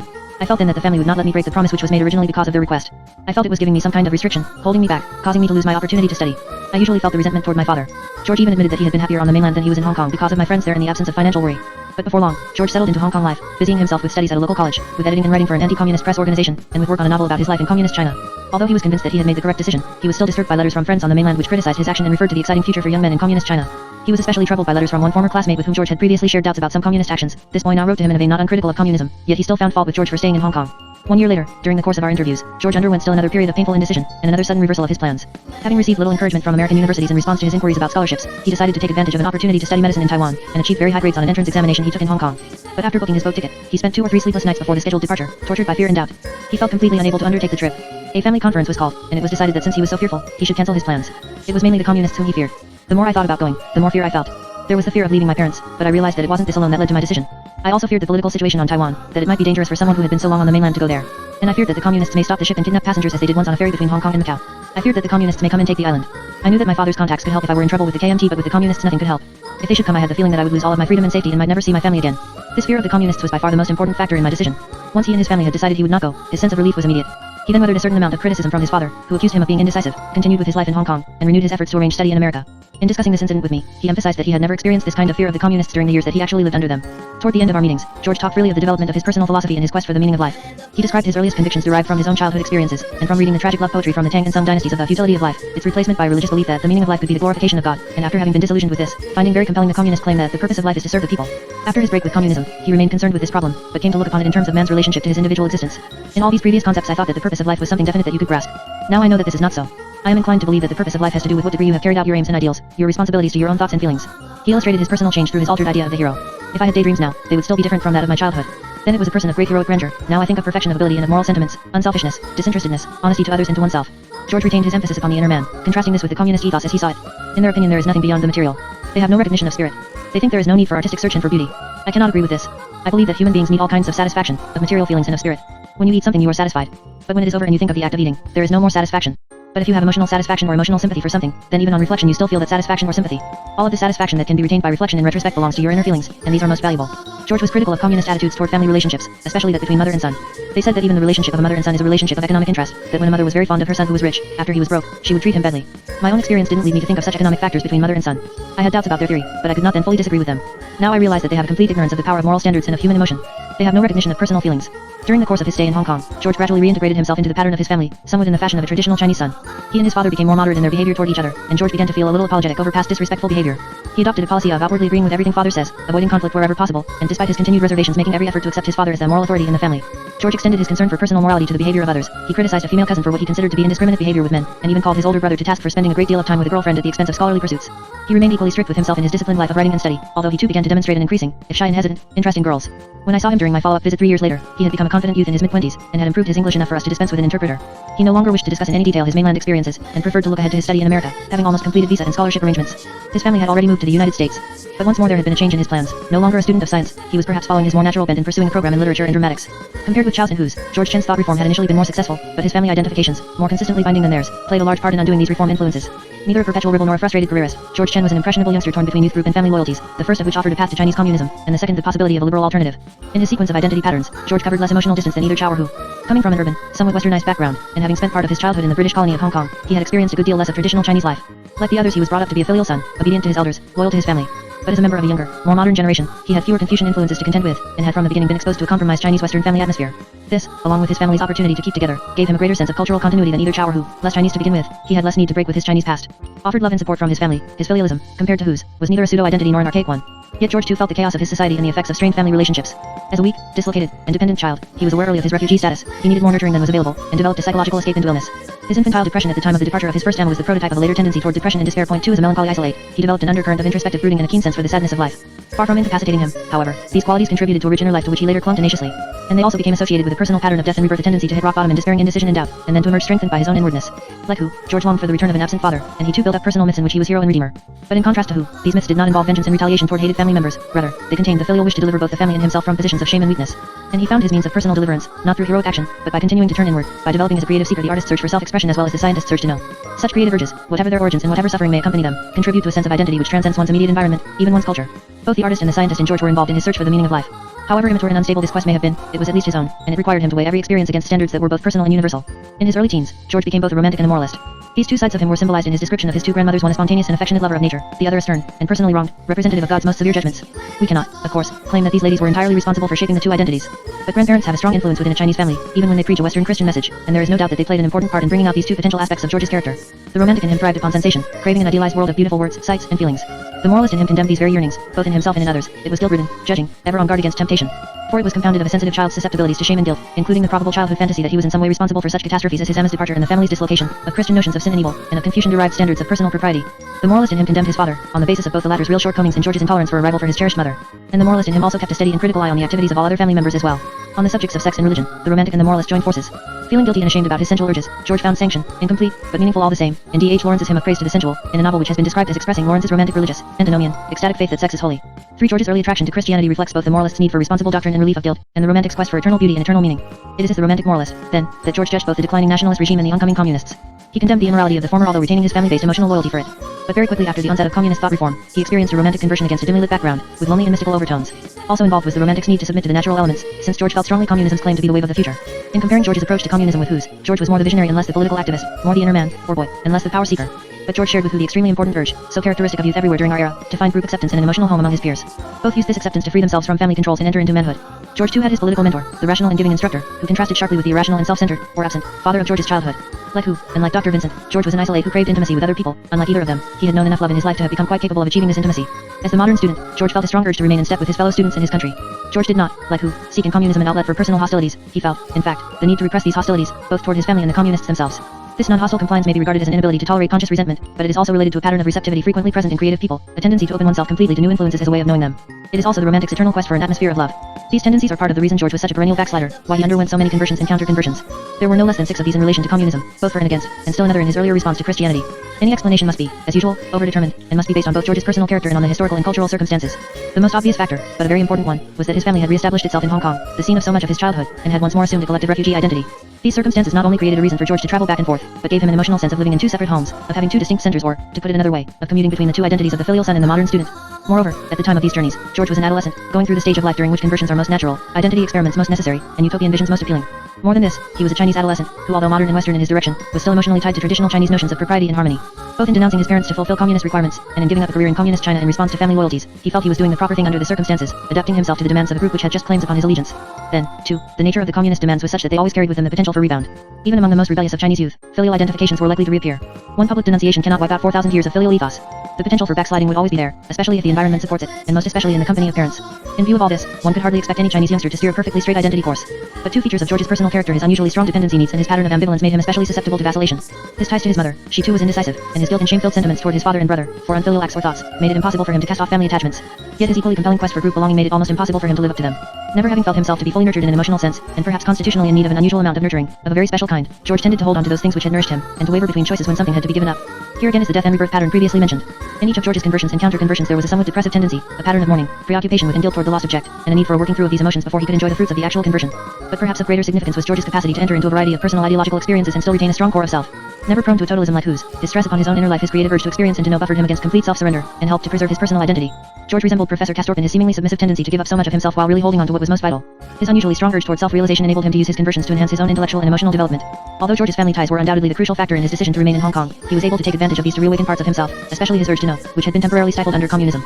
Nonetheless, his overall responses make it clear that, had there been a bit more pressure from the other direction, he might well have made the opposite decision.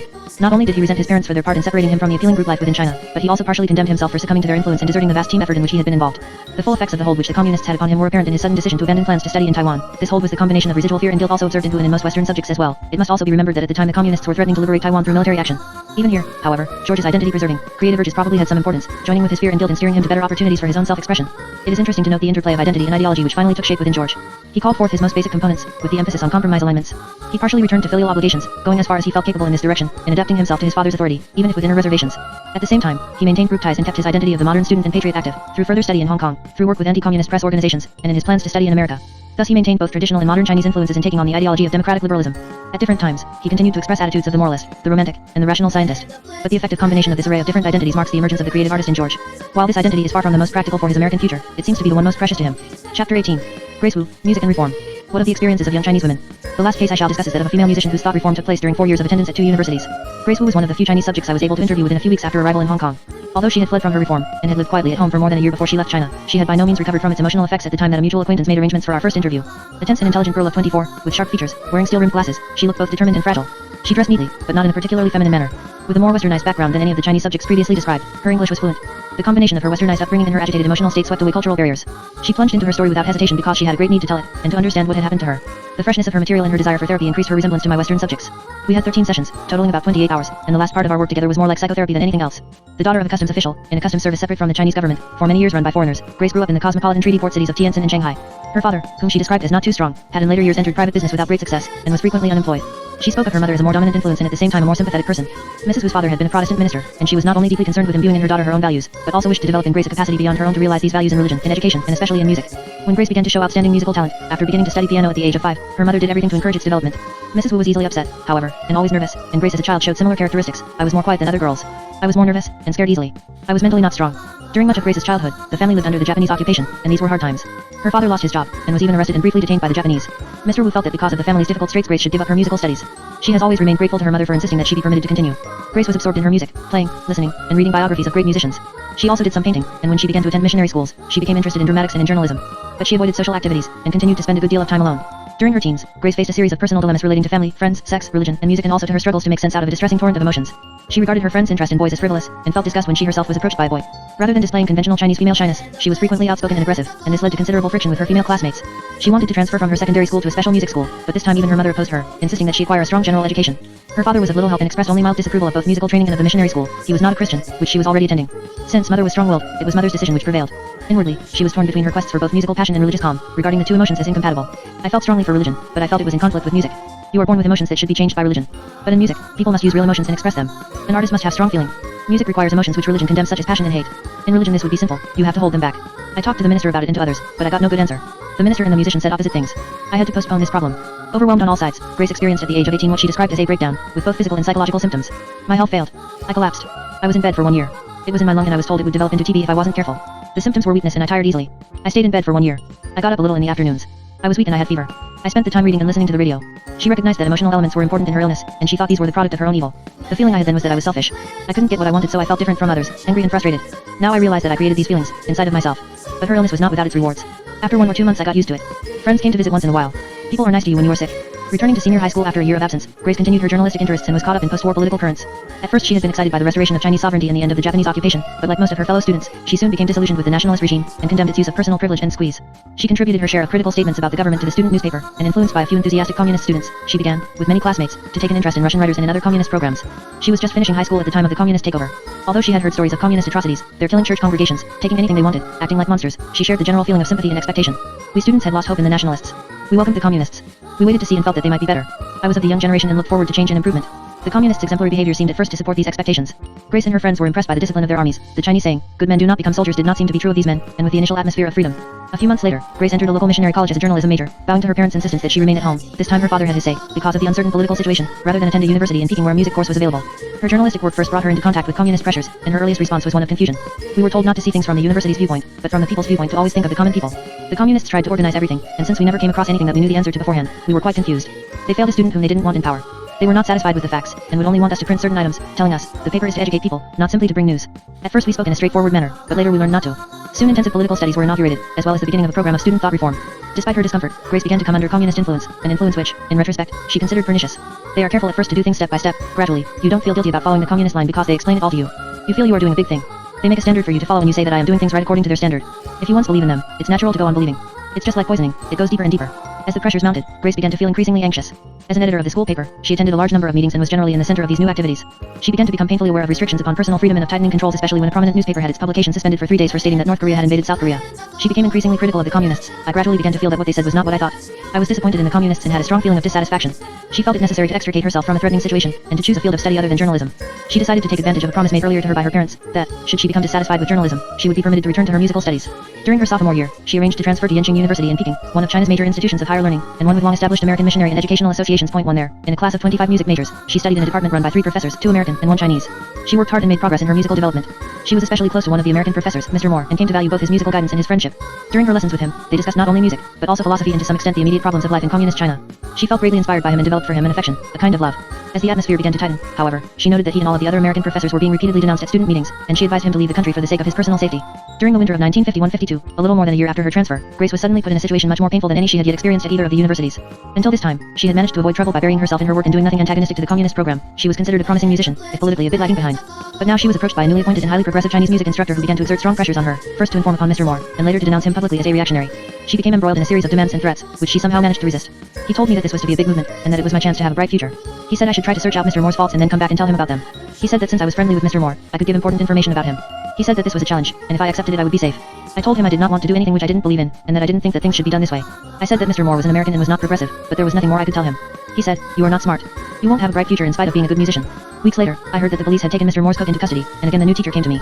He said, "The cook has confessed, and now it is your turn. I give you 3 days. Otherwise you might go to prison or to labor reform. If you do confess, you will get a new life." I was startled. I didn't know if the cook had confessed or what he confessed. Moore had told me I could say anything about him since he was safe as a foreigner, while I could get into trouble. I had no one to consult during this time. I knew that if I did say anything, I could start anew, but I knew it would be bad for Moore. I believed that what they said was not true, so I did not want to say anything. The students were against me, as they felt I knew something I wasn't telling. For 2 nights, I could not sleep. I made the decision not to say anything. At the end of 2 days, I went to them. I said I could not confess an untruth.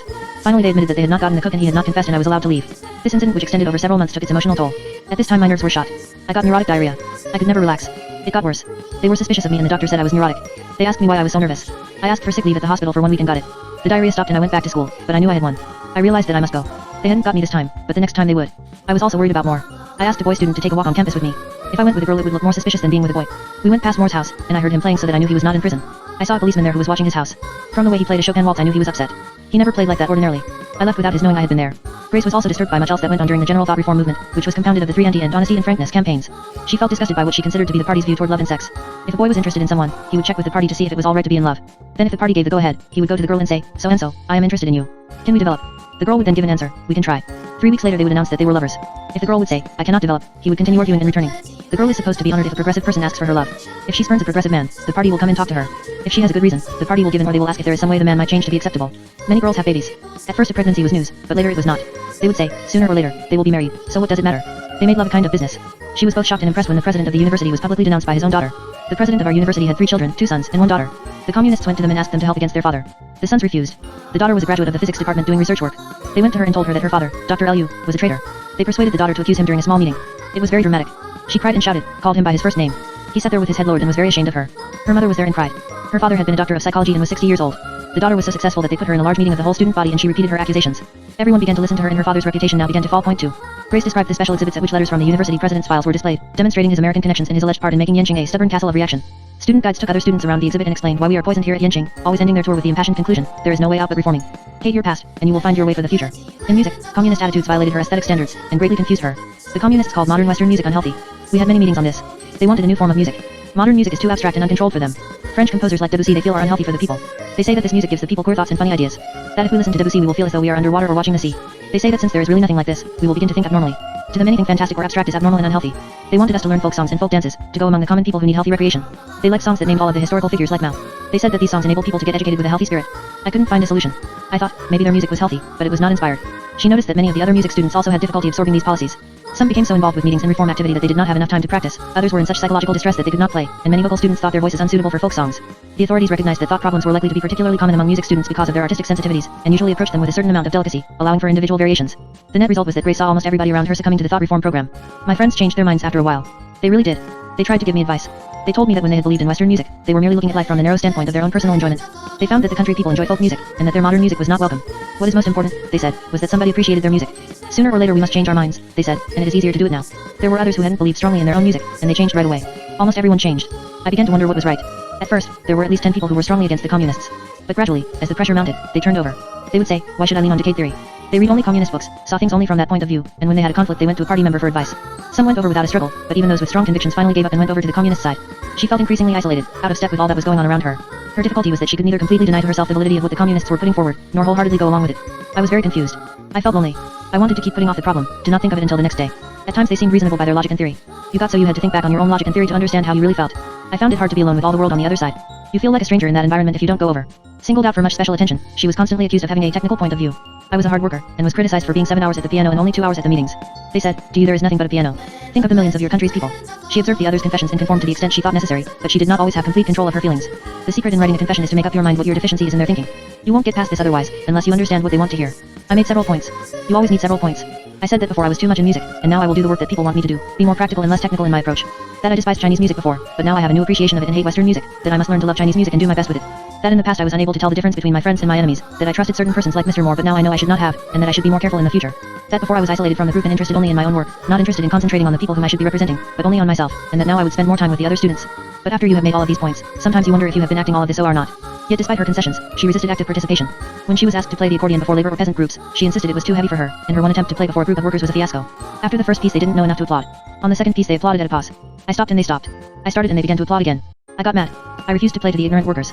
The communists tried to apologize, saying, we had no idea they were so uneducated. She also retained a strong inner resistance to the conversion that was demanded of her. I had no idea of what would happen to me, but I thought I would rather give up my future than change. What prevented me from turning over was a kind of belief. I believed that the world could not be like this.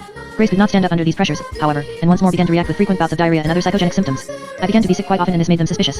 An activist came to my room and asked about my health. I said I get tired if I work too much. He asked me if I was really too busy, or if there was something on my mind, something in the subconscious which I didn't know.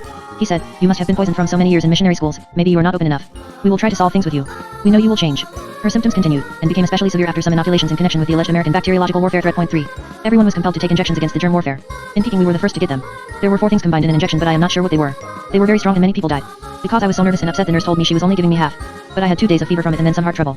My pulse was 120 and 130. I didn't know what was happening. The doctor said it was a reaction to the injection. I decided that I must get away. She continued to feel ill for weeks afterward. At the end of that semester, although she needed only 1 more term to graduate, she decided to apply for sick leave from the university, pressing her case with an insistence that would not be denied. At first the school doctors would not write my excuse. I went to the infirmary almost every day so that they would know I was sick. I was determined to go. Finally they granted me sick leave for 6 months. Almost immediately after she got home, she went to see a doctor who was also an old friend of the family. He told her that her illness was psychological, due to the shock from the injection and the general tension of the situation she was in. He advised her to go away someplace where you don't have to think so much. Grace was not certain whether this was indirect advice to leave the country, but she was in any case hoping to do so. Her family situation in Tientsin was far from calm. Her father had lost his job, her mother was in the midst of a nervous breakdown, easily excitable and unable to sleep, and her younger brother and sister were also both home on sick leave, with illnesses apparently related to physical and emotional pressures of their work environments. Grace was particularly upset to find that her parents were not completely sympathetic with her antagonism to the new regime. At first they advised Grace to make a greater effort to get along with the communists, and only later, after they themselves had difficulty, did they come around to her point of view. Despite her problems, she managed to rest, relax, and rebuild myself, during the year she spent at home, at the same time continuing with music lessons. She wanted to leave for Hong Kong as soon as possible, but her parents objected because she had no relatives there. Finally, at her insistence, they permitted her to work out an arrangement by which a friend of hers from Peking, already in Hong Kong, posed as her fiancé, and sent her letters and telegrams urging her to join him there. These Grace took to the local officials when she applied for her exit permit. The ruse was so thoroughly carried out that even her brother and the family servants believed she was to be married, and her mother went so far as to go through the motions of preparing a trousseau. At first Grace encountered some resistance from the officials in her attempts to get the permit, but she wore them down with her usual histrionic persistence. I went to the police station often, sometimes twice a day. I showed the letters. At first I was afraid, as the application was turned down. I know that when they investigated at my school, they were told to detain me because musicians might be needed later on. They asked me why my fiancé didn't return to be married. Finally I went to them with a letter saying he was very sick. I told them I would kill myself if he died. I cried and cried. After I had gone to the police station 40 times, they gave in. They gave me a one-way visa. They told me that once people go out, they never come back. In Hong Kong Grace was not only still reverberating from these experiences, she also encountered new difficulties. Although she received a great deal of help from a minister to whom she had been referred by family friends, her legal status was uncertain and she had no regular means of financial support. She reacted to her problems with British immigration officials. They even advised her to wait in Macau until things were cleared up, with nervousness, headaches, palpitations, and diarrhea, the old feeling returns. And she stated, referring partly to our interview situation, that she felt as isolated in Hong Kong as she had on the mainland. I used to feel lonely in Peking and that feeling still lingers on. Certain people are sympathetic about this or that, but not about everything. No one can really understand all. I can't tell them every trouble.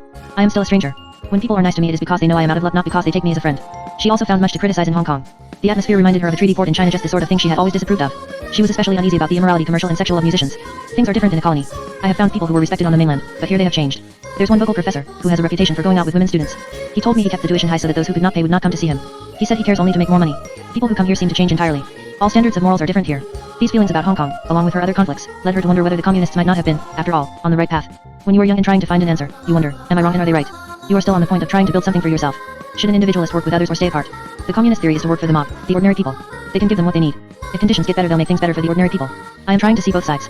Maybe people have more trouble in a free system. Maybe it is easier in the communist system. I am sure I am doing the right thing. I couldn't fit in, so I got out. I gave up. But I am wondering about all of the others who are still there. When you think of things like that, you just can't get an answer. Too much is involved. Her troubles in Hong Kong continued. She felt that as a northerner, she was discriminated against by the Cantonese who made up the bulk of the Chinese population. She sometimes wondered if a stranger standing near the house where she lived was a communist agent sent to spy on her.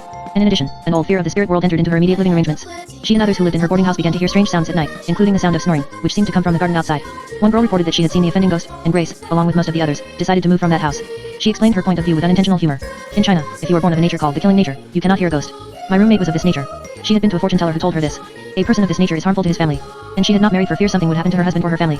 She seemed to have something go wrong with every man she met. I do not possess the killing nature. I was told this by a fortune teller whom I went to with my mother in Tientsin. So it is possible for me to hear a ghost, although I have never seen one. It is a sign of bad luck to hear or see a ghost. If one appears, harm will come to the family. The landlady and the minister say that we are Christians and should not believe in ghosts. I do not believe in ghosts because I am a Christian, but I cannot help it if I hear them. For a while she could not even find relief in her music, in the past her means of forgetting everything. She had great difficulty in locating a piano for regular practice, and even after she did, her anxiety interfered with her musical expression. I couldn't control my hands. I couldn't get hold of them. During the latter stages of our work together, Grace expressed some of her broad emotional conflicts in her descriptions of her dreams, and in her associations to these dreams. The first dream was related to her general fears, to family conflicts and to her residual doubts about having left the mainland and come to Hong Kong. I dreamed that I was back on the mainland with my family. I talked again to my father. I was scared. I couldn't tell him what happened. Then I got afraid. I couldn't get an exit visa out again this time. I don't know whether I went to help the family or not. I woke up upset. I didn't know what the dream meant. In her associations to this dream, Grace expressed her apprehension about her situation in Hong Kong. Sometimes I think the communists will come here. I cannot feel secure. She went on to speak at length of her feelings of helplessness and guilt at being unable to arrange for her parents and for a close girlfriend to join her in Hong Kong. Concerning her parents, there was no clear need for her to do anything, but she was troubled all the same. My parents would like to come here, but it would be hard for my father to start all over in Hong Kong. I feel very uneasy. I received a letter from them saying I shouldn't write much until I'm settled and have more time. I feel duty towards them, not because I owe them anything, but I thought I could help. Her feelings about her girlfriend were equally strong, and enmeshed in more complicated external arrangements. Grace had been trying to set up a scheme to get her out of China similar to the one through which she herself had come to Hong Kong, involving a young man's writing romantic letters from Hong Kong to her friend in China. The contrived correspondence seemed to be working well until Grace and the correspondent in Hong Kong came into conflict. At first I wrote the letters and he copied them. She sent the answers to him. At first he promised to do what I said. He thought it was romantic and exciting. I thought it was business. Then he felt he was being pushed by me. He wanted to be on his own or else quit. I said he could not write love letters himself, as he wouldn't know how to word it for the communists. He wrote a letter to her saying that I was unreasonable and he had had enough of me and would do things by himself. She wrote me that something was wrong. I told her to drop the correspondence. I had an argument with the boy and he said to me, "You came out cold-hearted and half dead." I am still human. Maybe people think that communism does this to people. I have become more calculating, but this does me good. Sooner or later one must be practical. But people here say it comes to me too early. These two things, her guilty involvement with her girlfriend, and her anxiety over her own conflict with the boy, were brought out in her further associations. She and the girl had been roommates at college, and Grace had advised her about many problems and had influenced her regarding her approach to the communists. She felt responsible for the girl, and was distressed that her argument with this boy had brought about an end to the attempted arrangements. It also came out that part of the difficulty was Grace's disgust toward the boy when he began to make romantic overtures toward her as well as to her friend in China. Her second dream was primarily a plea for help, partly directed at me, but at the same time it was also an attempt at reconstructing her life and her sense of self. Last night I dreamed I met a pianist from my hometown. She had always been a great success, and had studied in the States with Schnabel. So last night I dreamed of her. I met her on the train and was so glad to see her. I asked her many things but I don't remember what she said. I was asking from a musical point of view. Shall I take other work than music if I am offered it? Should I try to get a piano? Should I go to a teacher? I even asked her what books I should read. But one don't remember what she told me. It's funny I didn't get any answers from her. As she talked more about this dream, it became evident that both the girl and the girl's father had played a very important inspirational role in Grace's past. She is 12 or 13 years older than I am. When I was very young I was influenced by her. I knew everything she played by heart. I called her elder sister. After I left college and returned home, I went to see her father and he gave me books and advice in literature and history. He said to me, "You must read as well as play." He talked to my parents to help them understand. She went on to talk of her immediate life situation, and contrasted its tenuousness with the more secure sense of personal growth during her earlier days. Now if the weather is cold, I am cold. I feel almost transparent, so tiny, so little, that I don't exist.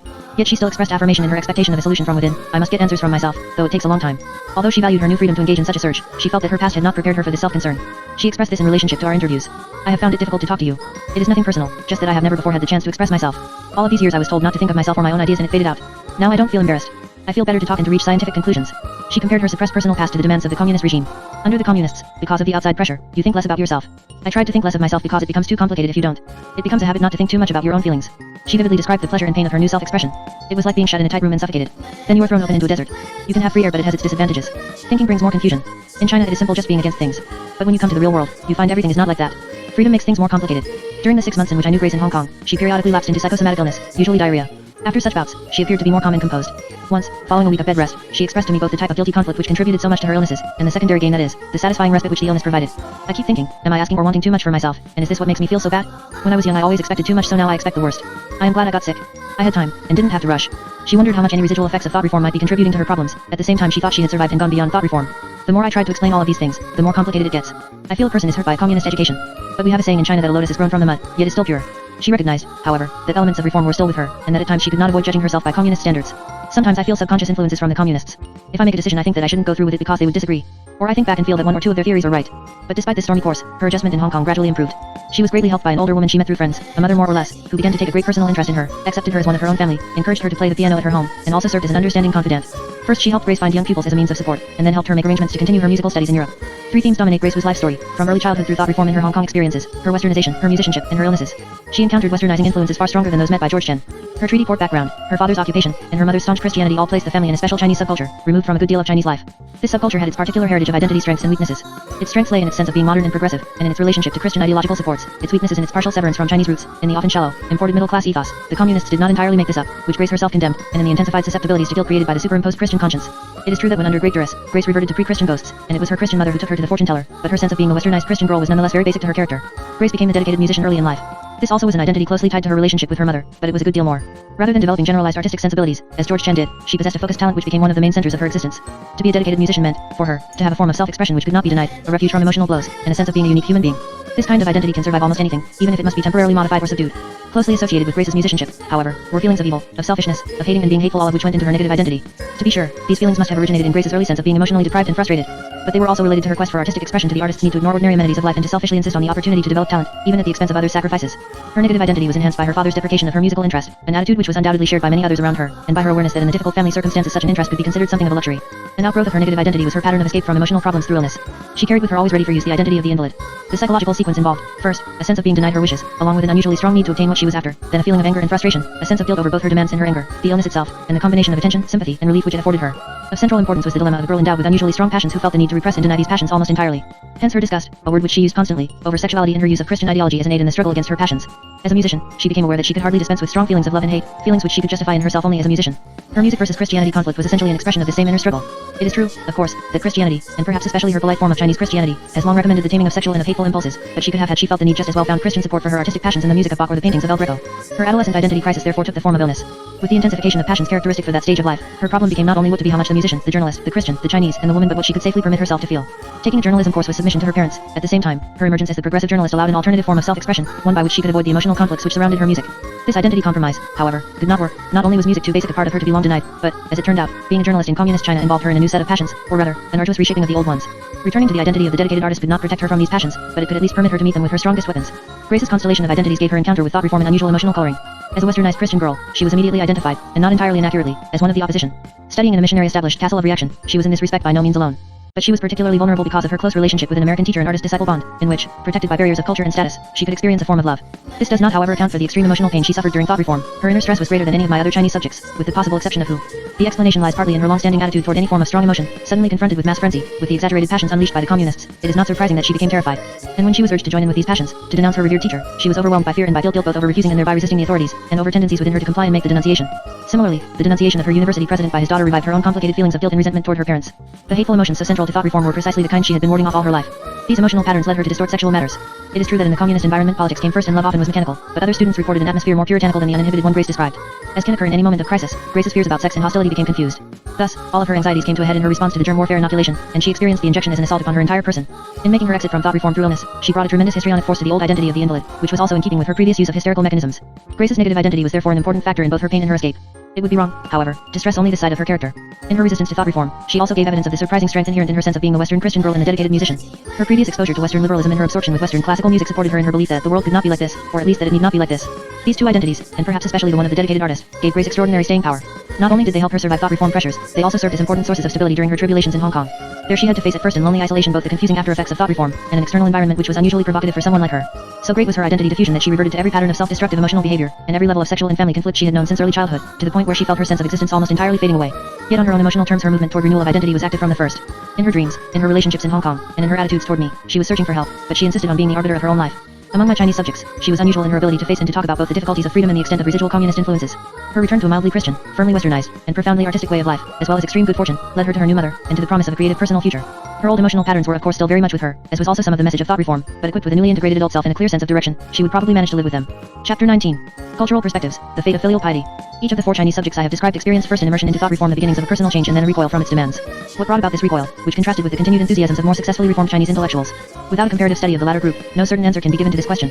But from the evidence at hand, we can say that some features of personal character and identity were consistently important in resistance to thought reform, not only for these 4 people, but for the remainder of my subjects as well. These are tendencies toward rebelliousness and fear of domination, especially marked in Hu, strong need for individual self-expression, George Chen and Grace Wu, binding family ties, George Chen, previous patterns of enemy and of emotional escape, Robert Chow, Grace Wu, and Hu, and a significant degree of westernization, whether Christian or otherwise, Robert Chow, Grace Wu, and George Chen. These tendencies are not simply rallying points of resistance, the conflicts existing around them can also create specific susceptibilities to thought reform. Even more important, these are themes which have long been at the very center of the personal struggles of most Chinese intellectuals. Tension about rebelliousness, self-expression, family loyalties, alienation, and westernization have particular significance for Chinese at this point in their history, as they must for the intellectual vanguard of any society whose traditional patterns are being replaced. In other words, these four case histories have introduced a set of conflicts relating to identity and ideology which no Chinese intellectual, in facing thought reform, could really avoid. The roots of such tensions lie in the interplay of individual emotions with cultural and historical influences. I have chosen, as the title of this chapter suggests, to group all of these psychological factors around the concept of filial piety, a basic theme of Chinese culture, and one which has specific bearing upon the tensions just enumerated. And the historical vicissitudes of filialism, or rather of Chinese intellectuals, or literati, in relation to filialism, have special psychological importance for thought reform itself. The individual lives we have been studying in many ways mirror the history of China itself. Early years of filial identities derived from traditional Chinese culture, attraction during adolescence and young adulthood to more modern and Western influences, and finally, a third phase of communism or thought reform. It seems that each Chinese intellectual has had to recapitulate personally the larger experiences of his culture in a psychocultural counterpart of the biological tenet that ontogeny recapitulates phylogeny. Filial influences are part of the entire history of China's traditional culture, going back to the Han Dynasty, 206 BC 220 AD, and before, and extending through the Qing Dynasty, 1644 AD 1911 AD, to the Revolution of 1911. Modern, I am using the term in a more restrictive sense than the way it is employed by historians. Chinese identities emerged during a transitional period which can be roughly located in the first half of the 20th century, although it had its beginnings about 50 years before that. The third phase, of course, began with the communist takeover of 1948-49. For each of these historical stages a distinct pattern of Chinese cultural identity, based on shared individual experiences, can be delineated. To be sure, we must discuss ideal types, in some ways oversimplified, and by no means completely inclusive. But these can enable us to place both thought reform and the people undergoing it in a perspective which, for being historical, is all the more psychological. Point 1. Traditional filialism and the filial son. In traditional Chinese culture, I refer here most specifically to the period of the Qing Dynasty, one was expected to be filial if nothing else. For the son or daughter of a gentry literati family, the principle of shio or filial piety was at the very center of personal, family, and social existence. Its mystique was so powerful and so pervasive that Feng Yulan, a leading contemporary Chinese philosopher, has called it the ideological basis of traditional Chinese society too. Whether he was 7 or 70, a son's attitude toward his parents was expected to be one of reverence, obedience, and loyalty. Nor was this to be a token response, since if it did not stem naturally from his inner being, he was not being truly filial. He learned how to be a filial son from his parents and his older brothers and sisters, through the unconscious transmission of cultural forms as well as through their conscious elaboration. And the indoctrination began early, when only 3 or 4, the child might be told stories, in a culture very fond of storytelling, of the famous 24 examples of filial piety. These included such tales as that of the 8-year-old boy who allowed mosquitoes to feed without restraint upon his blood until they were satisfied in order to prevent them from biting his parents, of the 70-year-old man who dressed himself in gaily colored garments and played like a child in order to amuse his parents, and the most impressive story of all, entitled On Account of His Mother He Buried His Child, which is worth quoting in full. During the Han Dynasty, Ko, whose family was very poor, had a child 3 years old.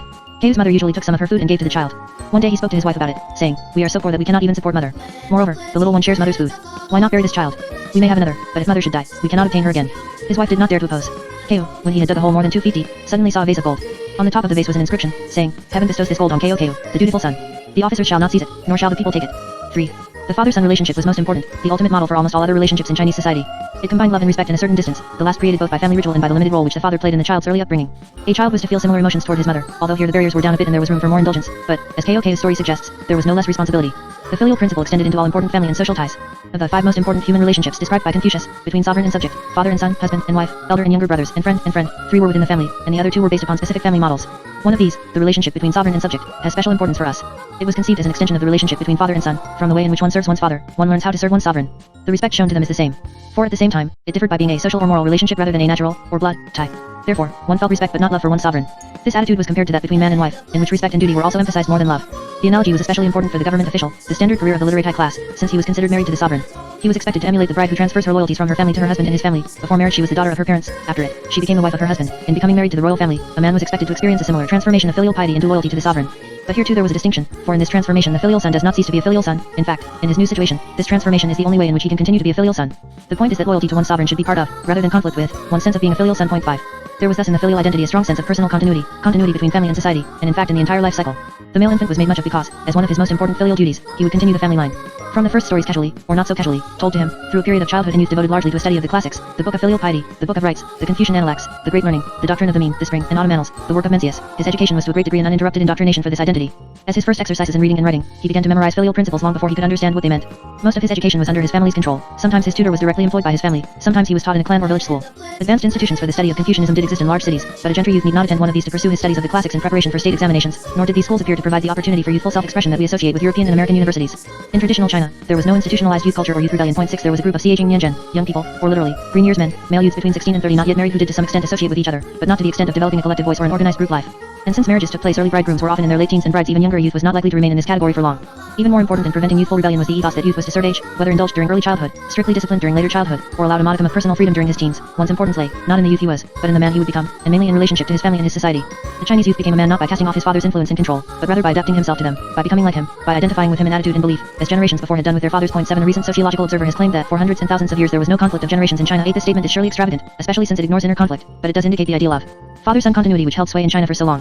To marry and have children of one's own were in themselves filial tasks. As Mencius pointed out, there are 3 unfilial acts, and of these lack of posterity is the greatest. And as a mature man and a father himself, the filial son reinforced his filialism by teaching its principles to others. At the same time his responsibility for the care of his own parents increased, and still included the most personal form of attention or responsibility he could never shirk no matter where in the empire he served, or how high in the bureaucracy he rose. When his parents died, the filial son was expected not only to arrange a proper burial, but subsequently to love what they loved and revere what they reverenced. Only when he himself became an old man was he able to relax into a more carefree existence. Then he finally reaped the full benefits of filial piety and enjoyed the solicitude of his family, for it was the old whose happiness mattered most. A woman's life cycle, despite her shift from her own to her husband's family, had similar continuity, since her marital relationship was but another dimension of filial responsibility. Men, however, were the main repositories of the filial mystique. Their studies and writings perpetuated its classical ideology. Their patriarchal position made them its more symbolically important practitioners, and in a patrilineal society, it was through the male that the filial chain was extended. Ancestor worship was the filial son's spiritual expression. As practiced in literati families, it emphasized the personal, rather than the supernatural or absolute.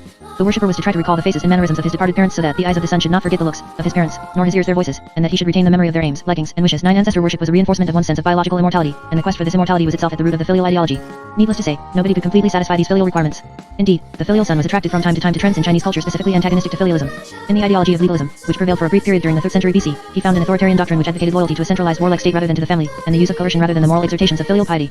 In Taoism, as old and as basic a Chinese doctrine as Confucianism, he found an opposite extreme, a mysticism which viewed earthly obligation as transient and unimportant, and which offered a call to withdraw from these in body and spirit to find the way. And later, for several centuries after the 1st century BC, Buddhism had a similar appeal. Each of these 3 doctrines made contact with, and itself reflected, a special facet of Chinese character. Taoism and Buddhism, in particular although they were most widely accepted by the common people had lasting appeal to the gentry as well, satisfying their more passive, imaginative, and non-rational impulses. Even while he clung to his rationalistic Confucianism, the filial son was likely to feel deeply attracted to the escape into nothingness of Taoist hermits and Buddhist mystics. This attraction is described in the great 18th century novel, The Dream of the Red Chamber, whose youthful hero, Pao Yu, abandons both an official's career and his pregnant bride for a supernatural Buddhist Taoist destiny. Generations of gentry youth have since vicariously experienced Pao Yu's escape from filial obligation, neglecting Confucian volumes for the surreptitious pleasures of the Dream of the Red Chamber. But even Pao Yu squares his filial account before his departure. He applies himself to his Confucian studies and passes his state examinations with distinction, thereby bringing great honor upon his family. He impregnates his bride, thereby ensuring his posterity, and as his last act before disappearing, he seeks out his stern father and bows 4 times before him in a solemn KOTOU, thereby expressing his symbolic filial submission. Point 10. Thus the filial son could be both Confucian in his worldly obligations and Buddhist and Taoist during inner moments of flight from them. Or he might express other forms of antagonism toward the filial web and admiration of outlaw heroes, heavy gambling, or opium smoking, all strongly developed cultural patterns. One Western authority, C.P. Fitzgerald, was so impressed with these escapist tendencies in Chinese character that he regarded filial piety as an essentially compensatory phenomenon. The Confucian insistence on filial duty and the strict training of the young would seem harsh until it is realized that the Chinese, a people naturally overkind and indulgent to children, are also averse to discipline. 11 Yet during the traditional period Confucianism prevailed over all rival ideologies, for its stress upon filial piety gave it a biologically based social ethic of great force, an ethic known in all societies, but brought to its highest development in China. Did this ethic allow for maximum personal growth? Could the identity of the filial son provide a rewarding sense of existence? Feng Yuan answers in the affirmative. It is by becoming a father or a son, a husband, or a wife, that an individual enlists himself as a member of society, and it is by this enlistment that a man differentiates himself from the beasts. In serving his father and sovereign, a man has not given up his personality. On the contrary, it is only in these services that his personality has its fullest development. Point 12. Hu Shi, another contemporary Chinese scholar, expresses the opposite opinion. All the much idealized virtues of filial piety simply could not exist, and in those rare cases where they were consciously cultivated, the price paid for them was nothing short of intense suppression, resulting in mental and physical agony. Point 13. There is no doubt truth in both views. Filialism offered one a firm and respectable self-image, but many outwardly filial sons must have experienced profound inner hostilities toward their ostensibly revered fathers. And there is no doubt that society feared this hostility. In rare cases where parents accused their sons of being unfilial, the latter were publicly disgraced, sometimes whipped by a magistrate to the point of death. Crimes of parricide were treated as desecrations of the most dangerous sort. The culprit was not only beheaded and his body mutilated, but his house was razed to the ground. His immediate neighbors and teacher were punished, the district magistrate deprived of his office and disgraced, and higher provincial officials degraded in rank. Point 14. Clearly then, rebelliousness had to be repressed, which must have resulted in a significant amount of unconscious guilt. The prohibition and repression of rebelliousness also undoubtedly contributed, at least during the Qing dynasty, to the stagnation within Chinese society, to individual passivity, to rationalization of the existing order, and to impotence rather than action in the face of a declining civilization. How did Confucian proponents of filialism deal with such grave emotional problems? They returned, in true fundamentalist fashion, to the classical texts, seeking to sanctify their message on the basis of such passages as the following. The body is that which has been transmitted to us by our parents. Dare anyone allow himself to be reverent in the employment of their legacy? If a man in his own house in privacy be not grave, he is not filial. If in discharging the duties of his office, he be not serious, he is not filial. If with friends he be not sincere, he is not filial. If on the field of battle he be not brave, he is not filial. If he fail in these 5 things, the evil of disgrace will reflect on his parents. Dare he be but serious. The fundamental lesson for all is filial piety. True love is the love of this, true propriety is the doing of this, true righteousness is the tightness of this, true sincerity is the being sincere in this, true strength is being strong in this. Music springs from conformity to this, punishments come from violations of this. Set up filial piety, and it will fill the space from heaven to earth. Spread it out and it will extend over all the ground to the 4 seas. Hand it down to future ages and it will be forever observed. Push it on the eastern sea, the western sea, the southern sea, and the northern sea, and it will be everywhere the law of men, and their obedience to it will be uniform. Point 15. Whatever its strains, filialism was the source of the predominant identity of traditional China, a basic ideal against which any other form of self-image had to be judged. To be regarded as unfilial was to be placed beyond the pale. The heritage of the filial son was one of the strongest and most enduring national identities ever created. Transitional rebellion, the modern student. By the second decade of the 20th century, the world of the young Chinese intellectual had drastically changed, especially in his relationship to the ideology of filial piety. In fact, he had apparently made a complete about-face. The new China must eradicate the Confucian rules of obedience which make slaves of men. 16 These words, written in 1916, typify the spirit of the new type or Renaissance movement which was then beginning to flourish among rebellious avant-garde intellectuals, and especially among the young. Rather than being considered the root of all virtue, filial piety was being denounced as the source of all evils. To be sure, not every young intellectual felt this way, but such was the power of this cultural counter-trend. 17 That all were significantly affected by it. As one Chinese commentator observed, the inner life of the youth of China was thus completely changed, for the ancient motto of China was, walk slowly behind the elders, revere the past, while the motto of China's youth today is self-expression. 18. During the most active years of this movement, 1915-1920, matters came to a head for China both in its national history and in the life patterns of its young students. China had long been lagging in its cultural creativity, deficient in social progress, woefully behind the West in technology. Although the Qing dynasty had been overthrown in 1911, the revolutionary movement had foundered, political chaos went hand in hand with social deterioration, and young intellectuals were aware of a similar sense of discontinuity in their own lives. Although traditional forms had already lost much of their hold, the emotions lingered on. Parents continued to convey to their children in one way or another the filial principles upon which moral behavior should be based, even if, as was true of Hu, the social structure made it impossible to practice these principles. No longer capable of offering a sense of existential harmony, the identity of the filial son now seemed archaic and intolerably passive. Confucianism had become rigid and narrow orthodoxy, its voice was still heard, but to young ears it had a hollow ring. To Chinese youth, Western ideas and techniques seemed much more attractive than did the decaying institutions immediately around them. The cohesion and continuity of the traditional period disappeared, to be replaced by intellectual shopping and acute ideological hunger. There had been important attempts at reform before this, beginning in the latter part of the 19th century, but they had usually followed the characteristic Chinese pattern of finding in antiquity the sanction for present-day changes. Faced with overwhelming threats from the West, both ideological and technological, reformers had maintained the ethnocentric hope of using Western knowledge for practical purposes only, while maintaining the more precious Chinese essence. They had wished to revitalize, rather than replace, the ideology of filial piety. This was even to some extent true for those early reformers to whom the modern student looked for inspiration, among them men still intellectually active at the time of the New Tide. Yang Yue, 1858-1937, was one of these early leaders. First at the turn of the century and then again during the New Tide itself, he bitterly criticized both the practices of traditional Chinese families. They present a harmonious picture from the outside, but inside there is an unscapable and overwhelming atmosphere of hatred, and the demand for filial piety within them. Birds and animals care for their young but ask no reward. Real love does not ask for recompense. Yet in his prescription for Utopia 20, Totalism, the Book of Great Unity, he took Confucius himself as his authority, painting the sage as a misunderstood messiah. Yang's famous pupil, Liang Qichao, went even further in his condemnation of the old order, and in his acceptance of Western ideas, but he returned from a post-World War I trip to Europe disillusioned with the West, and looked again to China's past for spiritual values. In the New Tide, the modern student found something different from all that had gone before, a movement which advocated a break with tradition that would be both deliberate and decisive, and which made a special plea for young people to assume leadership within it. It is the youth who must save this great revolution from the powers of the past, wrote Chen Tusu, one of the leading figures of the New Tide, in the magazine which he edited appropriately entitled The New Youth. The modern student was even given a blueprint for the identity change asked of him. The old youth weak, effeminate, devoid of militancy, seeking only wealth and high position was to be supplanted by the new youth courageous, strong, free of parental domination, idealistic, and patriotic. Point 21 in this national and personal transformation, then two gentlemen to follow, according to Chen, were Mr. Democracy and Mr. Science. Democracy and science were defined specifically in relationship to the problem at hand. Democracy meant release from the bondage of Confucian filial piety, the attainment of equality between men and women, the opportunity for individual expression. Science meant opposition to traditional Chinese thought, and its replacement by modern Western learning. Point 22 here was the dichotomy, relived by Hu and George Chen, between the irrational past and the rational future. And in the accompanying literary renaissance, the new youth were urged to express themselves in clear, forceful, conversational language in the living language of the people rather than in the effete and frequently obscure classical style. Point 23.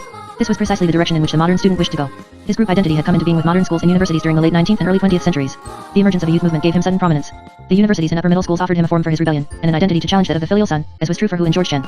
Frequently feeling persecuted by his family, and sometimes, like Hu, suffering at the hands of members of older generations made desperate by the crumbling of the world they had known, the modern student plunged eagerly into the new group life. Thus, a celebrated and widely read novel of the 30s, The Family, whose story is laid during the time of the New Tide, describes the young hero's isolation and misery when among family members. He was suddenly overwhelmed by a strange feeling of solitude. It was as if all the other members of his family were far away, as if they lived in a different world. He felt cold, as though he were oppressed by unspeakable sorrow and anguish, and contrasts this with his joy and trust when working among his friends for the new ideals they shared. Here he feels that he is not an outsider, not a lonely man. He loves the other young men around him, they love him. He understands them, they understand him. He can trust them, they can trust him. Point 24.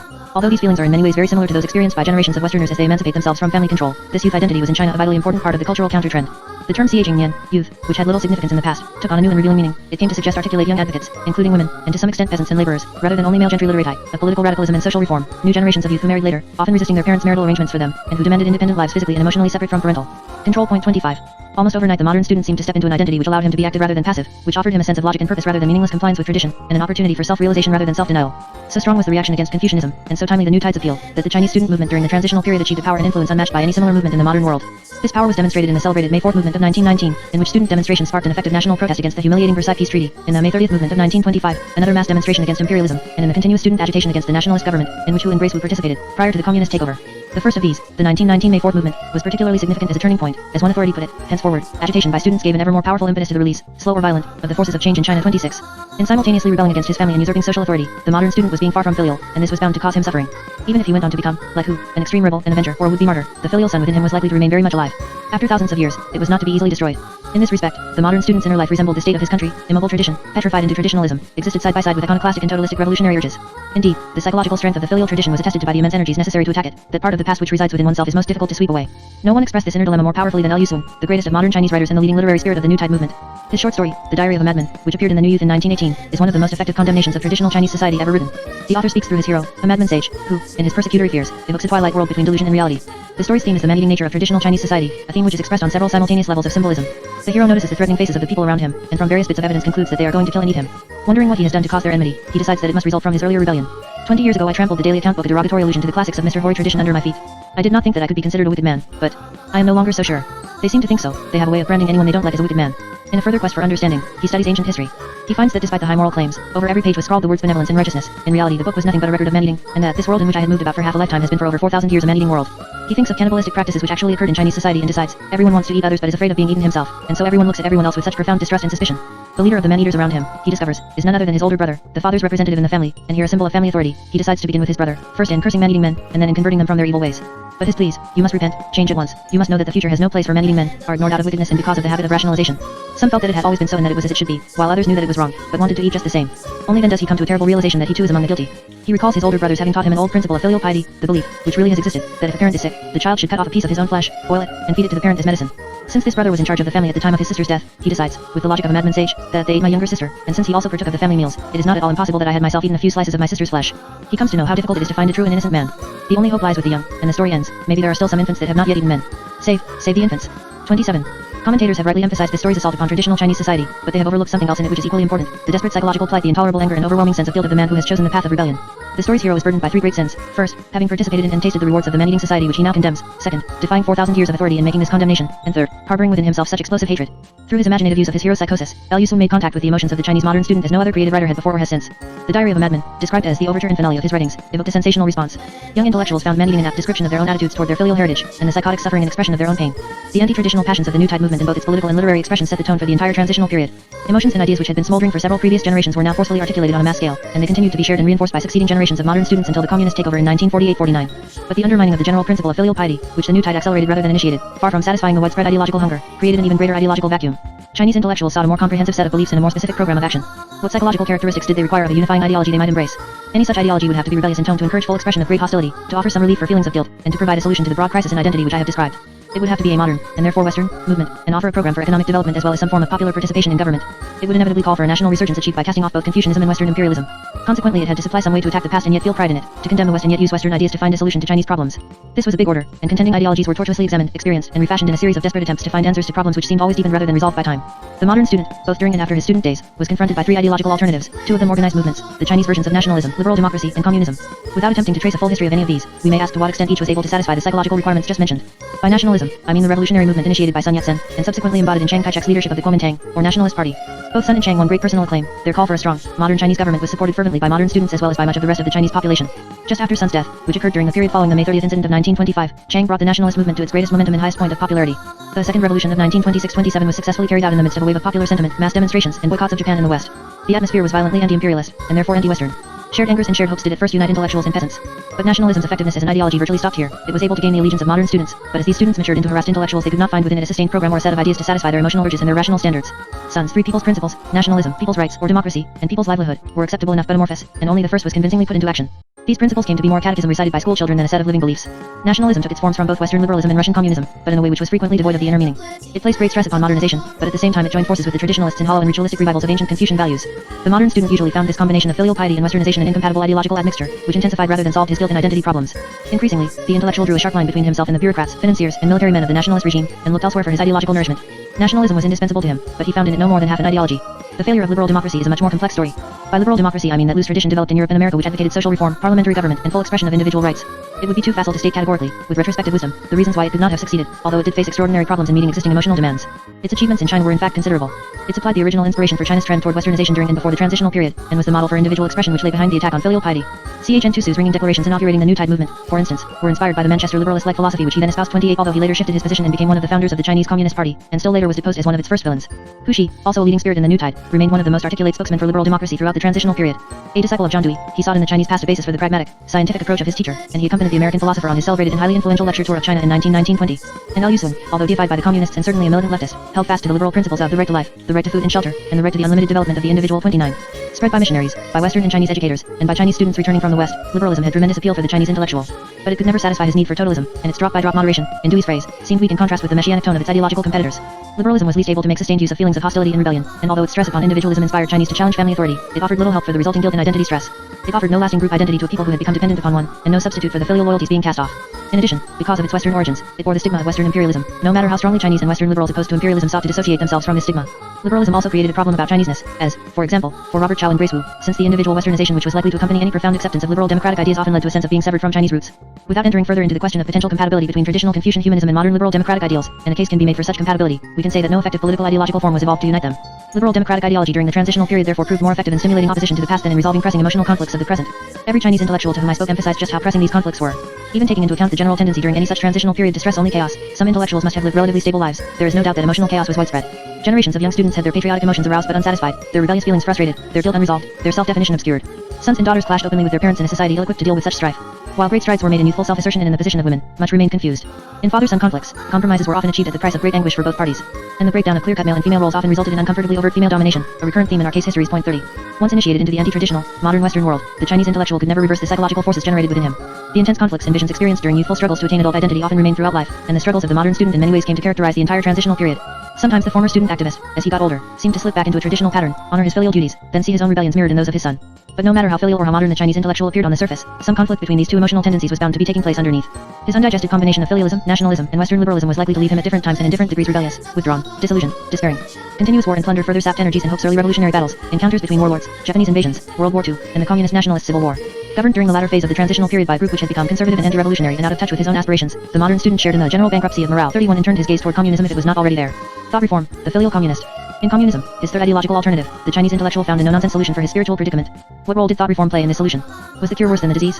The interplay between Chinese intellectuals and communism began, not in 1948, but in 1919, immediately following the Russian Revolution. From then on, communism became linked with China's own continuous revolution emotionally, organizationally, and ideologically.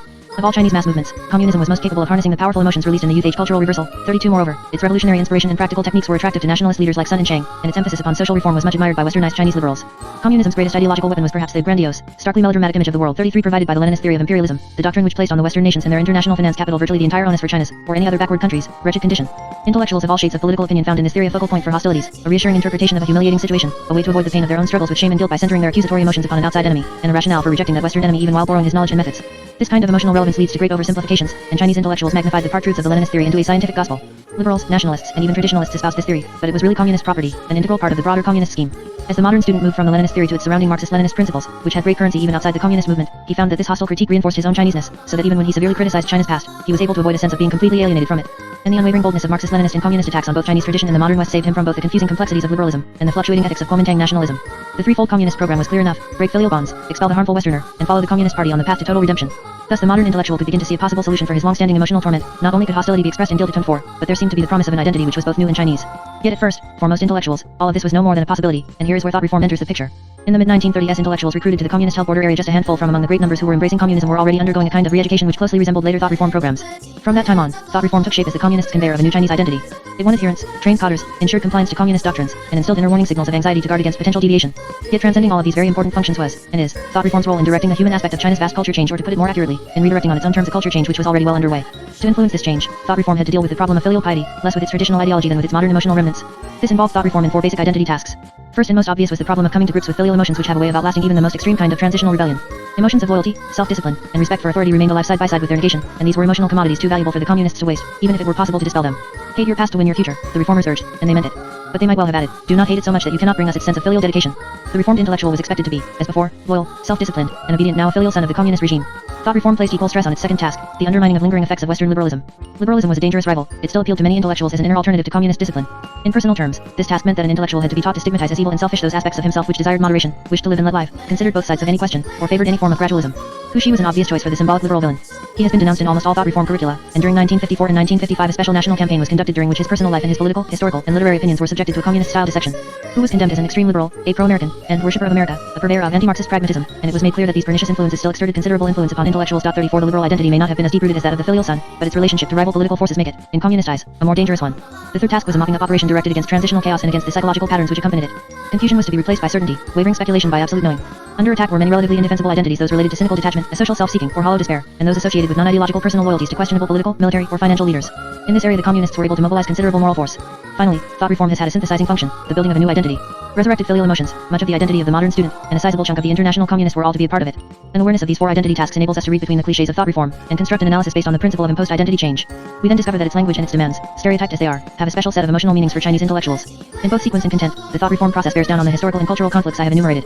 The first stage of thought reform, the Great Togetherness, offers a prelude of promise, the sense of effortlessly merging with a dedicated group which is basic to any utopian quest. This stage revives the group identity of the modern student, and gives an immediate sense of release from the emotional chaos of the transitional period, the third of the 4 identity tasks. Thought mobilization then reminds everyone that inner chaos is not to be so easily cleared up, that the infection is deep-seated.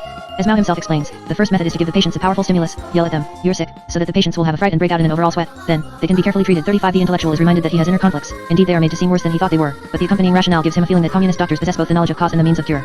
The treatment will be difficult, but if he will submit himself to it totally and trust in his physicians, he will acquire a new self, and be better than ever. The stress upon promise and need, and the accusations leveled at the distant and recent past indicate the general direction of the treatment. This first stage thus focuses the intellectual's full attention on the identity tasks at hand. Stage 2, the closing in of the milieu, brings on the struggle phase, the pain which the intellectual must experience in order to realize the utopian promise, the psychological surgery necessary to rid him of the disease. The logical dishonoring of this stage of the re-education process can be understood in terms of the specific conflicts of Chinese intellectuals. For instance, the Chinese intellectual is vulnerable to the accusation of individualism, the most basic criticism, since in the eyes of the communists it sums up in one term the ideological characteristics of the petty bourgeois class. 36 on all identity fronts. When individualism is defined as ultra-democratic ideology, tendency for independent action, excess emphasis upon individual liberty. 37 it is obviously being directed at the Western liberal in him. When it is defined as individual firstism to include those who both adulate and pull strings, who believe that what is mine and what is yours is also mine. 38 he can feel its valid application to highly personalized acquisitive patterns which became so prominent during the transitional phase. When individualism is described as placing personal honor, status, and interests above other things. 39 the intellectual feels it directed against traditional patterns still part of himself, especially against the traditional stress on preserving individual dignity and social standing which is inherent in the Chinese concept of phase 40, and the criticism of individual heroism applies both to the traditional Chinese ideal of the Jiansha or knight-errant and to more modern ideals of the hero brought in from the West. Each of these forms of individualism is equated with selfishness, hypocrisy, and insincerity. Each is rendered immoral because it allegedly conflicts with the greater group interest. The Chinese intellectual has similar vulnerabilities to the accusation of subjectivism. When this fault is ascribed to those who simply quote the words of books they have studied as the sole basis for the solution of problems, it is being directed at a long-standing Confucian pattern which persisted in the approach of Chinese intellectuals to Western knowledge as well as to Confucianism itself. Point 41 when communist reformers denounce the subjective idealism and mysticism of such liberal approaches as those of John Dewey and Hu Shi. 42 they are dealing with a more recent set of hopes and visions so consistently shattered that many Chinese intellectuals are now willing to view them as illusory. Worshipping blindly Western culture. 43 is another accusation which makes effective contact with the modern student identity in all Chinese intellectuals, but since the communists could themselves be accused of doing the same thing, much depended on which aspects of Western culture were chosen as objects of worship. Just as the sincere man, one who submits totally to the communist movement, is offered as the identity alternative to individualism, so the scientific practitioner of Marxist-Leninism is the alternative to subjectivism. Marxism-Leninism, derived from objective reality and tested by objective reality, is the most correct, scientific, and revolutionary truth. 44 this form of scientism, I use the term to mean both a false claim of precision based upon an alleged natural science model, and a deification of science itself, has a very special appeal for those rebelling against a non-Western, non-scientific cultural tradition. Scientism was thus a comfortable ideological resting place for many Chinese intellectuals after the confusing array of ideas to which they had been so recently exposed. The communists equated most additional criticisms either with individualism or with subjectivism, but two of their other epithets, liberalism and sentimentalism, have special importance for the problems under discussion. I have already mentioned the accusation of extreme liberalism applied to Hu Shi. Closely related is the charge of extreme democratic tendencies. Both these accusations have direct application to those Western liberal influences which the communists seek to undermine, but there is also a specifically Chinese connotation for liberalism. In an essay devoted to this question, in opposition to liberalism, Mao's first illustrative bad example is failing to start an argument in principle with a person, even when you know he is in the wrong, letting things slide for the sake of peace and cordiality, all because he is an old friend, a fellow villager, a fellow student, a close friend, someone beloved, an old colleague, or an old subordinate, or speaking about the error and illusions in order to preserve harmony and unity. Mao is referring here mainly to the principles of personal loyalty, propriety, and harmony carried over from the filial identity of traditional Chinese culture. All these principles are then viewed in terms of individual character, and liberalism is extended to include refusing to consider correction of your errors even when you recognize them, adopting a liberal attitude toward yourself. 45 liberalism becomes equated with laxity, softness, and self-indulgence. Here, the traditional Chinese considerations for human feelings, that special tolerance for individual frailty which gave balance to an otherwise rigid Confucian system, is under fire, and so is the modern liberal ethic which also urges respect for individual differences. Sentimentalism has essentially the same significance as the personal side of liberalism, and refers mainly to a reluctance to sacrifice personal loyalties, and especially those of family, to political, communist, considerations. This is primarily an attack upon traditional practices, although a modern liberal can also be guilty of sentimentalism in connection with his concern for other people as individuals. A deep reluctance to sever his personal ties was often more than offset by the Chinese intellectual's rebellion from these ties, as well as by his conviction that sentimentalism and nepotism had long been barriers to Chinese progress. He was, moreover, offered an identity alternative which was just the opposite of liberal and sentimental softness, that of a straightforward, loyal, and positive person who would, no matter where or when, uphold correct principles and struggle untiringly against all incorrect thoughts and actions. 46 in other words, he was to become definite rather than wishy-washy, active and masculine rather than passive and feminine. The methodical criticisms and self-criticisms of thought reform's second stage are thus aimed at breaking down every emotional identification which could interfere with the full acceptance of the new communist identity. Authorities from outside the communist camp are devalued, as, for instance, the university professors who were publicly humiliated, until they too fall into step with the communist program. Nothing in one's heritage is to remain worthy of respect unless it contributes to the new man being shaped. The final stage, submission and rebirth, completes the 4 identity tasks. In this stage the intellectual symbolically acts out his turning over, and at the same time commits himself to it by his written analytic statement. The denunciation of one's father is the symbolic act par excellence. Through it the intellectual is to cast off his tie to filialism entirely. After this let no man regard him as a traditional filial son. The act also severs him from his more recent past, and allows him to disown the identities derived from the transitional period. It has this last effect because in China the father has always been especially representative of a man's past, and because the fathers of contemporary intellectuals were very apt to have been associated with nationalist, liberal, or other transitional Western influences, as they were for 3 of my 4 Chinese subjects. Indeed, the most celebrated denunciations of fathers were cases in which the fathers had distinguished themselves mostly in connection with Western learning. Liu Chiwei, the former president of Yenching University, whose humiliation by his daughter was described by Grace Wu, was an American-trained psychologist. Liang Chiao, who was posthumously condemned by his son, himself a university professor, was one of the great early reformers, and a widely publicized attack was made upon Hu Shi, in absentia, by his son.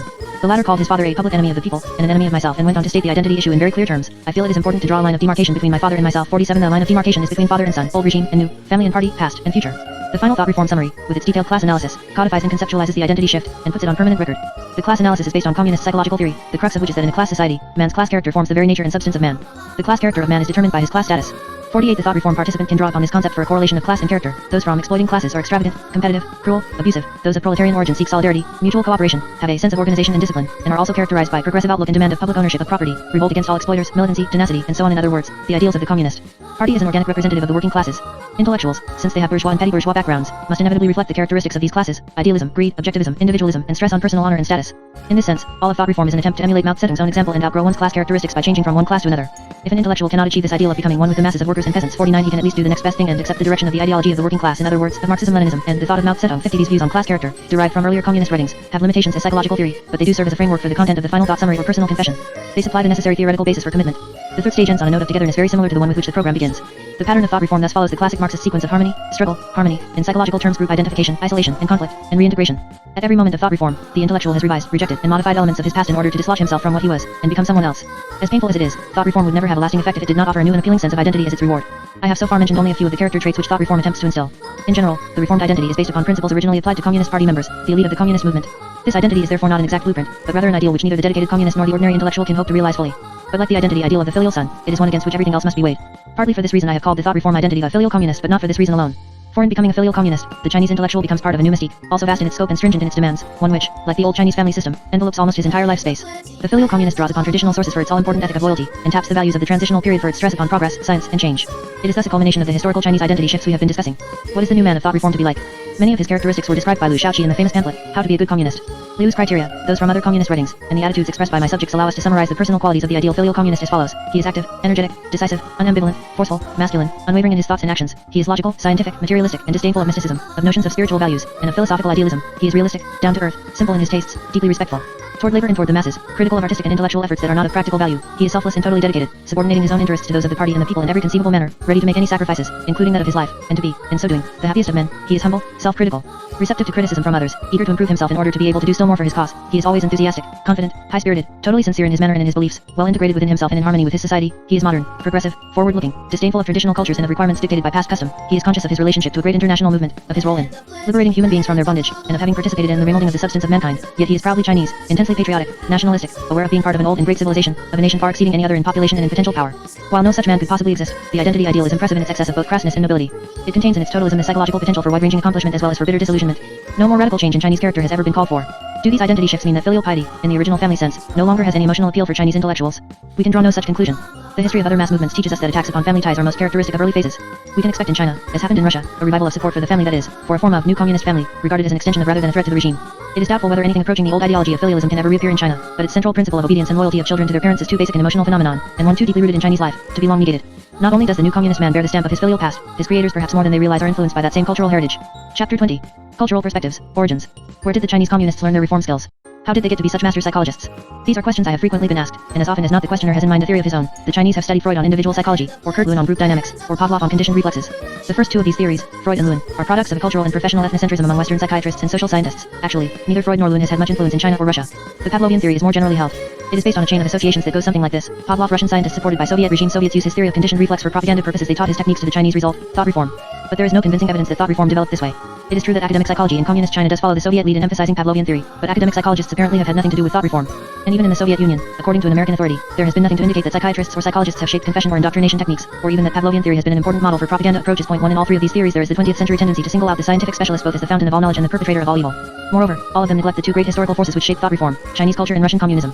The Russian communist contribution to thought reform is immediately apparent in much of the content and many of the forms of the process, the allegedly scientific Marxist-Leninist doctrine, the stress upon criticism, self-criticism, and confession as features of ideological struggle, the organizational techniques of democratic centralism, the combination of utopian imagery and iron discipline, the demands for purity of belief and absolute obedience, and the practice of informing upon others, in the service of the party. Certainly, many of the pressures used to extract confessions in penal thought reform closely resemble techniques used by the Russians during the Great Soviet Purge trials of the late 1930s, the irresistible demand for an admission of criminal guilt, however distorted or false, and the prolonged interrogations, physical pressures, and incriminating suggestions used to obtain it. Point 2. Eastern European communist nations have employed similar confession methods, for instance, in the widely publicized cases of Cardinal Mindszenty, William Otis, and Robert Vogler. Russian communist influences are also responsible for thought reform's immense stress upon sin and evil, and for its continual manipulation of feelings of guilt within all who take part in the program. Such a focus upon sin and guilt has never been prominent in traditional Chinese culture. These Soviet-Russian contributions are in turn derived from the many cultural influences which fed modern communism, the Judeo-Christian religious tradition, the utopian secular ideologies of the 18th century, mystical elements of German Romanticism, and the authoritarian excesses of traditional Russian and Byzantine culture, including the heritage of the Russian Orthodox Church.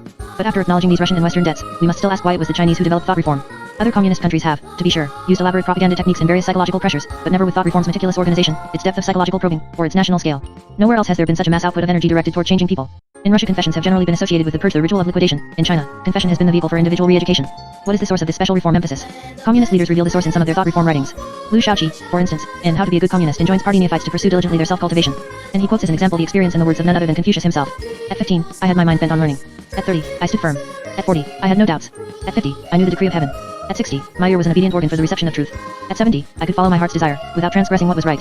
Lu also makes reference to the Confucian disciple who said, I reflect on myself 3 times a day, and to the Book of Odes which suggests that one cultivate oneself as a lapidary cuts and files, carves and polishes. He refers to the Confucian principles expressed in the following quotation from the Great Learning. The ancients who wished to illustrate illustrious virtue throughout the kingdom first ordered well their own states. Wishing to order well their own states, they first regulated their families. Wishing to regulate their families, they first cultivated their persons. Wishing to cultivate their persons, they first rectified their hearts. Wishing to rectify their hearts, they first sought to be sincere in their thoughts. Wishing to be sincere in their thoughts, they first extended to the utmost their knowledge. From the Son of Heaven down to the mass of the people, all must consider the cultivation of the person the root of everything besides. Point 3. These principles echo in the thought reform program, although Lu does of course emphasize the communists needs to stress materialism rather than classical idealism, and to achieve their self-cultivation not through passive meditation but rather by means of active participation in the communist movement. Yet the concept of self-cultivation is distinctly Confucian, as is Lu's injunction to communist codders that each watch himself when alone. Lu and other communist theorists may refer to these traditional principles in order to introduce the alien words of Marx, Lenin, and Stalin in a familiar idiom, but this Confucian idiom does have deep emotional meaning even for anti-Confucian reformers, and it is this lingering Confucian spirit which has caused the Chinese communists to make an ideological fetish of moralistic personal re-education. Similarly, the Confucian principle of rectification of names, which according to the sage was the first and most important task for a new ruler, has important bearing upon thought reform's approach to the reshaping of identity. In both cases, rectification means changing not the name or category of man, but rather changing the man himself until he fits that category, the Confucian or communist ideology, of course, being the arbiter of proper standards. This principle is expressed in Confucius' demand, let the ruler be ruler, the minister be minister, let the father be father and the son, son, and in the communist demand that the intellectual be the progressive or proletarian intellectual or the good communist. For Confucianism shares with communism the assumption that men can and should remake themselves, first as part of a process of changing their environment, and then as a means of adapting themselves to their environment. Both systems always involve a subtle interplay between role and identity. One first learns the more or less formal requirements for thought and behavior, and only much later becomes in his essence the thing aspired to. This is called achieving complete sincerity. And in Confucianism, just as in thought reform, the ideal of sincerity is made almost sacred. Sincerity is the way of heaven. The attainment of sincerity is the way of men. He who possesses sincerity is he who, without an effort, hits what is right, and apprehends without the exercise of thought. He is the sage who naturally embodies the right way. He who attains to sincerity is he who chooses what is good and firmly holds it fast. Point 4.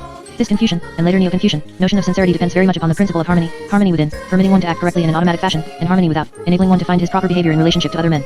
To be sincere, in traditional China, meant to possess an inner urge toward fulfilling one's obligations, including both the desire and the means for conforming to the filial ideology. Only the sincere man could give full expression to his nature, possess genuine self-knowledge, exert a beneficial influence upon others, and achieve a complete union, both organic and mystical, with heaven and earth. Thought reform is a way to achieve such sincerity in relationship to communist doctrine. As in Confucianism, it is finding the correct path, as in Neo-Confucianism it is combining knowledge and action. And the man who is truly sincere, like his Confucian and Neo-Confucian counterparts, is said to possess superhuman powers. Point 5. These traditional Chinese themes could be expressed in thought reform only because they were also consistent with Marxist-Leninist principles. And this double fit has enabled the Chinese communists to pursue them so energetically. Marxist-Leninist writings, for instance, are replete with references to personal reform. A similar Chinese cultural tradition has enabled Chinese communists to be good Marxists. Communist practice in any country requires role-playing and identity change, but the Chinese bring to this a more concrete and explicit, not to say diligent emphasis. In the matter of sincerity, Leninists too stress uniting theory and practice, but it is thought reform's combination of Marxist-Leninist, including Christian and Russian, with Confucian influences that has produced the bizarre extremes described in this book. For when the Eastern notion of the way was combined with the Western ideal of creedal purity, sincerity came to mean nothing short of absolute submission. It is impossible to document all the ways in which traditional Chinese and Russian communist styles come together in thought reform, but a few of the more important convergences are worth listing. We have already noted the great sweep of both Confucianism and communism. Both cover all aspects of human existence and their stress upon loyalty and orthodoxy. In addition, both have a tradition of benevolent leadership by a small elite, within a strongly authoritarian framework. They also share an emphasis upon the responsibility of the individual person to the larger human group, upon his impotence when he stands alone, and upon the dangers of deviant individual initiative. In both there is the conviction that human nature is essentially good, although the extent to which both seek to control human behavior makes one wonder whether their advocates really believe this. The Russian communist reliance upon emotionally charged slogans has an analog in the traditional Chinese style of thinking in wholes rather than in parts, of using proverbs and metaphor to envelop a subject emotionally as well as intellectually. Point 6. There is some similarity, along with a good deal of difference, between the Soviet communist dualism of the dialectic and the traditional Chinese dualism of yin and yang. Point 7. The traditional blood brotherhood of Chinese rebel bands and secret societies resembles communism's sense of cloak and dagger intimacy and moral mission. The Soviet communists stress upon personal confession, the main source of this ethic for thought reform, had some relationship to the traditional Chinese practice of requiring local officials to accept blame for such things as natural catastrophes and to confess that their own unworthiness may have been responsible. And in the prison setting, Russian communist pressures to confess, themselves apparently derived from practices of the Tsarist Korona, come together with the traditional Chinese custom of requiring a prisoner to confess his crime before being judged, while granting the judge considerable latitude in the methods he could employ to extract this confession. Point 8. How did this blending of cultural styles occur? The extensive thought reform program which the communists had ready at the moment of the takeover was obviously the product of years of preparation. I was fortunate in being able to discuss this question in some detail with Mr. Chong Kuo-Tiao, one of the leading figures of the early Chinese communist movement until his defection in 1938. According to Mr. Chong, the communists began to employ systematic, if crude, reform techniques as early as the late 1920s. Communist leaders commanding small and relatively isolated military units began to devote much attention to the problem of winning over captured enemy soldiers in groups among the general population. Their task was complicated by the differences among their prospective converts, peasants, opium-smoking bandits, disgruntled conscripts in the Kuomintang armies, old-time Kuomintang supporters, uninvolved bystanders, and idealistic intellectuals. They first utilized international communist principles, learned from Soviet contacts, dealing with agitation and propaganda. But very soon they began to modify these and develop their own programs derived from their special Chinese environment. They approached uneducated peasants on a simple colloquial level. Ordinary enemy soldiers were first treated with unexpected leniency, then they were encouraged to vent all of their grievances against such past authorities as landlords and officers, to vomit bitter water. Next they were taught to recognize the social evils of the Kuomintang regime as the source of their suffering, dig the bitter roots. The soldier was then offered an opportunity to remain with the communists to join the One Heart movement to combat Chiang Kai-shek and create a new China, or he was given the option of returning to his home village as a person ostensibly sympathetic to the communist cause. As in later programs, participants quickly became themselves active reformers. Peasant soldier captives showing signs of progress were encouraged to circulate among new arrivals with similar class backgrounds, and help in the latter's vomiting and root digging by recounting their own happy reform experiences. With captured officers officers, the communists employed more sophisticated and individualized approaches. After separating the officer from his men, they would assign to him some of their most articulate and persuasive spokesmen, and then subject him to prolonged analytic discussions of his personal relationship to the Chinese Civil War. Struggle procedures were used upon the most recalcitrant, and those known to be responsible for the death of large numbers of communists were often executed, but there was an attempt to win converts whenever possible. Chang emphasized that, with both officers and men, the communists were consciously aware of the importance of setting an impressive personal example in their own dedication, discipline, and personal morality. After their first more or less experimental military efforts, the communists proceeded in 20 years of trial and error improvement to make their program increasingly efficient. They extended the reform efforts to Japanese prisoners captured during the 30s and later to American prisoners captured during the Korean War. But their main efforts were concentrated upon their own countrymen during the phases of the long Chinese Civil War, so that by the time of the takeover, they had learned how to apply them quickly and effectively to entire armies of prisoners. The reform program specifically for intellectuals, as opposed to that for military captives, was developed by communist groups operating in the outlying border areas during the Yan'an period, 1935-45. In order to absorb the large numbers of intellectuals, sympathetic but inexperienced, at least in the ways of revolution, who made their way to these communist areas, a number of special training centers were set up. Those in the Yan'an area of northwest China, the Anti-Japanese University, North Shenxi Academy, and Marx-Lenin Institute, later renamed Al-Yusuf Academy, gave rise to the thought reform programs for intellectuals we have been studying. Here, as elsewhere, the communists started with the prescribed Russian communist model. The Yan'an institutions were set up as replicas of Sun Yat-sen University in Moscow, an early training center for Chinese communist intellectuals. This model was then adapted to their own revolutionary style. The communists improvised as they went along, hardly following a precise scientific methodology. Indeed, Mr. Chang felt that an important factor in the introspective sushi, or group study process, was the isolation of many of these early institutions, and the lack of qualified teachers in textbooks, so that much of the subject matter studied had to come from the participants. This comment, while far from a full explanation, does make clear how important the external circumstances were under which the Chinese Communist Revolutionary Movement synthesized Chinese and Russian communist themes. Nor were Chinese improvisations always approved by Russian advisors. Chang mentioned that on several occasions Chinese communist leaders were criticized for being too much influenced by Confucian ethics. Yet this moral and psychological emphasis seemed to come naturally to them. According to Chang, they were good psychiatrists. And although the nationalists made similar efforts to reform communists and communist sympathizers in special repentance camps, their efforts were, according to Chang and many other observers, much more clumsy and much less effective. Perhaps the crucial step in the development of the communist reform program for intellectuals was the Chengfeng, literally, reform of work style or spirit, conducted within the Communist Party, mostly in Yan'an, from 1942 to 1944. Mr. Chang was no longer with the communists then. My information here is based on written studies and on the impressions of my subjects. During this campaign, the basic techniques, as well as the widely circulated reform documents from which I have been quoting, were evolved. At the time of the Chengfeng, the party faced the problem of the threat of unorthodoxy among its heterogeneous recruits, and especially among its intellectuals. It was also confronted with the task of sinifying a Marxist movement whose ideology had heretofore been entirely foreign, and it had to invigorate INTR party morale. 9. It is of the greatest significance that the Chinese communists solved these problems through personal confession and re-education, that these forms of introspection were used to produce within each party member the desired blend of Leninism and Chineseness, along with a sense of personal revitalization. From this movement the Chinese communists' own ideology, mostly in the form of the thought of Mao Zedong, emerged. The importance of this ideology lay not in any brilliant originality, but more in its organizational and psychological usefulness, and in the renewed sense of group identity to which both the campaign and its ideology contributed. After the Chengfeng, the die was cast. Just a year later, the documents of the movement had become party dogma, and the reform process had become a continuing organizational mechanism. 10. Even such a brief outline of the history of thought reform confirms what I have already suggested, that the reformers evolved their psychological skills by combining elements from their cultural heritage and their own revolutionary needs with principles of Russian communist theory and practice. One other important factor in the Chinese heritage also played a part in the evolution of reform techniques: human-centered psychological skills. No other civilization has paid so much attention to the conduct of human relationships. An American anthropologist has claimed that Chinese culture has developed interpersonal relationships to the level of an exquisite and superb art. 11. It is not that Chinese are incapable of obtuseness and insensitivity, but a particular kind of psychological mindedness has long been cultivated in Chinese life. The Chinese family, with its characteristically complicated inner maneuvering, has been an excellent psychological training ground. In order to be proper, Chinese children have had to learn to be aware of the emotional currents in their milieu. And this personal emphasis has extended from the family into the rest of Chinese life, whether performing official duties or seeking personal objectives. Chinese have always put great stress on exerting influence upon the people involved, and there is only a fine line between influence and manipulation. These human-centered skills have been carefully nurtured over centuries, and emphasized at the expense of technical achievements. Even the gods play psychological games. Point 12. In this sense, thought reform is the modern totalitarian expression of a national genius.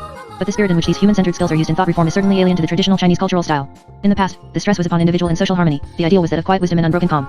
The Chunsa, or superior Confucian man, was expected to be contemplative and reserved in his bearing. The master was mild yet dignified, majestic and yet not fierce, respectful and yet easy. 13. Above all, he was to be in full control of his emotions. If a man be under the influence of passion, he will be incorrect in his conduct. 14. For the withdrawn Taoist sage, restraint was equally essential. So long as I love calm, the people will be right themselves. 15. Such a cultural stress upon moderation, balance, and harmony, which we may call a cult of restraint, ensures a certain degree of preservation of self.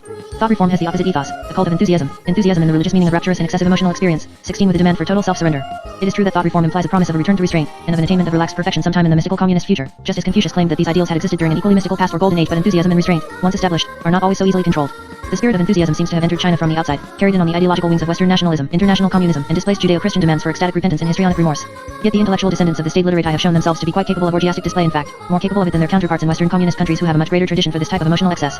Apparently any culture, or any person within a culture, is potentially capable of either restraint or enthusiasm, depending upon individual and collective historical experience. Those cultures in which restraint has been long maintained, again we may use the analogy of the individual, are likely to experience an explosive emotional breakthrough once the restraint begins to loosen, and the new enthusiasm becomes the means of putting to rout what remains of the older pattern. Just as thought reform draws upon psychological skills of both traditional China and Western communism, it also brings out the inquisitional tendencies of both worlds. From each of the two great cultural streams, it stresses what is most illiberal. Inquisitorial dogmatism, skillful human-centered manipulation, and ecstatic enthusiasm combine within it to produce an awesome quality. Consequently, relatively moderate Russian and Eastern European communists look warily at China's totalism and Stalinism, and people like Bishop Barker, something of an enthusiast himself, envy the energies and the psychological cleverness of a respected rival. For in breaking out of its traditional cult of restraint, while retaining its old penchant for the reordering of human emotions, China has created a cult of enthusiasm of such proportions that it must startle even the most immoderate Christian or communist visionary. Chapter 21. Cultural Perspectives. Impact. How have the majority of Chinese intellectuals responded to the cult of enthusiasm? Has thought reform really been successful with them? What has been its immediate and long-range impact upon them? These questions demanded a follow-up evaluation of the continuing thought reform program. The evaluation had to be made cautiously, since most Chinese intellectuals remain within China, quite inaccessible to me. Yet I believe I have enough evidence to make a few generalizations, evidence derived from my original research, from Chinese Communist press reports of the next few years, and from my follow-up visit to Hong Kong during the summer of 1958. Most of my Chinese subjects had participated in the first great national wave of thought reform which took place from 1948 to 1952. These were the years of maximum activity in the revolutionary universities. Afterward, many of them were converted into more conventional Marxist-Leninist training centers, of sweeping reforms in regular universities, and of the histrionic early campaigns, the suppression of counter-revolutionaries, the Sushi program, the 3 anti and 5 anti-movements, the ideological struggles of culture workers, everyone concerned with the arts, centering around the motion picture The Life of Wusung, and the thought reform campaign itself. My subjects' accounts of these campaigns always included a description of others' responses along with their own. I also made a point of asking each of them to estimate the general effects of thought reform within his immediate environment. The estimates I got were remarkably consistent, and were also confirmed by other Chinese and Westerners who had been in China at the time. I was led to the conclusion that thought reform, at least during its early phase, had been much more successful with Chinese than with Westerners, largely because of the immense appeal of nationalism, the reinforcement of thought reform by the Chinese communist environment, the sense of belonging to a group within one's own society, as well as many of the other historical and cultural influences already mentioned. Yet it was possible to identify in the Chinese intellectuals 3 kinds of response roughly analogous to, although by no means the same as, those I have described in Westerners. Chinese zealous converts underwent a profound religious experience. They regarded thought reform as fine and ennobling and felt genuinely reborn, along with their society. The zealous convert was usually youthful, either an adolescent or a young adult. Although he may not have been completely free of inner doubt even after his thought reform, his conversion was generally much more profound than that of the apparent converts among the Westerners. This was, after all, his world, and in it his future seemed unlimited. None of my subjects fit exactly into this category. Of them, George Chen's early responses came closest. Perhaps better examples of zealous converts were the middle school and university students around him whom he described as being completely immersed in the general enthusiasm. It was probably true that a sizable number, perhaps even a majority, of Chinese between the ages of 15 and 22 were at that time zealous converts. The incidence of conversion apparently decreased in direct proportion to age, and most of my informants expressed the opinion that 30 was an important dividing line. Zealous converts were probably rare in the upper age groups, and they seemed to be a distinct minority among Chinese intellectuals as a whole. At the other extreme were the resistors, those who felt suffocated by the program and considered it bad and coercive. As with some of my subjects, Mr. Hu and Grace Wu for instance, they were apt to have been a good deal more sympathetic to communism before their reform than after.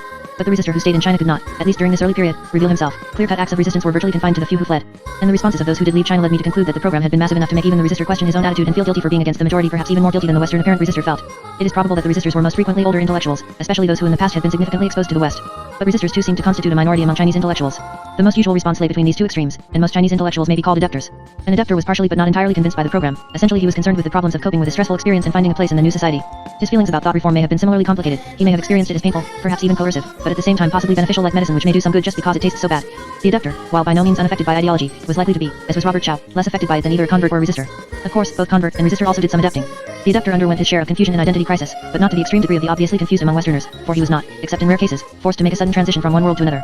He often tried to dispel his doubts by behaving like a zealous convert, and in doing so, may have resembled a Western apparent convert immediately after his reform experience. In a historical sense, the adepter was following a long-established pattern of Chinese intellectuals, accepting the change in dynasty as part of the order of things, placing his talents at the disposal of the new rulers, and seeing in the reign both good and evil, but not enough good to win his absolute enthusiasm nor enough evil to provoke his unqualified opposition. Apart from these response categories, I gained the impression that this first wave of thought reform had served the overall function of setting the standards for intellectual and emotional existence under communism.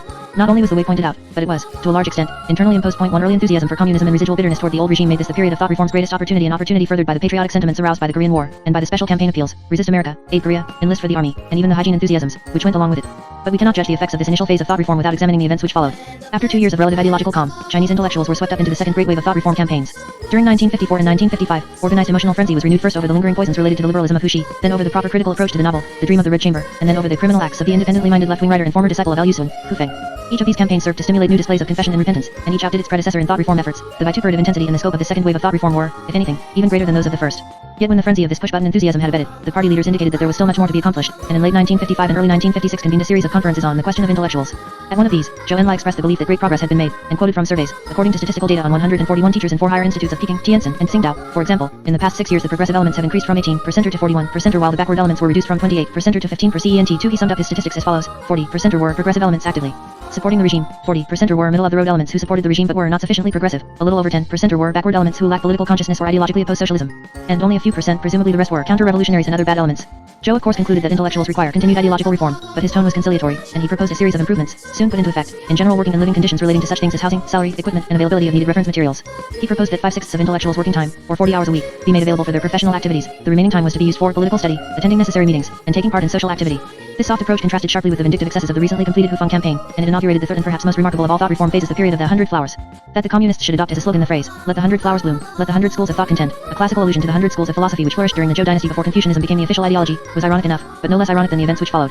Mao Zedong is said to have first suggested the expression in an unpublished address before a party conference in May 1956, and it was first publicly stated a few weeks later by the director of propaganda of the party's central committee. Thought reform was to continue, but thought reform of a new kind. There was to be freedom of independent thinking, freedom of debate, freedom of creative work, freedom to criticize, to express one's own views. 3. Intellectuals were understandably slow to respond to the invitation until it was again extended by Mao himself almost a year later in his widely publicized speech on the correct handling of contradictions among the people, and still again in another speech a few weeks later.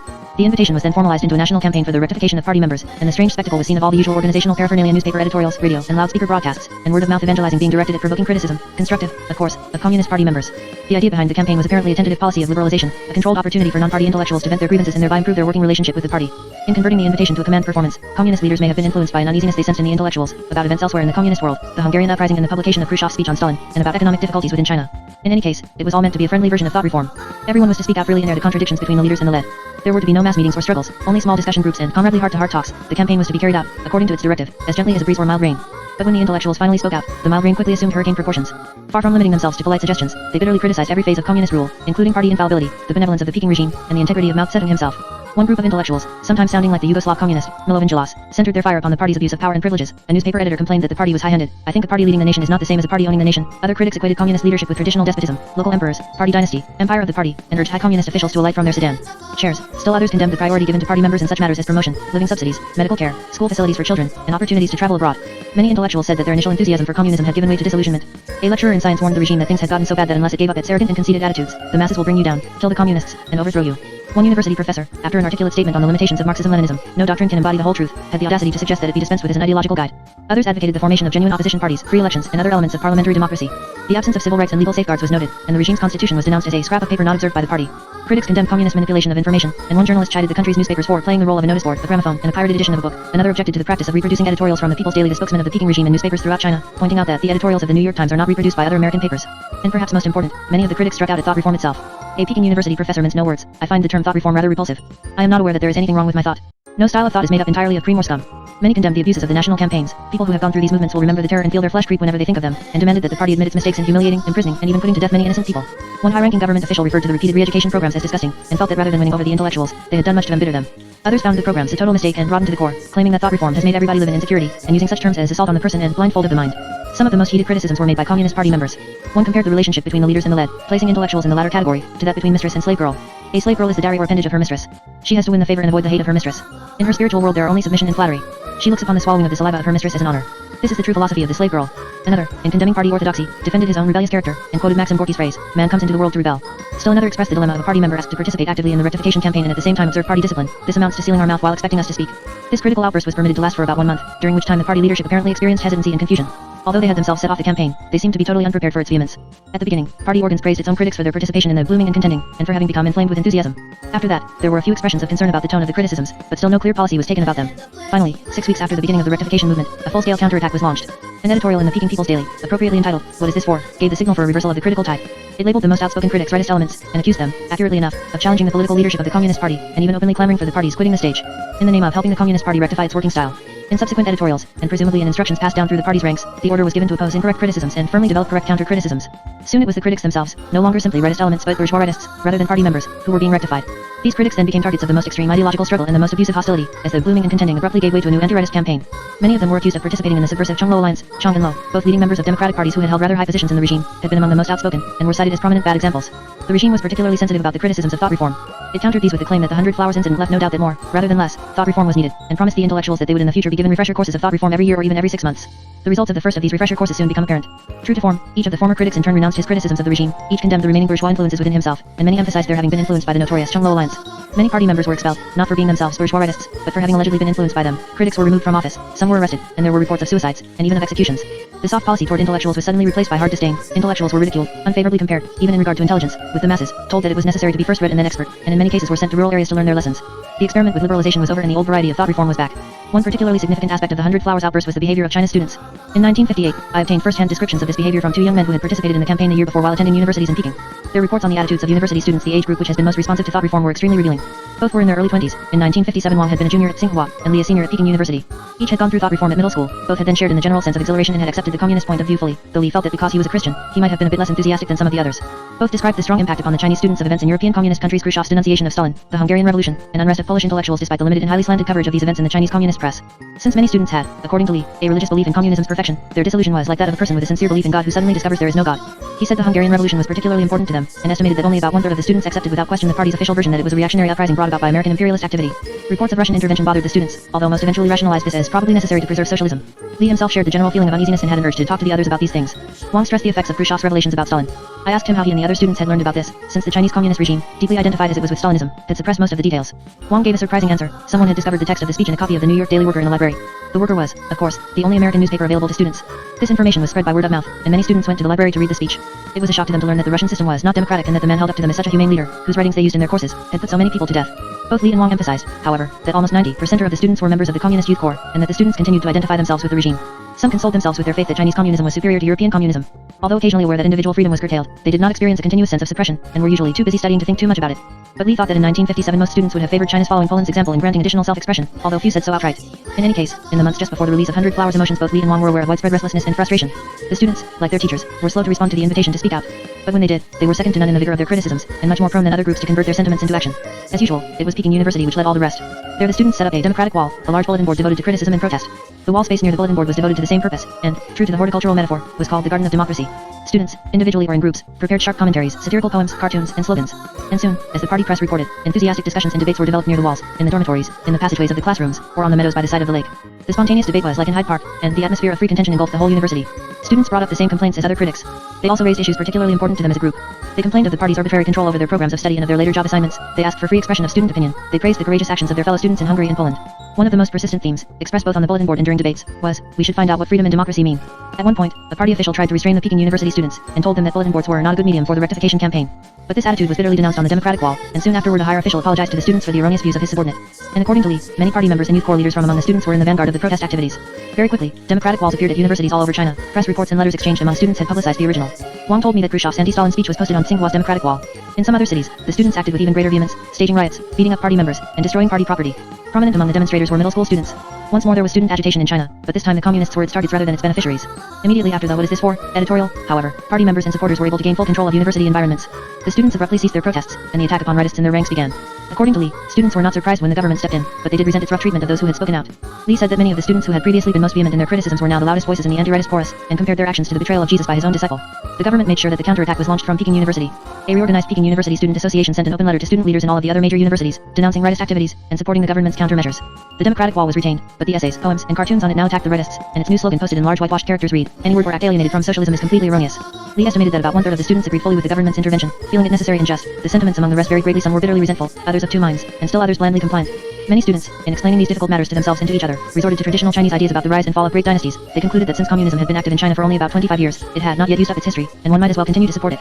Li told me that he had decided to leave China because he feared that if he ever expressed his resentments about the regime, he might cause difficulty for himself and others. Chang gave similar reasons. During the 100 Flowers campaign he had compared Stalin to Hitler, and spoken out strongly against party control of the university, so that he felt that his position was already precarious. Nor were his apprehensions unfounded. The People's Daily had already announced that graduates of Peking University were to be subjected to a special political examination consisting of a detailed scrutiny of their attitudes and behavior during the anti-rightist struggle. The results of this examination were to be kept as official records and used as a basis for job assignments. We will never let anyone politically questionable assume duties that he should not assume. And during the wave of thought reform which followed, many students and recent graduates were sent to work in the countryside, many others placed under various forms of special surveillance, and a few were sent to prison for reform through labor. I believe the 100 Flowers episode has great significance for an evaluation of thought reform's effectiveness.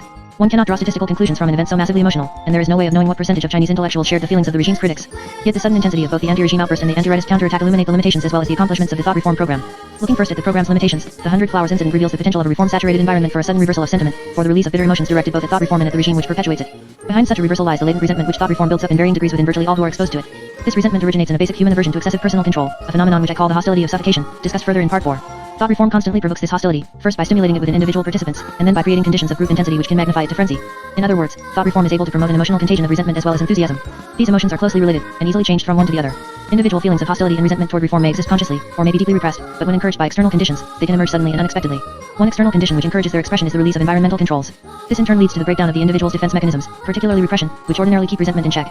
Thus, liberalization of the milieu can create a quick surge of resentment, which mounts until it is again forced underground by the restoration of a suppressive atmosphere. This leads to more hostility of suffocation, and thought reform is then on a treadmill of extremism. Another limitation in the effectiveness of thought reform is its dependency on the maintenance of a closed system of communication, on an idea-type milieu control. If information from the outside which contradicts thought reform's message breaks through this milieu control, it can also be a stimulus for resentment. This was true of the news from Hungary, Russia, and Poland at the time of the 100 Flowers. As the students' use of the New York Daily Worker reveals, the increase in international communication makes strict milieu control difficult to maintain, and if information from outside includes evidence of brutality within the communist system, the hostility of suffocation becomes combined with a sense of having been betrayed. The break in milieu control need not come from so great a distance. Life experiences within communist China, outside of the immediate thought reform process, can also serve the same function. Thus, thought reform extolled the brilliance of the Communist Party's economic planning, but Chinese intellectuals, like everyone else, were suffering from shortages. Thought reform preached austerity, but intellectuals saw a privileged class of party members emerge. This kind of information is of course even more accessible to a thought reform participant than news from the outside world.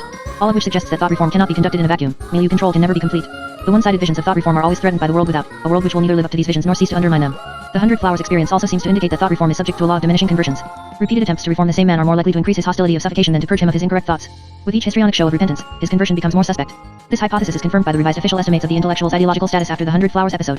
In 1958, commentators placed only a few of China's intellectuals in the category of fully acceptable working-class intellectuals, fewer than Zhou Enlai's 1956 estimate of 40%, characterizing the majority of intellectuals as middle-of-the-roaders, more than Chu's 1956 estimate of 40%. Although these estimates are hardly precise, they may have been exaggerated to spur the intellectuals on to greater efforts. The 100 Flowers incident itself suggests that they may correctly indicate a trend. By middle-of-the-roaders, the communists did not mean bourgeois rightists, who presumably had already been dealt with, but rather those intellectuals who had reacted with emotional passivity and partial withdrawal to an overdose of thought reform.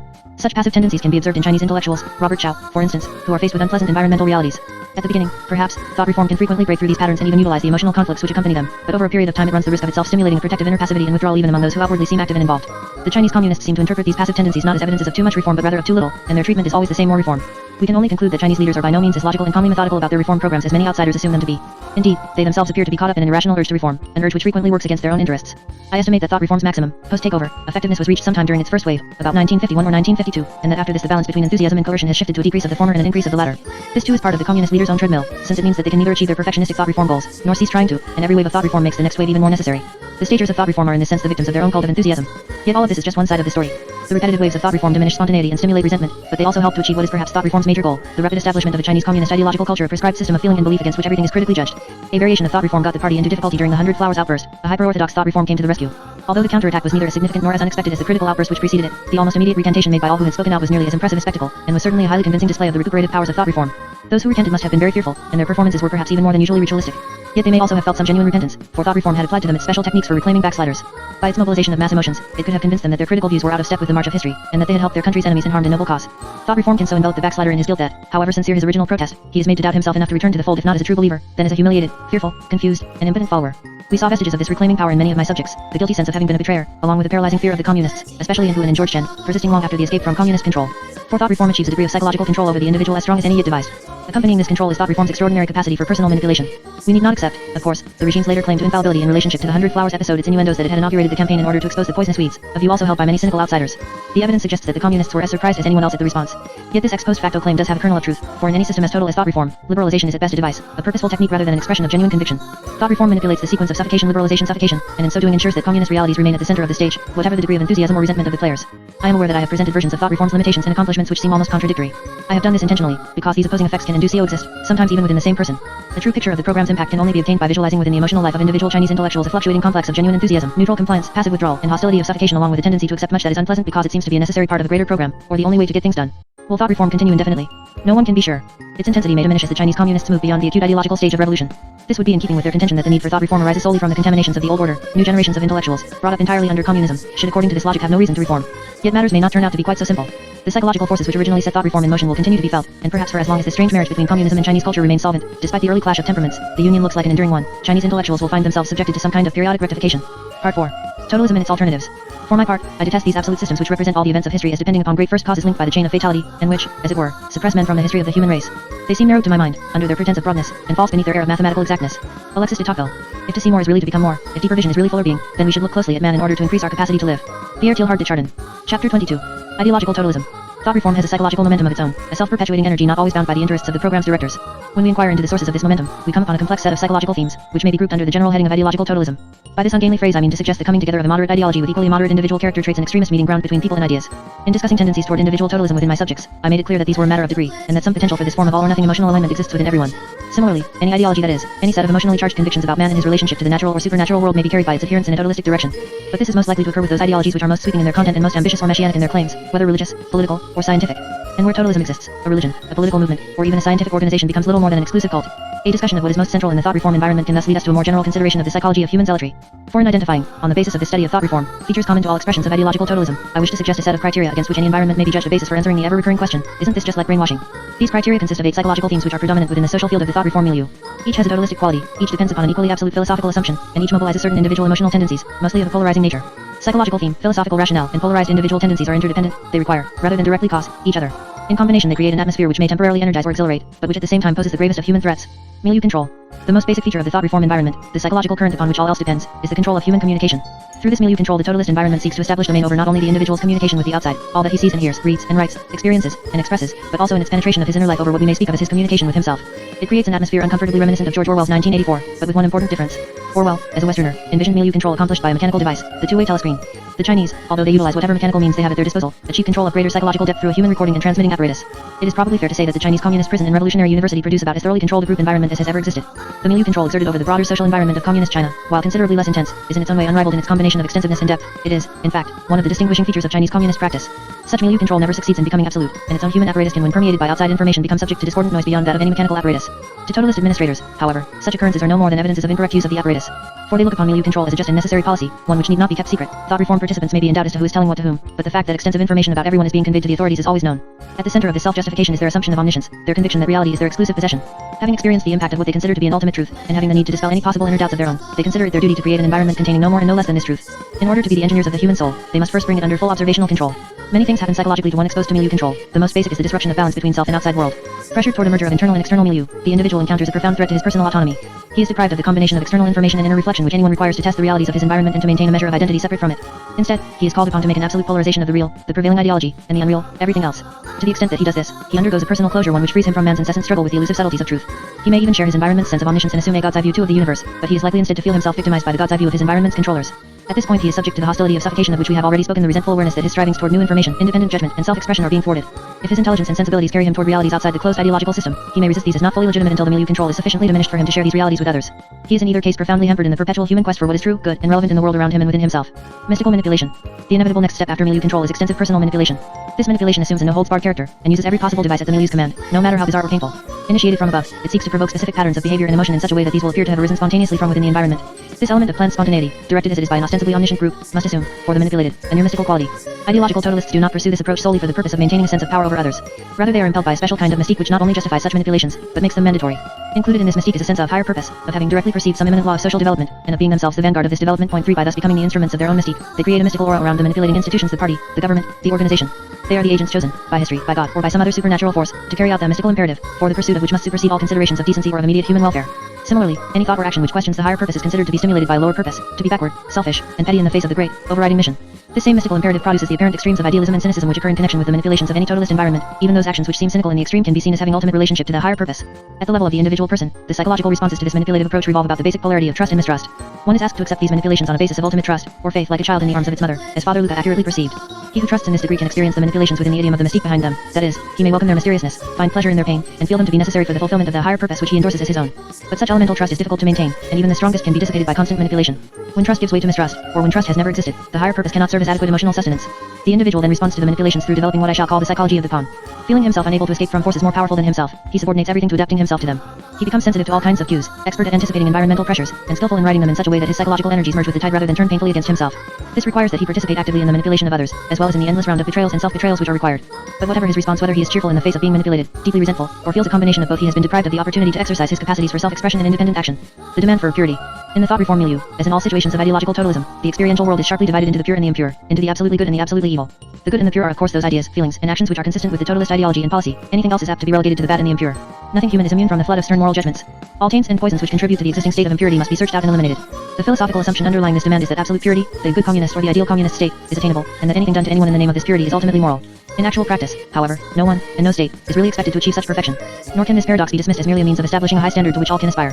Thought reform bears witness to its more malignant consequences, for by defining and manipulating the criteria of purity, and then by conducting an all-out war upon impurity, the ideological totalists create a narrow world of guilt and shame. This is perpetuated by an ethos of continuous reform, a demand that one strive permanently and painfully for something which not only does not exist but is in fact alien to the human condition. At the level of the relationship between individual and environment, the demand for purity creates what we may term a guilty milieu and a shaming milieu. Since each man's impurities are deemed sinful and potentially harmful to himself and to others, he is, so to speak, expected to expect punishment which results in a relationship of guilt with his environment. Similarly, when he fails to meet the prevailing standards in casting out such impurities, he is expected to expect humiliation and ostracism, thus establishing a relationship of shame with his milieu. Moreover, the sense of guilt and the sense of shame become highly valued. They are preferred forms of communication, objects of public competition, and the basis for eventual bonds between the individual and his totalist accusers. One may attempt to simulate them for a while, but the subterfuge is likely to be detected, and it is safer, as Miss Darrow found, to experience them genuinely. People vary greatly in their susceptibilities to guilt and shame, as my subjects illustrated, depending upon patterns developed early in life. But since guilt and shame are basic to human existence, this variation can be no more than a matter of degree. Each person is made vulnerable through his profound inner sensitivities to his own limitations and to his unfulfilled potential. In other words, each is made vulnerable through his existential guilt. Since ideological totalists become the ultimate judges of good and evil within their world, they are able to use these universal tendencies toward guilt and shame as emotional levers for their controlling and manipulative influences. They become the arbiters of existential guilt, authorities without limit in dealing with others' limitations. And their power is nowhere more evident than in their capacity to forgive. 5. The individual thus comes to apply the same totalist polarization of good and evil to his judgments of his own character. He tends to imbue certain aspects of himself with excessive virtue, and condemn even more excessively other personal qualities, all according to their ideological standing. He must also look upon his impurities as originating from outside influences, that is, from the ever-threatening world beyond the closed, totalist ken. Therefore, one of his best ways to relieve himself of some of his burden of guilt is to denounce, continuously and hostilely, these same outside influences. The more guilty he feels, the greater his hatred, and the more threatening they seem. In this manner, the universal psychological tendency toward projection is nourished and institutionalized, leading to mass hatreds, purges of heretics, and to political and religious holy wars. Moreover, once an individual person has experienced the totalist polarization of good and evil, he has great difficulty in regaining a more balanced inner sensitivity to the complexities of human morality. For there is no emotional bondage greater than that of the man whose entire guilt potential, neurotic and existential, has become the property of ideological totalists. The cult of confession. Closely related to the demand for absolute purity is an obsession with personal confession. Confession is carried beyond its ordinary religious, legal, and therapeutic expressions to the point of becoming a cult in itself. There is the demand that one confess to crimes one has not committed, to sinfulness that is artificially induced, in the name of a cure that is arbitrarily imposed. Such demands are made possible not only by the ubiquitous human tendencies toward guilt and shame, but also by the need to give expression to these tendencies. In totalist hands, confession becomes a means of exploiting, rather than offering solace for, these vulnerabilities. The totalist confession takes on a number of special meanings.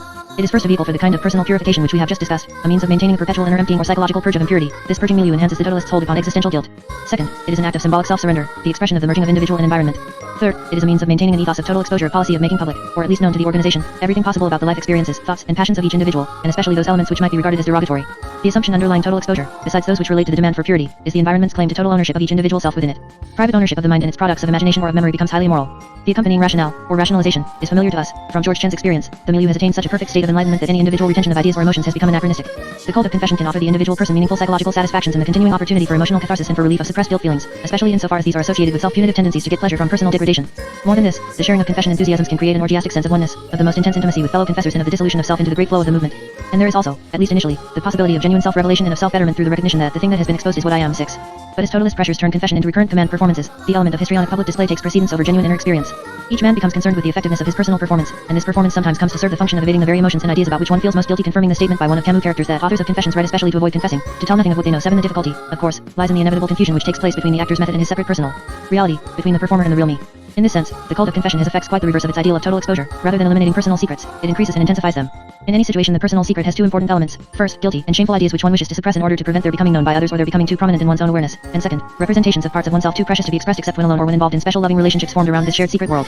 Personal secrets are always maintained in opposition to inner pressures toward self-exposure. The totalist milieu makes contact with these inner pressures through its own obsession with the expose and the unmasking process.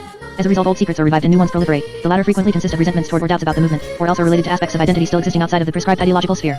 Each person becomes caught up in a continuous conflict over which secrets to preserve and which to surrender, over ways to reveal lesser secrets in order to protect more important ones. His own boundaries between the secret and the known, between the public and the private, become blurred. And around one secret, or a complex of secrets, there may revolve, as we saw with Who, an ultimate inner struggle between resistance and self-surrender. Finally, the cult of confession makes it virtually impossible to attain a reasonable balance between worth and humility. The enthusiastic and aggressive confessor becomes like Camus' character whose perpetual confession is his means of judging others. I practice the profession of penitent to be able to end up as a judge. The more I accuse myself, the more I have a right to judge you. The identity of the judge penitent thus becomes a vehicle for taking on some of the environment's arrogance and sense of omnipotence. Yet even this shared omnipotence cannot protect him from the opposite, but not unrelated, feelings of humiliation and weakness, feelings especially prevalent among those who remain more the enforced penitent than the all-powerful judge. The sacred science. The totalist milieu maintains an aura of sacredness around its basic dogma, holding it out as an ultimate moral vision for the ordering of human existence. This sacredness is evident in the prohibition, whether or not explicit, against the questioning of basic assumptions, and in the reverence which is demanded for the originators of the word, the present bearers of the word, and the word itself. While thus transcending ordinary concerns of logic, however, the milieu at the same time makes an exaggerated claim of airtight logic, of absolute scientific precision. Thus the ultimate moral vision becomes an ultimate science, and the man who dares to criticize it, or to harbor even unspoken alternative ideas, becomes not only immoral and irreverent, but also unscientific. In this way, the philosopher kings of modern ideological totalism reinforce their authority by claiming to share in the rich and respected heritage of natural science. The assumption here is not so much that man can be God, but rather that man's ideas can be God, that an absolute science of ideas, and implicitly, an absolute science of man, exists, or is at least very close to being attained, that this science can be combined with an equally absolute body of moral principles, and that the resulting doctrine is true for all men at all times. Although no ideology goes quite this far in overt statement, such assumptions are implicit in totalist practice. Point 9. At the level of the individual, the totalist sacred science can offer much comfort and security. Its appeal lies in its seeming unification of the mystical and the logical modes of experience, in psychoanalytic terms, of the primary and secondary thought processes. For within the framework of the sacred science, there is room for both careful step-by-step syllogism, and sweeping, non-rational insights. Since the distinction between the logical and the mystical is, to begin with, artificial and man-made, an opportunity for transcending it can create an extremely intense feeling of truth. But the posture of unquestioning faith both rationally and non-rationally derived is not easy to sustain, especially if one discovers that the world of experience is not nearly as absolute as the sacred science claims it to be. Yet so strong a hold can the sacred science achieve over his mental processes that if one begins to feel himself attracted to ideas which either contradict or ignore it, he may become guilty and afraid. His quest for knowledge is consequently hampered, since in the name of science he is prevented from engaging in the receptive search for truth which characterizes the genuinely scientific approach. And his position is made more difficult by the absence, in a totalist environment, of any distinction between the sacred and the profane. There is no thought or action which cannot be related to the sacred science. To be sure, one can usually find areas areas of experience outside its immediate authority, but during periods of maximum totalist activity, like thought reform, any such areas are cut off, and there is virtually no escape from the milieu's ever-pressing edicts and demands. Whatever combination of continued adherence, inner resistance, or compromise existence the individual person adopts toward this blend of counterfeit science and backdoor religion, it represents another continuous pressure toward personal closure, toward avoiding, rather than grappling with, the kinds of knowledge and experience necessary for genuine self-expression and for creative development. Loading the language. The language of the totalist environment is characterized by the thought-terminating cliché. The most far-reaching and complex of human problems are compressed into brief, highly reductive, definitive-sounding phrases, easily memorized and easily expressed. These become the start and finish of any ideological analysis. In thought reform, for instance, the phrase bourgeois mentality is used to encompass and critically dismiss ordinarily troublesome concerns like the quest for individual expression, the exploration of alternative ideas, and the search for perspective and balance in political judgments. And in addition to their function as interpretive shortcuts, these clichés become what Richard Weaver has called ultimate terms, either God terms, representative of ultimate good, or devil terms, representative of ultimate evil. In thought reform, progress, progressive, liberation, proletarian standpoints, and the dialectic of history fall into the former category: capitalist, imperialist, exploiting classes, and bourgeois mentality, liberalism, morality, superstition, greed. Of course, fall into the latter point. 10 totalist language, then, is repetitiously centered on all-encompassing jargon, prematurely abstract, highly categorical, relentlessly judging, and to anyone but its most devoted advocate, deadly, dull. In Lionel Trilling's phrase, the language of non-thought. To be sure, this kind of language exists to some degree within any cultural or organizational group, and all systems of belief depend upon it. It is in part an expression of unity and exclusiveness, as Edward Sapir put it. He talks like us is equivalent to saying he is one of us. 11 The loading is much more extreme in ideological totalism, however, since the jargon expresses the claimed certitudes of the sacred science. Also involved is an underlying assumption that language, like all other human products, can be owned and operated by the movement. No compunctions are felt about manipulating or loading it in any fashion. The only consideration is its usefulness to the cause. For an individual person, the effect of the language of ideological totalism can be summed up in one word: constriction.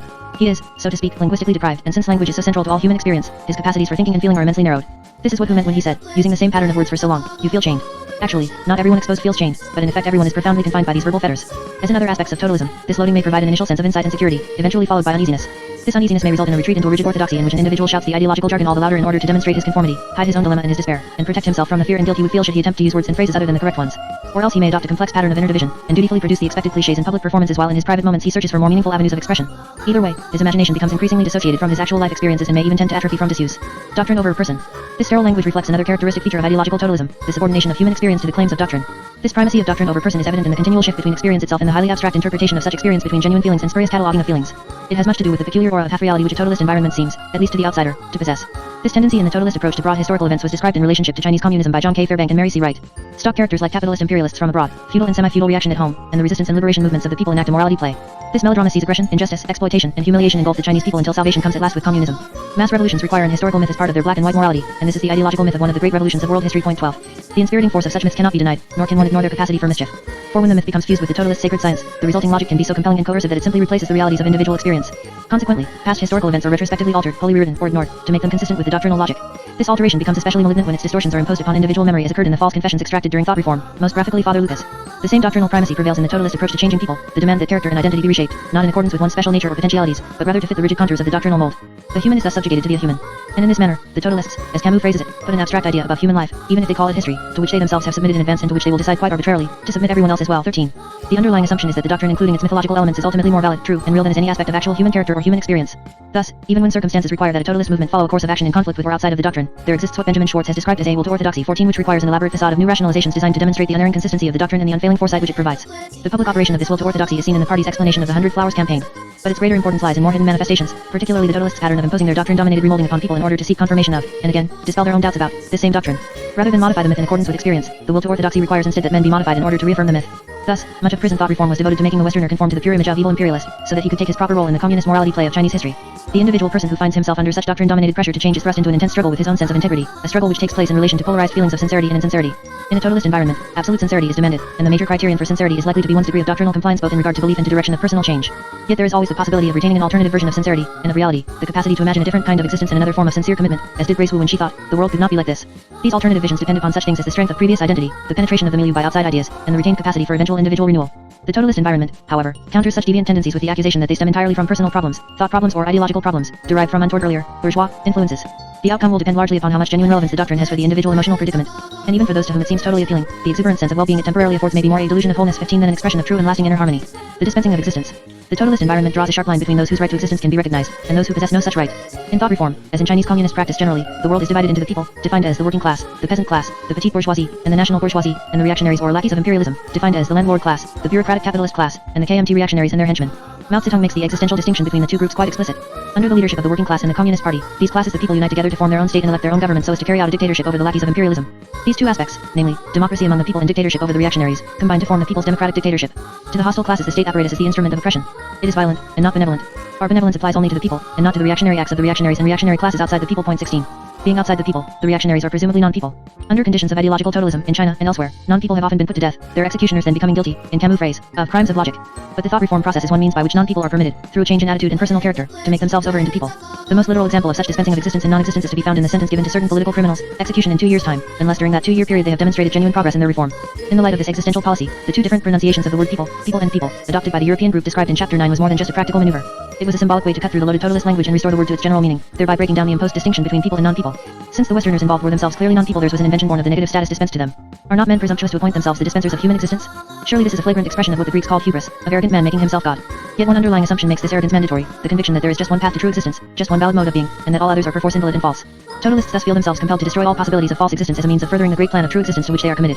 Indeed, Mao's words suggest that all of thought reform can be viewed as a way to eradicate such allegedly false modes of existence not only among the non-people, within whom they supposedly originate, but also among legitimate people allegedly contaminated by them. The function of the people state is to protect the people. Only where there is the people state, is it possible for the people to use democratic methods or a nationwide and all-round scale to educate and reform themselves, to free themselves from the influence of reactionaries at home and abroad. To unlearn the bad habits and ideas acquired from the old society and not to let themselves travel on the erroneous path pointed out by the reactionaries, but to continue to advance and develop towards a socialist and communist society accomplishing the historic mission of completely eliminating classes and advancing toward a universal fraternity. Point 17. For the individual, the polar emotional conflict is the ultimate existential one of being versus nothingness. He is likely to be drawn to a conversion experience, which he sees as the only means of attaining the path of existence for the future, as did George Chen. The totalist environment, even when it does not resort to physical abuse, thus stimulates in everyone a fear of extinction or annihilation, much like the basic fear experienced by Western prisoners. A person can overcome this fear and find, in Martin Buber's term, confirmation, not in his individual relationships, but only from the fount of all existence, the totalist organization. Existence comes to depend upon creed, I believe, therefore I am, upon submission, I obey, therefore I am, and beyond these, upon a sense of total merger with the ideological movement. Ultimately, of course, one compromises and combines the totalist confirmation with independent elements of personal identity, but one is ever made aware that, should he stray too far along this erroneous path, his right to existence may be withdrawn. The more clearly an environment expresses these 8 psychological themes, the greater its resemblance to ideological totalism, and the more it utilizes such totalist devices to change people, the greater its resemblance to thought reform, or brainwashing. But facile comparisons can be misleading. No milieu ever achieves complete totalism, and many relatively moderate environments show some signs of it. Moreover, totalism tends to be recurrent rather than continuous. In China, for instance, its fullest expression occurs during thought reform. It is less apparent during lulls in thought reform, although it is by no means absent. And like the enthusiasm with which it is often associated, totalism is more apt to be present during the early phases of mass movements than later. Communist China in the 1950s was generally more totalist than Soviet Russia. But if totalism has at any time been prominent in a movement, there is always the possibility of its reappearance, even after long periods of relative moderation. Then too, some environments come perilously close to totalism but at the same time keep alternative paths open. This combination can offer unusual opportunities for achieving intellectual and emotional depth. And even the most full-blown totalist milieu can provide, more or less despite itself, a valuable and enlarging life experience if the man exposed has both the opportunity to leave the extreme environment and the inner capacity to absorb and make inner use of the totalist pressures, as did Father Vectin and Father Luca. Also, ideological totalism itself may offer a man an intense peak experience, a sense of transcending all that is ordinary and prosaic, of freeing himself from the encumbrances of human ambivalence, of entering a sphere of truth, reality, trust, and sincerity beyond any he had ever known or even imagined. But these peak experiences, the result as they are of external pressure, distortion, and threat, carry a great potential for rebound, and for equally intense opposition to the very things which initially seem so liberating. Such imposed peak experiences 18 as contrasted with those more freely and privately arrived at by great religious leaders and mystics are essentially experiences of personal closure. Rather than stimulating greater receptivity and openness to the world, they encourage a backward step into some form of embeddedness, a retreat into doctrinal and organizational exclusiveness, and into all-or-nothing emotional patterns more characteristic, at least at this stage of human history, of the child than of the individuated adult. Point 19. And if no peak experience occurs, ideological totalism does even greater violence to the human potential, it evokes destructive emotions, produces intellectual and psychological constrictions, and deprives men of all that is most subtle and imaginative under the false promise of eliminating those very imperfections and ambivalences which help to define the human condition. This combination of personal closure, self-destructiveness, and hostility toward outsiders leads to the dangerous group excesses so characteristic of ideological totalism in any form. It also mobilizes extremist tendencies in those outsiders under attack, thus creating a vicious circle of totalism. What is the source of ideological totalism? How do these extremist emotional patterns originate? These questions raise the most crucial and the most difficult of human problems. Behind ideological totalism lies the ever-present human quest for the omnipotent guide, for the supernatural force, political party, philosophical ideas, great leader, or precise science that will bring ultimate solidarity to all men and eliminate the terror of death and nothingness. This quest is evident in the mythologies, religions, and histories of all nations, as well as in every individual life. The degree of individual totalism involved depends greatly upon factors in one's personal history, early lack of trust, extreme environmental chaos, total domination by a parent or parent representative, intolerable burdens of guilt, and severe crises of identity. Thus an early sense of confusion and dislocation, or an early experience of unusually intense family milieu control, can produce later a complete intolerance for confusion and dislocation, and a longing for the reinstatement of milieu control. But these things are in some measure part of every childhood experience, and therefore the potential for totalism is a continuum from which no one entirely escapes, and in relationship to which no two people are exactly the same. It may be that the capacity for totalism is most fundamentally a product of human childhood itself, of the prolonged period of helplessness and dependency through which each of us must pass. Limited as he is, the infant has no choice but to imbue his first nurturing authorities, his parents, with an exaggerated omnipotence, until the time he is himself capable of some degree of independent action and judgment. And even as he develops into the child and the adolescent, he continues to require many of the all-or-none polarities of totalism as terms with which to define his intellectual, emotional, and moral worlds. Under favorable circumstances, that is, when family and culture encourage individuation, these requirements can be replaced by more flexible and moderate tendencies, but they never entirely disappear. During adult life, individual totalism takes on new contours as it becomes associated with new ideological interests. It may become part of the configuration of personal emotions, messianic ideas, and organized mass movement which I have described as ideological totalism. When it does, we cannot speak of it as simply a form of regression. It is partly this, but it is also something more, a new form of adult embeddedness, originating in patterns of security seeking carried over from childhood, but with qualities of ideas and aspirations that are specifically adult. During periods of cultural crisis and of rapid historical change, the totalist quest for the omnipotent guide leads men to seek to become that guide. Totalism, then, is a widespread phenomenon, but it is not the only approach to re-education. We can best use our knowledge of it by applying its criteria to familiar processes in our own cultural tradition and in our own country. Chapter 23. Approaches to re-education. Throughout this book I have been discussing what Milton called the bitter change of fierce extremes. This kind of discussion, especially when it is critical in tone, implies that there are alternative possibilities for human change less bitter and less extreme. By human change I mean those shifts and alterations in the sense of inner identity which occur within individuals during late adolescence and adult life. My concern in this chapter is with the great agencies of such change: educational, psychological, religious, and political, and with their resemblances to, and their possibilities for avoiding, ideological totalism. All these agencies make use of four general approaches to changing people: coercion, exhortation, therapy, and realization. Ideological totalism utilizes all four, as this study of thought reform makes clear, but it leans most heavily upon the first two. The approaches, therefore, are by no means mutually exclusive. However, each conveys a distinct message, a specific goal, and an appeal to a particular aspect of human nature. The message of coercion is, you must change and become what we tell you to become, or else. The threat embodied in it, or else, may be anything from death to social ostracism, any form of physical or emotional pain. The goal of naked coercion is to produce a cowed and demoralized follower. It is directed at the most primitive of human emotions, and stimulates the desire to flee, or to fight back, to freeze in fear, or submit completely. A good example of the coercive approach to changing people was the Nazi concentration camp. There, as Bruno Bettelheim has described one, the intent was to break the prisoners as individuals and to change them into docile masses. Useful subjects of the Nazi state. Gestapo authorities made no effort to indoctrinate the inmates, and in fact treated them in an unprecedentedly cruel, sadistic, and degrading fashion. Yet it is significant that even under such conditions some ideological conversions occurred. Some long-term prisoners eventually adopted Nazi views on Aryan racial supremacy and on the legitimacy of German expansionism, a literal expression of the psychological mechanism of identification with the aggressor. 2. In thought reform, coercion is greatest during the early stages of the prison process, but it is an essential ingredient of all varieties of thought reform and of all phases, however much it may temporarily be shunted to the background. The message of the exhortative approach is, you should change if you are a moral man and become what we, in the name of a higher moral authority, tell you to become. Exhortation seeks to create converts and disciples, people who have been changed in accordance with the specific ideological convictions of the mentor. It appeals to the individual's wish to be a good man, or to become a better one, to pre-existing tendencies toward experiencing guilt and shame, including existential guilt. It is the method par excellence of religions and of pseudo-religious secular ideologies, both of which reinforce their moral appeal by their promise of reward, earthly or supernatural. Exhortation is, as I have already emphasized, always extremely prominent in thought reform, and is perhaps the most prominent of thought reform's approaches. The message of the therapeutic approach is, you can change from your sickly state, and find relief for your suffering if you have a genuine urge to become healthy, and if you are willing to follow my, or our, method and guidance. Its goal is physical and emotional health, in the sense conveyed by the words hale and whole, freedom from incapacitating disease and defect. It makes its appeal to that part of a man that is most reasonable, healthful, health-seeking, and balanced. This has been the traditional approach of the medical profession, and in the emotional sphere it is best exemplified by psychotherapy and psychoanalysis. But religious and secular ideologies also use this approach, or at least make claims on it. Thought reform is extravagant in its referral to illness, health, and cure, following Mao Zedong's original lead. This usage implies biological restoration, and places reformers in the role of social physicians. The message of realization is, you can change in such a fashion that you will be able to express more fully your own potential if you are willing to confront yourself with ideas and approaches which challenge your present ways of knowing and acting. Its goal is to produce a person who expresses his creative potential to the full, one who extends his faculties to their utmost in the effort to appreciate and produce at the highest level at which he is capable.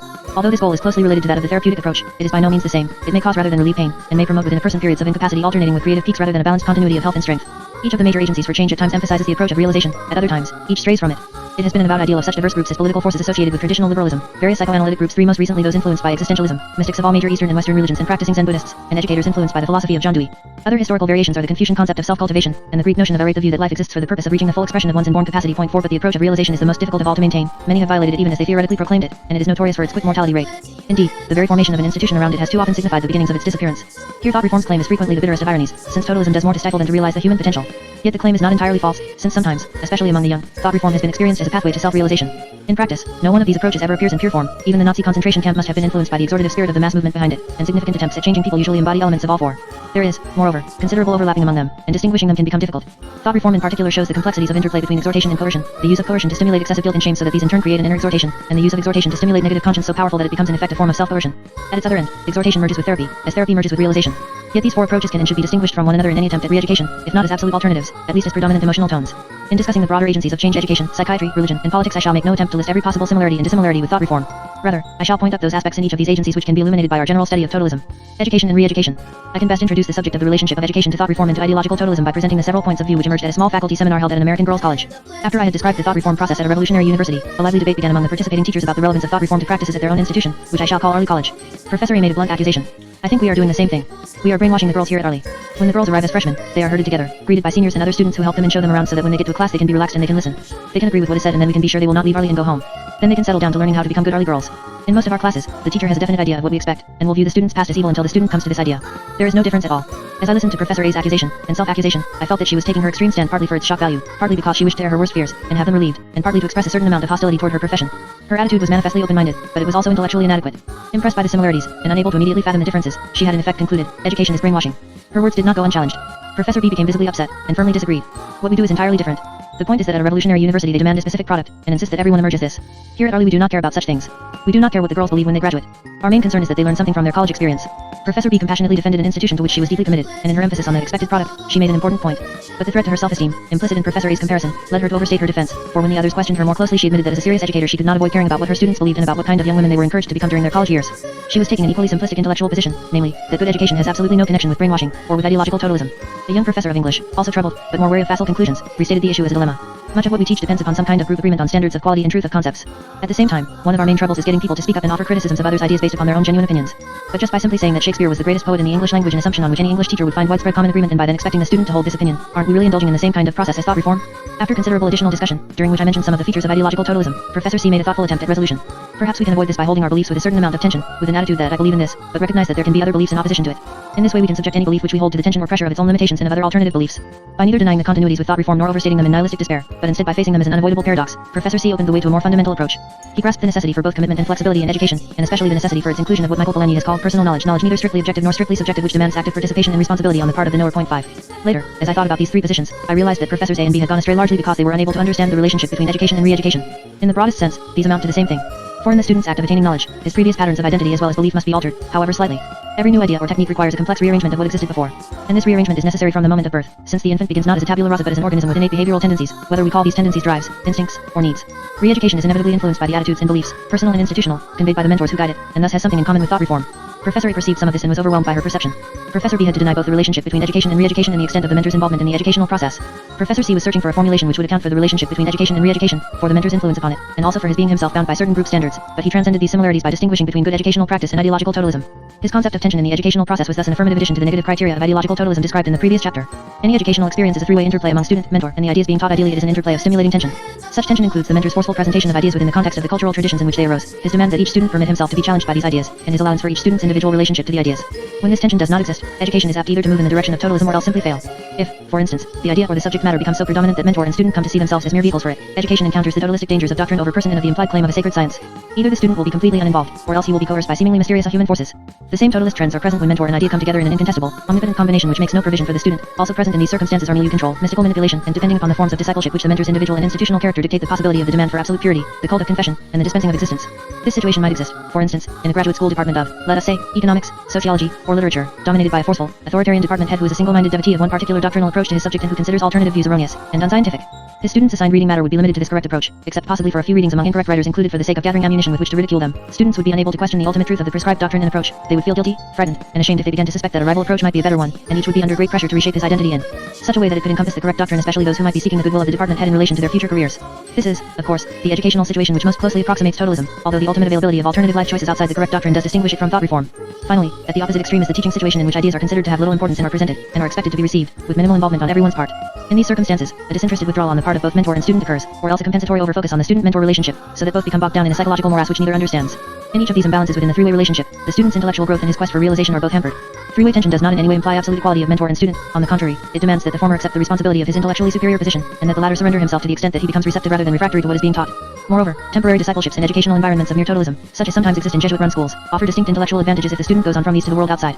Even relatively coercive institutional demands for a particular identity product transmitted by faculty and advanced students through a number of well-defined hazing rituals can provide emotional benefits, strong identifications, the opportunity to test one's capacity for rebellion against respected authorities, and an experience of personal trial and initiation which, although painful at the time, is nostalgically recalled forever after. Relatively coercive environments can come close enough to totalism to do their damage, especially at lower age levels. For instance, the British public schools described by George Orwell. Point 6. But in pluralistic societies, even the most extreme of these institutions see themselves as part of the individual's continuing educational process. They may try to influence him as much as possible during his stay, but it is assumed that he will go on to new ideas and different identities in the future. They become most harmful when they approach the totalist extreme of claiming to offer the student a single path of absolute perfection whose limits he is never to exceed. The alternative to totalism in education then is a liberalism based upon the three-way tension described above. A liberalism that in Lionel Trilling's words can recapture its essential imagination of variousness and possibility, without losing the awareness of complexity and difficulty. It is, as Trilling goes on to say, a large tendency rather than a concise body of doctrine. 7. In this tendency there is a rejection of omnipotence on the part of the mentor even when the student seeks to thrust it upon him, and a balance between a vigorous presentation of available knowledge and the encouragement of those elements of the student's imagination which may someday transcend that knowledge in new discovery. Psychological re-education. Psychotherapy and psychoanalysis are forms of psychological re-education, but they focus less upon man's knowledge of the world about him than upon his understanding of his own self.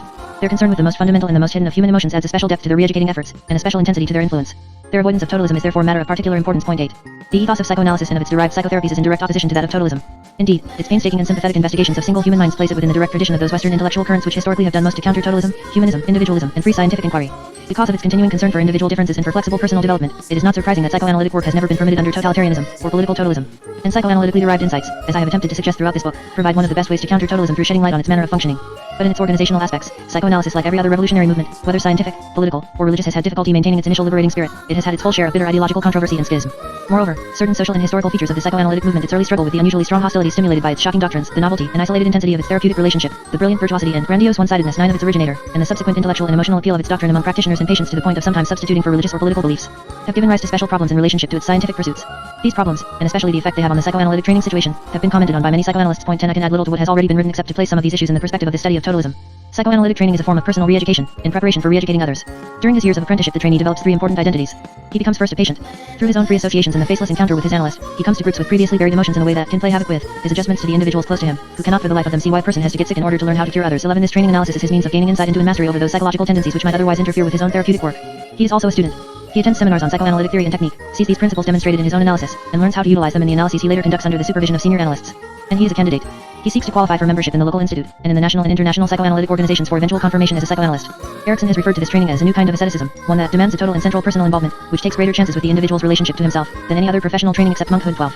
From the standpoint of the criteria for ideological totalism, we may raise the following additional questions. Does this combination of personal therapy, professional instruction, and organizational influence all mediated by a single training institute create a tendency toward milieu control? Does it cause the institute itself to become surrounded with a near mystical aura? Do these circumstances, especially the candidate's learning a scientific doctrine in connection with its therapeutic application to his own psychological distress, create an implicit demand for ideological purity? And do they raise the possibility that his analyst in his institute, by bringing about his cure, will become, even if inadvertently, the arbiters of his neurotic and existential guilt? Could the confession process of therapy in this way take on an extra therapeutic function of binding the candidate to the psychoanalytic movement, thereby making him hesitant to criticize its teaching? Is there sometimes a tendency, in the descriptive and reductive overemployment of a particular school's or institute's favorite technical terms, to load the language or to suggest a sacred science? Is there thus a danger of establishing, perhaps unconsciously on everyone's part, a pattern of intellectual conformity as a prerequisite for a successful training experience, or in other words, establishing a primacy of doctrine over person? And when questions of ideological difference influence decisions about who is to be recognized as a legitimate psychoanalyst, is there a tendency toward the dispensing of existence? It is perhaps unnecessary to stress that the psychoanalytic training procedure never approaches the totalist actualities of thought reform, and for this reason I raise questions about tendencies and dangers. 13. Nor can the problems involved in preparing men and women for psychoanalytic work in a manner that offers maximum protection for future patients be ignored. Indeed, it may be that the psychoanalyst often requires something stronger than a working hypothesis, something closer to a dogma as a combined protective shield and sorting mechanism for the extraordinary rush of emotions released by the psychoanalytic process. But psychoanalysis is able to look critically at itself, to experiment, correct, and change. As early as 1937, Franz Alexander, then president of the American Psychoanalytic Association, warned against these dangers and urged that psychoanalysis divest itself of its own movement. 14. Others subsequently have suggested diminishing the institute's power. 15. And dividing the therapeutic and didactic aspects of the student's training so that they are no longer controlled by the same institute. 16. Studies of the training procedure are being conducted, and the general trend is toward a more open environment, toward a better balance in the educational tension among doctrine, mentor, and student. Thus the sweeping accusation that psychoanalysis is brainwashing is as false as the statement that education is brainwashing. Insofar as tendencies toward totalism exist, however, they are bound to interfere with intellectual progress, and with the emergence of those creative spirits which any discipline requires if it is to continue to contribute to the stream of human thought. I shall mention briefly just a few more of the many implications of this study of thought reform for the theory and practice of psychiatric re-education. The first pertains to the concept of resistance, which is basic to most psychotherapy. Since thought reform has its own notion of resistance, the caricatured exaggerations of ideological totalism can be helpful in examining some of the presuppositions of more moderate and more genuinely therapeutic work. Chinese reformers are apt to consider any inner opposition or outer hesitation, in fact anything at all that stands in the way of thought reform, as resistance. The psychotherapist similarly regards almost any attitude or behavior standing in the way of cure, but especially the reluctance to bring unconscious ideas into consciousness, to be expressions of resistance to therapy. These resistances are the real experience of any therapist, but after a study of thought reform one cannot help but be a bit chastened in the use of the concept. That is, as a psychotherapist I would consider it important to ask myself whether what appears to be resistance is truly a reflection of inner opposition to cure, or whether it might be inner opposition to my concept of the necessary direction of cure. And I would also wonder whether such resistance might not be a reflection of poor communication between the patient and myself, or of the absence between us of shared values. 17. And assumptions about the therapy, both of which might be profitably investigated along with any psychological barriers within the patient. The psychoanalytic concept of transference, a concept which is constantly being studied and reformulated, may also be re-examined in the light of questions of totalism. The therapist's recognition of the existence of transference, that is, of the patient's tendency to re-experience, in relationship to the therapist, earlier attitudes and fantasies developed originally toward parental authorities, is on the whole an extremely important check against totalism. For it provides a theoretical framework within which any tendencies in the patient to grant omnipotence to the therapist can be questioned by both, as well as a means of inquiring therapeutically into the sources of such tendencies, and a rationale for resolving these emotions, however difficult a task this resolution may be. In thought reform an opposite policy prevails. Transference occurs there too, not so much in relationship to one therapist as to the entire ideological movement, but instead of attempting to understand and ultimately resolve this transference, the reformers seek to enlarge and perpetuate it in the participant's permanent surrender of self to the authoritarian organization. Like many other useful concepts, however, the notion of transference, if it is overemphasized, can produce the very results against which it ordinarily guards. Thus, if the therapeutic relationship is viewed as exclusively one of transference with the actual person of the therapist and the adult self of the patient ignored, the danger arises that the patient will come to see himself almost entirely within his infant-child identity, and that his bestowal of omnipotence upon the therapist will be inadvertently encouraged. Psychoanalysts have recognized this problem and have emphasized the necessary dialectic in every therapeutic relationship between actual encounter and transference, as well as the inevitability of the therapist's own emotional involvement, or counter-transference reactions. Point 18 especially relevant is Janet Mackenzie Rice's concern 19 that the psychotherapist do all possible to offset rather than perpetuate the patient's frequent willingness to surrender, and that he take cognizance of the symbolically submissive position inherent in the psychoanalytic treatment situation. Her warning to the analyst to avoid the role of the chronic hypnotist amounts to a warning against totalism, since hypnosis is in effect a situation of interpersonal totalism in which the subject's perceptual world is reduced to the highly focused influence of the omnipotent hypnotist. Point 20. Another important issue which thought reform raises for psychiatric therapy is the use of the concept of reality. The totalist environment, in a Chinese prison, for instance, can literally stand reality on its head, demand that all within its sway commit themselves to altered versions of external events, and then insist that these falsehoods constitute objective reality. Psychiatrists are familiar with distortions like these, but arising in the minds of individuals rather than resulting from group manipulations, and as psychiatrists we consider them signs of mental illness, thereby implying that we expect psychologically healthy people to be able to adhere to a reality of external events. We also recognize the great variation in interpretations of reality, especially in relationship to the psychological realities of individual patients. And we extend the concept of reality to suggest something on the order of the way things are, as opposed to the way that the patient imagines them to be. In fact, we regard the therapeutic relationship as a means of enhancing the patient's reality testing, of helping him to recognize his own distortions. All of these usages have validity, but the therapist's notion of reality is nonetheless highly colored by his own ideological convictions about such matters as psychological health and illness, social conformity and rebelliousness, commitment and detachment, and especially about what constitutes wise or mature attitudes and behavior. Moreover, it is precisely these issues and their relationship to problems of personal identity which trouble patients in psychotherapy in America today, rather than the more clear-cut symptom neuroses described during the earlier days of psychoanalysis. This means consequently that unless the therapist can sort out his own reality prejudices, he may inadvertently transmit his personal ideologies within the treatment situation. situation and require a successful implant upon the patient is a criterion for cure. Since ideological convictions about all of these matters are never absent, and indeed are necessary for any constructive change in therapy, they are better openly discussed as a part of the therapeutic process, and discussed in a manner that allows for their subjectivity and tentativeness. To do this requires the view that reality is both definite, in relationship to external events, and highly relative, in relationship to any observer's interpretation of such events. Concerning milieu therapy, I have already mentioned thought reform's demonstration of the tremendous influence which a particular milieu and the psychological themes contained therein can bring to bear upon the individual person. This has great importance for psychiatric practice in a variety of ways, but I shall limit myself here to mentioning the harmful effects of environments that are extremist in regard to the magnitude of stimuli which they offer. At one pole is the deprived milieu, the milieu of sensory deprivation 21, in which stimuli are so sparse as to be insufficient for the maintenance within the individual person of a reasonable degree of interest in and responsiveness toward his surroundings. Such an environment has been created under experimental conditions, and it produces patterns of boredom, restlessness, stimulus hunger, extensive daydreaming, loss of organized thinking, hypnagogic states, and a variety of hallucinatory experiences. The rough equivalent of a deprived milieu within a psychiatric environment is the old-fashioned back ward in which patients sat about, and unfortunately still sit about, aimlessly, with little or no challenge or activity evoking stimuli from their external surroundings. The opposite pole is the milieu of ideological totalism, in which the individual is bombarded with stimuli to the point of suffocation. The counterpart of this kind of environment within a psychiatric hospital would be, again speaking very roughly, the total push approach is adopted during the recent past by many institutions as a reaction against the stagnancy of the backward's atmosphere. While this was a definite improvement, it sometimes led to activity for activity's sake. A revealing comment on this was made to me by a schizophrenic patient after a few weeks' exposure to total push. Gee, doc, I wish I had a minute to sit down and think. There is a certain similarity in these two types of extreme environments. Both are over-controlled milieu, and both interfere with the variety and balance of environmental stimuli required for optimal psychological function. Both are thus ultimately deprived, although we cannot say, as has sometimes been suggested, that the milieu of sensory deprivation is an experimental model for thought reform. Psychiatric hospitals have learned to avoid both extremes, and to develop programs and activities which offer a better balance between individual and milieu, so that the patient is neither overwhelmed by external stimuli nor so cut off from them that he is thrown back entirely upon his already malfunctioning internal life. Recent workers have stressed both socialization and individual creativity, the increase of open, unlocked wards, and the therapeutic community. They have advocated patient participation in the planning of hospital programs, a balance between ordered and spontaneous activities, and finally, an avoidance of the identity of permanent patienthood through emphasizing the patient's connections with an educational preparation for rather than his medical isolation from the outside world. Point 22. Finally, thought reform also has sobering implications for psychiatric theory. Despite contrivances and crudities, Chinese communist theory about the class character of man was made operative and at least to a certain extent could be shown to work. Theories have an irrepressible tendency to confirm themselves, especially when one deals with human beings. In Alfred North Whitehead's phrase, the idea is a prophecy which procures its unfulfillment. This does not mean that we need despair and give up theorizing entirely. I certainly have shown no such tendency in this book, but it does suggest that psychiatrists can learn from physical scientists to look on theory not as a permanent and unalterable structure but rather as a useful and relatively valid means of ordering the data of experience within the framework of existing knowledge. Everyone of course recognizes this about theory except when it comes to his theoretical beliefs. Similarly, thought reform should make us somewhat cautious about those claims to unification of the behavioral sciences which imply an ultimate monopoly of one approach or an ultimate ideal of incontrovertible truth. A plunge into this kind of theoretical closure would be but another example of an intolerance for confusion driving us into the seductive embrace of totalism. I do not suggest that we can afford to rest content or cease being critical of faulty and ill-conceived theory and research, nor is there any doubt about our need for greater unity in our knowledge of man. But thought reform illustrates, and scientific experience strongly affirms, the importance of remaining open to knowledge from all sources, even, or especially, the most unlikely. I am convinced that we need new approaches to psychiatric theorizing based upon humanized notions of style, pattern, and configuration in the interplay of internal and external psychological forces, rather than upon the more simplistic cause and effect mechanical images of 19th century physics now so widely employed. Such new APPRH seem to be necessary if we are to learn more about the nature of man's emotional involvement in his changing physical environment, the ways in which he is himself undergoing change, and the relationship of this change to psychological health and disease, and to the realization of human potentialities. They will require outlooks which are the very antithesis of totalism, a subtle and flexible historical perspective beyond that of the individual life history, a certain degree of boldness in the application of disciplined imagination, and a willingness to risk being wrong or to expose, in Reisman's term, the nerve of failure. Religion, political religion, and science. I have already suggested that thought reform bears many resemblances to practices of organized religion, and to various kinds of religious re-education. Indeed, most of the psychological themes of ideological totalism can be found somewhere in the Judeo-Christian tradition, however indirect any such theological influences may have been in the development of thought reform itself. These totalist tendencies have usually been related either to the theocratic search for heresy or to patterns of revitalizing enthusiasm or, as in thought reform, to both. In the first of these, the theocratic search for heresy, the inevitable assumption is that the administrators, whether themselves secular or clerical, rule their community and carry out their ideological purifications only as agents of a perfect and omniscient deity. The classical examples are the Inquisition of the Middle Ages and the treason and anti-papist trials of 16th century England. Both of these movements were characterized by orgies of false confessions, apparently produced by psychological manipulations of reality, identity, and guilt similar to those of thought reform. Thus the Inquisition created its own witches, much as thought reform created its spies and reactionaries, this despite the fact that inquisitors were specifically cautioned in one of their technical manuals, Malleus Maleficarum or Witch's Hammer, 23, against the undesirable possibility of producing false confessions. And prominent persons in Tudor England, impressed by the brilliant aura of divinity, the inscrutable light of infallibility which emanated from the royal person, denounced themselves for crimes they had never committed. Point 24. Chinese Confucianism, whether or not one considers it a religion, on the whole avoided such tendencies, although it too at times became sensitive to heresy and moved in the direction of totalism. For the most part it created something closer to what Whitehead has termed a genial orthodoxy, and allowed a considerable amount of personal leeway within the limits of its unchallengeable assumptions, in this respect not unlike some phases of medieval Catholicism. The second variety of religious totalism, that associated with revitalizing enthusiasm, has been widespread enough. It can be found in the more extreme practices of early Lutheranism and Calvinism 25 and the chiliastic sects of the Middle Age ES 26 and in many post-Reformation fundamentalist and revivalist cults. All of these movements, according to Ronald Knox, reflect the overmastering influence of St. Augustine, even if exaggerated now from this angle, now from that. 27 usually laying great stress upon the dramatic personal conversion experience, while varying in their relative emphasis upon confession and re-education, they have sought to purify man in accordance with a particular vision of biblical truth or prophecy, as in thought reform. This vision has sometimes been so urgent that men have been physically and psychologically brutalized in its name.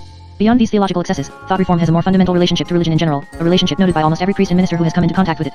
One Jesuit priest who was studying Chinese indoctrination methods in Hong Kong emphasized to me the following parallels with Christianity: the concept of love, of country, the people, labor, science, and public property, the concept of hope in the future, through the accomplishments of socialism, faith, in communist ideology, a deity, the communist movement, a spirit of martyrdom, of sacrifice and suffering, an aspiration to sainthood, stress upon humility and selflessness, and the stress upon converting theoretical principles into a way of life. Many secular writers, Bertrand Russell, for instance, have made similar comparisons. Others among my subjects compared thought reform to their own Jesuit training, although they were usually quick to distinguish the two on the basis of ultimate moral purpose. A Protestant missionary was struck by its similarity with the moral rearmament movement in which he had at one time been active, especially in regard to such things as group manipulation of guilt and planned spontaneity. Point 28. One or two priests spoke of communism as nothing but a Christian heresy, a statement which perhaps says both too much and too little, and few among my subjects, whatever their clerical or secular status, failed to comment upon the religious nature of thought reforms. Emotional intensities, moral energies, and exhortative demands. Keeping in mind thought reform's close relationship to religion, how can we distinguish totalist practice within religious institutions from more balanced forms of spirituality? Radhakrishnan, the distinguished Indian philosopher and statesman, points to organizing tendencies within religion as a specific danger. When religion becomes organized, man ceases to be free. It is not God that is worshipped but the group or the authority that claims to speak in his name. Sin becomes disobedience to authority and not violation of integrity. Point 29. I believe we must consider also the prevailing themes within a particular religious milieu. Thus religious totalism can be recognized by the criteria outlined in chapter 22, and especially by the following trends: exaggerated control and manipulation of the individual, the blanketing of the milieu with guilt and shame, the emphasis upon man's hopeless depravity and worthlessness, and upon his need to submit abjectly to a vengeful deity, all within the framework of an exclusive and closed system of ultimate truth. Contrasting with religious totalism are those religious situations which stress man's worth and his possibilities as well as his limitation, his capacity to change as well as the difficulties inherent in bringing about such change, and faith and commitment without the need for either self-negation or condemnation of non-believers. These attitudes leave room for emotional and intellectual growth as opposed to static doctrinal repetitions, and a broadened sensitivity to the world rather than a retreat into religious embeddedness. Since each of the world's major religions has at one time or another demonstrated both of these contrasting tendencies, any particular religious environment must be judged according to its own characteristics. Point 30. Man is unlikely to give up his need for the sense of awe and devotion inherent in the religious experience, but there are indications from many parts of the world that organized religion is playing a diminishing role in mediating human change. Religious institutions, while highly influential, tend to assume a relatively conservative stance, and political movements, as well as scientific and technological innovations, have become the great regulators of change. During the past century, emotions formerly directed toward organized religion have been expressed in relationship to politics and science. This rechanneling of emotion is not without its dangers, as Camus said, politics is not religion, or, if it is, then it is nothing but the Inquisition. 31 Such political inquisitions occur as in thought reform when ideological totalists set up their own theocratic search for heresy. One example of this variety of totalism in recent American history would be McCarthyism, a bizarre blend of political religion and extreme opportunism. True, this movement never developed the scope or the organization of a full-scale thought reform program, either during the lifetime of its leader or after his death, yet it had many uncomfortable resemblances, including most of the characteristics of ideological totalism. In particular, the big accusation accompanied by small facts, like that described by Father Vectin, the quick development of a relationship of guilt between the accused and his environment, along with ruthless exploitation of ostracism and shame, a cult of confession and repentance, a stress upon self-betrayal and a bond of betrayal between accusers and accused, the creation of a mythological doctrine, the State Department was being overrun by communist subversives who were in turn responsible for losing China, and the demand that victims take on a new identity in accordance with this myth. The ostensible purpose of McCarthyism was of course that of fighting communism. In the end, it not only did great service to communism throughout the world, but also became a poor imitation of its declared enemy. Indeed, the focus of so much of McCarthyism's ideological mythology upon China seems more than coincidental. It suggests that the American emotional involvement in that country, based on years of missionary activity and wartime alliance, was so great, and the events of the communist revolution so far-reaching and unpalatable, that the American public was receptive to a rewriting of history no less distorted than that of thought reform's own myth. And among those most actively engaged in the McCarthyist movement were many former communists turned anti-communist, all of which again seems to confirm, at varying levels of politics and individual emotion, the principle that totalism breeds totalism. But McCarthyism was not simply a reaction to communism, it had close connections with specific religious and secular currents in American life. Edward Shills has convincingly demonstrated its relationship to religious fundamentalism and to the demagogic strain of political populism. 32 This relationship suggests that the political inquisition and its related totalist phenomena find fertile soil in a wide variety of social and historical conditions and in virtually any culture. It also reveals the source of one of McCarthyism's fatal weaknesses, its anti-scientific bias. As Shills points out, the McCarthyist harassment of scientists within and without the government was not only a reflection of its general mania concerning security, but also of the fundamentalists' long-standing distrust of the scientist, and of the demagogues' resentment of the intellectual. The thought reform movement also shows great distrust of the intellectual, but in contrast worships science and scientists. In these extreme attitudes we see a modern shift of the God-devil axis from religion to science. The God side of the axis, by no means confined to the communist world, is expressed vividly by Michael Polanyi. Just as the 3 centuries following on the calling of the apostles sufficed to establish Christianity as the state religion of the Roman Empire, so the 3 centuries after the founding of the Royal Society sufficed for science to establish itself as the supreme intellectual authority of the post-Christian age. It is contrary to religion. The objection ruled supreme in the 17th century. It is unscientific, is its equivalent in the 20th. 33. Accompanying this deification is the expectation that science will supply complete and absolutely accurate mechanistic theory of a closed and totally predictable universe. Modern physics has long disowned this ideal, but it persists in the human sciences biological, psychological, and social and is particularly damaging there. Thought reform is its ultimate expression, a mechanized image of man within a closed society, and a claim to scientific method in the remaking of man in this image. There is the assumption that science, that is, the social science of Marxism, can liberate men from the encumbrances of all past institutions, family ties, social loyalties, professional affiliations, and religious and philosophical commitments, first by exposing these as unscientific, then by demonstrating that they are no longer necessary in a truly scientific environment. It is true that this faith in science can produce much that is humane and beneficial. A distinguished British physician, for instance, after his return from a visit to China, termed the Chinese Communist Party probably the best instrument ever devised for cleaning up Islam, for instructing its inhabitants in hygiene and for getting everybody immunized. 34 But men also require institutions and conventions of varying degrees of rationality and thought reform, rather than eliminating such institutions, has established new ones even more encompassing than the old, and a good deal more blinding in relationship to knowledge and truth. While this God pole of science seems now to predominate almost everywhere, it is possible that there lurks beneath it more of the devil pole than might be suspected. For there are also suggestions, evident in many kinds of literature, including science fiction, of great hostility toward science, hostility beyond the fundamentalist prejudices of McCarthyism. Men resent the power of science to change familiar landscapes and to reshape the world in ways that make them feel less at home in it. Above all, they fear the destructive power of science, its capacity to create weapons which could destroy mankind. Science becomes, if not a disguised devil, at least a vengeful god to be feared beyond all others, and people begin to believe that if only we could be rid of science and scientists the world would be left in peace. God pole and devil pole, equally misleading and dangerous in their extremism, may even exist concurrently within the same mind. 35. There are more constructive approaches to science, and there are alternatives to the kinds of totalist imbalance we have described among science, politics, and religion. An extensive discussion of these would be beyond both the scope of this book and my personal capabilities, but I would like to indicate a few of the possibilities which have been suggested by scientists themselves. Albert Einstein, for instance, stressed the need for an equilibrium between science and non-scientific tradition. The scientific method can teach us nothing else beyond how facts are related to, and conditioned by, each other. The aspiration towards such objective knowledge belongs to the highest of which man is capable. Yet it is equally clear that knowledge of what is does not open the door directly to what should be. To make clear these fundamental ends and valuations, and to set them fast in the emotional life of the individual, seems to me precisely the most important function which religion has to perform in the social life of man. And if one asks whence derives the authority of such fundamental ends, since they cannot be stated and justified merely by reason, one can only answer, they exist in a healthy society as powerful traditions, which act upon the conduct and the aspirations and judgments of individuals. 36. Einstein does not claim for science the omnipotence which totalists bestow upon it, nor the authority to dictate or replace the full complex of ideals that men live by. Indeed, the greatest of scientists have frequently spoken of their own need for faith or trust in the order of the universe, of their awe and humility before it, of the inevitable incompleteness of their understanding of it. Thus, Robert Oppenheimer writes about his profession. In it we learn, so frequently that we could almost become accustomed to it, how vast is the novelty of the world, and how much even the physical world transcends in delicacy and in balance the limits of man's prior imaginings. We learn that views may be useful and inspiriting although they are not complete. We come to have great caution in all assertions of totality, of finality, or absoluteness. 37. It seems clear that scientific practice should lead one to reject, rather than embrace, totalism of any variety. J. Brainwashing carries this view further in his discussion of the scientific spirit as a mode of thinking, with its emphasis upon the creative mind, the leap of imagination, and the habit of truth, and its requirement that the society of scientists be a democracy which can keep alive and grow only by constant tension between dissent and respect, between independence from the views of others and tolerance for them. 38. Science can advance greatly even in a totalitarian society, but it always requires a special enclave in which there exists speculative freedom and the habit of truth. Genuine science can serve as an escape from philist and sacred science and becomes in such a society one of the few professions in which unhindered creative work is possible. Indeed, the attractions of this relatively free and highly respected enclave within an over-controlled society are inevitably felt by that society's most talented young men and women, and may have much to do with the impressive scientific progress which has taken place in Russia. The ideas of Einstein, Oppenheimer, and Brainwashing suggest the possibility of a society in which politics and science coexist neither in total isolation nor in suffocating embrace, in which political bodies help to guide scientifically based change with sensitive concern for the simultaneous altering, elimination, and preservation of various traditional institutions, in which science itself is free to explore all aspects of the human and non-human realms, while actively resisting anyone's claim to a mechanized absolute, and above all, of a society supporting a variety of clerical and secular approaches to knowledge and to faith, no one of which is permitted to impose upon the others the threats and restrictions of self-acclaimed final truth. We need not dwell upon the difficulties of achieving such a vision, and during the last half-century the world has, if anything, moved further from it. Nor is the task made simpler by the dramatic transformations which science is helping to promote everywhere, the significance of which is baffling to non-scientists and by no means fully clear to scientists themselves. Yet this vision can provide not only an alternative to totalism but also an approach toward restoring a more favorable balance in the creative destructive potential always inherent within this three-way interplay. If religion, politics, and science can reach such an equilibrium, they will become less the objects of extremist emotions and more the rightful agents of three vital tendencies of individual mental life: spirituality, judiciousness, and the mastery of the unknown. Chapter 24. Open personal change. Non-totalist approaches to re-education can encourage an experience of individual change very different from that promoted by thought reform, one characterized by openness to the world rather than by personal closure. Not much has been written about the psychology of this open form of personal change, and I will attempt only to suggest some of its features in relationship to the general problem of human change at this historical moment. I do so well aware of the difficulties involved both in formulating such change and in actually achieving it, yet it would seem to me less than responsible to conclude this study in any other way. Any statement about human change depends upon one's assumptions concerning the extent to which adult and near-adult people can change. Chinese reformers seem to assume an extreme malleability of human character. They go far beyond conventional Marxist-Leninist approaches in their conviction that even those who have been exposed to the most pernicious influences of the exploiting classes can change their class and personally turn over. They look upon human beings, at least implicitly, as wrongly molded clay, needing only new molds and proper remolding from ideological potters, a remolding process which they themselves are willing to pursue with the hottest of fires and the most suffocating of pills. Theirs is the totalist vision of change, what J. L. Tallman has called the sustained and violent effort to make all things new one. Psychiatric experience can support no such view. As psychiatrists, we are in fact constantly impressed with the enduring quality of emotional patterns developed during infancy and childhood, and with the difficulties involved in changing these. We are also struck by the importance of certain universals of emotional life, ambivalent mixtures of love, hate, shame, guilt, striving, and dependency. These exist partly outside of conscious awareness, and none can be completely eliminated even by the dramatic type of change which thought reform proposes. It may be, however, that in psychiatry we are in the opposite direction, that we underestimate the possibilities for adult change. Thus some psychiatric writing seems to express the ultra-conservative notion that there is nothing new under the sun, that man is so determined by his instincts and by the events of his childhood that all suggestion of later change is illusory. Recent work in the human sciences, however, suggests a middle ground too, and it is this approach I wish to pursue here. For I believe that change during adult life is real and perpetual. Significant change may be extremely difficult to consolidate, but the capacity to change significantly during adult life has become in this historical epoch increasingly necessary for emotional survival. Thus, in the individual subjects of this study, important changes occurred during late adolescence and adulthood, although impressively consistent behavioral patterns remain throughout their lives. And more universally, we find imaginative expression of this capacity to change in the great mythological theme of death and rebirth, a theme given coercive expression in thought reform.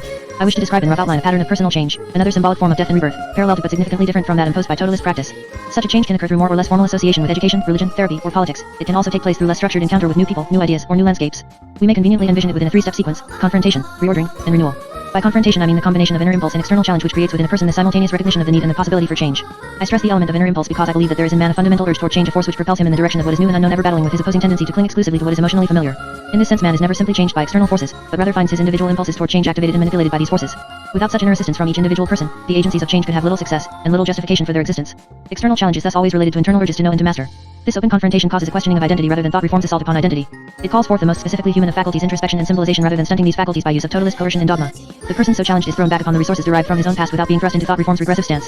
He experiences anxiety at the prospect of emerging from the security of existing identities and beliefs, possibly even the severe anxiety of potential nothingness, but not the sense of being annihilated by all powerful manipulators of anxiety. He feels the guilt and shame of unfulfillment, the shock of recognition of neglected personal capacities, but without the virulent self-hatred demanded by the accusatory totalist milieu. He may experience a deep sense of inner and outer disharmony, of uncomfortable personal alienation, but not the antagonistic estrangement of thought reform. The rebel who undergoes a feeling of revulsion at the infringement of his rights, through the prospective religious convert who becomes aware of his divided self, for the seeker of psychotherapy who comes to recognize the debilitating nature of his neurosis, the artist who feels himself drawn into a new creative realm, and the ordinary man who at some point questions the pattern of his existence. All of these are examples of confrontation. To act upon this confrontation is to advance to the next phase, that of reordering, and this means embarking upon the work of re-education and change. As in thought reform, reordering is likely to include a personal emptying process, some form of confession and exploration of existential guilt in the service of exposing and altering past emotional patterns. But the personal exposure is dignified by privacy and balance. Insights and interpretations are neither coercively publicized nor artificially guided along the negative thought reform channels of self-betrayal and logical dishonoring. The involved individual cannot avoid the impact of his negative identity, but he is not forced to view himself as nothing but this most debasing of self-images. In dealing with the harsh realities of his own limitations and of the world outside himself, he is by no means guaranteed a happy ending. He may indeed experience the terror and dread of a true sense of tragedy, but not the humiliating command performance of thought reform's manipulated pseudo-tragedy. Symbolic emptying is accompanied by corresponding absorption of new or refashioned ideas and emotions. This absorption can be accomplished by relatively free learning rather than by the narrow impositions of a sacred science.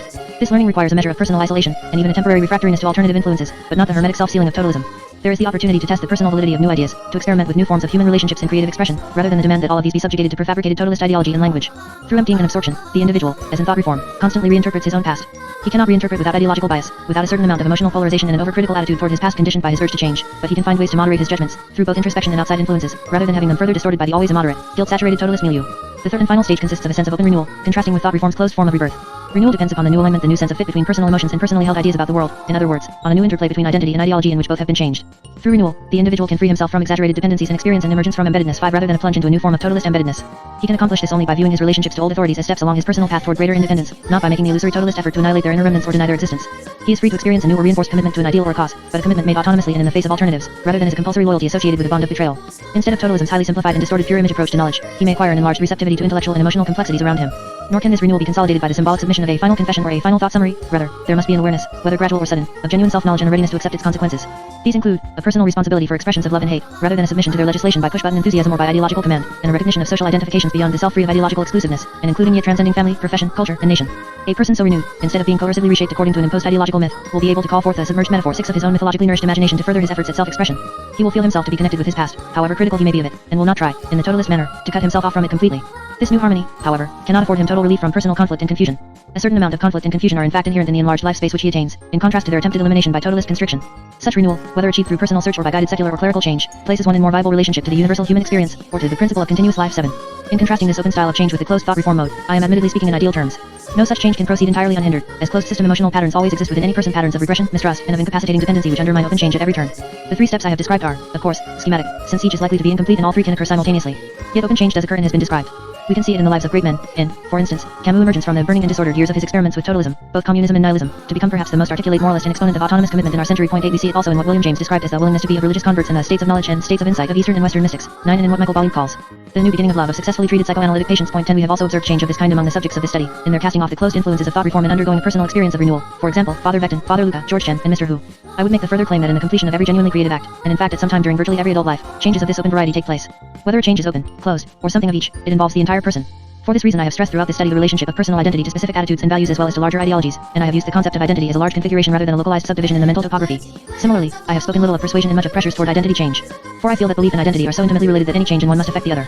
This means that anyone's approach to ideologies, within his own culture or without, will invariably be strongly influenced by existing group identifications, or more broadly, by the need to belong, as well as by the ever-present inner struggle for a self-respecting personal definition. Also of great importance is the question of guilt, and especially existential guilt. That which will permit a man to come to terms with his own feeling of limitation and at the same time afford him a sense of group affiliation and personal continuity is that which he will come to believe. This psychological interplay is always related to broader historical influences. Problems of identity and belief are likely to become more widespread and intense when individual change is associated with rapid culture change, and during our epoch rapid culture change has become the rule rather than the exception. Thus the changing identity sequence we described for China in Chapter 19 has important meaning for other countries still emerging from traditional individual and social patterns, countries in Asia, the Middle East, parts of Europe, Africa, and South America. Nations in all of these areas have, in widely diverse ways, shared an ethos of filialism and an identity of the filial son. Now mostly in some kind of transitional stage, they show strong evidence of rebellion against filialism and of adopting the identity of the modern student. Highly vocal youth cultures are appearing where they had never existed before, young people in great conflict with their parents and with family-oriented customs, demanding self-expression in place of youthful deference, seeking active patterns, or even activism, rather than passive ones, experiencing bitter anger and painful guilt in connection with their rebellion, undergoing considerable confusion in identity, and feeling desperate ideological hunger. This seems to be the individual pattern of culture change within any recently traditional society. In contesting ideologies, nationalism, liberal democracy, or democratic socialism, and communism are also still battling as they did in China. Certainly a major task of the human sciences is to relate knowledge of specific cultures to existing universal alternatives in the direction of change and to gain more understanding of the actual process of change in both cultures and individual people. Point 11. As John Dewey wrote in 1949, social science waits upon a grasp of the fact that the only possible stable coordinations are equilibria of movements in respect to one another. Now that practically all things are in process, failure to study the direction in which they are moving constitutes the present disorganization. 12. In pursuing this problem, we will do well to pay special attention to youth groups, to men and women from 16 to 30 years old. It is they who most enthusiastically espouse the change-stimulating ideas and ideologies. And there is good reason to believe that in these youth groups we can regularly see, as we saw in China, a culture's experimentations with its own possible future courses. I do not wish to imply that these youth group phenomena alone initiate culture change, for there is no denying the importance of technological and industrial development, of altered patterns in child rearing and education, and of new ideologies and social institutions. But I do suggest that youth groups represent a human vanguard in the sense that they are the first and most intense indicators of the kinds of psychological experience and identity shift which will occur subsequently in adult populations throughout a particular society. Thus, I believe that the developmental phase of late adolescence and early adulthood has special significance for all subsequent personal change. This is the period in which adult identity takes shape, and it is the time of strong enthusiasms, of a marked tendency toward emotional polarization, of great ideological receptivity, and of maximum experiential intensity. I suspect that during any adult change it is necessary to revive in some fashion or else perpetuate the predominant patterns of this phase of life, perhaps even more than those of the earlier phases of childhood to which psychiatry presently directs so much attention. This is not to minimize the importance of character formation during early life, but rather to suggest that the altering of adult identity depends upon a specific recapturing of much of the emotional tone which prevailed at the time that this adult identity took shape. This view is consistent with William James' association of religious conversion with the ordinary storm and stress and molting time of adolescence, and his conviction that conversion is in its essence a normal adolescent phenomenon, incidental to the passage from the child's small universe to the wider intellectual and spiritual life of maturity. 13. The molting time of youth, then, establishes within each man a model for later adult change, and the sudden emergence of youth cultures can similarly provide a social model, or several alternative models, for later historical change. All of this has much bearing on the problem of ideological totalism. For the more intense the identity strains and patterns of alienation among the modern students of any country emerging from filialism, the greater the possibility of this group's adopting extremist approaches to the resolution of such strains. In China these took the form of communist ideology, and the therapy of thought reform.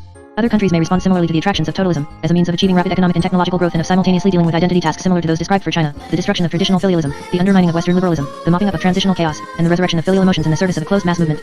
These countries, insofar as their specific cultural traditions allow, could conceivably also adopt some thought reform-like process for the purpose of carrying out a similar program. In studying patterns of historical change, we should divest ourselves of the psychological illusion that a strong filial tradition is a bulwark against modern ideological totalism, or most specifically, communism. The opposite seems to be true. It is precisely the desperate urge to sweep away decaying yet still powerful filial emotions and institutions that can call forth political totalism. Nor are post-industrial cultures including our own affluent society immune from identity strains of equal severity, or from possible attractions to various forms of totalism. In our country, these attractions could stem from a sense of purposelessness, confusion, and lack of commitment, of dissatisfaction with the ritualism and roteness created by over-organization of our professional and social spheres, big society and mass society, of mounting evidences of corrupt and irresponsible practice in public life and within communication media, and of our relative ineffectuality in the face of the gains of ideological rivals, including some envy of their apparent totalist efficiency.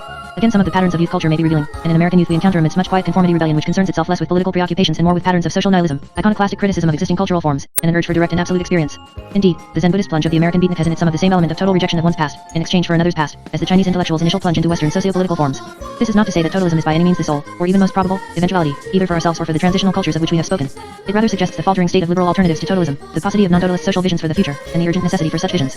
It may be that the most fervent of liberal anti-totalists, those most confident of their moral stand, are among those intellectuals who have known the most extreme forms of totalism among Chinese, Poles, and Hungarians who have spoken out against their regimes. The actions of these groups have an additional significance, for they demonstrate that the open non-totalist mode of existence has been sufficiently experienced to have become part of the broad human consciousness, and is therefore likely to continue to endure everywhere as a viable alternative to totalism. The youth rebellions opposing totalism in Eastern Europe, Russia, and China seem to combine urges toward privacy, personal freedom, and self-expression, frequently manifested by interest in non-communist literature, art, and jazz music, or by bourgeois romance, with patterns of nihilism not too different from those found in the United States and among youths throughout the world. Surely the craving and the search are universal. Man seeks new modes of existence blending the scientific, the political, the artistic, and the spiritual which will provide liberal alternatives to totalism along with the sense of feeling meaningfully related to a world whose most constant feature is change. No one can predict from what quarter such a vision, or elements of it, may emerge. We can be sure that these alternative visions will in part depend upon a more accurate perception of current human transformations individually, by generations, and in terms of the broader evolutionary process. It may be that this knowledge will teach us that we require, as has been suggested in relationship to primitive societies, holistic configurations of change which take into account all aspects of human life while at the same time permitting a sense of continuity with one's personal past. Point 14. But perhaps we shall also have to make a more conscious effort to preserve specific elements within our heritage even as so much of it is in the process of being altered. Certainly we must learn to live with a good deal of conflict, confusion, and ferment, and at the same time cultivate the emotional balance of thought which recognizes limits. 15. By we I mean mankind. The community today is the planet. 16. And it is indeed already beyond that. In studying thought reform and related expressions of totalism, I have been profoundly impressed with the dangers which face this expanding human community, dangers which arise from man's tendency to symbolize his universe within a suffocating circle of hatred. I have been equally impressed with his ingenuity in breaking out of that circle, with his physical and emotional resiliency, and with the extraordinary scope of his imaginative faculties at moments when he feels his existence most threatened. Appendix A. Confession document. The following is the confession of Professor Chen Yulin, made during the thought reform campaign of 1951-52, as translated in current background, number 213, American Consulate General, Hong Kong, October 1, 1952. Professor Chen, who spent a number of years studying in this country, mostly at Harvard University, has been regarded as China's leading authority on formal logic. Criticizing my idealistic bourgeois pedagogical ideology. By Chen Yulin. Peking Kuangming Jipao, April 17, 1952. Bomb of a bureaucratic landlord family, I have always led a life of ease and comfort. I went abroad at 19 and stayed there for 11 years to absorb the way of life and the predilection for pleasure of the European and American bourgeoisie. The principal source of my various pleasures lay in the decadent philosophy of the bourgeoisie, and for 30 years I played a game of concepts. I was engrossed in this game of concepts because it was the only way for me to feel happy and free, and to escape from the restricted realities of society. I thus cultivated the habit of running away from realities, despising realities, and leading a life isolated from realities. However, since I still had to live in a society of realities, the only way for me to maintain this life isolated from the realities was to gain certain privileges. I needed those privileges, and I thus fell victim to the ideology of special privileges. My crust of selfishness. My life in school served to form this outer crust of mine which can conveniently be divided into three phases. My decadent bourgeois philosophy. While in school, I incessantly disseminated the trivialities of metaphysical idealism, in particular the inanities of metaphysical philosophical methods. As I gradually assumed a position of leadership within the philosophy department of Tsinghua, all sorts of injuries to the people's enterprises inevitably resulted as manifested in 1. I obstructed the development of the philosophy of materialistic dialectics in Tsinghua's philosophy department. Though I never actually tried to stop the discussion of materialistic dialectics among teachers and students, I nevertheless throttled the development of materialistic dialectics in Tsinghua philosophy department by subjecting it to attacks by a circuitous system of philosophical debate. 2. I trained those who concerned themselves only with the game of concepts, were not interested in politics, and were even reactionary. As for instance, Yun Fusheng, one of the reactionary elements for whose training I was responsible, is now serving the Chang bandits in Taiwan. I was further possessed of the bourgeois viewpoint of the education of the talented. I was thus very much struck by Professor Shen Yuting's powers in playing the game of concepts. As a result of my evil influence, Professor Shen is even now seriously isolated from the realities. 3. I disseminated the purely technical viewpoint in logic. For 20 years I taught logic to numerous students. All the time, however, I only tried to teach logic from the formalistic viewpoint, as for instance I was only concerned with the correctness of the reasoning without caring about the truthfulness of the premises. My mistaken viewpoint of education for the talented led me to think highly of Wang Hao, who even now is serving the interests of American imperialism by being connected with an American university. 4. I encouraged the development of sectarianism within Tsinghua's philosophy department by stressing the highly involved analysis of concepts and the formulation of circuitous systems of philosophy as the most important aspects of philosophy. I then thought that the philosophy department of Tsinghua was very good in these respects. This sort of sectarianism was inevitably one of the facts which obstructed the regulation of the departments in colleges. 2. My decadent above politics, above class, out of the world, and above humanity philosophy of life. Before the liberation, having absolutely no idea of the truth that the human world is created through labor, I mistakenly took the human race to be insignificant and the history of the human race to be but a minor episode in the mainstream.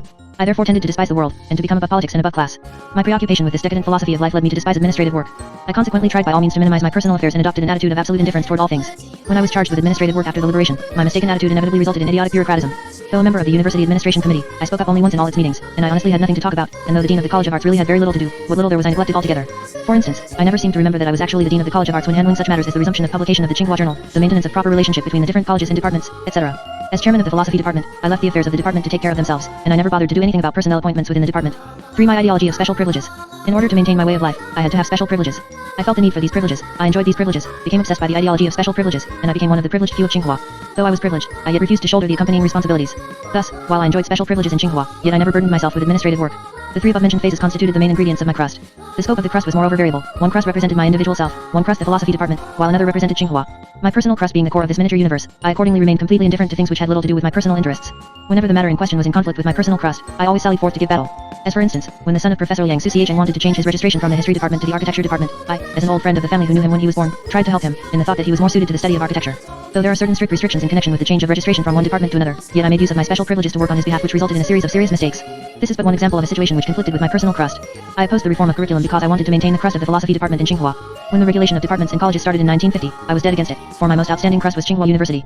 Motivated by departmentalism, sectarianism, and the educational ideology of the bourgeoisie, I was of infinite harm to the program for the regulation of departments and colleges. Had the regulation of departments and colleges been carried out in 1950, then Tsinghua alone would have turned out another 5,0006,000 cadres, and a far larger number would have been turned out throughout the country. Incalculable harm has thus been caused the democratic construction program of the entire country. For this I now hate myself beyond measure. My political attitude. My crust is based on the past prevailing economic social foundation, that is, the capitalistic social system. In order to protect this crust, I had to give my political support to the old system of democracy. As a confirmed individualistic liberal, I have always based my political attitude upon this point of view. Only now have I realized that the old democracy is but the dictatorship of the bourgeois class, and the so-called individual freedom is but the freedom for the bourgeoisie to exploit and oppress the laboring people. My numerous criminal deeds of the past should thus be attributed to my acceptance of individual liberalism.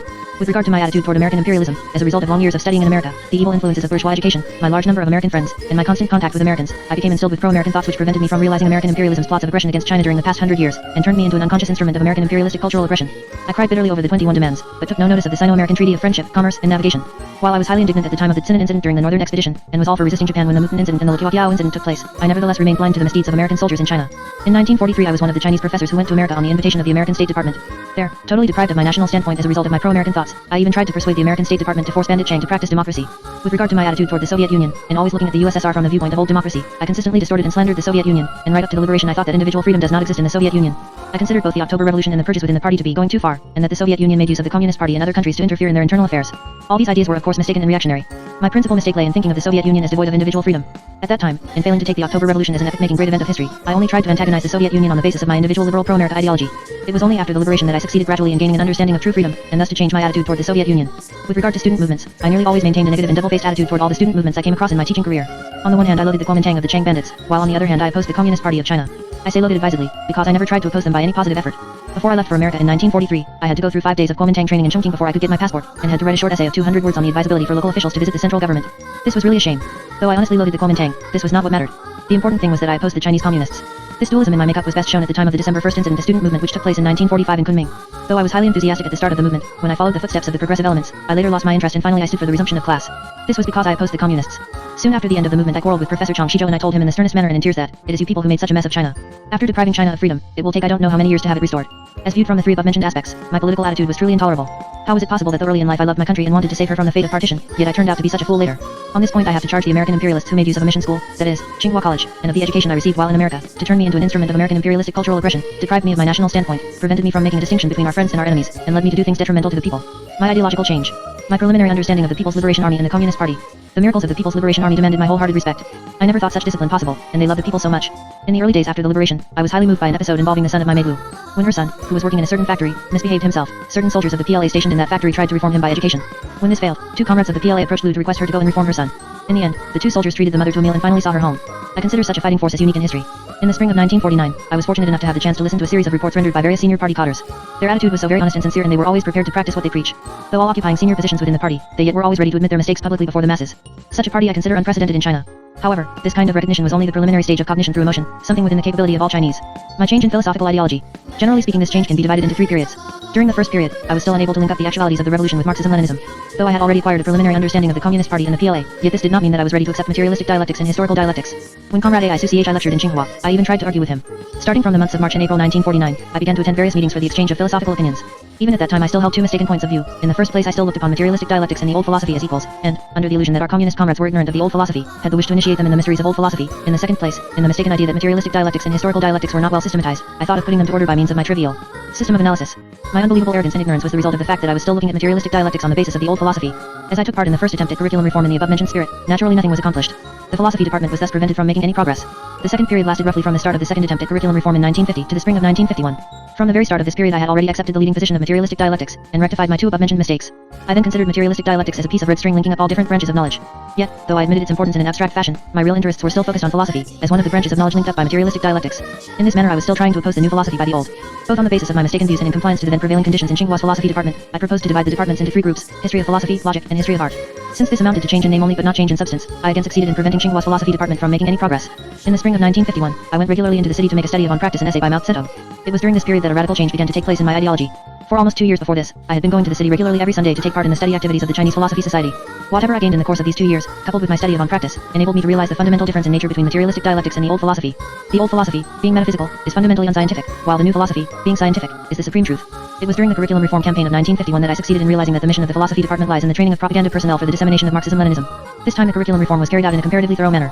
However, insofar as my understanding of materialistic dialectics was still based on abstract concepts, it inevitably brought serious consequences to Tsinghua's philosophy department. The dangers of idealism and bourgeois pedagogical ideology to the philosophy department. Idealism and bourgeois pedagogical ideology have always occupied a leading position in Tsinghua's philosophy department, and I have all the time been an outstanding representative of this decadent ideology.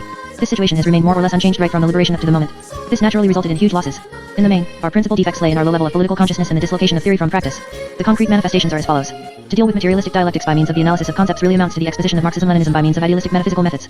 As for instance, should we try to carry out in class a conceptual analysis of necessity and contingency and relative truth and absolute truth, we would inevitably fall into the trap of running around in abstract circles of concepts, with the students getting more and more confused. To teach Marxism-Leninism in such a manner can only result in the distortion of Marxism-Leninism. Marxism-Leninism, which in itself is concrete, militant, and should serve as the guide for our action, has, in our hands, been turned into a lifeless and abstract heap of concepts. Under the influence of this kind of idealistic bourgeois pedagogical ideology, certain students naturally fell victim to idealism. A student by the name of Li Suchin is, in this respect, an outstanding example. Li entered Tsinghua in 1951, and within half a year he managed to read up on Wang Yangming, the idealist philosopher of the Ming Dynasty, the Buddhist philosophy of Seung Shili, Muslim philosophy, and various other obscure books. When certain students felt they were unable to study the subjects they needed, they naturally changed their registration to other departments. Of the 13 students of the class of 1949, 9 decided to enter other departments. Of the 7 students of the class of 1950, 5 changed to other departments, and of the 8 students of the class of 1951, 2 are going to change their registration to other departments. Another undesirable manifestation in pedagogy lay in the dogmatic attempt to stuff the students with various theories, without taking pains to solve the ideological problems of the students. Inasmuch as materialistic dialectics is one of the subjects taught in the general political course attended by the entire school, I only tried to deal with materialistic dialectics in a supplementary manner, in the mistaken idea that the responsibility for the solution of ideological problems lay with the general political course, while in teaching materialistic dialectics in the philosophy department we only had to deal with the theoretical aspects. I thus erred in idealistically divorcing the problems of ideology and theory to cause the students great confusion. Though Marxism-Leninism is designed to solve practical problems, yet in our hands, it is fundamentally unable to solve the ideological problem of the students. To cite 3 graduates of the 1950 class of the philosophy department as examples, one by the name of Tang entered the graduate school of the philosophy department, but he was all the time more interested in mathematics. Another graduate by the name of Zhou gave up all his former training to enter the physics department of PIDA, while still another graduate by the name of Shui, though he had already qualified for the graduate school of the philosophy department, yet chose to enter PIDA to study chemistry. Though all 3 students had ideological trouble, yet neither I nor the other teachers of the philosophy department succeeded in giving them timely assistance. Of this year's freshman students in the philosophy department, 8 have already signified their wish to change their registration. With the situation in our department even as serious as it was, we still failed to notice it, not to say remedy the situation. It is entirely due to the fact that we were so badly poisoned ourselves that we failed to notice the seriousness of the situation and to rectify it. In the bourgeois pedagogical method there is fundamentally no relationship between the teacher and the student. I myself only went to class to lecture, without caring whether the students understood me or whether they had any problems. I often missed classroom discussions, and I had no concern for the life, ideology, and state of health of the students. In adopting a liberalist attitude towards the students' studies, the teachers of the philosophy department always left everything to the individual efforts of the students. As for instance, we remained ignorant of the fact that a certain student studied for as many as 70 hours a week, and we certainly would not have done anything had we known it. Though the mission of the philosophy department lies in the training of cadres for the dissemination of Marxism-Leninism, yet as a result of the predominance of idealistic philosophy and pedagogical practice within the department, we inevitably failed to carry out this task, thus bringing about the above-mentioned harmful effects. Whereas this responsibility should be borne by all the professors of the philosophy department, the greater part of the guilt should be attributed to me, for I led them to become estranged from politics and isolated from realities. The teachers' study movement and the 3 anti-campaign. As stated above, it was in the spring of 1951 that I began to realize the scientific and truthful nature of Marxism-Leninism, though this realization was even then abstract and conceptual. Before the start of the study movement for the teachers of Peking and Tientsin and the 3 anti-campaign, I failed to link up Marxism-Leninism both with the realities in general and with my personal case. Though I took part in numerous activities in and out of Tsinghua, these activities never influenced me to any appreciable degree. It was only at the start of the teachers' study movement that I succeeded in linking myself up, criticizing my old democratic individual liberalistic ideology, and taking the first step in gaining a correct understanding of the Soviet Union and of American imperialism. I was still unable to gain a correct understanding of my former ideological self. It was only at the start of the 3 anti-campaign that I began to understand my former self, my crust of selfishness, and my ideological shortcomings. Late in the spring of 1951, I began to try to become a good teacher of the people. However, I never was able to succeed in this. Not only did I fail, but I even committed the gravest mistakes. With the assistance of others and following my own preliminary analysis, I now consider the fundamental ideological source for my personal crust of selfishness to be the extremely depraved, Epicurean, liberalist, and bourgeois ideology of striving after individual freedom. The philosophical manifestation of this ideology was found in my preoccupation with the completely impractical and extremely abstract game of concepts. In personal philosophy of life, this ideology was manifested in my decadent above politics, above class, above the world, and above humanity viewpoint. In actual life at school, this ideology was manifested in my attempt to maintain my life of ease and comfort and to build up a crust of special privileges. This kind of ideology was the ideology of the exploitative class, or rather the exploitative ideology of the shareholders and behind-the-scene boss of the exploitative class. It was owing to this ideology that I was led to become estranged from the social realities and prevented from gaining a correct understanding of the people even after the liberation. I shall smash my personal crust and eradicate the bourgeois ideologies which have for years dominated my life. My determination. He who loves New China well must know that in New China the people are on their feet and have come into their own. There are 470 million Chinese in New China and I am one of them. This New China is working for the interests and welfare of the people of China as well as of the world. I have no wish to be an onlooker both in connection with the revolution and with the people's construction enterprises. I want to take part in the glorious and mighty enterprises which should be participated in not only by the young, but by the people of all ages, including the old. I am now close to 60, and I am a criminal for having sinned against the people. From now on, however, I shall strive to become a new man and a teacher of the people in substance as well as in name. I shall exert myself to study, as well as to work, for 1 year, 2 years, 3 years, or even 5 or 10 years. Provided I am able to keep up my efforts, I shall ultimately succeed.